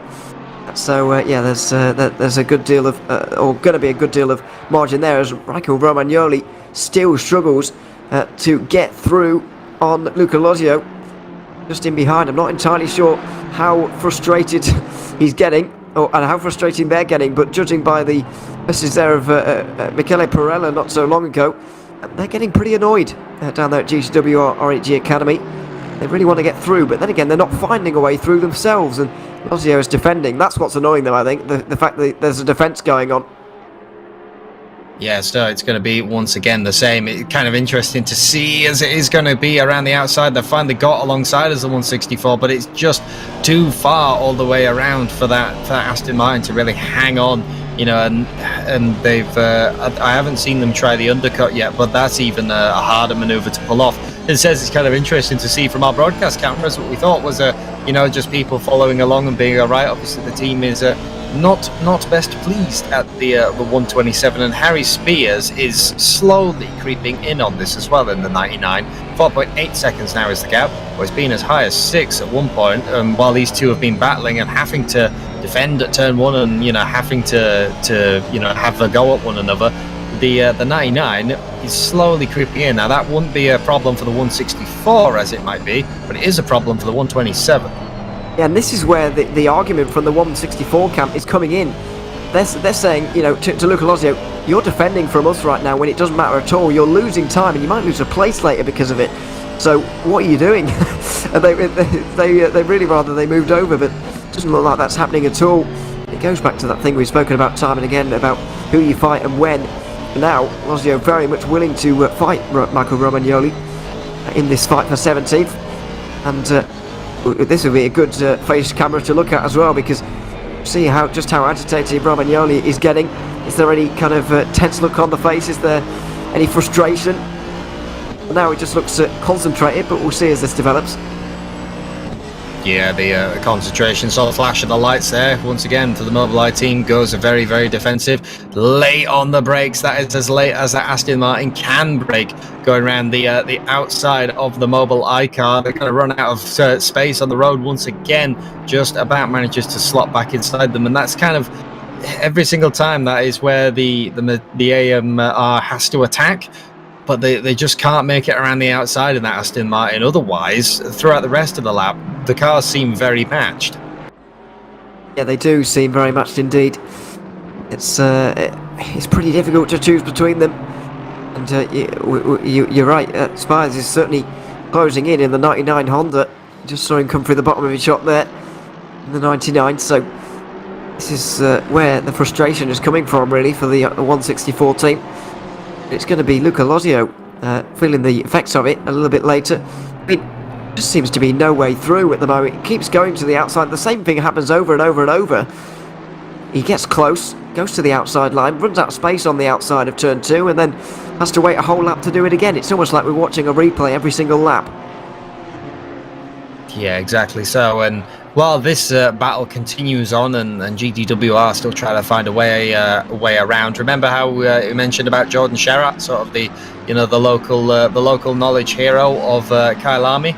Well, when he got in that 63 Lamborghini and did that best stint of the race that one time, that has propelled them from where they were, which was the top 5th, I think, in the average lap times. Up now, the 63 Lamborghini sits on top of the average lap time of the whole race, only 8 thousandths ahead of the 14 Mercedes AMG, but it is still ahead. They have really propelled that car on, which will be really saving their second place hopes. And championship leader has taken the lead back in the pit cycles. Anyway, the 66 McLaren is now back on top with only about 2 tenths separated from the 63, and the next fastest car being that Mercedes AMG. And then we get to whole seconds, which, as he says, is the cars that have necessarily had a few issues here and there to deal with. Absolutely. Now, I do trust Michael Hamlet and his stats, of course, but I'm wondering how this can be possible that the 63 Lamborghini can first of all be fastest in terms of average lap time, and also second in the total pit lane time, only to the McLaren they were slower than, and how they've ended up so far behind the 14. I know we've not factored in this stint yet, but I don't believe that Simonini has lost 25 seconds on this stint alone.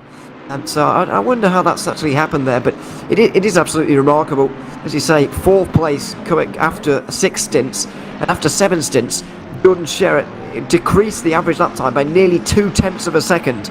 Now, considering there were 6 hours of driving before that makes it unbelievably difficult to actually decrease the average lap time, or staggeringly difficult to decrease it, but he's just done it by 2 tenths and propelled them to the front of that standing. So it's an unbelievable stint, and possibly the fastest and best stint we've seen all race. But even it just shows you the consistency of Unicorns of Love, despite Jordan Sherratt producing one of the stints of the season, they're still nearly 30 seconds off the lead.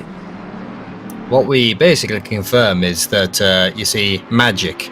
Because they're unicorn, you see. Unicorns are love. They're very magical, and they've just managed to speed away. But yeah, Jordan Sherratt, as he says, when you're this deep into an endurance race, getting that average time down is so difficult. That 63 has just been completely on fire for this race. But as he says, it'll really help them with that P2 battle, keep them alive and give them a really good points haul. Where some races the Automobile Lamborghini team might not necessarily have had the races that they wanted, but today with Jordan Sherratt at the wheel is definitely a day that they're going to be smiling for that team. And this team, the 51 Scuderia Ferrari Velis Esports team, also trying to recover their race from that early double stop where they had a problem and they ended up all the way having to come back down the pit lane once again, which really kind of put the brakes on their day. Have got back up to the 110, who ended up winning that tangle earlier on with Bykov and the 41 Bentley. So managing the need to get around the silver class field as it was, and there's a fair old gap to Arthur Kammer in the number 1 G2 car, well, the BS competition car, so all the way up there. Absolutely. So I've just been distracted by a message from Joe McCauley, who's unhappy I called him slow. I don't remember saying he was slow, but just I'm in trouble, basically, and you never want to be in trouble with one of these people. But yeah, I mean, sorry about that. But yeah, anyway. So finally, Romagnoli might be able to make his way through, but it looks like same old story again. Luca Lozio does almost exactly the same thing. Romagnoli gets pushed out wide, just runs out of space a little bit on the exit of turn 2, and is still not able to get through. And we really do have Spears very nearly involved. We also have involved is the Porsche in between is the 977. That is the 7th place car, currently leading the silver class champ. So that car as well, they will have even more urgency than the GTWR car to get by, even though these two are still fighting tooth and nail. And I don't think that Romagnoli is going to really be looking in the mirror too much, because he's just so focused on getting by Mobileye that they've been battling for laps and laps. But yeah, the 977, they need to not be held up by this if they're going to keep their silver champ alive. But there you go, there's Harry Spears, now 0.6 of a second. And remember, that gap was 5 seconds not that long ago. This is how much time these two cars are losing, battling one another. So the 127 has now brought Harry Spears into his own battle. Oh, he has. Romagnoli outside line into 13, but once again not able to go around the outside there. Luca Lozio really being very stern in his defence. Romagnoli never able to make his way right around the outside like that. And we've even got a lap car now, not a lap car, so we've got the Silver Cup leader coming up on these guys, trying to overtake them. Pignone in the 977, trying to get through on both of them, and that's difficult to manage now as well. Spears will be hoping that he does manage to get his way through pretty soon, as now Romagnoli once again is forced to the outside line. It's the same thing happening over and over, and he just can't find a way to stop it from happening. You can't stop it from happening, and not that far behind is that, like I said, that 677. They've got to be careful. They've got to play their cards right. You can see the flashing of the lights there, and race control giving us another incident. Cars 322 and 21 on 268 a little bit ago. Wanting to 21, 5-second penalty applied for 2 warnings, which means that they had a warning which earlier on in the race, which that is fair enough, that the race controller deemed that you'd done something wrong. Second time though, you get a penalty for that, so that's another 5-second applied to that car, as this battle still rages on. And Harry Spears in the background has got by the 677. So now that Honda only has the 164 between them and an actual place for their position. And that is also one of the BMWs catching up to them. And that might be the number 1 that I can see in the background. It's the BS Competition Plus car. Well, I wasn't. Well, to be fair to them, they have been recovering well, BS Competition. They obviously started a long way down, a good 10 positions but lower than where they are now. But for the most part, in the second half of this race, they've been overtaking Silver Cup cars, which is not really going to gain them anything in terms of this championship.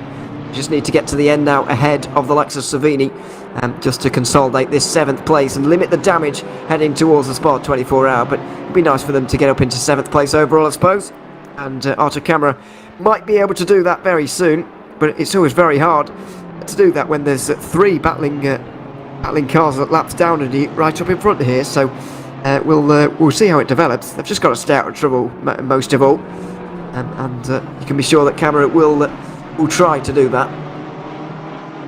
Yeah, it's such an interesting dynamic at this point. You know, there's two battles going on here, different laps, very much different cars throughout this entire field, and obviously one car all the way up ahead that is very much set on defending from the GTWR car, which is, you know, completely backed everything up. We can see in the background over there that Mobileye still hold on to the lead from the other GTW car, and then the 977 Porsche. Like I said, it's not really such a big deal if they get passed by the number one, because it's not in their class. But they won't want to lose any time. They don't want to fall into the problem like the Aston Martin up ahead has, where if the BS competition car passes them and then they get stuck behind them, that is really going to hurt their silver championship. So I wouldn't be surprised as well if we see the 977 start to defend. But saying that, BS competition looks to the inside. And the 977 didn't overly defend it, but they were just too far back. Yeah, too far back. Needed to wait a little bit, actually. Did Camera there, but he went for it anyway. Didn't manage to make his way through. I think he wants to get this done before they start making their way through the three in front, because they could become very separated while they're doing that. But either way, we'll wait and see how he does it. Just over 65 minutes to go, and we're getting very close to the point where you can actually come in and make it to the end. So I wonder if we will see an early stop from Romagnoli to come in and kind of get out of this traffic, which is finding really, really tricky here at this stage. They've done a whole host of different amount of laps in their stints so far. There's been no consistency to the 164's stint lengths throughout the race, so it's impossible to know when they're going to come in, but they could decide to just throw that all out the window and come in pretty much immediately.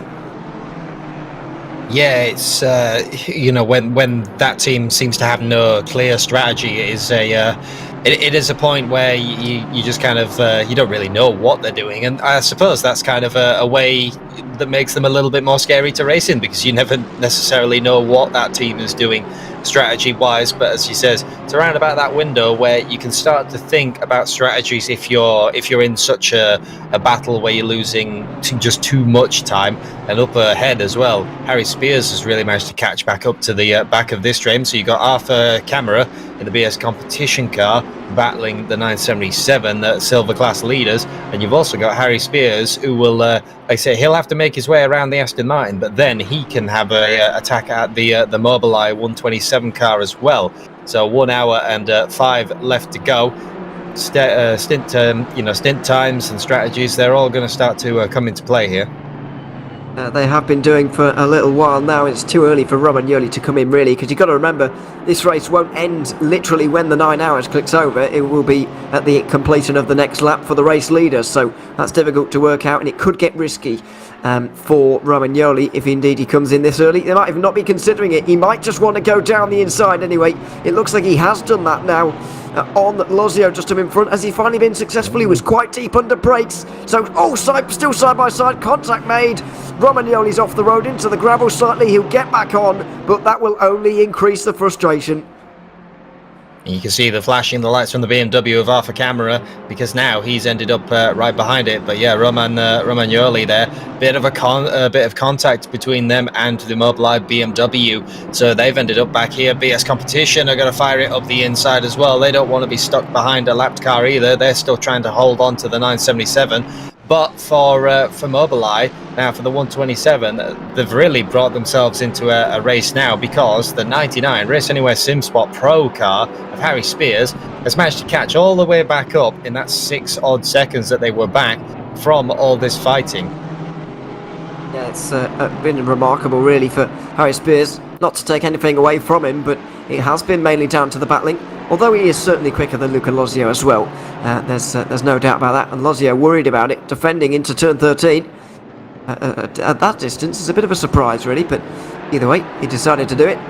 There was no threat really from Spears, who actually lost a bit of time there, didn't get things quite right through that corner there. But he's just going to try and keep probing, keep trying to make his way through. But a very interesting fight indeed, and The 977 going to be a little bit worried about this. Pignoni is losing time in this group, and he's only got about a 5-second lead over James Parker in second in this silver category, so he'll be a little bit worried about this, and this won't help. Arta Camera down the inside, and will get into seventh place in the overall race. There it is. Romagnoli runs very wide in protest, but Arta Camera is through, and he's through on Pignoni, who will be looking over his shoulder. Yeah, so looking back up to the front as well, as he says, very interesting battle, and the thought of the Race Anywhere Sim Sport team, I think it's definitely been a season, I think, is what we can say for them in that Honda. It's certainly an interesting car to get to grips with, and they have tried to get to grips with it, but it's definitely had its ups and its downs a couple of times, where they've really thought that they had it and they had some great pace, but just ended up in the race where it wasn't going. But it will be nice that they can grab some more points up from the 127 ahead if they can get by him. But they'll have seen this happening in the as they've been catching up.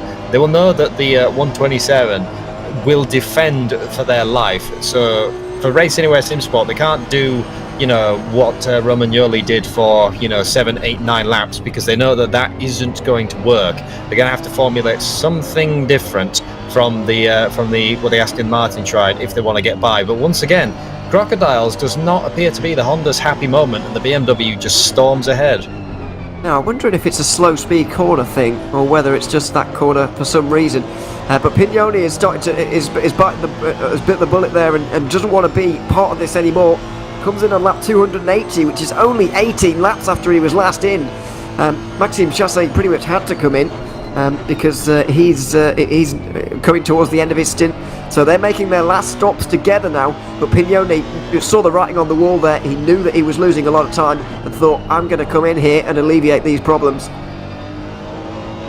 Yeah, and that's what you said. So you said you have to, like you said, you have to take into account the extra lap and when the times are going to fall. But like I said, for the 977, they've finally decided that, right, okay, if we fill the car completely up, we could go to the end, and it's probably the most sensible choice for that team, because they were just losing too much time, and with James Parker not that far behind, you can't afford to lose it. We already saw the amount of time you can lose in this battle. Harry Spears caught up a good 5 seconds. Well, James Parker will have been catching up on the 977 while they've been in this battle as well.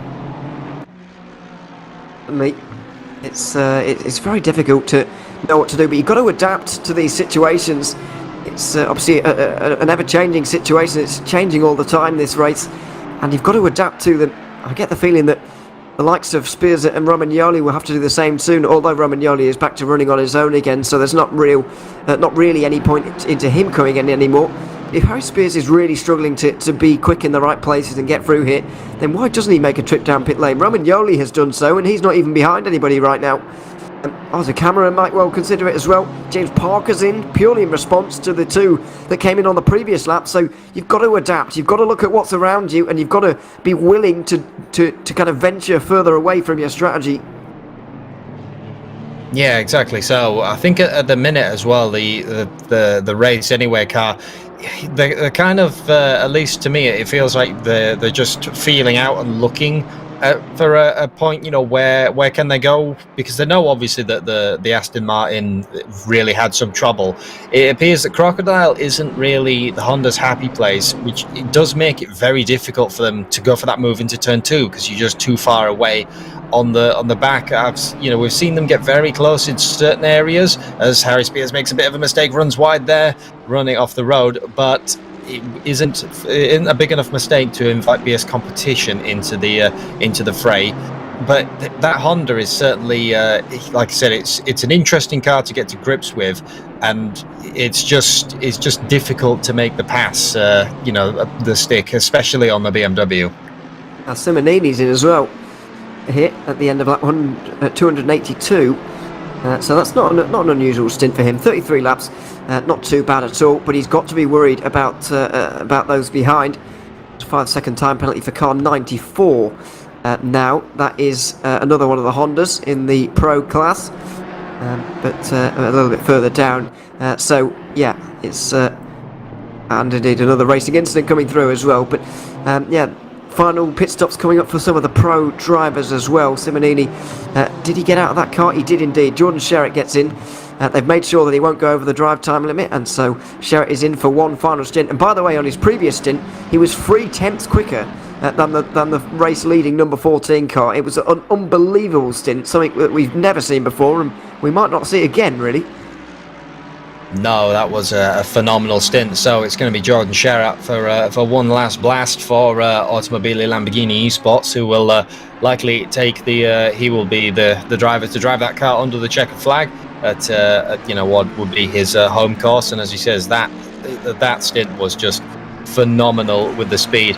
Looking a little bit back further down the grid, Scuderia Ferrari Velis Esports, the 51 Ferrari, still working on the back of Osterman in the 110 McLaren. It's been this way for at least a little bit, and as he says, they're just trying to sort of save their race, I suppose, just trying to get a little bit of more of a gap to the 62, because it's quite a distance up the road, about 14-15 seconds to Arthur Camara.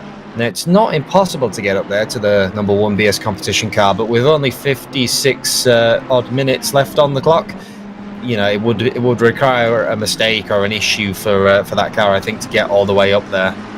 It would, and they're going to just be ruining that error that they had in the pit stops that led to them having an extra one. It's effectively cost them a minute in this race. They were in that conversation in the top 6. I think over a top 5 place. They could well have finished inside the top 5, and I'm afraid they're not going to as a result. Might not even scrape a top 10 by the end of this one, but yeah, they'll be especially disappointed with that one. Daniel Savini's been driving for quite a long time in this race, and he's been doing a very good job as well, but it's going to be to no avail in terms of getting a top 5 today for that Ferrari. They're going to have to bounce back at Spa. Remains to be seen whether they'll be able to or not, but that's what we're tuning in for at the end of October. So we see this fight slightly broken up now by Arthur Camara in this fight for 17th place. Well, I was thinking, would Arthur Camara go on it had the opportunity arise? Well, that kind of shows everything that we need to know. A number 1 BS competition car up onto the back of the 127 Mobileye car, so it's breaking up the Harry Spears is Honda, the 99 Race Anywhere Sim Sport team. So it's going to be interesting to see what BS competition can do. Matched machines, but it does appear that the Mobileye team have been struggling maybe a little bit more than some of the other BMW teams, trying to go around the outside and get the cutback. Is the BS competition team, but it isn't going to play out. It's going to be, once again, very close down mineshaft. It's going to, I think, be a move into crocodiles. It should be. Let's see if Lozio shouldn't defend here. There is blue flags out. There are blue flags out, I should say, and the Camara car is just up in front in terms of laps. So nicely makes his way through. Let's not forget, for all that we're saying about the BMW being a little bit poor here, maybe Mobileye struggling a little bit, but let's not forget they are third running of the BMWs, and there are 6 BMWs, so they're running above average as a BMW team. So we can't be too harsh on them in terms of what they've performed or how they've performed today, I should say. It's just not really been their day for anybody in a BMW. We've seen that writ large for us with Niels Noix when he was in the car earlier. One of the most experienced people you ever likely to come across in ACC and sim racing in general. But you saw the frustration that he had with this car, with this race, when he was trying to get through on somebody. I don't remember who it was, but he was just so frustrated, and I think that's been the story for many of the BMW teams today. Oh yeah, and this car has made plenty of moves from where they qualified. I don't think any of the BMWs really had the greatest of qualifying that they necessarily wanted, but the teams have worked with what they've been given, and like you said earlier, that's kind of the thing when you pick a car for the championship. You just have to work with what you're given, and sometimes the car is just not as sharp as you necessarily want it, but it's balanced out by sometimes you go to another track and it's it's absolutely amazing, and it's also in shine and roses. We've seen that through the season. We've seen the ups and the downs, and I was thinking back when we were talking earlier about the Unicorns of Love team, the ups and the downs of cars going through. I remember some of the Mercedes is having a bit of problems at Bathurst going over the skylines to the top of the hill. If you remember, Unicorns of Love were one of the teams who got massively caught out by that, and their Mercedes ended up very bent down coming down the hill.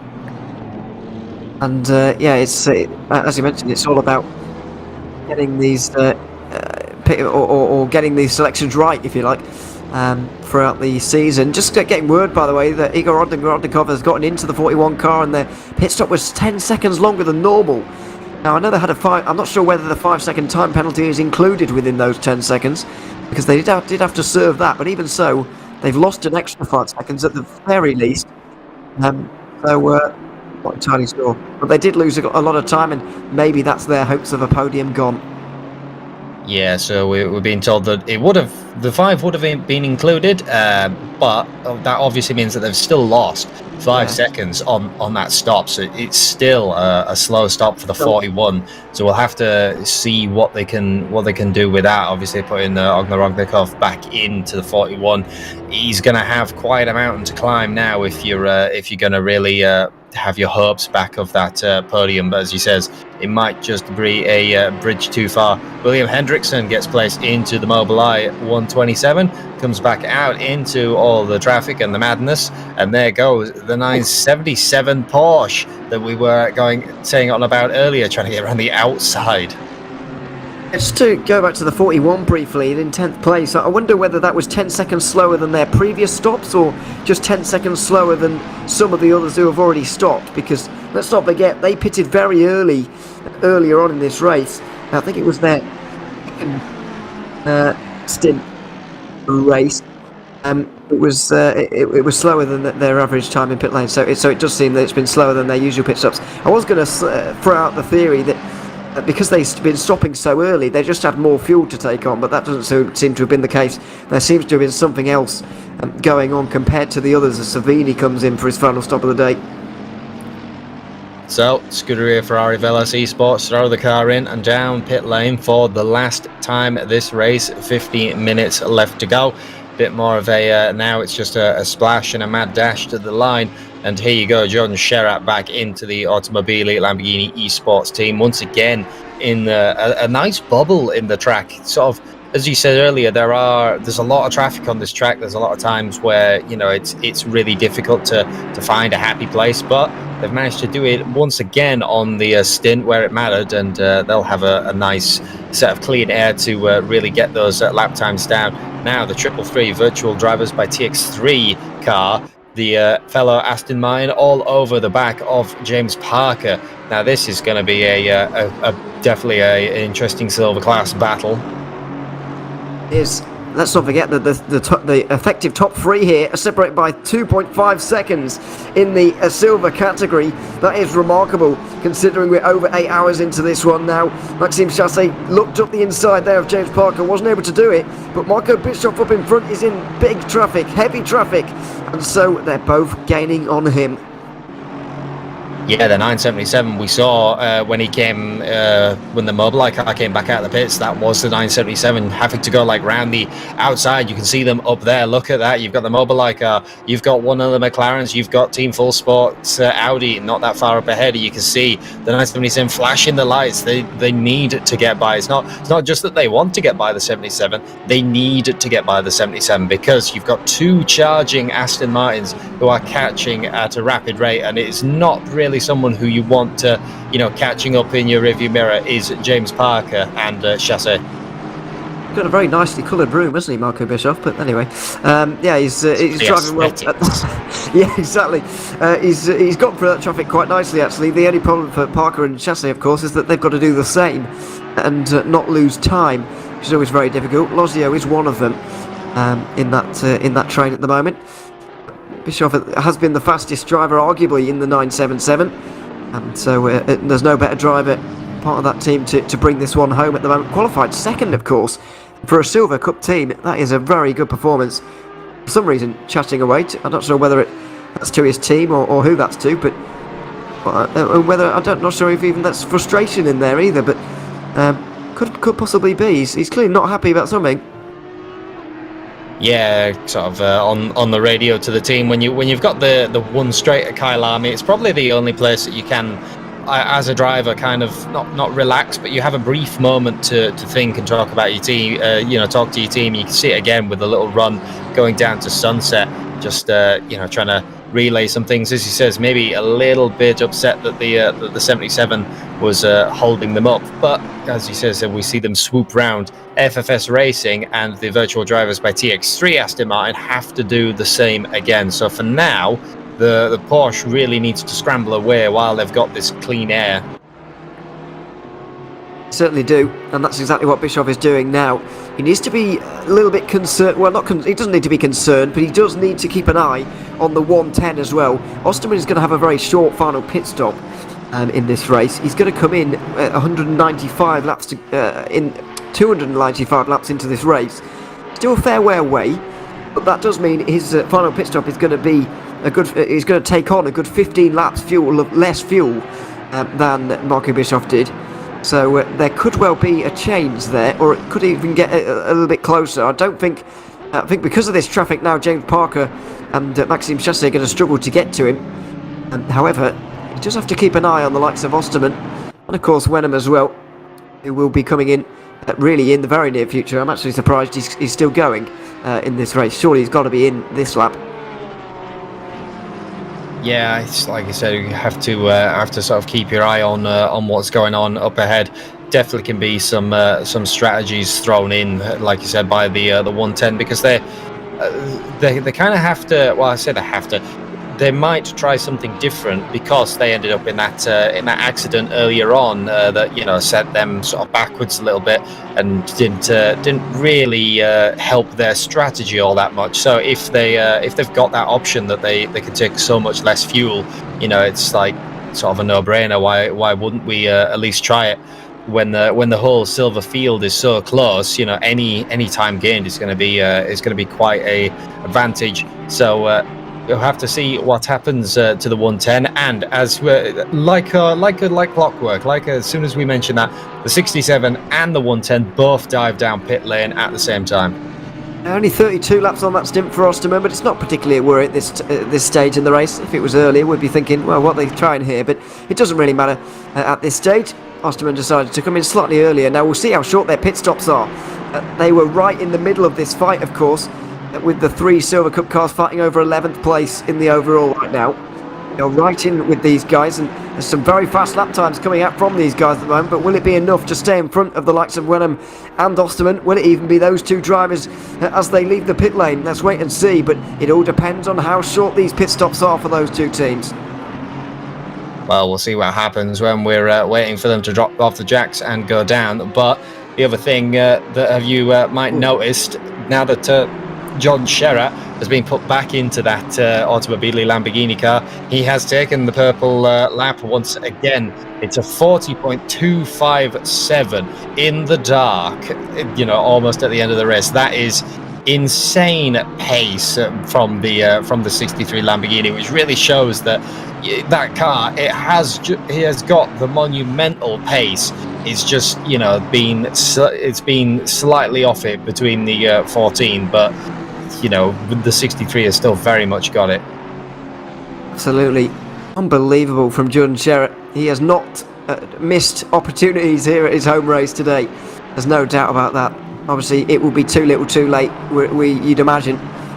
But he has done himself very proud on home soil here today. By the way, we have seen driver changes. Grantis Caracas has gotten into the 67, and that's a lot of pressure to put on young shoulders here for the last 3/4 of an hour, but he is capable of doing it. Is he capable of catching these guys and going to the front?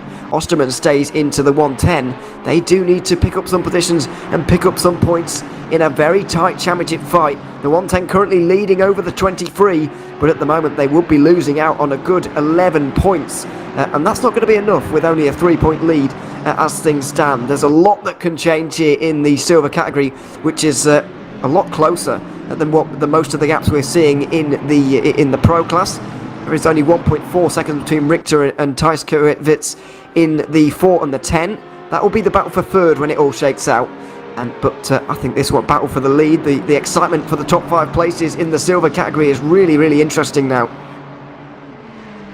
Yeah, the silvers have been really really close this whole season, and as even looking at the average lap times of this race as well, the silvers have been incredibly close, even closer at some points in this race than what the pro field was, which was amazing to see.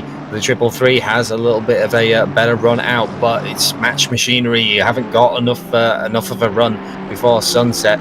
And these two have got to be slightly careful as well, because if you fall into that same trap of battling, just relentlessly, that will very easily bring Brantus Caracas into this battle, and it will annihilate any hope that both of these cars have got to go up and catch that 977. So it's a bit of a balancing act, as you will, but. For the 110, they'll be kind of hoping that the 333 gets by, because it's less points for them to have to claw back, and it might just bring them into the jaws of Caracas. Absolutely.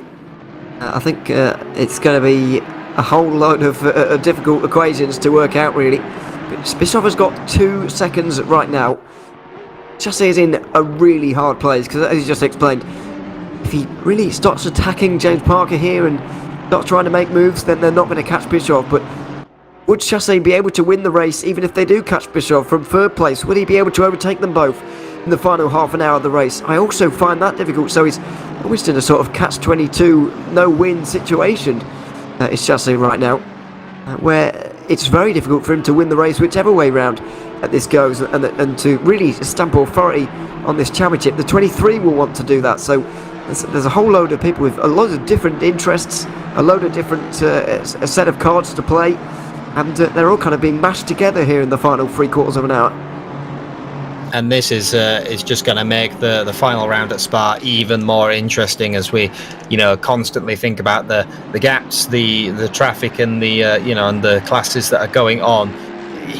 That coming into Spa, the big one, a demanding track, is going to be very, very interesting. But here is your leader of the race, Tobias Pfeffer, in the 14 Mercedes-AMG Esports Team Unicorns of Love. This team has just driven fantastically all day. They have had a commanding lead. They've had a very good average lap time all day. I would say they've had the fastest average lap time, which they did for a while, right up until they put Jordan Sherratt in that 63, who has really showed us how to go fast around this track. That car has just set some blazing times, but you've really got to give it to the Team Unicorns of Love today. They've just been on it all day from the get-go. And this team, the 977, like I said, they qualified P2, which was incredible for a silver car. Fell back, but have not fallen back to where it's the point it matters to them. They're still in the lead of the silver class. How much they've fallen back from the start doesn't really matter, because all the cars that do matter still behind them. Not very far behind them. 39 minutes to go, and you've only got a 2-second gap, but they are still behind you. Down on the pit wall for them will be absolutely palpable. To be honest, there'll be no fingernails left or anything. It'll be horrific, to be honest. Marco Bischoff is probably the most relaxed driver, the most relaxed team member for them right now, and he's at the wheel of the car. But will he be able to hold on? Such a difficult one. The gap's not coming down too much for now, but let's not forget, a lot can change over the course of nearly 40 minutes. We've got 2 different cars to factor in here. The Porsche versus the Aston Martin. We've spoken about the Porsche's good handling, but in a defending situation, will their handling be able to counteract the lack of speed on the straights and the kind of lack of ability to overtake as well, if they need to do that? Will that come into play here for this team? So far it hasn't really, because they've been out in the lead by a good couple of seconds, but if this comes down to a fight, you'd hesitate to place your money on the Porsche. Yeah, if it does come down to a fight, it's going to be difficult. They're going to have to really make that car sing where it matters, just because like you said, the lack of the straight line speed that the Porsche never really has had. It's always been a handling and a car that has phenomenal brakes, but you're never exactly going to to take it to a drag race and win that. This battle has cooled off ever so slightly for now. The 333 has just got a bit of a gap between James Parker, and now I'm trying to work out, looking at the relatives, is that James Parker has finally got enough of a gap he can breathe and start showing some pace. The gap was 1.9. We'll see as they go through the timing boards each time what the gap comes down to. There's also the Team Full Motorsports yellow Audi coming up ahead. That's the last lapped car that these two will have to navigate to get up to the 977. So, like you said, it's about 37 minutes now. I think by the time that they might have caught up to the Porsche, it's going to be, close to the end of the race. Yeah, if they get there at all. It's going to be pretty close to the end of the race. I mean, for now, that Audi is the only car standing between themselves and the leaders of the class. But I do feel that that's not going to be the last lap traffic of the day, as Tobias Pfeffer comes in for his final stop of the day. 37 minutes left. He will just fuel up to the end, maybe even change driver as well. We'll see who takes it to the flag. So, for Team Unicorns of Love, Mercedes-AMG Esports, that is the final time that they will come down the pit lane. You can see on the right, that is them in the pit lane, probably taking some fuel, maybe a driver, you just don't know at the minute. See what drive time's got. And it's Jordan Scherer on the left for the Automobile Lamborghini Esports team, roaring up the hill towards the top earthlier cop, sort of taking that Lamborghini round. That team has had some phenomenal pace, as you see the lights of South Africa shining and the rain lights sort of disappearing down. But there you go, look at the gap that Unicorns of Love have got. They're down the pits, they're out, and and Lamborghini Automobile haven't even got to crocodiles yet. That is how dominating that these lot have been. And George Boothby is on the right. That is the other car in second for McLaren Veloce GT. And they're not too far behind the 14. Not too far behind, but let's not forget they've still got a stop to make with about 20 minutes to go. These guys will be in, so it's going to be a very short stop. I'm debating whether we're going to see tyres taken by Veloce, because it is only 20 minutes. Tyres are very, very straining around here, around all the circuits we've been to, and we very rarely see a double stint. But then again, this isn't a double stint really, this is a stint and a third sort of. So is that more into the realm of possibility, Veloce? Is the McLaren kind enough on its tyres? And is there any gain to doing it? Don't forget that Ogorodnikov, who will be in 5th place, did lose out on quite a lot of time during that last pit stop. So maybe there's a chance, maybe Veloce have seen an opening here. There may be a chance for them to get inside the top 5, because at the moment, as things stand, they're running to a pretty lonely 6th place.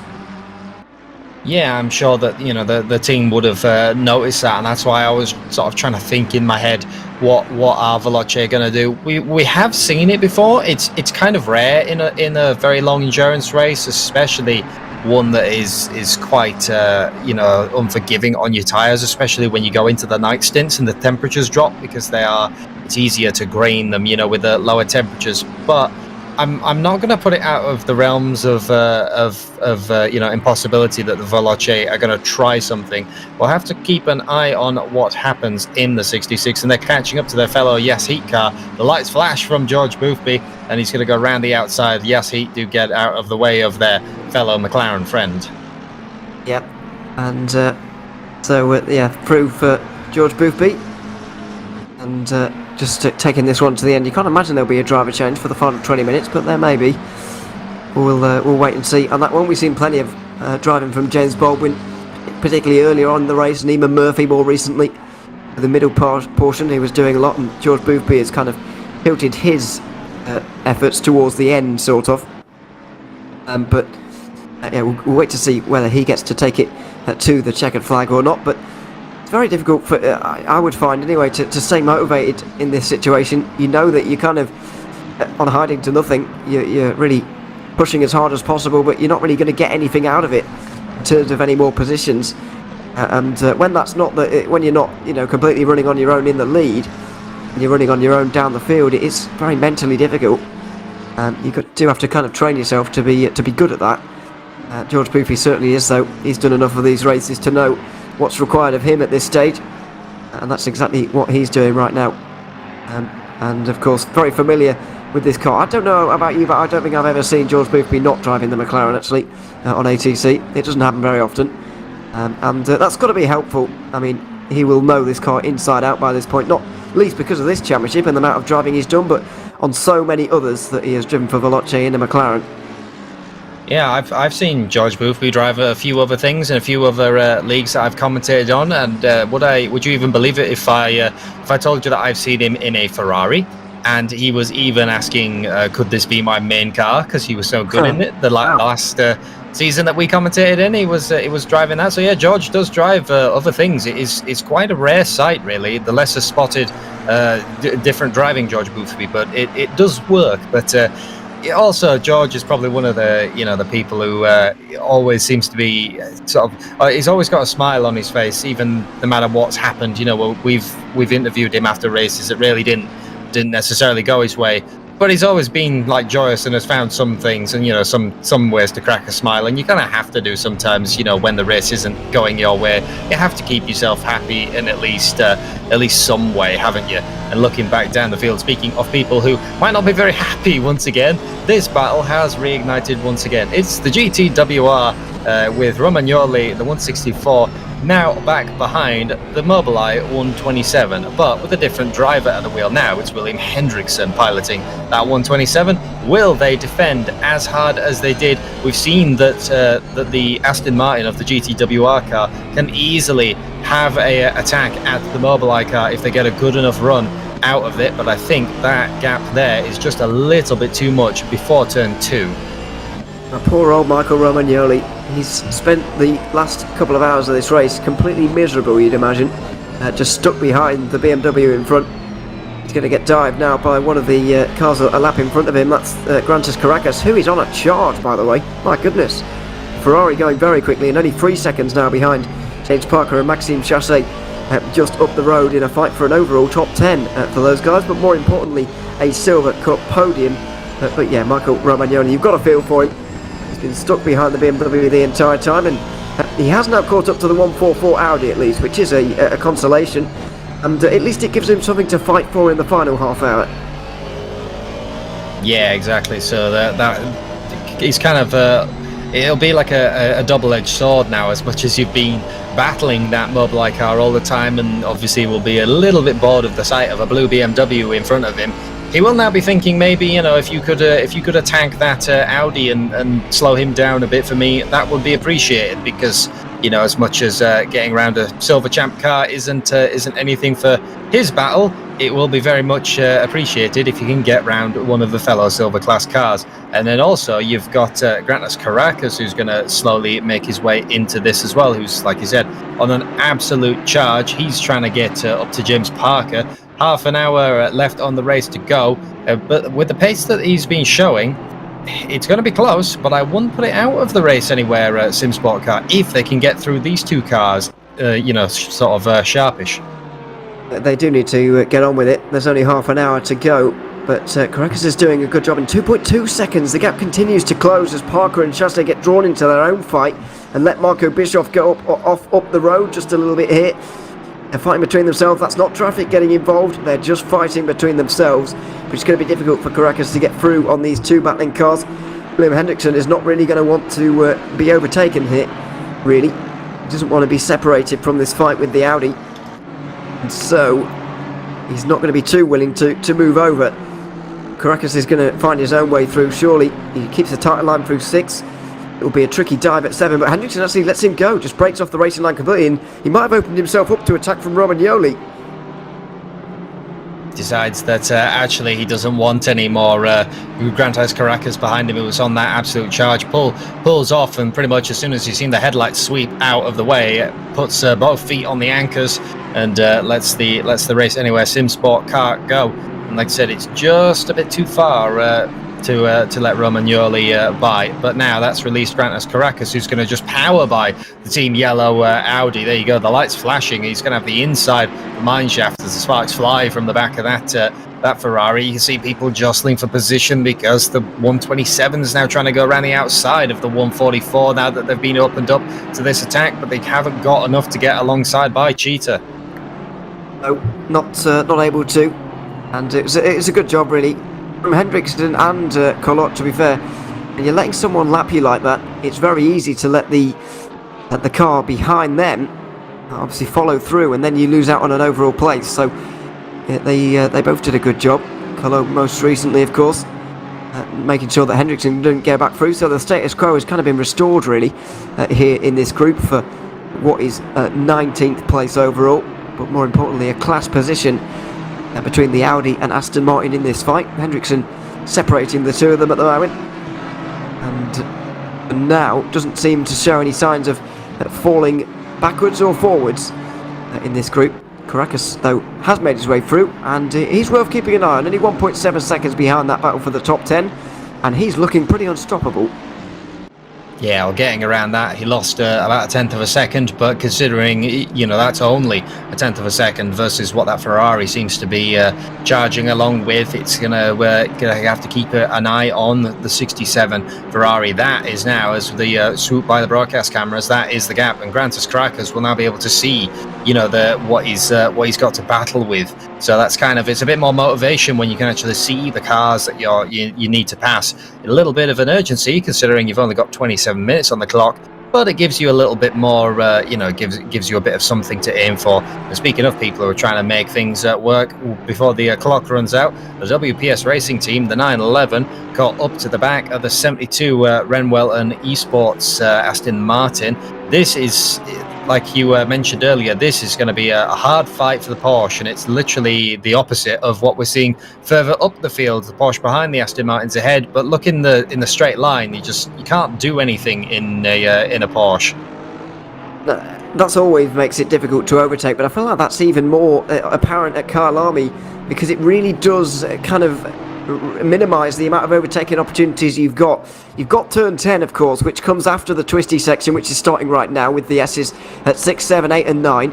If you really close in here in the Porsche, then you can get that run up towards the top of the hill. The hairpin at turn 10 may be your opportunity, but it's not a glaring overtaking opportunity. It's not an obvious one, although it is one of the better ones.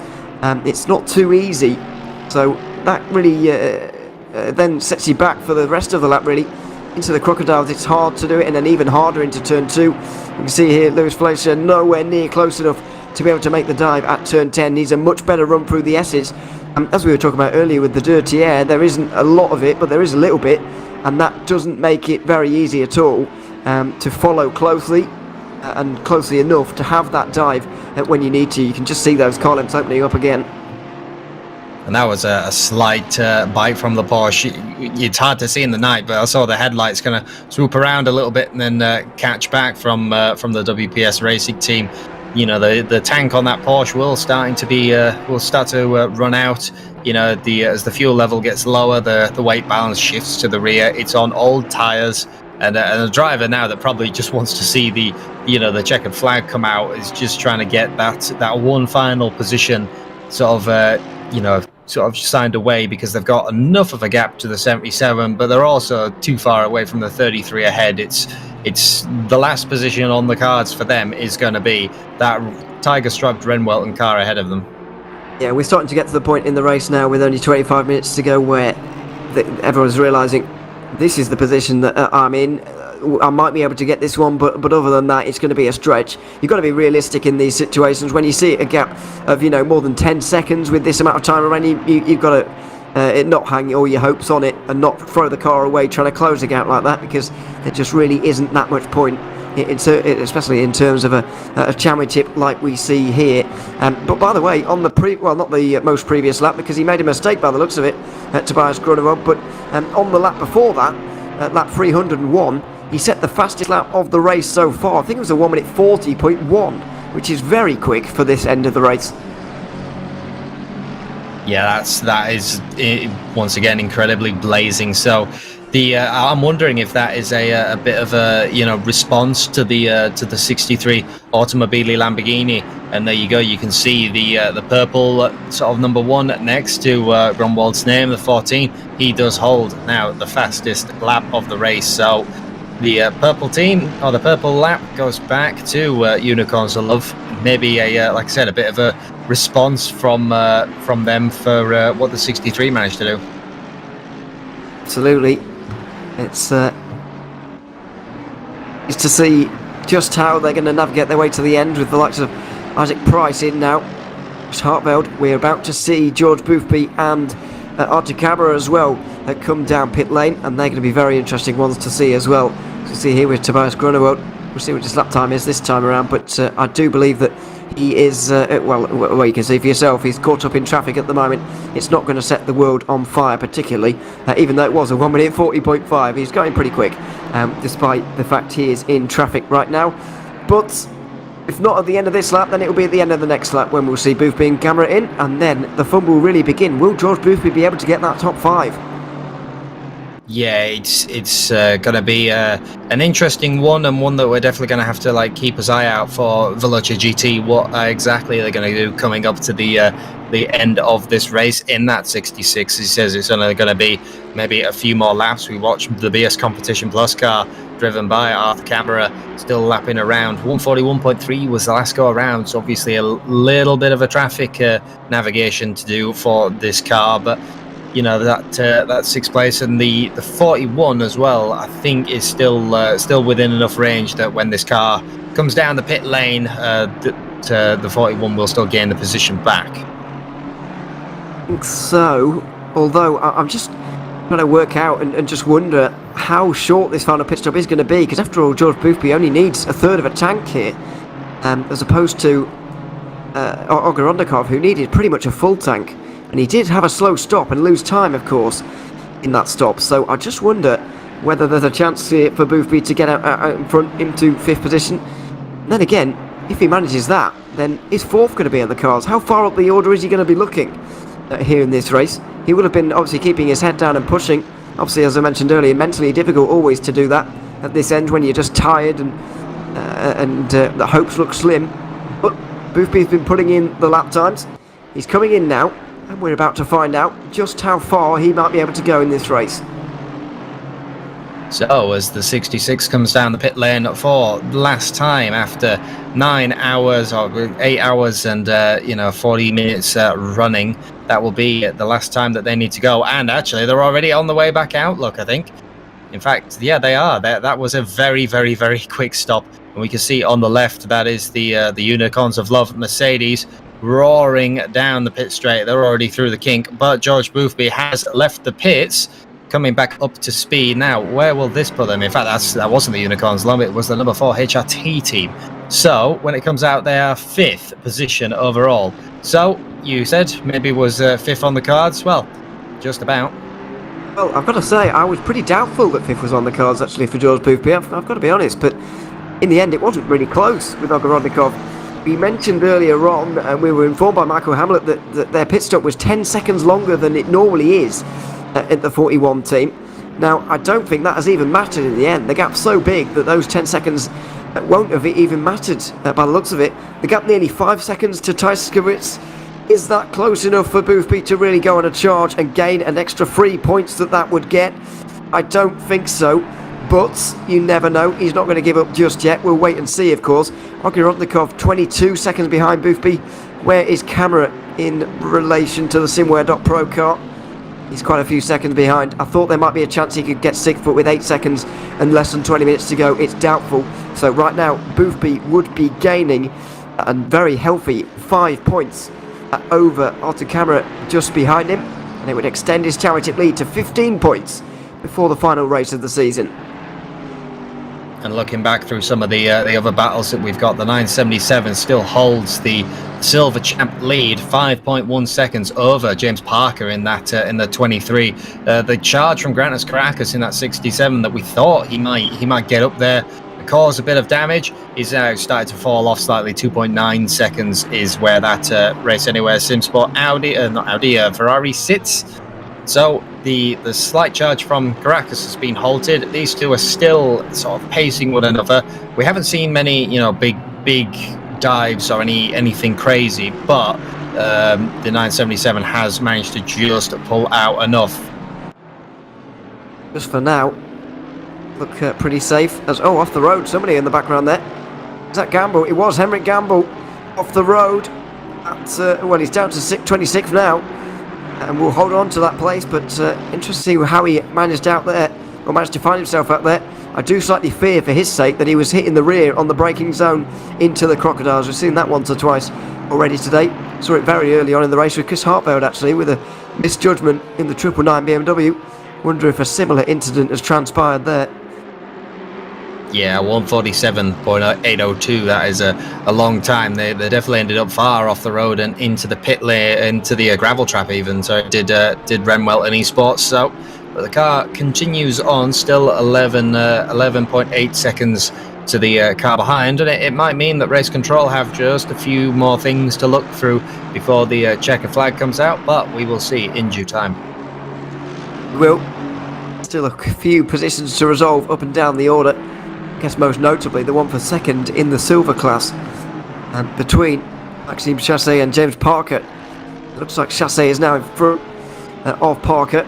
That has changed since we last saw it, and that will have championship implications in the silver category as well, of course, as we've got a 5-second time penalty for car 144 for causing a collision with number 127. That's Hendrickson, and the 144 is Cologne.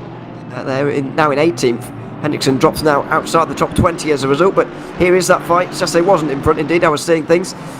James Parker still holds that 9th place. And also the best lap, what we thought Tobias Gromwald did. Well, we can see there on the bottom right, a 140.082. That is absolutely blazing. Only ever so slightly faster than Jordan Sherratt in that 63, but slightly faster means purple lap. Absolutely. No point for fastest lap here in this championship, of course. The point for pole position will have already gone to the 63 team for getting that all those hours ago.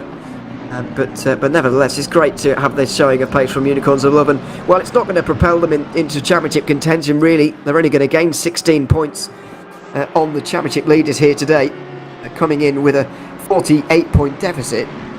You can do the math for yourself. That's not going to be nearly good enough to get them in contention. It is going to keep them in mathematical contention, but they do need a miracle, really. It's just great to have that next to your name, and it's great to show such dominance, and it gives them confidence to at least maybe grab a race win at the final race of the season, and of course pushing on towards other things happening in the autumn season. As we head towards winter, we head towards a close of 2022. It will just bolster the confidence of Unicorns of Love as they head towards those competitions. Yeah, exactly. I mean, it's like that team has slowly settled into the AMG. They've got a lot better in it, and a lot more dominating finishes, and like really good finishes. And then today coming here, really showing what they can do with that Mercedes. And like I said, it's nice to take away that you were the fastest on track at the final thing, and the last 2 stints we've got the averages from them. It is still the 63 Lamborghini for the last stint just pipped out Unicorns Love by 0.06 of a second, ladies and gentlemen. That is really not much. I mean, you have to go outside of the top 6 to find someone who's over 1/10 of a second on average lap time. But the overall complete race still goes to the Mercedes AMG, the 14, with the 63 Lamborghini being just about 1/10 of a second behind. Yeah, for them to have exactly 1/10 of a second over the Lamborghini is so impressive, because the rest of the top 6, excluding that Mercedes, are all within 21 thousandths of a second on average lap time. So for them to have put a whole 100 hundredths, if that makes sense, of a second into the rest of the drivers, it's unbelievable from that team. So yeah, fair play to them. And over 8 stints of the top 4 silver teams as well, all covered by less than 1/10 of a second. It's very interesting to note that the 23 and 333 have been quickest. But it seems that the 977, starting with that little bit of a head start, of course, as well, starting in second place, have executed this race in terms of strategy very well indeed. And they've got 6 seconds of a lead over this now 3-car battle for second. And for the, like I said, for the silver teams, for their averages, even though the 977 Porsche is currently leading, they are, just about under a tenth of a second away. It's been the 23 and the 333 AMRs who've really been at it, but 23, the 333, and the 110 and the 977, all within a tenth of a second. That shows how tight and how competitive the silver class has been, as we're seeing the final parts of that wind out. The 23 still managing or wanting to get by the Ren Welton car. He's still got the 333 of chassis all over him. 13 minutes left to go. You start as a driver starting to think, how many laps have I got left and where is the leader? You start to formulate how many times I might have to defend, or I might have to go off my line before the checkered flag drops. And you start to think that and think, I can do this until the checkered flag. At least I do. Absolutely, it's a good way of thinking about it, really. But just to put this battle into perspective, just seemed like another battle on the road, but it is very important indeed for James Parker to hold on here for FFS Racing.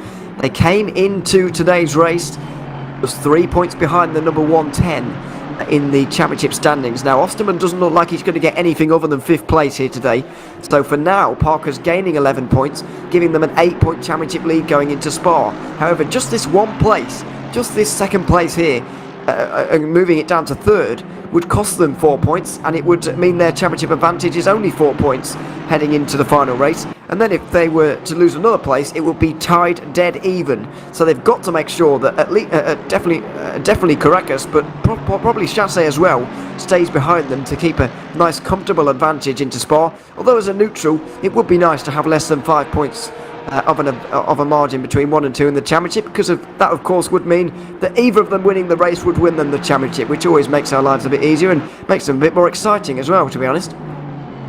It does, and the 333 really starting to push onto the back of the FFS Racing team. Coming through Crocodiles, they were incredibly close, but FFS Racing, they know, driving the same car, they know that if you can get a good run out, you can't really do anything by turn 2, and there you go. Didn't even really think about defending it because they just knew that you can't lunge from that far back. But it's getting closer and closer, and Grantas Caracas in the background has been released from the lap traffic. I thought that that charge might have cooled off, but it must have just been lap traffic, because now 1.2 seconds separates them from the back of the 333 does the 67. So that car's charge has been reignited, but with just about 10 minutes left to go, you really have to think for that Ferrari. It's going to be quite a mountain to climb, because not only have you got to catch up to Chassis or James Parker, you then also have to pass them. Absolutely. To be fair, like you, I thought that Caracas' challenge had just faded away in those last few moments, but it did just seem to be traffic, and now that he's clear of that, just seemed to be closing in at the young Lithuanian. So we're interested to see how he gets on in these final moments of this race. Can he maybe take both of them? That'll be a great story for the 67 team, who are in distant championship contention as well, of course. They're just over 20 points back from the 110, and they would be gaining 3 points back from that right now, but really they do need to get through on both of these guys, and realistically they probably needed to win today to keep themselves in real strong contention. They'll still be there or thereabouts, but it won't quite be as great contention as what we've seen in the past from them, or what they would have hoped for, rather, I should say. But final 10 minutes of this race, how many laps have we got remaining is a bit of a mystery, and it will be to these guys, and it's going to be a big fight towards the end. Expecting a bit more of a challenge as this race winds down now from Maxime Chassis. Yeah, and Cody Blanton now in the race anyway. Simsport car, obviously the Honda has come down the pit lane for the last time, and Cody has been put in that to take the checker flag. Has managed to catch up to the back of the 999. Driven by Chris Hartvelt, but it's one of those positions where you're doing it now just for the fun of racing and your own pride, because it's still a silver versus a pro battle. These team as well, the Scuderia Ferrari Velas Esports team, similar story. They're racing to get away from prize, but any car that they pass up ahead is really just for the security now coming into the final 9 minutes. Like I said, it was such a shame for this team to have that that have that pit stop issue and have to take a double stop, because it really put the brakes on the day of the Scuderia Ferrari Velas Esports team. And it would have been interesting to see necessarily what they could have done, because they have had through some of the stints of this race, they've had very low averages and they've had, you know, very good pit stop times. It was just that one hiccup that ruined all their day. Yeah, absolutely. And if we could kind of, just to make the maths easier, let's say they lost roughly a minute with that altercation. So I'll round it to a minute just to make the maths easier. If we kind of take that minute away and kind of put them into this race, I would say that roughly there would be a round where George Boothby is. We'd have a nice battle for 5th place, actually. But then again, you can't really think of it like that, because after losing that time, they found themselves in more traffic. They may have been running a little bit slower with slightly lower motivation and disappointment from what's gone on in the race. So it's hard to say where they would have been, but a top 5 definitely looked on the cards for the Scuderia Ferrari Velas Esports team. And they'll be bitterly disappointed that it's not to be for them today. But their search for good results still goes on. They've not managed to get a podium just yet this season. Maybe Spa will be their day, but it doesn't look like today would have been their podium day either. Just another strong result, and they can be pleased with their pace at the very least. Yeah, exactly. I mean, you've got to be, you know, at least pleased with the recovery drive that the team has managed to do, and dragged that car, you know, back up to where it stands. That's always sometimes the hardest part, is when you've had such a big, you know, setback and issue, is dragging yourself back up and, you know, keeping your head in the game and keeping that there was still, you know, plenty of time left in this race, so we've got to keep going. Well, now that time has all but faded away as 7 minutes finally cross under the thing. It's just past 10 p.m. here in sim time. Very much pitch black, and the lights of South Africa in the distance. Like I said before, it's always one of the nicest places, I think, to watch from the watch the cars go by, is the top of the hill, just because when it goes dark it looks so pretty, and you get the cars going down and the glowing exhaust and the brakes and all of that. It does look a fantastic circuit. But looking up and down all of the battles, the silver class is still kind of is very hotly contended as well, because Grantas Caracas is now 0.3 of a second behind the 333, so that 67 has picked up its heels and really got going. The 977 has managed to scuttle up off the road, and obviously up at the top of the field, George Boothby will hold out, but I don't think he's got. I don't think that McLaren has got enough left in it to get all the way up to the Triton Racing number 10 Bentley. No, I don't think so. 5.5 seconds between them at the moment. Last lap times, he did take half a second away, but with only 6 minutes to go, it's not going to be at 4th place for them. Grantas Caracas, though, is really applying the pressure to Maxime Chassé. It's alleviating some of the pressure from James Parker, actually. Just up front, just further up from this battle between Osterman and Pavlovsky, we can see at the moment for 12th overall. We can see Chassé versus Caracas beginning to build. He's not got long, Caracas. He has not got long at all. The leader is not far behind them, actually, in terms of the road here. I think they'll just about stay in front of the leader, but the leader himself does have 4 laps to go, I believe, maybe 3. We'll wait and see just how many laps Tobias Grunewald actually has left in this race, but as far as Caracas is concerned, it's not enough, as we've got a drive-through penalty now for the 110. Oh, that is not going to be good for the 110. And I don't. I'm trying to work out the gaps in my head. I don't think they're going to lose the position to Hugo Collot at the 144, but we're being told that was for track limits as they peel off to the left-hand side, and they will take that. I think that they were pushing that hard to try to stay ahead of the 51, the Scuderia Ferrari Velas Esports team, just running those limits a little bit too wide. So a late drive-through takes the 110 out of the battle, pushes them all the way down. As I says, I don't believe they're going to lose any silver class positions, but they are going to be dropped well down the grid. They will lose a couple of pro places, but it doesn't really matter. They will be resigned now to 5th place from the day. So yeah, let's see what they can do at Spa. That will be really where their challenge comes in, as we're on 3 laps to go now. This is Tobias Grunewald, and 3 laps to go for him, including this one. Probably closer to 2.5 now. He's closing in on the likes of Grantas Caracas and Maxime Chassé. It's a close battle between the two. but I think Caracas is going to run out of laps to get second. He might be able to just grab the bottom step of the podium though. Yeah, and also as well, the more that they fight and brings this brings Tobias Gromwald closer and closer. The other thing which I've seen before is when you're in such a good fight and the leader ends up right behind you. Well, obviously you don't want to be lapped because you get one more go at having the battle ahead.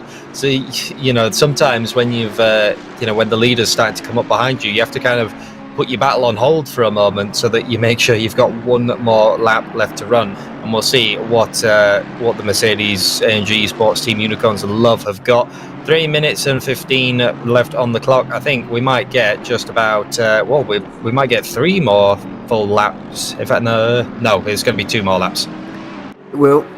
So penultimate lap now for Mark Grunewald. And if it was a couple of seconds just a bit too quick, he might have even slowed down in this race. To be honest, he's got that much of a lead. He can really do what he likes for the final couple of laps, and he'll be enjoying this moment. It'll be a great feeling for him when he's able to bring this car over the line for one final time, and it will be a very deserved victory for Unicorns of Love, who just continue to get stronger in this Intercontinental GT Challenge Esports Championship. It is been a nice second half to the season, at least for them, even if the first half was not quite as smooth sailing as they would have liked, having lapped quite a lot of the cars as well on this race. Only 11 cars remaining on the lead lap in only a 9-hour race. Yeah, exactly. It's definitely been a commanding one for the 14. And as we flick back through this, also the 977 for this Porsche, they've managed to catch the lead of this sort of silver class lead. I thought briefly that was James Parker behind them. It's not. It's a car that looks almost identical to the FFS Racing, another bright pink hue car, but it's not. It's the 100 Aston Martin, I believe that one is. So for this car as well, it's going to be 2 more times around, because I don't think they're going to be lapped by the leader. They're too far behind. Yep. It's going to be 2 laps to go for all of the guys, or the top 4, excuse me, I should be more specific, for the Silver Cup drivers. Bischoff is going to be fine in the lead. James Parker is going to be pretty okay in second place as Grunewald goes to the line and comes to a stop. What has happened here? Grunewald comes to a stop and gets going again. Well, I hope he's got enough fuel on board. He's running very slowly all of a sudden. Surely not. I thought that there might have been a moment there where Tobias Gromwald might have thought that he'd finished the race, and maybe the team shouting in the ear, no, one more lap. Sometimes you can have it where the announcements are a bit wrong, and it might say a final lap when it's not necessarily is. But very, very strange moment there for the 14. They've got such a big lead though that it didn't really matter. You can see the Mobileye car there, but that's plenty of time between them and John Surratt at the 63.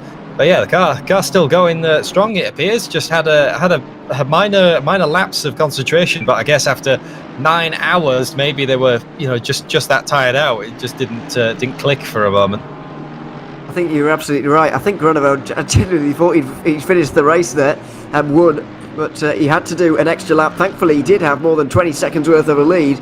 It's been cut in half, and so on the results sheet, it's not going to quite look like the dominant performance that it was. But Grunewald will finally get to the end of the race. He will finally complete the last lap, and he will come home with a nice lead here. As you said, time and time again, great performance from them. So rounding through Crocodiles for the last time, and you've just got the one scary corner of Cheetah with the you can see the camera of Tobias Gromwald. It's quite surprising how much you have to fight with those cars. You can see how much you have to attack the wheel. But coming around the corner for the last time, as a lot of cars stop to not have to do another lap, the lights flash, and this time Tobias Gromwald takes the checkered flag for the Mercedes-AMG Esports Team Unicorns of Love here at the 9 Hours of Kyalami, and a fantastic performance from Jordan Surratt, who's managed to get that car back into contention. It takes second place for Automobili Lamborghini Esports, and richer in the team, the Mercedes-AMG Esports Team HRT, the number 4, another car that has been flying all day. rounds out that third place position. Number 10, Triton Racing, just a little bit outside. Had a really good drive in that Bentley, but they just didn't have enough. And George Boothby will take that 5th place after that late pit strategy, which saw them leap all the way up to the lowest average average pit time delta of the whole field by taking out that that stop, and also helped by the issue that the 41 had. Sort of, really helped cement their 5th place. And it will be this car, the 977 for Kramer Racing Esports, to take the checkered flag for the silver class championship. They started on P2. It was a race where they fell back a little bit, but didn't fall back where it mattered. And they will come home victorious of the silver class. You really got to be happy about that in the Porsche. James Parker did manage to hold on to P2 in that category, managed to have a little bit of a gap after the two behind started fighting. Chassé holds on to P3 in the silver class, but only just over Grantas Caracas. 0.3 of a second separated that Ferrari at the line. You must think, the Race Anywhere Sim Sport car, they were on a charge, but it was just a bit of a bridge too far. And we're being told the reason what happened to the 14, well, their engine turned off. I don't know how that can happen so randomly, but apparently that is true. Apparently that's what happened. We heard that from a team member, so fair enough, but they'll be very glad that it started again and they got back going again, and very glad they had such a big lead as well. But as I said, the results maybe won't show just what a dominant performance that was from Unicorns of Love. They didn't look back after they took the lead in the second hour. They really didn't have to, as we're about to see here. A great performance from them. Maybe the results won't show that, but it really was, as we're about to see some highlights from the race. Well, no, they can just turn around and say we were so far ahead. We briefly had to stop, cool the engine off, just a split second, and then go and finish the race. It's definitely one of the more interesting races I've seen. I'm being told we have interviews, which I believe is from the winners of the race, which would be the team at Unicorns of Love AMG Esports. Tobias, how do you feel now that you've won the Kyalami 9 hours?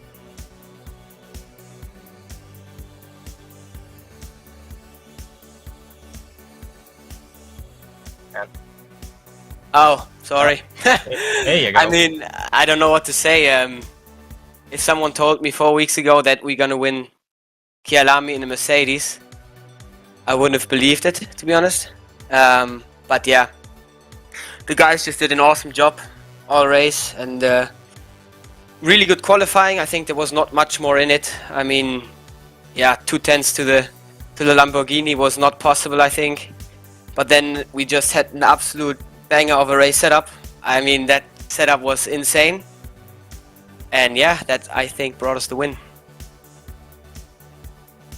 Yeah, but I was going to say we were kind of in the camp that a Mercedes was definitely not necessarily the strongest car at Kyalami. Was the fastest lap in response to when the 63 took the purple lap back? Did you decide that we just need to go just a little bit quicker, just to have the win and the purple next to your name?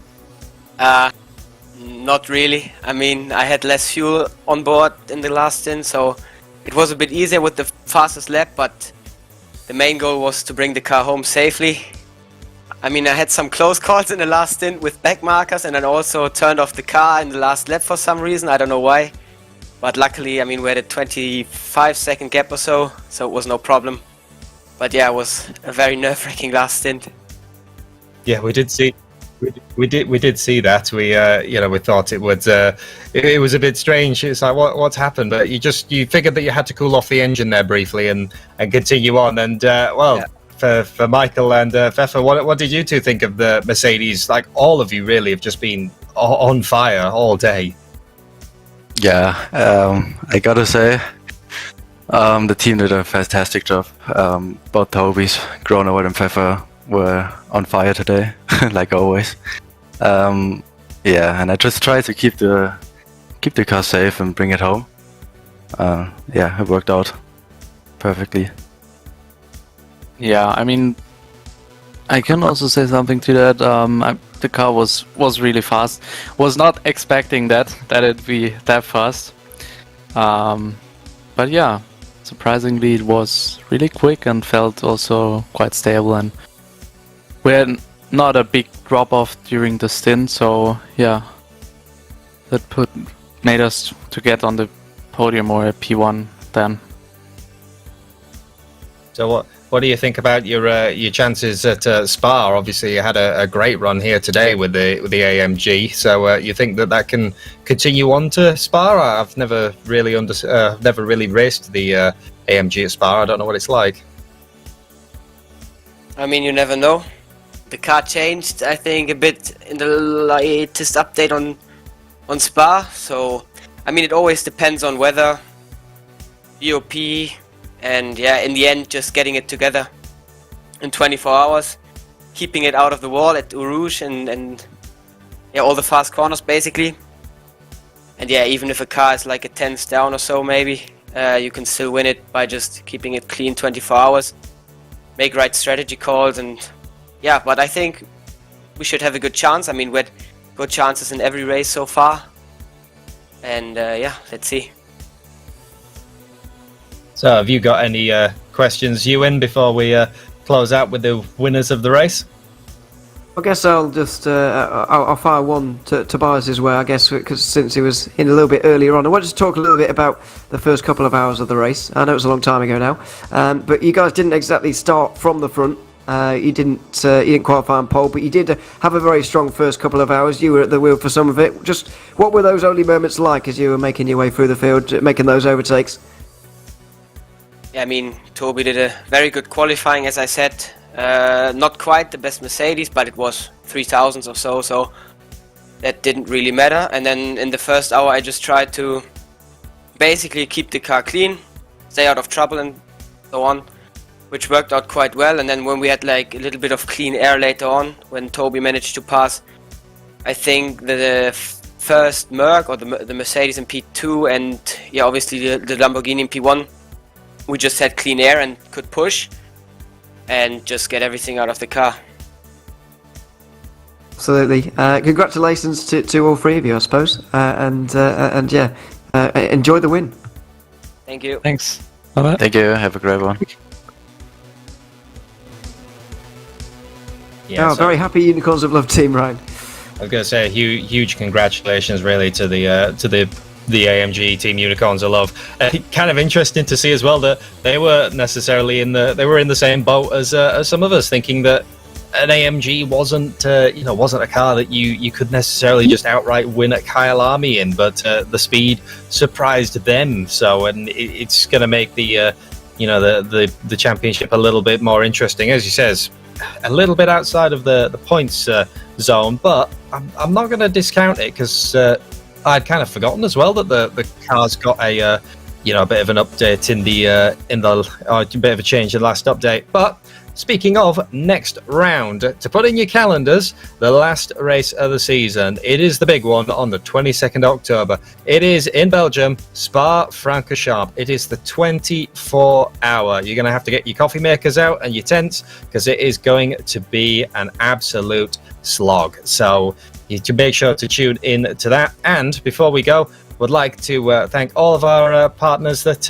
really make this possible. Obviously, Mobileye, Fanatec, AWS, Pirelli, AK Esports, SimGrid, and all the manufacturers, teams, and anyone else who has made this race possible. Really, so it's in the background as well. I would also like to thank Michael Hamlet, who's just been firing statistics at us all day. And we're being told, actually, a little bit late from their celebrations, but the silver class drivers, the winners, have just arrived. Hello, everybody. So, hello, good evening. How did you think, Marco? Great to take that car under the checkered flag, the 977, for the win of the silver class. Yeah, thank you guys. Was a really close battle to the end with Parker and Chassé, I think. And I need to push the last hour like hell. but yeah, it worked, and now we are very happy with P1 in the silver class. It was awesome with the all team. Was great teamwork. Yeah, it definitely looked like that car really, had it, because you qualified all the way up on P2, I believe. Yes, qualifying was really, really good. I saw that the qualifying is at midnight and on very cold conditions, and I practiced a little bit for that, so it pays off. And yeah, what was really nice to start from P2, and yeah, also P8 overall at the end. I think it was one of our best races as K-Kramer Esports. Yeah, Patrick, I got one for you as well. Did you? We saw that at one point your cars were, you ended up in quite a fierce battle with backmarker traffic and such. Was that a strategic call to dive down the pits, or was that just part of your regular stop? Yes, it was a little bit difficult at the end with the traffic, because we had around about 4 backmarkers in front, and had 1 hour, 1 hour to go, and so I check with Marco if we can undercut and go a little bit earlier in the box, and get new tires and complete fuel in the car, and the last stint for Marco was to push 100%, and we had also a very good setup which could be driven like on every temperatures. So Marco has also incredible pace in the last stint, and bring the victory in the silver class home.